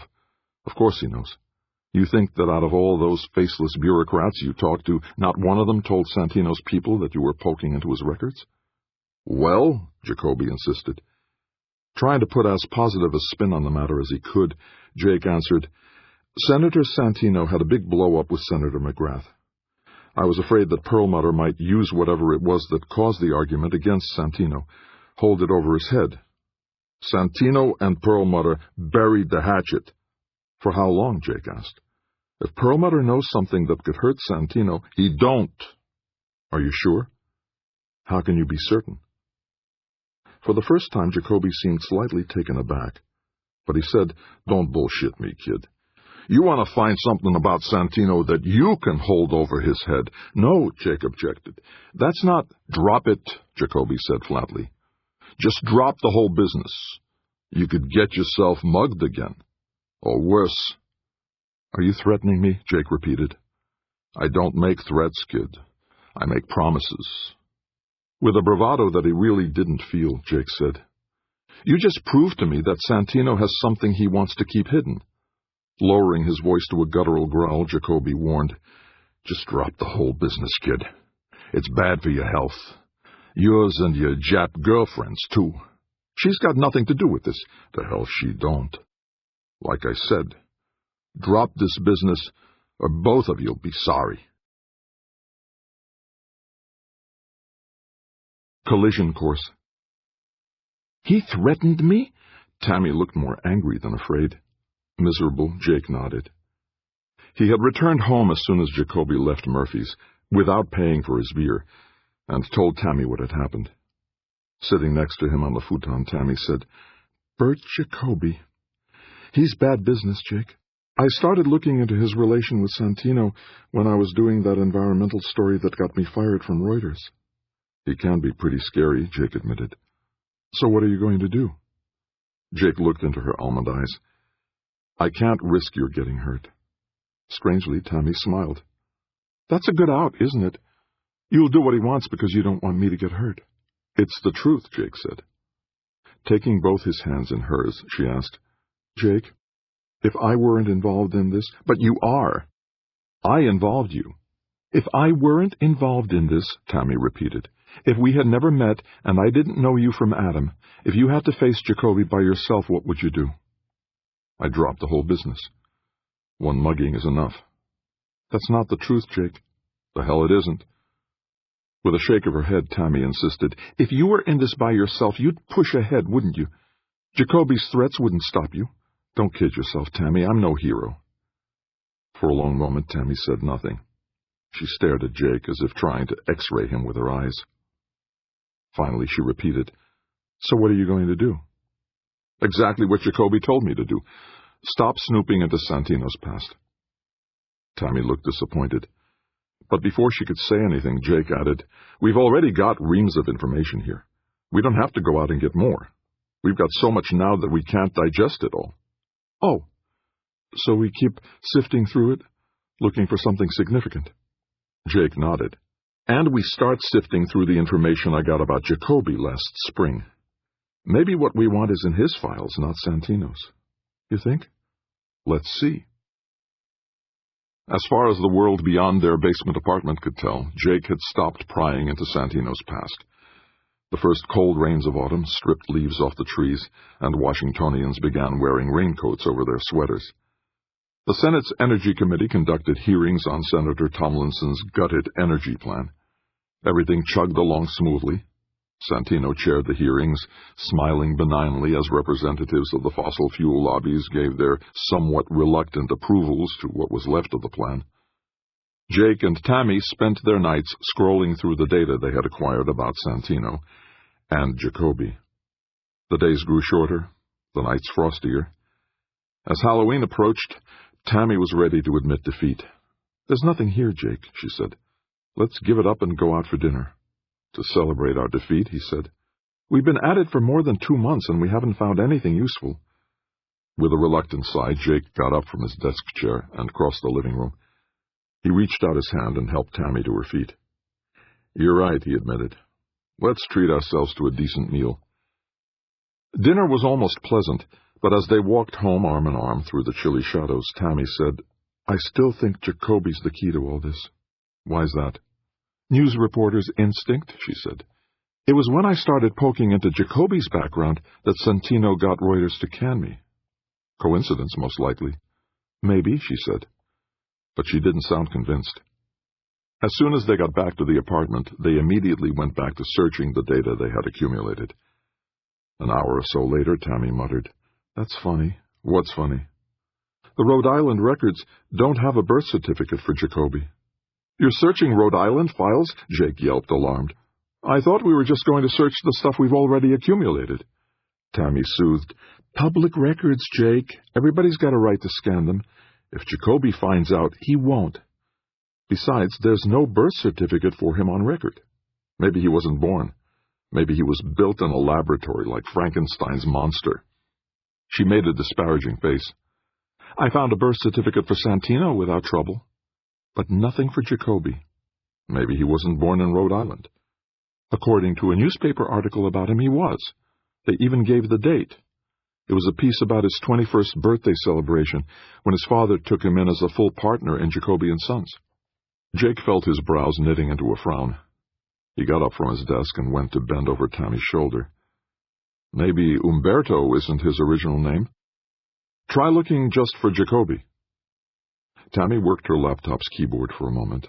Then, "Here it is. Baby boy born to Mrs. Katerina Jacoby, the right date." Jake sat down beside her. "But look," Tammy said, pointing to the image of the birth certificate. "There's no name listed for the father." "That's kind of weird," Jake said. Strange, at least. Suppressing a yawn, Jake said, "Come on, let's go to bed. I've got to be at the committee hearing tomorrow morning." Still bent over her laptop, Tammy said, "You go brush your teeth. I'll come in after you're finished." Jake let the yawn come out, then turned and headed for the bedroom. He undressed, brushed his teeth, thought about turning on one of the late shows, decided against it. As he was getting into bed, he heard Tammy exclaim, "Aha!" He started to come around the bed, but Tammy appeared in the doorway, glowing with triumph. "You found something?" Jake asked. Smiling hugely, she said, "I used my old newshound muscles." "Huh?" "I figured that Jacoby might have been adopted, so I pulled up the Catholic Adoption Agency's records. They're computerized, and sure enough, there's an adoption file for Umberto Jacoby, the right birth date." "But his birth certificate said his mother was Mrs. Jacoby, didn't it?" "Yes, but his father wasn't Mr. Jacoby. Not until they adopted him." Jake stared at her. "Wait a minute. His mother, she had an affair. She gave birth to an illegitimate boy, and Jacoby Sr. adopted the boy." "Right, because the boy's father was his old friend Mario Santino. Just returned home from the invasion of Grenada with a Purple Heart." Sinking onto the bed, Jake asked, "You think?" "That's what made McGrath turn against Santino. Mr. Straight Arrow couldn't condone a scandal like that. Santino had an affair with Jacoby Sr.'s wife, and the old man adopted the baby and forgave his wife. He must have been a bigger saint than Santino. But it all happened more than 35 years ago. McGrath couldn't support Santino with that little secret in the little saint's past," Tammy insisted. "Imagine how much fun the bloggers would have with that juicy tidbit." Jake reached for her wrist and pulled her down on the bed beside him. "Tammy, this is dynamite." She bobbed her head up and down. "Isn't it? If you're right, if this is true, we're on a collision course with Santino. I'd like to see the look on his face when you spring this on him." "Yeah, and Jacoby's." California. It took Jake another full day to decide on his next step. A full day of attending the ongoing Energy Committee's hearings, then lunching with Senator Tomlinson and spending the afternoon going through the motions of working. He half listened politely to a visitor from the National Institutes of Health briefing him on the consequences of cutting NIH's budget for stem cell research. Then a pair of lobbyists in almost identical dark gray three-piece suits spent an hour extolling the benefits of opening several national parks to drilling for natural gas. Finally, an earnest young woman in a tight sweater pleaded with him to get Senator Tomlinson to join the movement to outlaw all genetically modified crops. By the time Jake drove home, he had made up his mind. "We're going to California," he told Tammy the instant she came through the apartment's door. Surprised, she said, "We are?" Jake nodded vigorously. "I've got vacation time coming to me. I imagine you do, too." "Kind of abrupt, though, isn't it?" "I ought to see Vic Wakefield and break the news to him that his methanol project has been cut down to a study program." "You've got to go all the way out to San Diego to give him the bad news?" As he headed for the kitchen and the bottle of Suave in the refrigerator, Jake explained, "It's the decent thing to do. Tell him face to face. Winston Churchill said that when you're going to kill a man, it doesn't cost you anything to be polite about it." She eyed him suspiciously as he began to pour 2 glasses of wine. "This doesn't have anything to do with Jacoby, does it?" Jake came around the counter that separated the kitchen from the living room and handed Tammy her glass. As casually as he could, he replied, "Well, I thought it might be nice for you to spend a few days visiting your family. They're in Fresno, not San Diego." "Yeah. I'd like to meet your folks. Then I could hop down to San Diego while you're visiting in Fresno." "You want me out of town?" "I want you safe." Tammy's parents were warm and friendly, not a trace of the traditional Japanese formality and stiffness that Jake had expected. Then he realized that the Umetsus had been in the States for 4 generations. "They're as American as I am," he told himself. The Umetsu family wasn't small, despite the fact that Tammy was an only child. Her parents each had several siblings living in the Bay Area. They all got together, aunts, uncles, and 5 of Tammy's cousins, for a happy, laughter-filled dinner in an Italian restaurant in downtown Fresno. The next day, Tammy drove Jake to the Fresno Yosemite International Airport in their rented Toyota Camry. "I'll be back on the 6 o'clock flight," Jake said for the 11th time as they pulled up at the terminal curb. "I'll be right here waiting for you." He gave her a peck on the lips and ducked out of the car, computer bag in hand. Vic Wakefield looked more resigned than downcast. "I thought it was too good to be true," he said, his round face serious, pensive. Jake was sitting beside him on a worn-out sofa in Vic's office at Wakefield Laboratory down at the San Diego waterfront. Through the room's only window, he could see a row of sleek gray Navy destroyers anchored in the harbor. "I'm sorry, Vic," Jake apologized. "Politics got in the way." With a humorless smile, Wakefield said, "Might turn out to be good in the long run. It was a big jump to go from our lab work to a full-scale production plant. Maybe a study program will be better for us." Jake heard the bitterness in his voice. Trying to put as good a face on the situation as possible, he said, "Look at it this way, Vic. Your methanol process is now a part of the overall energy plan. Once the plan is put into action, you'll be part of the national energy policy." Wakefield gave him an odd look. "Will the plan ever be put into action?" "Yes," Jake snapped reflexively. "It may not be as big and as comprehensive as we wanted, but it's going to get through the Senate Energy Committee and out onto the floor for a vote before this session is over." Before Wakefield could comment, Jake added, "Santino's the majority leader now. He controls the Senate's agenda. He'll push the plan through." "With a study program for our methanol process." "Damned right." Wakefield's smile brightened. "I want to thank you, Jake. I know you've gone to bat for us. I'm just sorry I couldn't do better for you. It's a start. We'll take it a step at a time." Waving one arm, Wakefield said, "We're a lot better off now than we were a year ago, aren't we?" Wakefield drove Jake to the San Diego airport. As his car pulled away from the curb, Jake's cell phone buzzed. It was his landlord. "You had a burglary," he said, with no preamble, his voice gravely dark. "A burglary?" Jake gasped. "Last night, after midnight, we heard somebody thumping around downstairs and called the police." "What did they take?" A pause. People rushed by, heading into the terminal building or coming out and searching for their ride, while Jake stood transfixed at the curb, phone to his ear. Finally, the landlord reported, "We looked through the apartment with the police officers. The place is a mess, but it doesn't seem that anything was taken. Of course, you'll have to go through the apartment yourself and see if anything is missing." "Did they catch the guy?" Again the landlord's voice hesitated. It's as if he has to think twice before he opens his mouth, Jake thought, with growing irritation. "No. By the time the police got here, the burglar was gone." Jake realized he would have to cut his California visit short. "All right," he said into the phone. "I'll catch a plane first thing tomorrow. I'll let you know when I'm arriving." "Good." The landlord clicked off. Jake stood there as the crowd swirled by, wondering, what were they after? Good thing I brought my notebook with me. All our files are in it. Then he thought, Tammy's laptop. Did they get her files? Jake hurried into the terminal and raced for his plane. He tried to call Tammy as he dashed toward his gate, but got only her voicemail. He didn't leave a message. "I'll tell her about this when I see her at the airport." When Jake's plane touched down on schedule at Fresno, Jake called her again, but he got only her voicemail again. Feeling annoyed, he hustled out to the curb, trying to remember what their rented car looked like. But Tammy was not there waiting for him. Fresno Yosemite International Airport. Standing at curbside, Jake yanked out his phone again and called Tammy's parents. "She left early, said she wanted to do some shopping," her mother said. "She said she'd pick you up, but she's not here." Mrs. Umetsu didn't seem upset. "Maybe she got stalled in traffic, or maybe she's driving around the airport. They won't let you wait at the curb, you know." "Yes, I know, but she should be at the cell phone lot at least." "Have you tried calling her?" "Twice." "Then she must be in the car.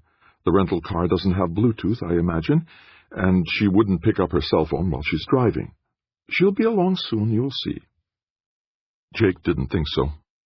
He stood there at curbside, 1,000 possibilities racing through his head, all of them bad. Jacoby snatched her, he thought. He knows that she found out he was adopted and came out here to grab her before she could tell anybody. He knew we were going to California.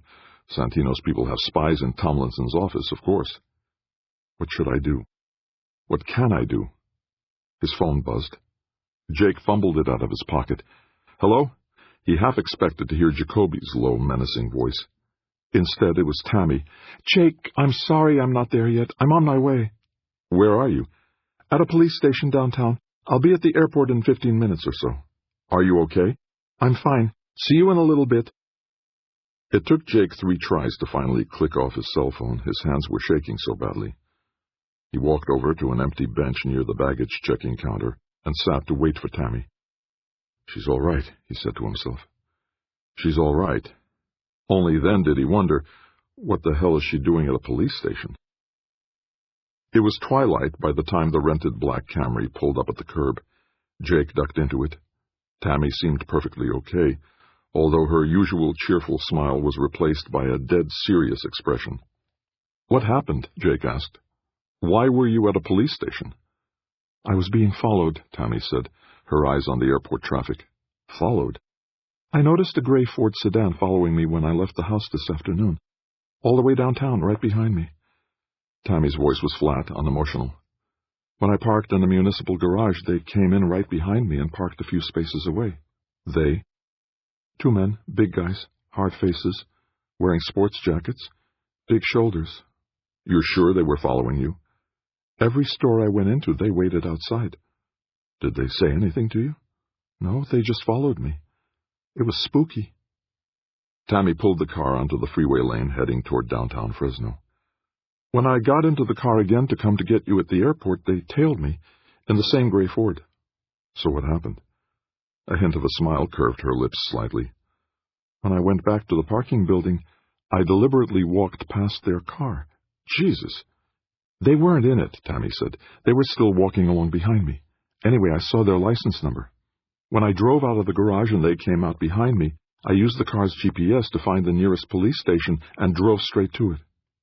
Jake felt admiration for her cool level-headedness. Smart, he muttered. I told the police sergeant what was going on, and that I was frightened. He looked up the license number I gave him. And? The car was registered to the local FBI office. The FBI? That's what the police sergeant told me. Jake leaned back in the passenger seat. Why would the FBI be following you? I'll bet it was because a certain U.S. senator asked them to keep an eye on us, Tammy replied. Santino? One of his people, more likely. When a senator asks a federal agency for help, they respond. Jake recalled how cooperative the various agencies he had called had been. But the FBI? Santino wants to know where we are. And why? They drove through the gathering darkness in silence for several minutes. At last Jake said, Santino wants to show us that we can't get away from him. He can find us wherever we go. Tammy nodded. He's made his point. With a bitter chuckle, Jake said, he can use the FBI to track us, then get Jacoby or some other thugs to grab us.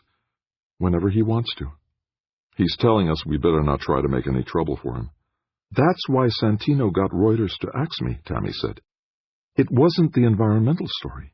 He thought I was getting too close to finding out that Jacoby is his son. Jake remembered. For what it's worth, our apartment was burglarized last night. For the first time, Tammy looked startled. Burglarized? My landlord says they didn't seem to take anything, but I'm going to fly back to Washington tomorrow and check out the place. We've really got Santino worried, Tammy said. He sure as hell's got me worried, Jake said, with some fervor. Tammy nodded. Then, glancing at her rearview mirror, she said, I may be a little paranoid, but the same pair of headlights have been following us ever since we left the airport. The FBI's Fresno office. Jake slept uneasily that night in Tammy's parents' home. In the morning, she told her parents what was going on. Her father got up from the breakfast table and went to the kitchen wall phone. Dad, Tammy called after him, what are you doing?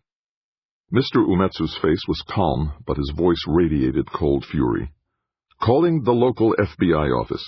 They can't harass law-abiding citizens. It's racism. It's fascism. My father fought in the U.S. Army in World War II. He was decorated for valor, and now the FBI is harassing his granddaughter?" Jake pushed his chair from the table and went to Mr. Umetsu's side. "Maybe I should talk to them," he suggested gently. Umetsu didn't let go of his grip on the phone. "I'm a United States Senator's legislative aide," Jake explained. "They might pay more attention to me." Umetsu reluctantly handed the phone receiver to Jake, muttering, "Racism?" The head of the Fresno office of the Federal Bureau of Investigation was a pleasant-looking Hispanic woman with graying hair and skin the color of lightly done toast. Slim and smartly dressed in a sky-blue skirted suit, she smiled politely as Jake told her about the car that had followed Tammy. "And the local police said the car is registered to this office?" she asked, sounding incredulous. "That's what they told me," Tammy said. Pulling a scrap of paper from her purse, she went on, "Here's the license number." The FBI chief glanced at the paper, then put it on her desk. "I'll check this out," she said. "We'll wait," said Jake. Her pleasant smile dimming a little, the woman picked up her phone and asked for the motor pool. She read off the license number that Tammy had given her, then nodded once and hung up. "According to our records," she said to Jake, "that car was in our garage all day yesterday and last night." "That's impossible," Tammy snapped. "I saw it. I wrote down the license number. They followed me all day and well into the night." Cocking her head to one side, the woman said, "I don't see how that could be, Miss Umetsu. Our records show—" Jake demanded, "How could Tammy write down the license number? She didn't think it up out of the blue. She isn't clairvoyant." Her brow wrinkling, the chief replied, "I'll have to look into this. Where can I contact you?" Jake knew they were being dismissed.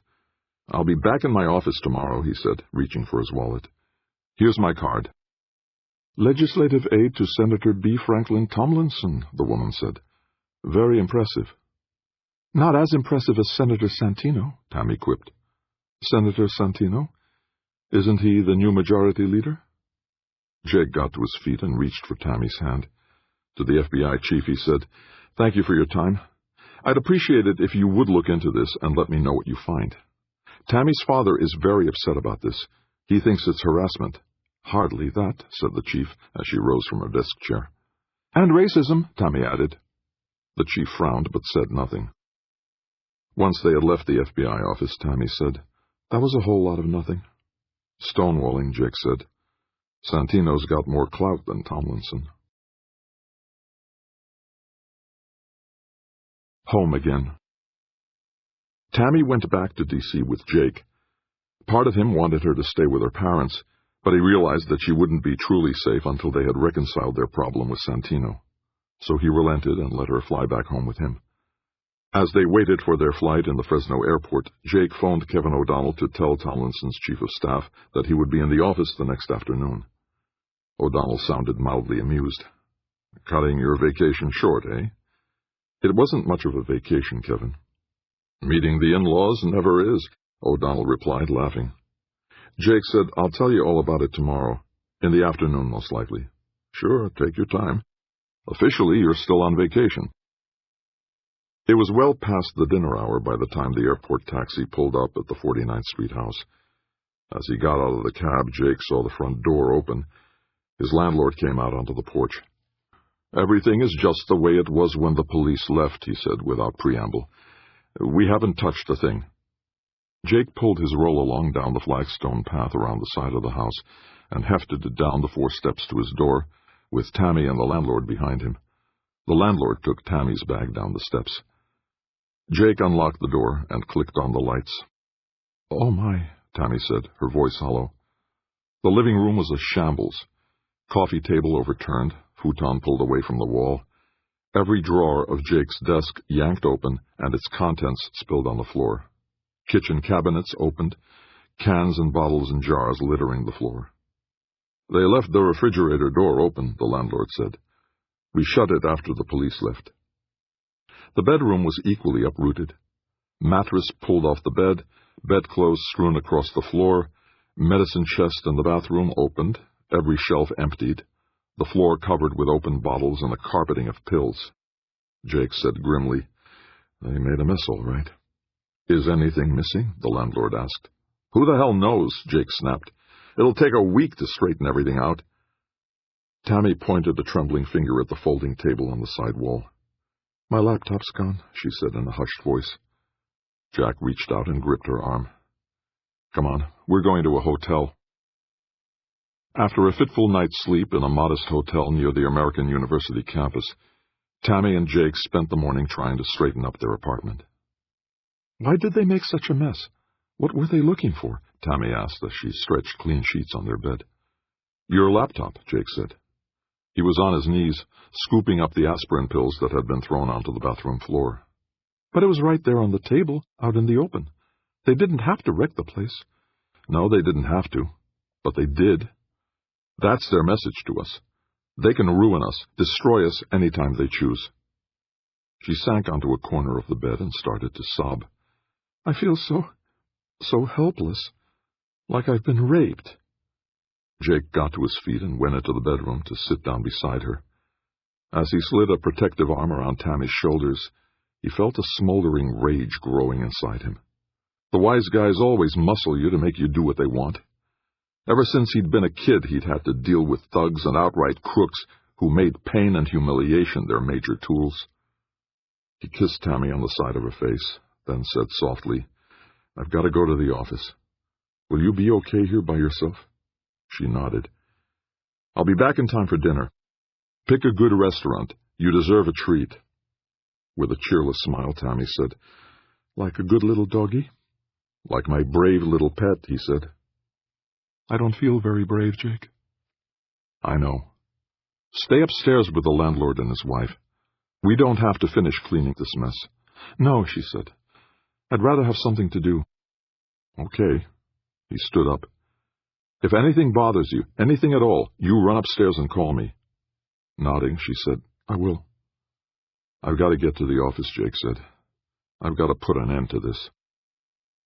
It was nearly 3 p.m. when Jake got to the Hart SOB. The senator's on the floor, said the receptionist when he asked where Tomlinson was. Senate's in session. Where's Kevin?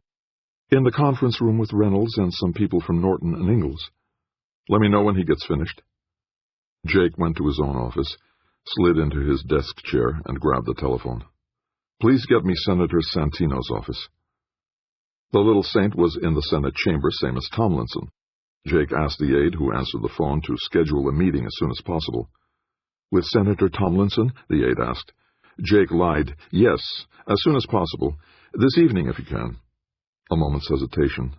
Then, I'll call you back. As Jake hung up, one of the administrative aides appeared at his doorway. Mr. O'Donnell is free now. Thanks. Jake made his way to O'Donnell's office and told the staff chief what he'd learned about Santino and Jacoby. For once, O'Donnell looked impressed. Shocked, in fact. He's Jacoby's father? Jake nodded tightly. You've got evidence for this? My apartment's been burglarized. The fucking FBI tailed us when we were in Fresno. That's not evidence, O'Donnell said. It's good enough for me. I need to tell Frank about this. We've got to have a face-to-face with Santino. O'Donnell shook his head. Not so fast. Let me think about this. There are a lot of angles to this. I'm not going to wait until they kidnap Tammy. I'm going to see Santino and get this settled. The sooner the better. Wait till Franklin comes back to the office. The Senate might be in session all night. Then Santino will be on the floor too, won't he? Jake started to reply, then realized that O'Donnell was right. As long as the Senate stays in session, Santino would most likely be right there in the Senate chamber. But not Jacoby. Maneuvering. Jake stewed restlessly in his office until 6 o'clock. O'Donnell stuck his head through the doorway and said, Senate's still in session. Big debate about the immigration bill. Jake nodded unhappily. I'm going home, O'Donnell said. You might as well go too. In a few minutes, Jake said. His face stern, O'Donnell said, Don't do anything foolish, Jake. Wait till you can talk to Franklin. Tomorrow morning. Yeah, sure. I mean it, O'Donnell said. Nodding again, Jake replied, Okay, I'll wait for Frank. Tomorrow morning, bright and early. That's the ticket. But once O'Donnell left, Jake looked up Jacoby's cell phone number from his office phone's records. and got a pleasant recorded male voice informing him that Mr. Jacoby wasn't available. Please leave a message at the tone. "It's Jake Ross," he said into the phone. "We have to talk as soon as possible." Then he left his cell phone number. Jake got up from his desk and put on his leather car coat. The office was almost empty. Most of the desks were dark. As he headed for the door, he pulled his cell phone from his pants pocket and called Tammy. She did not answer. Suddenly worried, Jake raced down to the basement garage, jumped into his Mustang, and drove home. Tammy wasn't in the apartment. He saw that she had straightened up the place, but she wasn't there. He ran around the house, up onto the porch, and pounded on the front door. The landlord's wife opened it, looking startled. "Have you seen Tammy?" Jake asked before she could open her mouth. "Not since this afternoon," she replied. "She left in a hurry." "Where'd she go?" "I don't know. She didn't say. A taxi pulled up, and she ran out to it." "When was that?" The woman blinked, trying to remember. "Oh, it must have been about 4:30, maybe a little later. She took a taxi." Jake stood there, puzzled, frantic, frightened. "She would have called me to let me know where she was going," he said to himself. "Or left a note, at least." "Is something wrong?" the landlord's wife asked. Jake said, "I don't know. His cell phone buzzed. Jake yanked it from his pocket. "Tammy?" Jacoby's voice answered. "It's Bert Jacoby. You said you wanted to see me. Where's Tammy?" "Your Jap girlfriend?" "Where is she?" "How should I know? I'm in Providence, not D.C. "You're lying." Jacoby chuckled. "Get your nerves under control, kid. I don't know where your girlfriend is, and I don't care. You called me and said you want to see me. About what?" Jake walked away from his landlord's wife, leaving her standing at the house's front door, and went down the porch steps. "We've got to talk face to face." Jacoby grunted. "Yeah, I guess we do. I can fly down to D.C. tomorrow morning." "Okay. Call me when you get to Santino's office. I'll see you both there." "Good." Before Jacoby could hang up, Jake said, "If anything's happened to Tammy, I'll kill you." "Tough talk, kid." "Anything at all. I want her safe. I want her with me. Tonight. Now. Otherwise, I'd tell the whole story to the news media." Jacoby said nothing. "And then I'll kill you," Jake repeated. "That's a promise." The phone clicked dead. Jake stood there in the nighttime darkness with the phone in his hand. He realized it was chilly. The cold wind was making the trees sigh. What to do, he asked himself as he headed down the path to his apartment's door. What can I do? He went back into the apartment and sank onto his desk chair. What can I do, he repeated. Where is she? What's happened to her?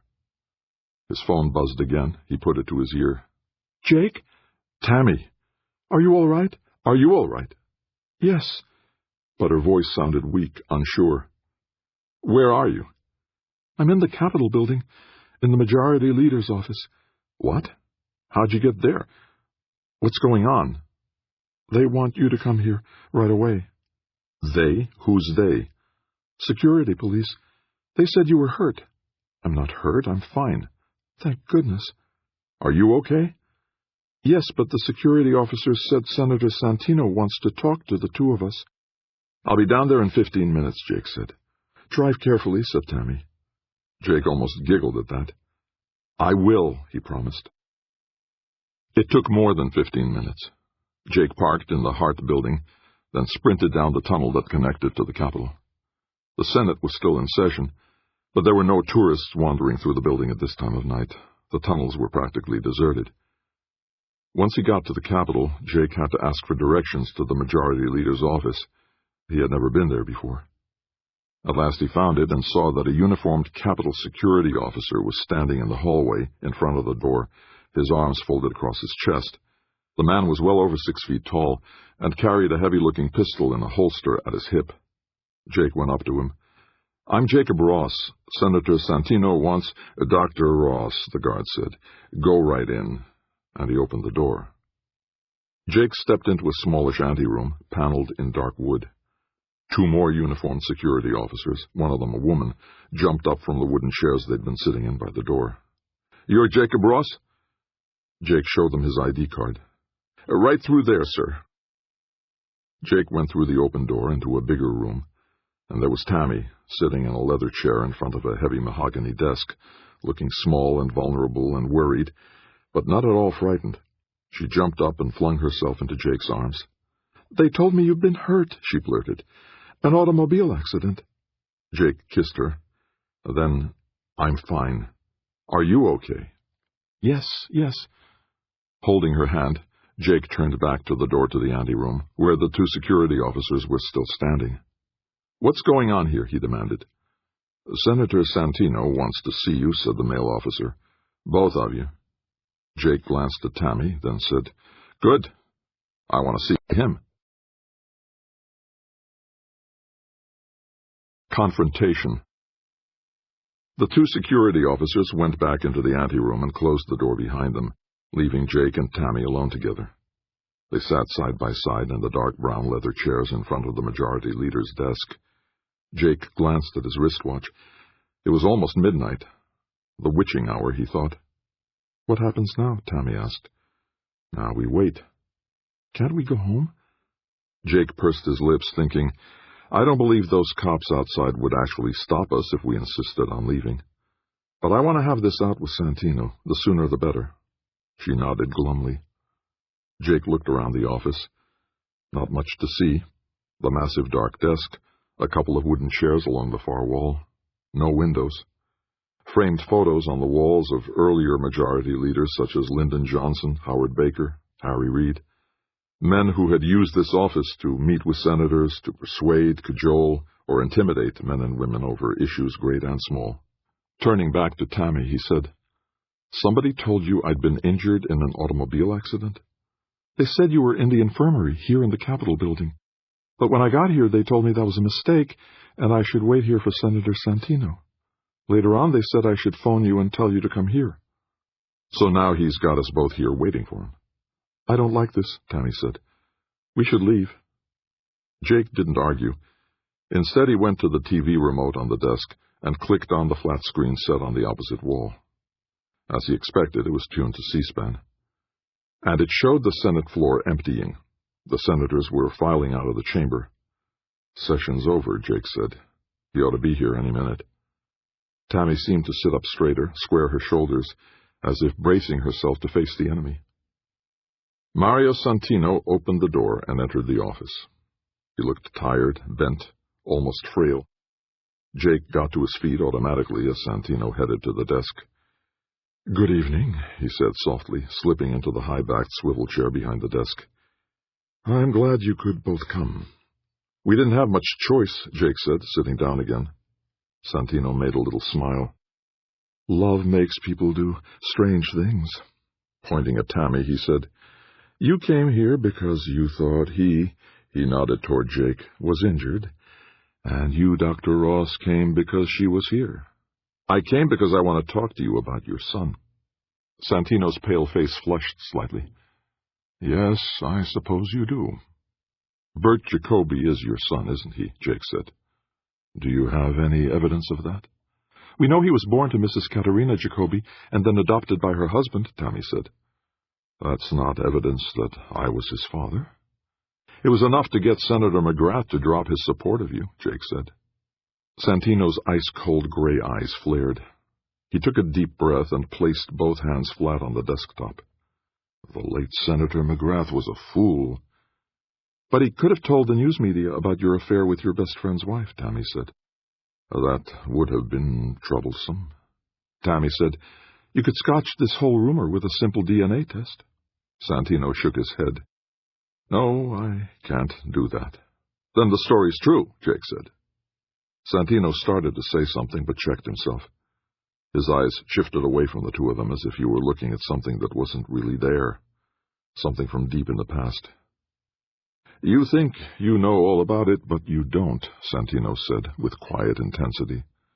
"What do you know about pain, about love and shame and guilt hanging over you like a dark cloud?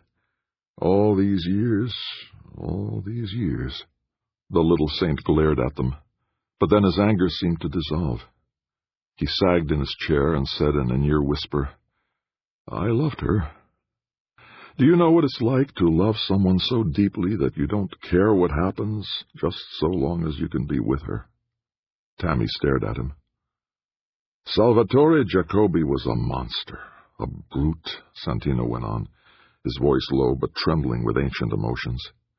He was twice Catherine's age. His family and Catherine's family arranged their marriage. She loved me, not him. But I had nothing.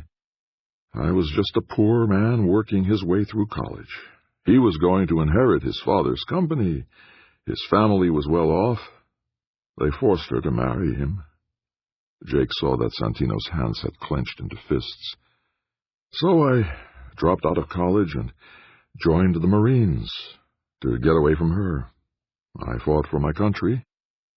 And when I came back home, when I saw Catherine again... His voice broke, and he lowered his head. So Jacobi really is your son, Jake said, his voice equally low.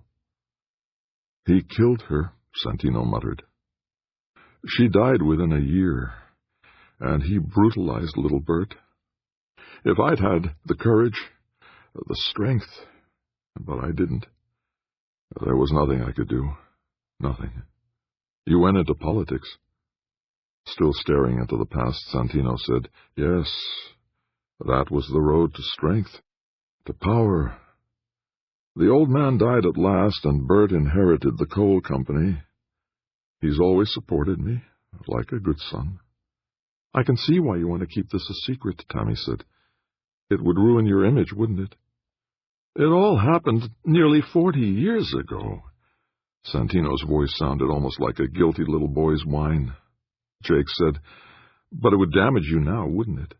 The little saint and adulterer with his best friend's wife. Santino seemed to stir himself, pull his focus back to the here and now. Raising a finger to point at Jake, he said, You and your kind, holier than thou, a lot of you. You come into Washington all full of righteous zeal. You want to change everything. Things that have taken years to build, you want to tear down overnight. You'd destroy everything I've worked to accomplish, wouldn't you? You'd destroy me. Jake countered, I don't want to destroy anything. I want to build a strong and sustainable energy policy. Nobody wants your damnable energy policy, Santino snapped. You mean the fossil fuel lobby doesn't want it? And the farm lobby, Santino said. America is doing fine on energy. We'll keep on doing fine. For how long? 5 years? 10? While we keep on damaging the global climate and suck every drop of oil and gas out of the ground? What happens then? We have enough coal for another century or more. It's time we start to move to a sustainable energy policy that doesn't ruin the environment, that builds new industries, that creates new jobs. Pipe dreams? You're talking nonsense. No, I'm talking about a future where America leads the world in energy technology and our economy is stronger than ever. Spare me the platitudes. I've heard them all before. It's going to happen, Jake said. We're going to move to an energy policy that's more than just the fossil fuel industries. Over my ruined career, my ruined life, nothing needs to be ruined, Jake said, as reasonably as he could manage. You and your pretty boy senator, Santino went on, almost snarling now. You want to change everything. Climb over my dead body. No, that's not what we want. Santino started to reply, but caught himself and said nothing. He took a deep breath, visibly struggling to suppress his burning anger. Almost as calmly as when he first came into the office, Santino asked Jake, So, what do you propose? I want the energy plan approved by the committee and then the full Senate. And what else? That's all. That's what I came to Washington for. That's what I've been trying to accomplish for Senator Tomlinson. That's all? That's all. Santino almost smiled. That's all for now. But what about tomorrow? What about the next time you want something from me? You'll hold this threat over my head again, won't you? No, we won't, Jake said. I promise you. And Senator Tomlinson will give you his word, too, I'm sure. Will he? I'm sure of it. Santino seemed to think it over for a few moments. Then he said, "I suppose I'll have to take your word at face value. I have no choice, do I?" "You can count on our word," Jake said. "Yes, I'm sure I can. But Bert, he's another issue altogether.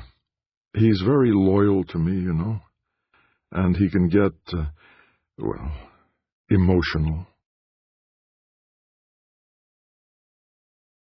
The tunnels. Jake led Tammy out of the Majority Leader's office and down into the tunnels that connected the Capitol to the various congressional office buildings. Although the corridors were brightly lit even after midnight, Jake couldn't avoid the feeling that they were fleeing down some dank, dark passageway in an ancient castle, trying to escape a lumbering monster that was pursuing them. Hardly anyone else was in the tunnels, but Jake stared at each passerby as if he might be a murdering thug. "What he said about Jacoby," Tammy said, puffing a little as she scampered to keep up with Jake's longer strides. "You don't think the man would try anything violent, do you?" "I do," Jake snapped, glancing over his shoulder to see if anyone was following them. "You do? Who do you think got me mugged?" "Oh." He took a wrong turn, got slightly lost, and had to retrace their steps. Finally, he found the passageway that led to the Hart SOB. Instead of going to the underground garage, though, he pulled Tammy to the elevator bank. "Aren't we going home?" she asked. "Not yet." They went up to the second floor and to Senator Tomlinson's suite of offices. Jake fumbled with the electronic key, but the front door popped open at last. "What are you going to do?" Tammy asked. "Call Frank," he said as he headed for his own office. "At this time of night?" "I told O'Donnell about all this, but Kevin's a D.C. guy. If he thinks it's smarter to keep quiet about it, he'll keep quiet. He'll check all the angles and then let Santino's people know that they can count on him to keep everything hushed up." Tammy plopped down onto one of the chairs in front of Jake's desk. "But you told Santino that you'd keep quiet about it." Tapping on his computer keyboard to pull up his telephone file, Jake nodded and said, "Santino doesn't believe me. Even if he does, he wants to make sure we don't talk." "Make sure?" "As in murder. Jacoby's already on his way here." "You think we're in that kind of danger?" "I really do." Senator Tomlinson's private emergency phone number came up on the screen. Jake clicked on the digital recorder as the phone put through his call. His desktop screen showed a smiling portrait of Tomlinson, while the senator's voice said, "Hello, this is Senator Franklin Tom—" The screen suddenly showed Tomlinson, in his shirt sleeves, collar unbuttoned. He appeared to be in his bedroom. "Jake, what's wrong?" "Sorry to disturb you at this time of night, Frank." "We were just having a nightcap. What's wrong?" "Santino's after us." "What?" Jake bawled out the whole story. Santino, Jacoby, the not-so-veiled threat. "I want Tammy to be safe," he said. "None of this is her fault, but I've got her into this without realizing how much danger I've put her in." Tomlinson glanced away. He must be looking at Amy, Jake thought. "All right. The two of you come over here and stay a few days until we can get this straightened out." Jake felt a surge of gratitude rush through him. "Thanks, Frank." "Tonight," Tomlinson said firmly. "We'll wait up for you." Nodding, Jake said, "We'll go home and pack a couple of bags. We'll be at your place in about an hour, okay?" "Fine," said Tomlinson. Before the senator could hang up, Jake added, "I've been recording our call. All the info we have on Santino and Jacoby. It's on the recorder in my desk." "Good thinking," said Tomlinson. "See the two of you in an hour or so." Jake killed the phone connection and looked up at Tammy. "We've got a hideout," he said, with a weak grin. Getting up from her chair, Tammy said, "Well, let's get to it." They went down to the garage. Jake felt a little spooky, as if Jacoby or one of his hoods would pop up from behind a parked car, but they made it to his Mustang without a problem. When they arrived at 49th Street Northwest, though, their house was in flames. "Oh, my God," Tammy said. Fire engines blocked the street, and firefighters were pouring water onto the blazing roof. Jake saw his landlord and the man's wife standing in bathrobes by a fire department sedan, amid hoses snaking across the street. Without a word, Jake made a U-turn and sped off for Tomlinson's house. Aftermath. They stayed the night with the Tomlinsons. Once Jake told them about the fire, the senator grimly called the D.C. police. Your landlord and his wife are all right, Tomlinson said, looking up from the phone. Looks like the house is pretty badly damaged, though. We had just moved back in after the burglary, Tammy murmured. Just yesterday. Jake simmered with anger. Find Jacoby. He did this. If not himself personally, he got somebody to torch our apartment. The senator's wife looked unconvinced. Why would he do that? What would he gain? It's a warning, Jake said. He's coming after us. Tomlinson, still in his shirt sleeves, went to the phone again. I'm going to get some protection for you. Trying to smile, Amy said, I'm going to get us drinks. What would you like? The next day was a numbing succession of meetings with the police, the insurance people, and the private detective agency that Tomlinson had contacted. Sitting in the insurance company's bright, spacious office, Jake listened to the claims adjuster tell them, apparently the painters who redid your living room left some cans of paint in your utility room. That's where the fire started. The painters were there months ago after Hurricane Carlos, Jake objected, and they didn't leave any cans of paint in the utility room. The claims adjuster, a slim, dapper man in a smart tweed jacket, shook his head. The cans were there. Whoever set the fire must have brought them in. The adjuster's brows rose. You think this was deliberate arson? Jake asked, were there any signs of a forced entrance? The front door of your apartment wasn't forced. The door to the utility room was too charred for us to tell. It was arson, Jake said flatly. Obviously uncertain, the adjuster said, well, we'll certainly have to look into that angle. The private investigator's office was much smaller than the insurance adjuster's. The head of the firm looked serious and fatherly, bald, heavy-set, piercing blue eyes. Senator Tomlinson has requested 24/7 protection for the two of you. Jake nodded numbly. It was all starting to seem like a bad dream, an endless nightmare. Tammy looked equally frozen, exhausted by the events that were overwhelming them. You won't have to look around for our team, the investigator assured them. They'll be near enough to protect you. For how long? Jake asked bleakly. The older man smiled. For as long as it takes, son. Jake forced a smile, thinking, he means for as long as Frank foots the bill. The man pulled open a drawer of his desk and took out 2 small plastic buttons encased in plastic baggies. Carry these with you wherever you go, he said, handing them to Jake and Tammy. Miniaturized radio beacons. They allow my people to track you, minute by minute. Once they'd left the investigator's office, Tammy and Jake passed a restaurant on the corner of the street. The day had turned chilly. Flat gray clouds were covering the sky, matching Jake's mood almost perfectly. Lunch? Tammy asked. I'm starving. Oh, Jake said, surprised that she could think of food. Sure. The restaurant had some tables on the sidewalk, but Jake thought they'd be more comfortable indoors. Outside, Tammy urged. We won't have too many days left when we can eat out on the sidewalk. Jake wanted to argue, but decided not to. She's right, he thought. We may not have too many days left, period. Once they sat at one of the tables, Jake called his landlord's cell phone number. Before he could ask how the man and his wife were, the landlord said curtly, I suppose you know that you've broken your lease. And he hung up. With a sigh that was almost a snort, Jake started to tuck the phone back inside his jacket, then thought better of it. Who are you calling? Tammy asked. Jacoby. Her mouth formed a little O. Jacoby answered on the second ring. I had a feeling I'd be hearing from you. Jake said, we still have to talk. Yeah? Yeah.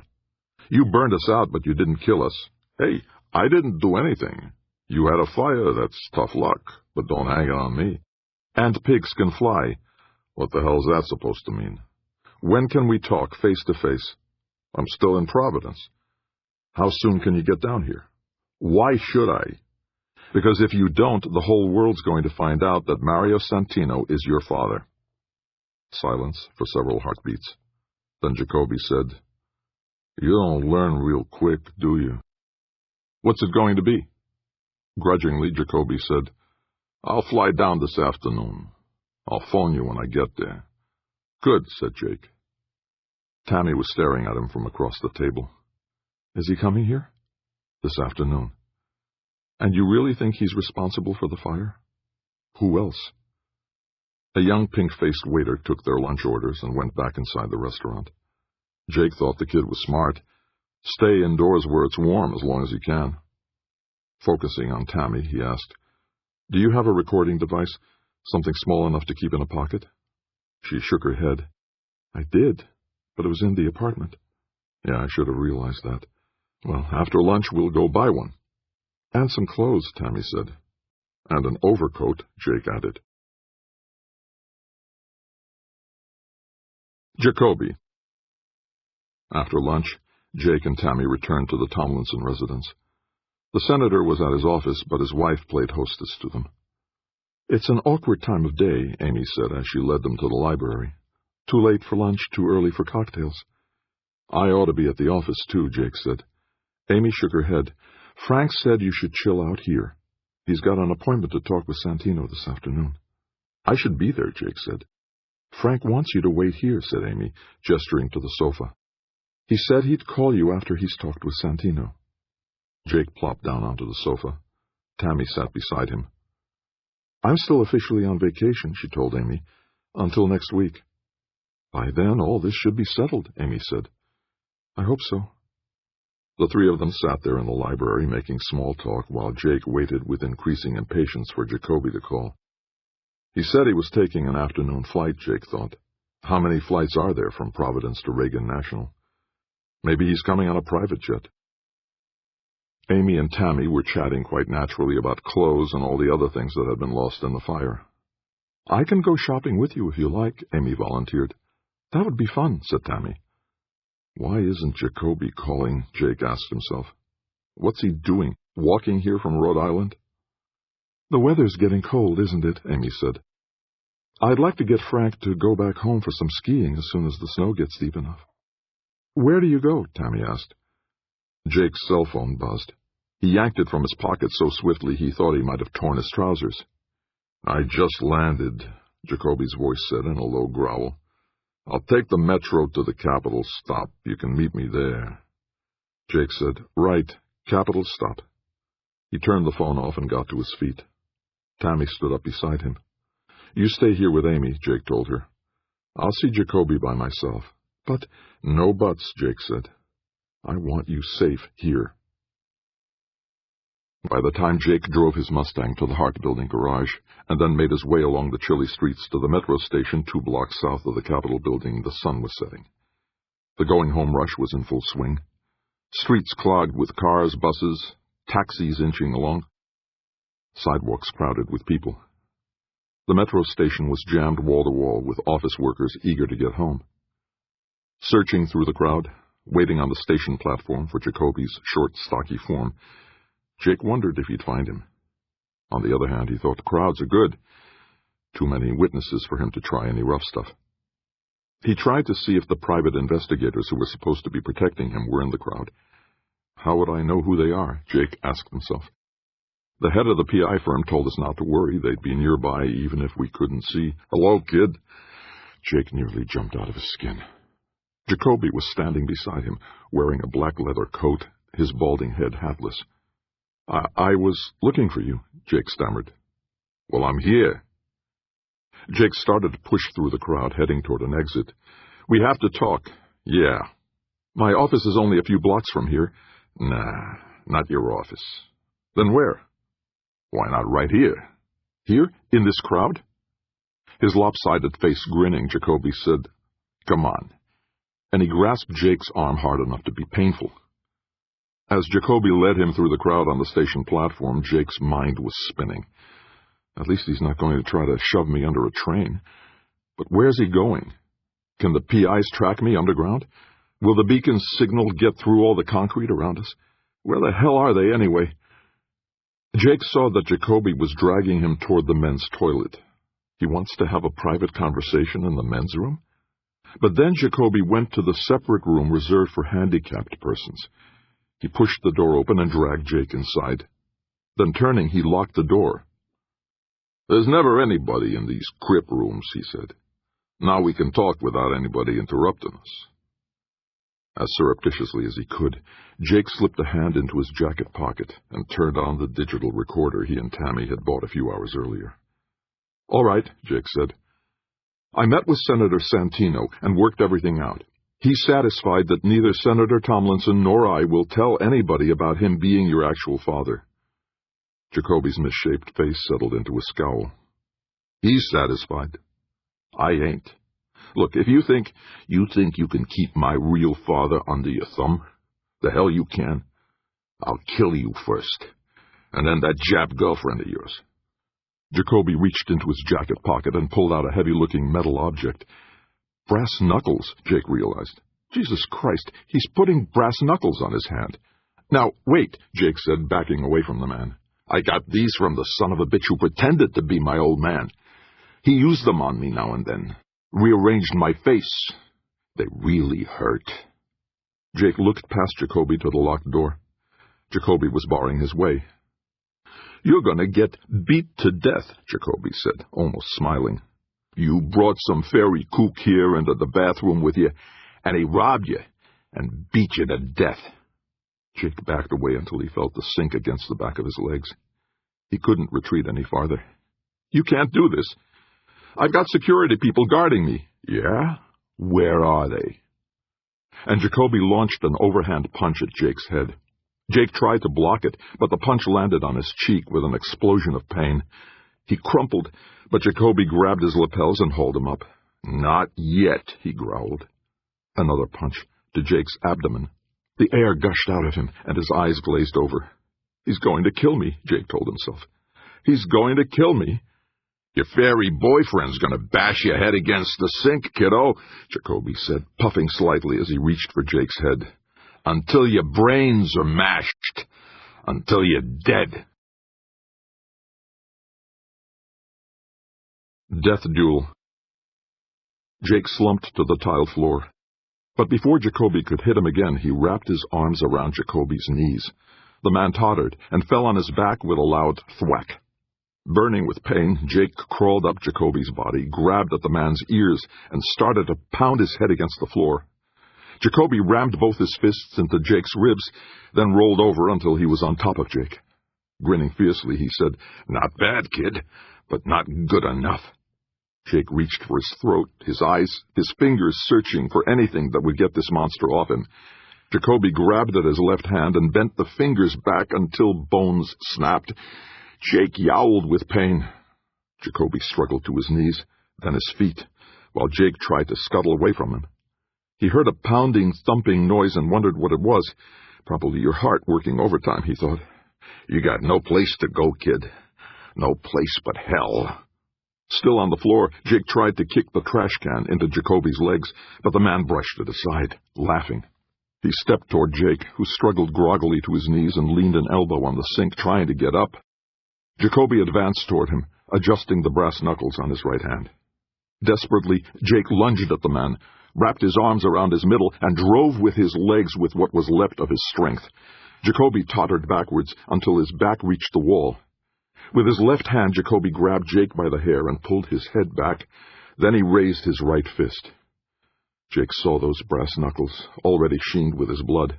He twisted sideways and pulled Jacoby down onto the floor again, then planted his knee in the man's groin. Jacoby squealed with pain, and Jake staggered to his feet. A weapon, he thought as Jacoby started to get up. "I need a weapon." The door splintered open, and two men rushed in and grabbed Jacoby. Both of them were big, solid bruisers. Like a wild man, Jacoby shrugged them off, then swung his brass-knuckled fist at one of them. Jake heard the crunch of broken bone, but the second man smashed a vicious backhand chop at the base of Jacoby's neck. He dropped to the floor, gasping. Jake stood there, shaking with pain and fear, as the two young private investigators looked from him to Jacoby's prostrate body and back to him again.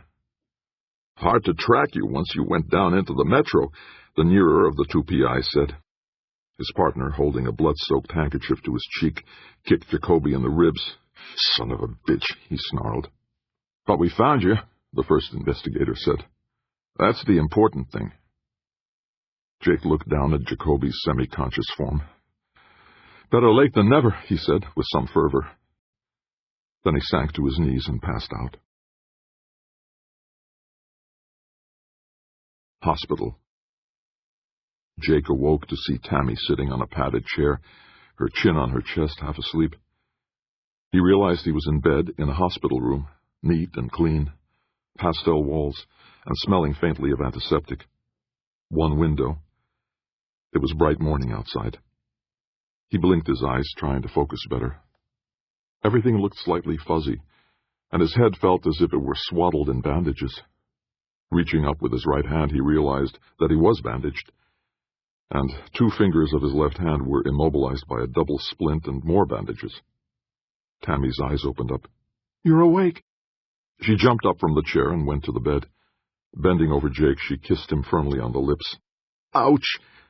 Tammy looked horrified. "Oh, I'm sorry, Jake. I forgot that." He tried to smile and found that his whole face seemed frozen. He reached out his good hand and wrapped his arm around Tammy's slim form. "Easy now," he said. She kissed him again, lightly. "The detectives found you," Tammy said. "Good thing they did. Jacoby was going to kill me." The door opened, and a chubby Hispanic-looking nurse came smiling in. "Good morning, and how do we feel this lovely morning?" Jake winced inwardly at her good cheer. "Kinda numb," he answered. "That's the anesthetic they pumped into you. It'll wear off in a couple hours."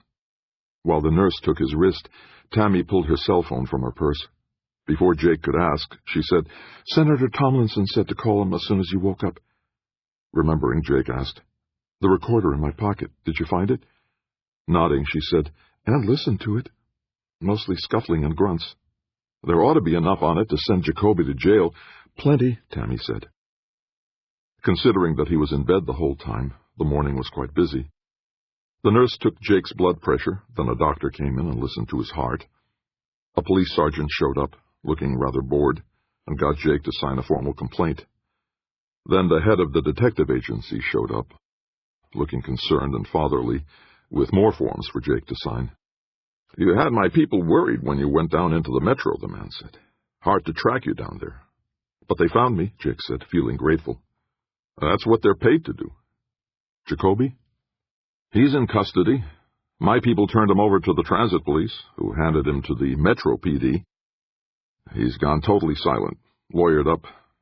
They want a psychiatrist to examine him."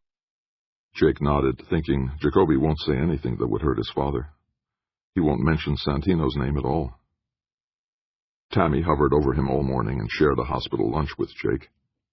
He started to feel a dull thrumming ache that seemed to pervade his entire head and body. Another nurse came in and gave him 2 pills that looked suspiciously like aspirin. Shortly after an orderly removed Jake's lunch tray, Senator Tomlinson strode into the room, smiling brightly. Kevin O'Donnell, right behind him, looked gloomy as usual.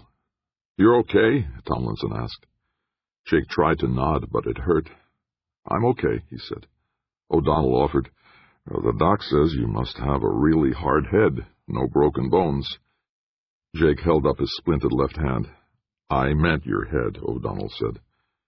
There was only one chair in the room, so the senator, O'Donnell, and Tammy all stood, clustered around Jake's bed.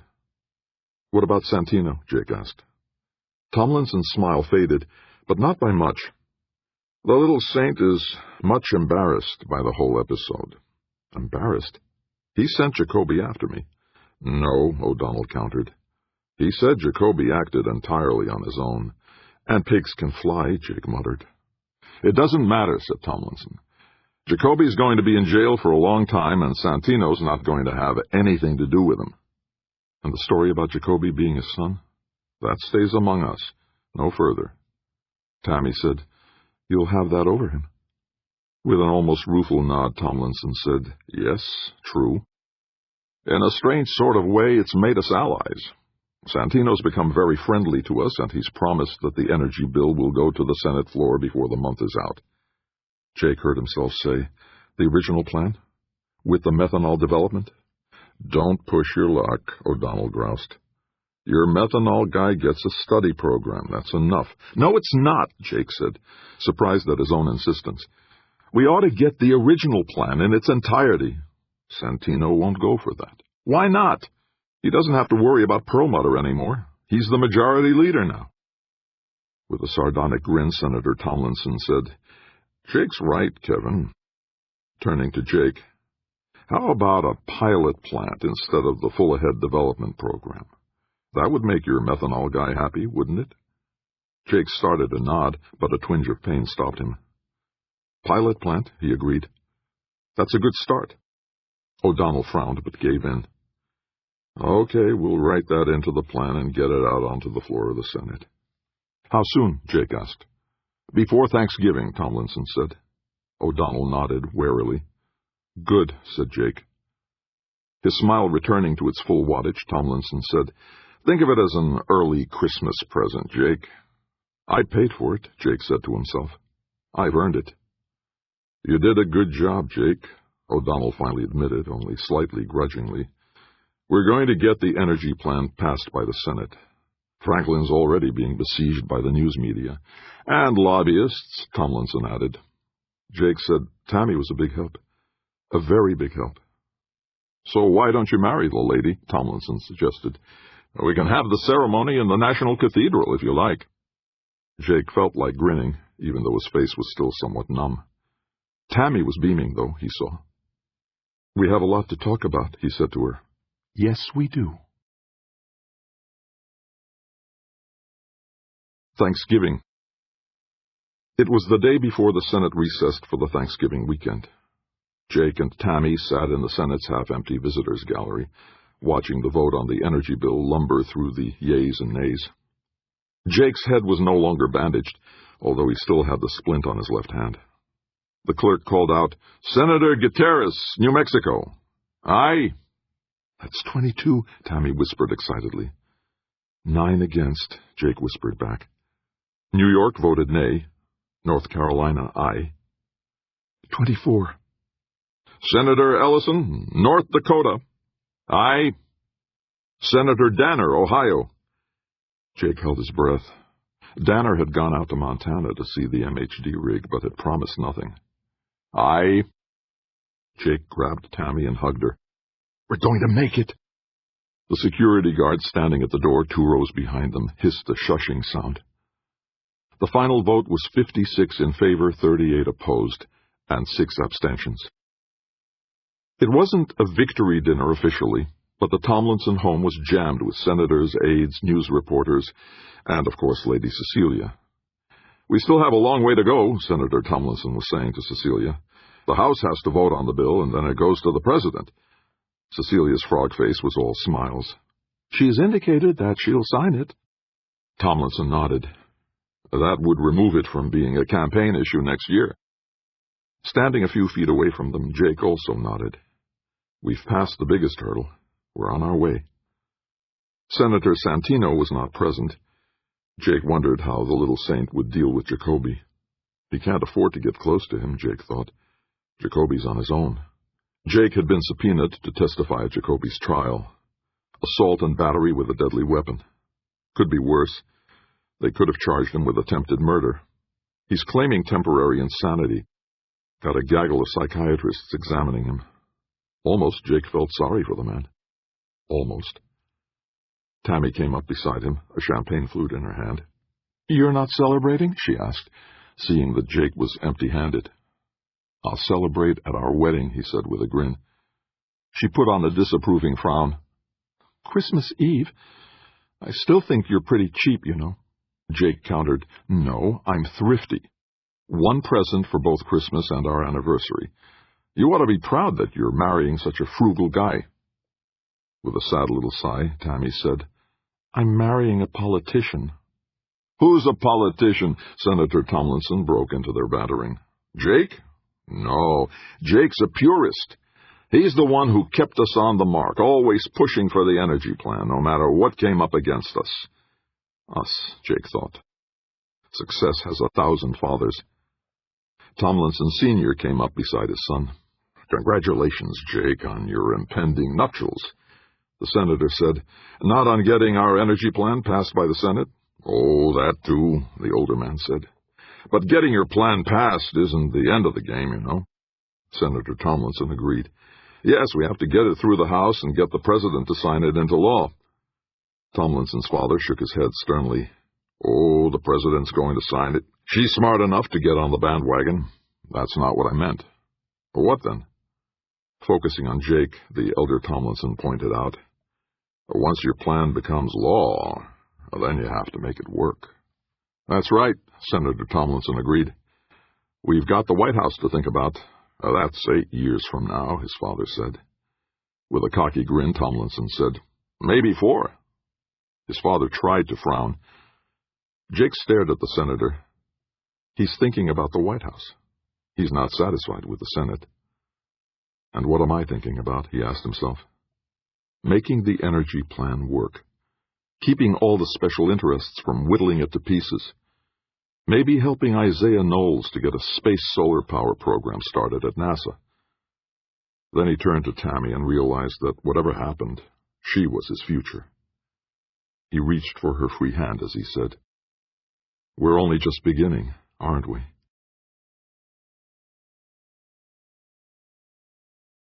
This concludes the reading of Power Surge by Ben Bova.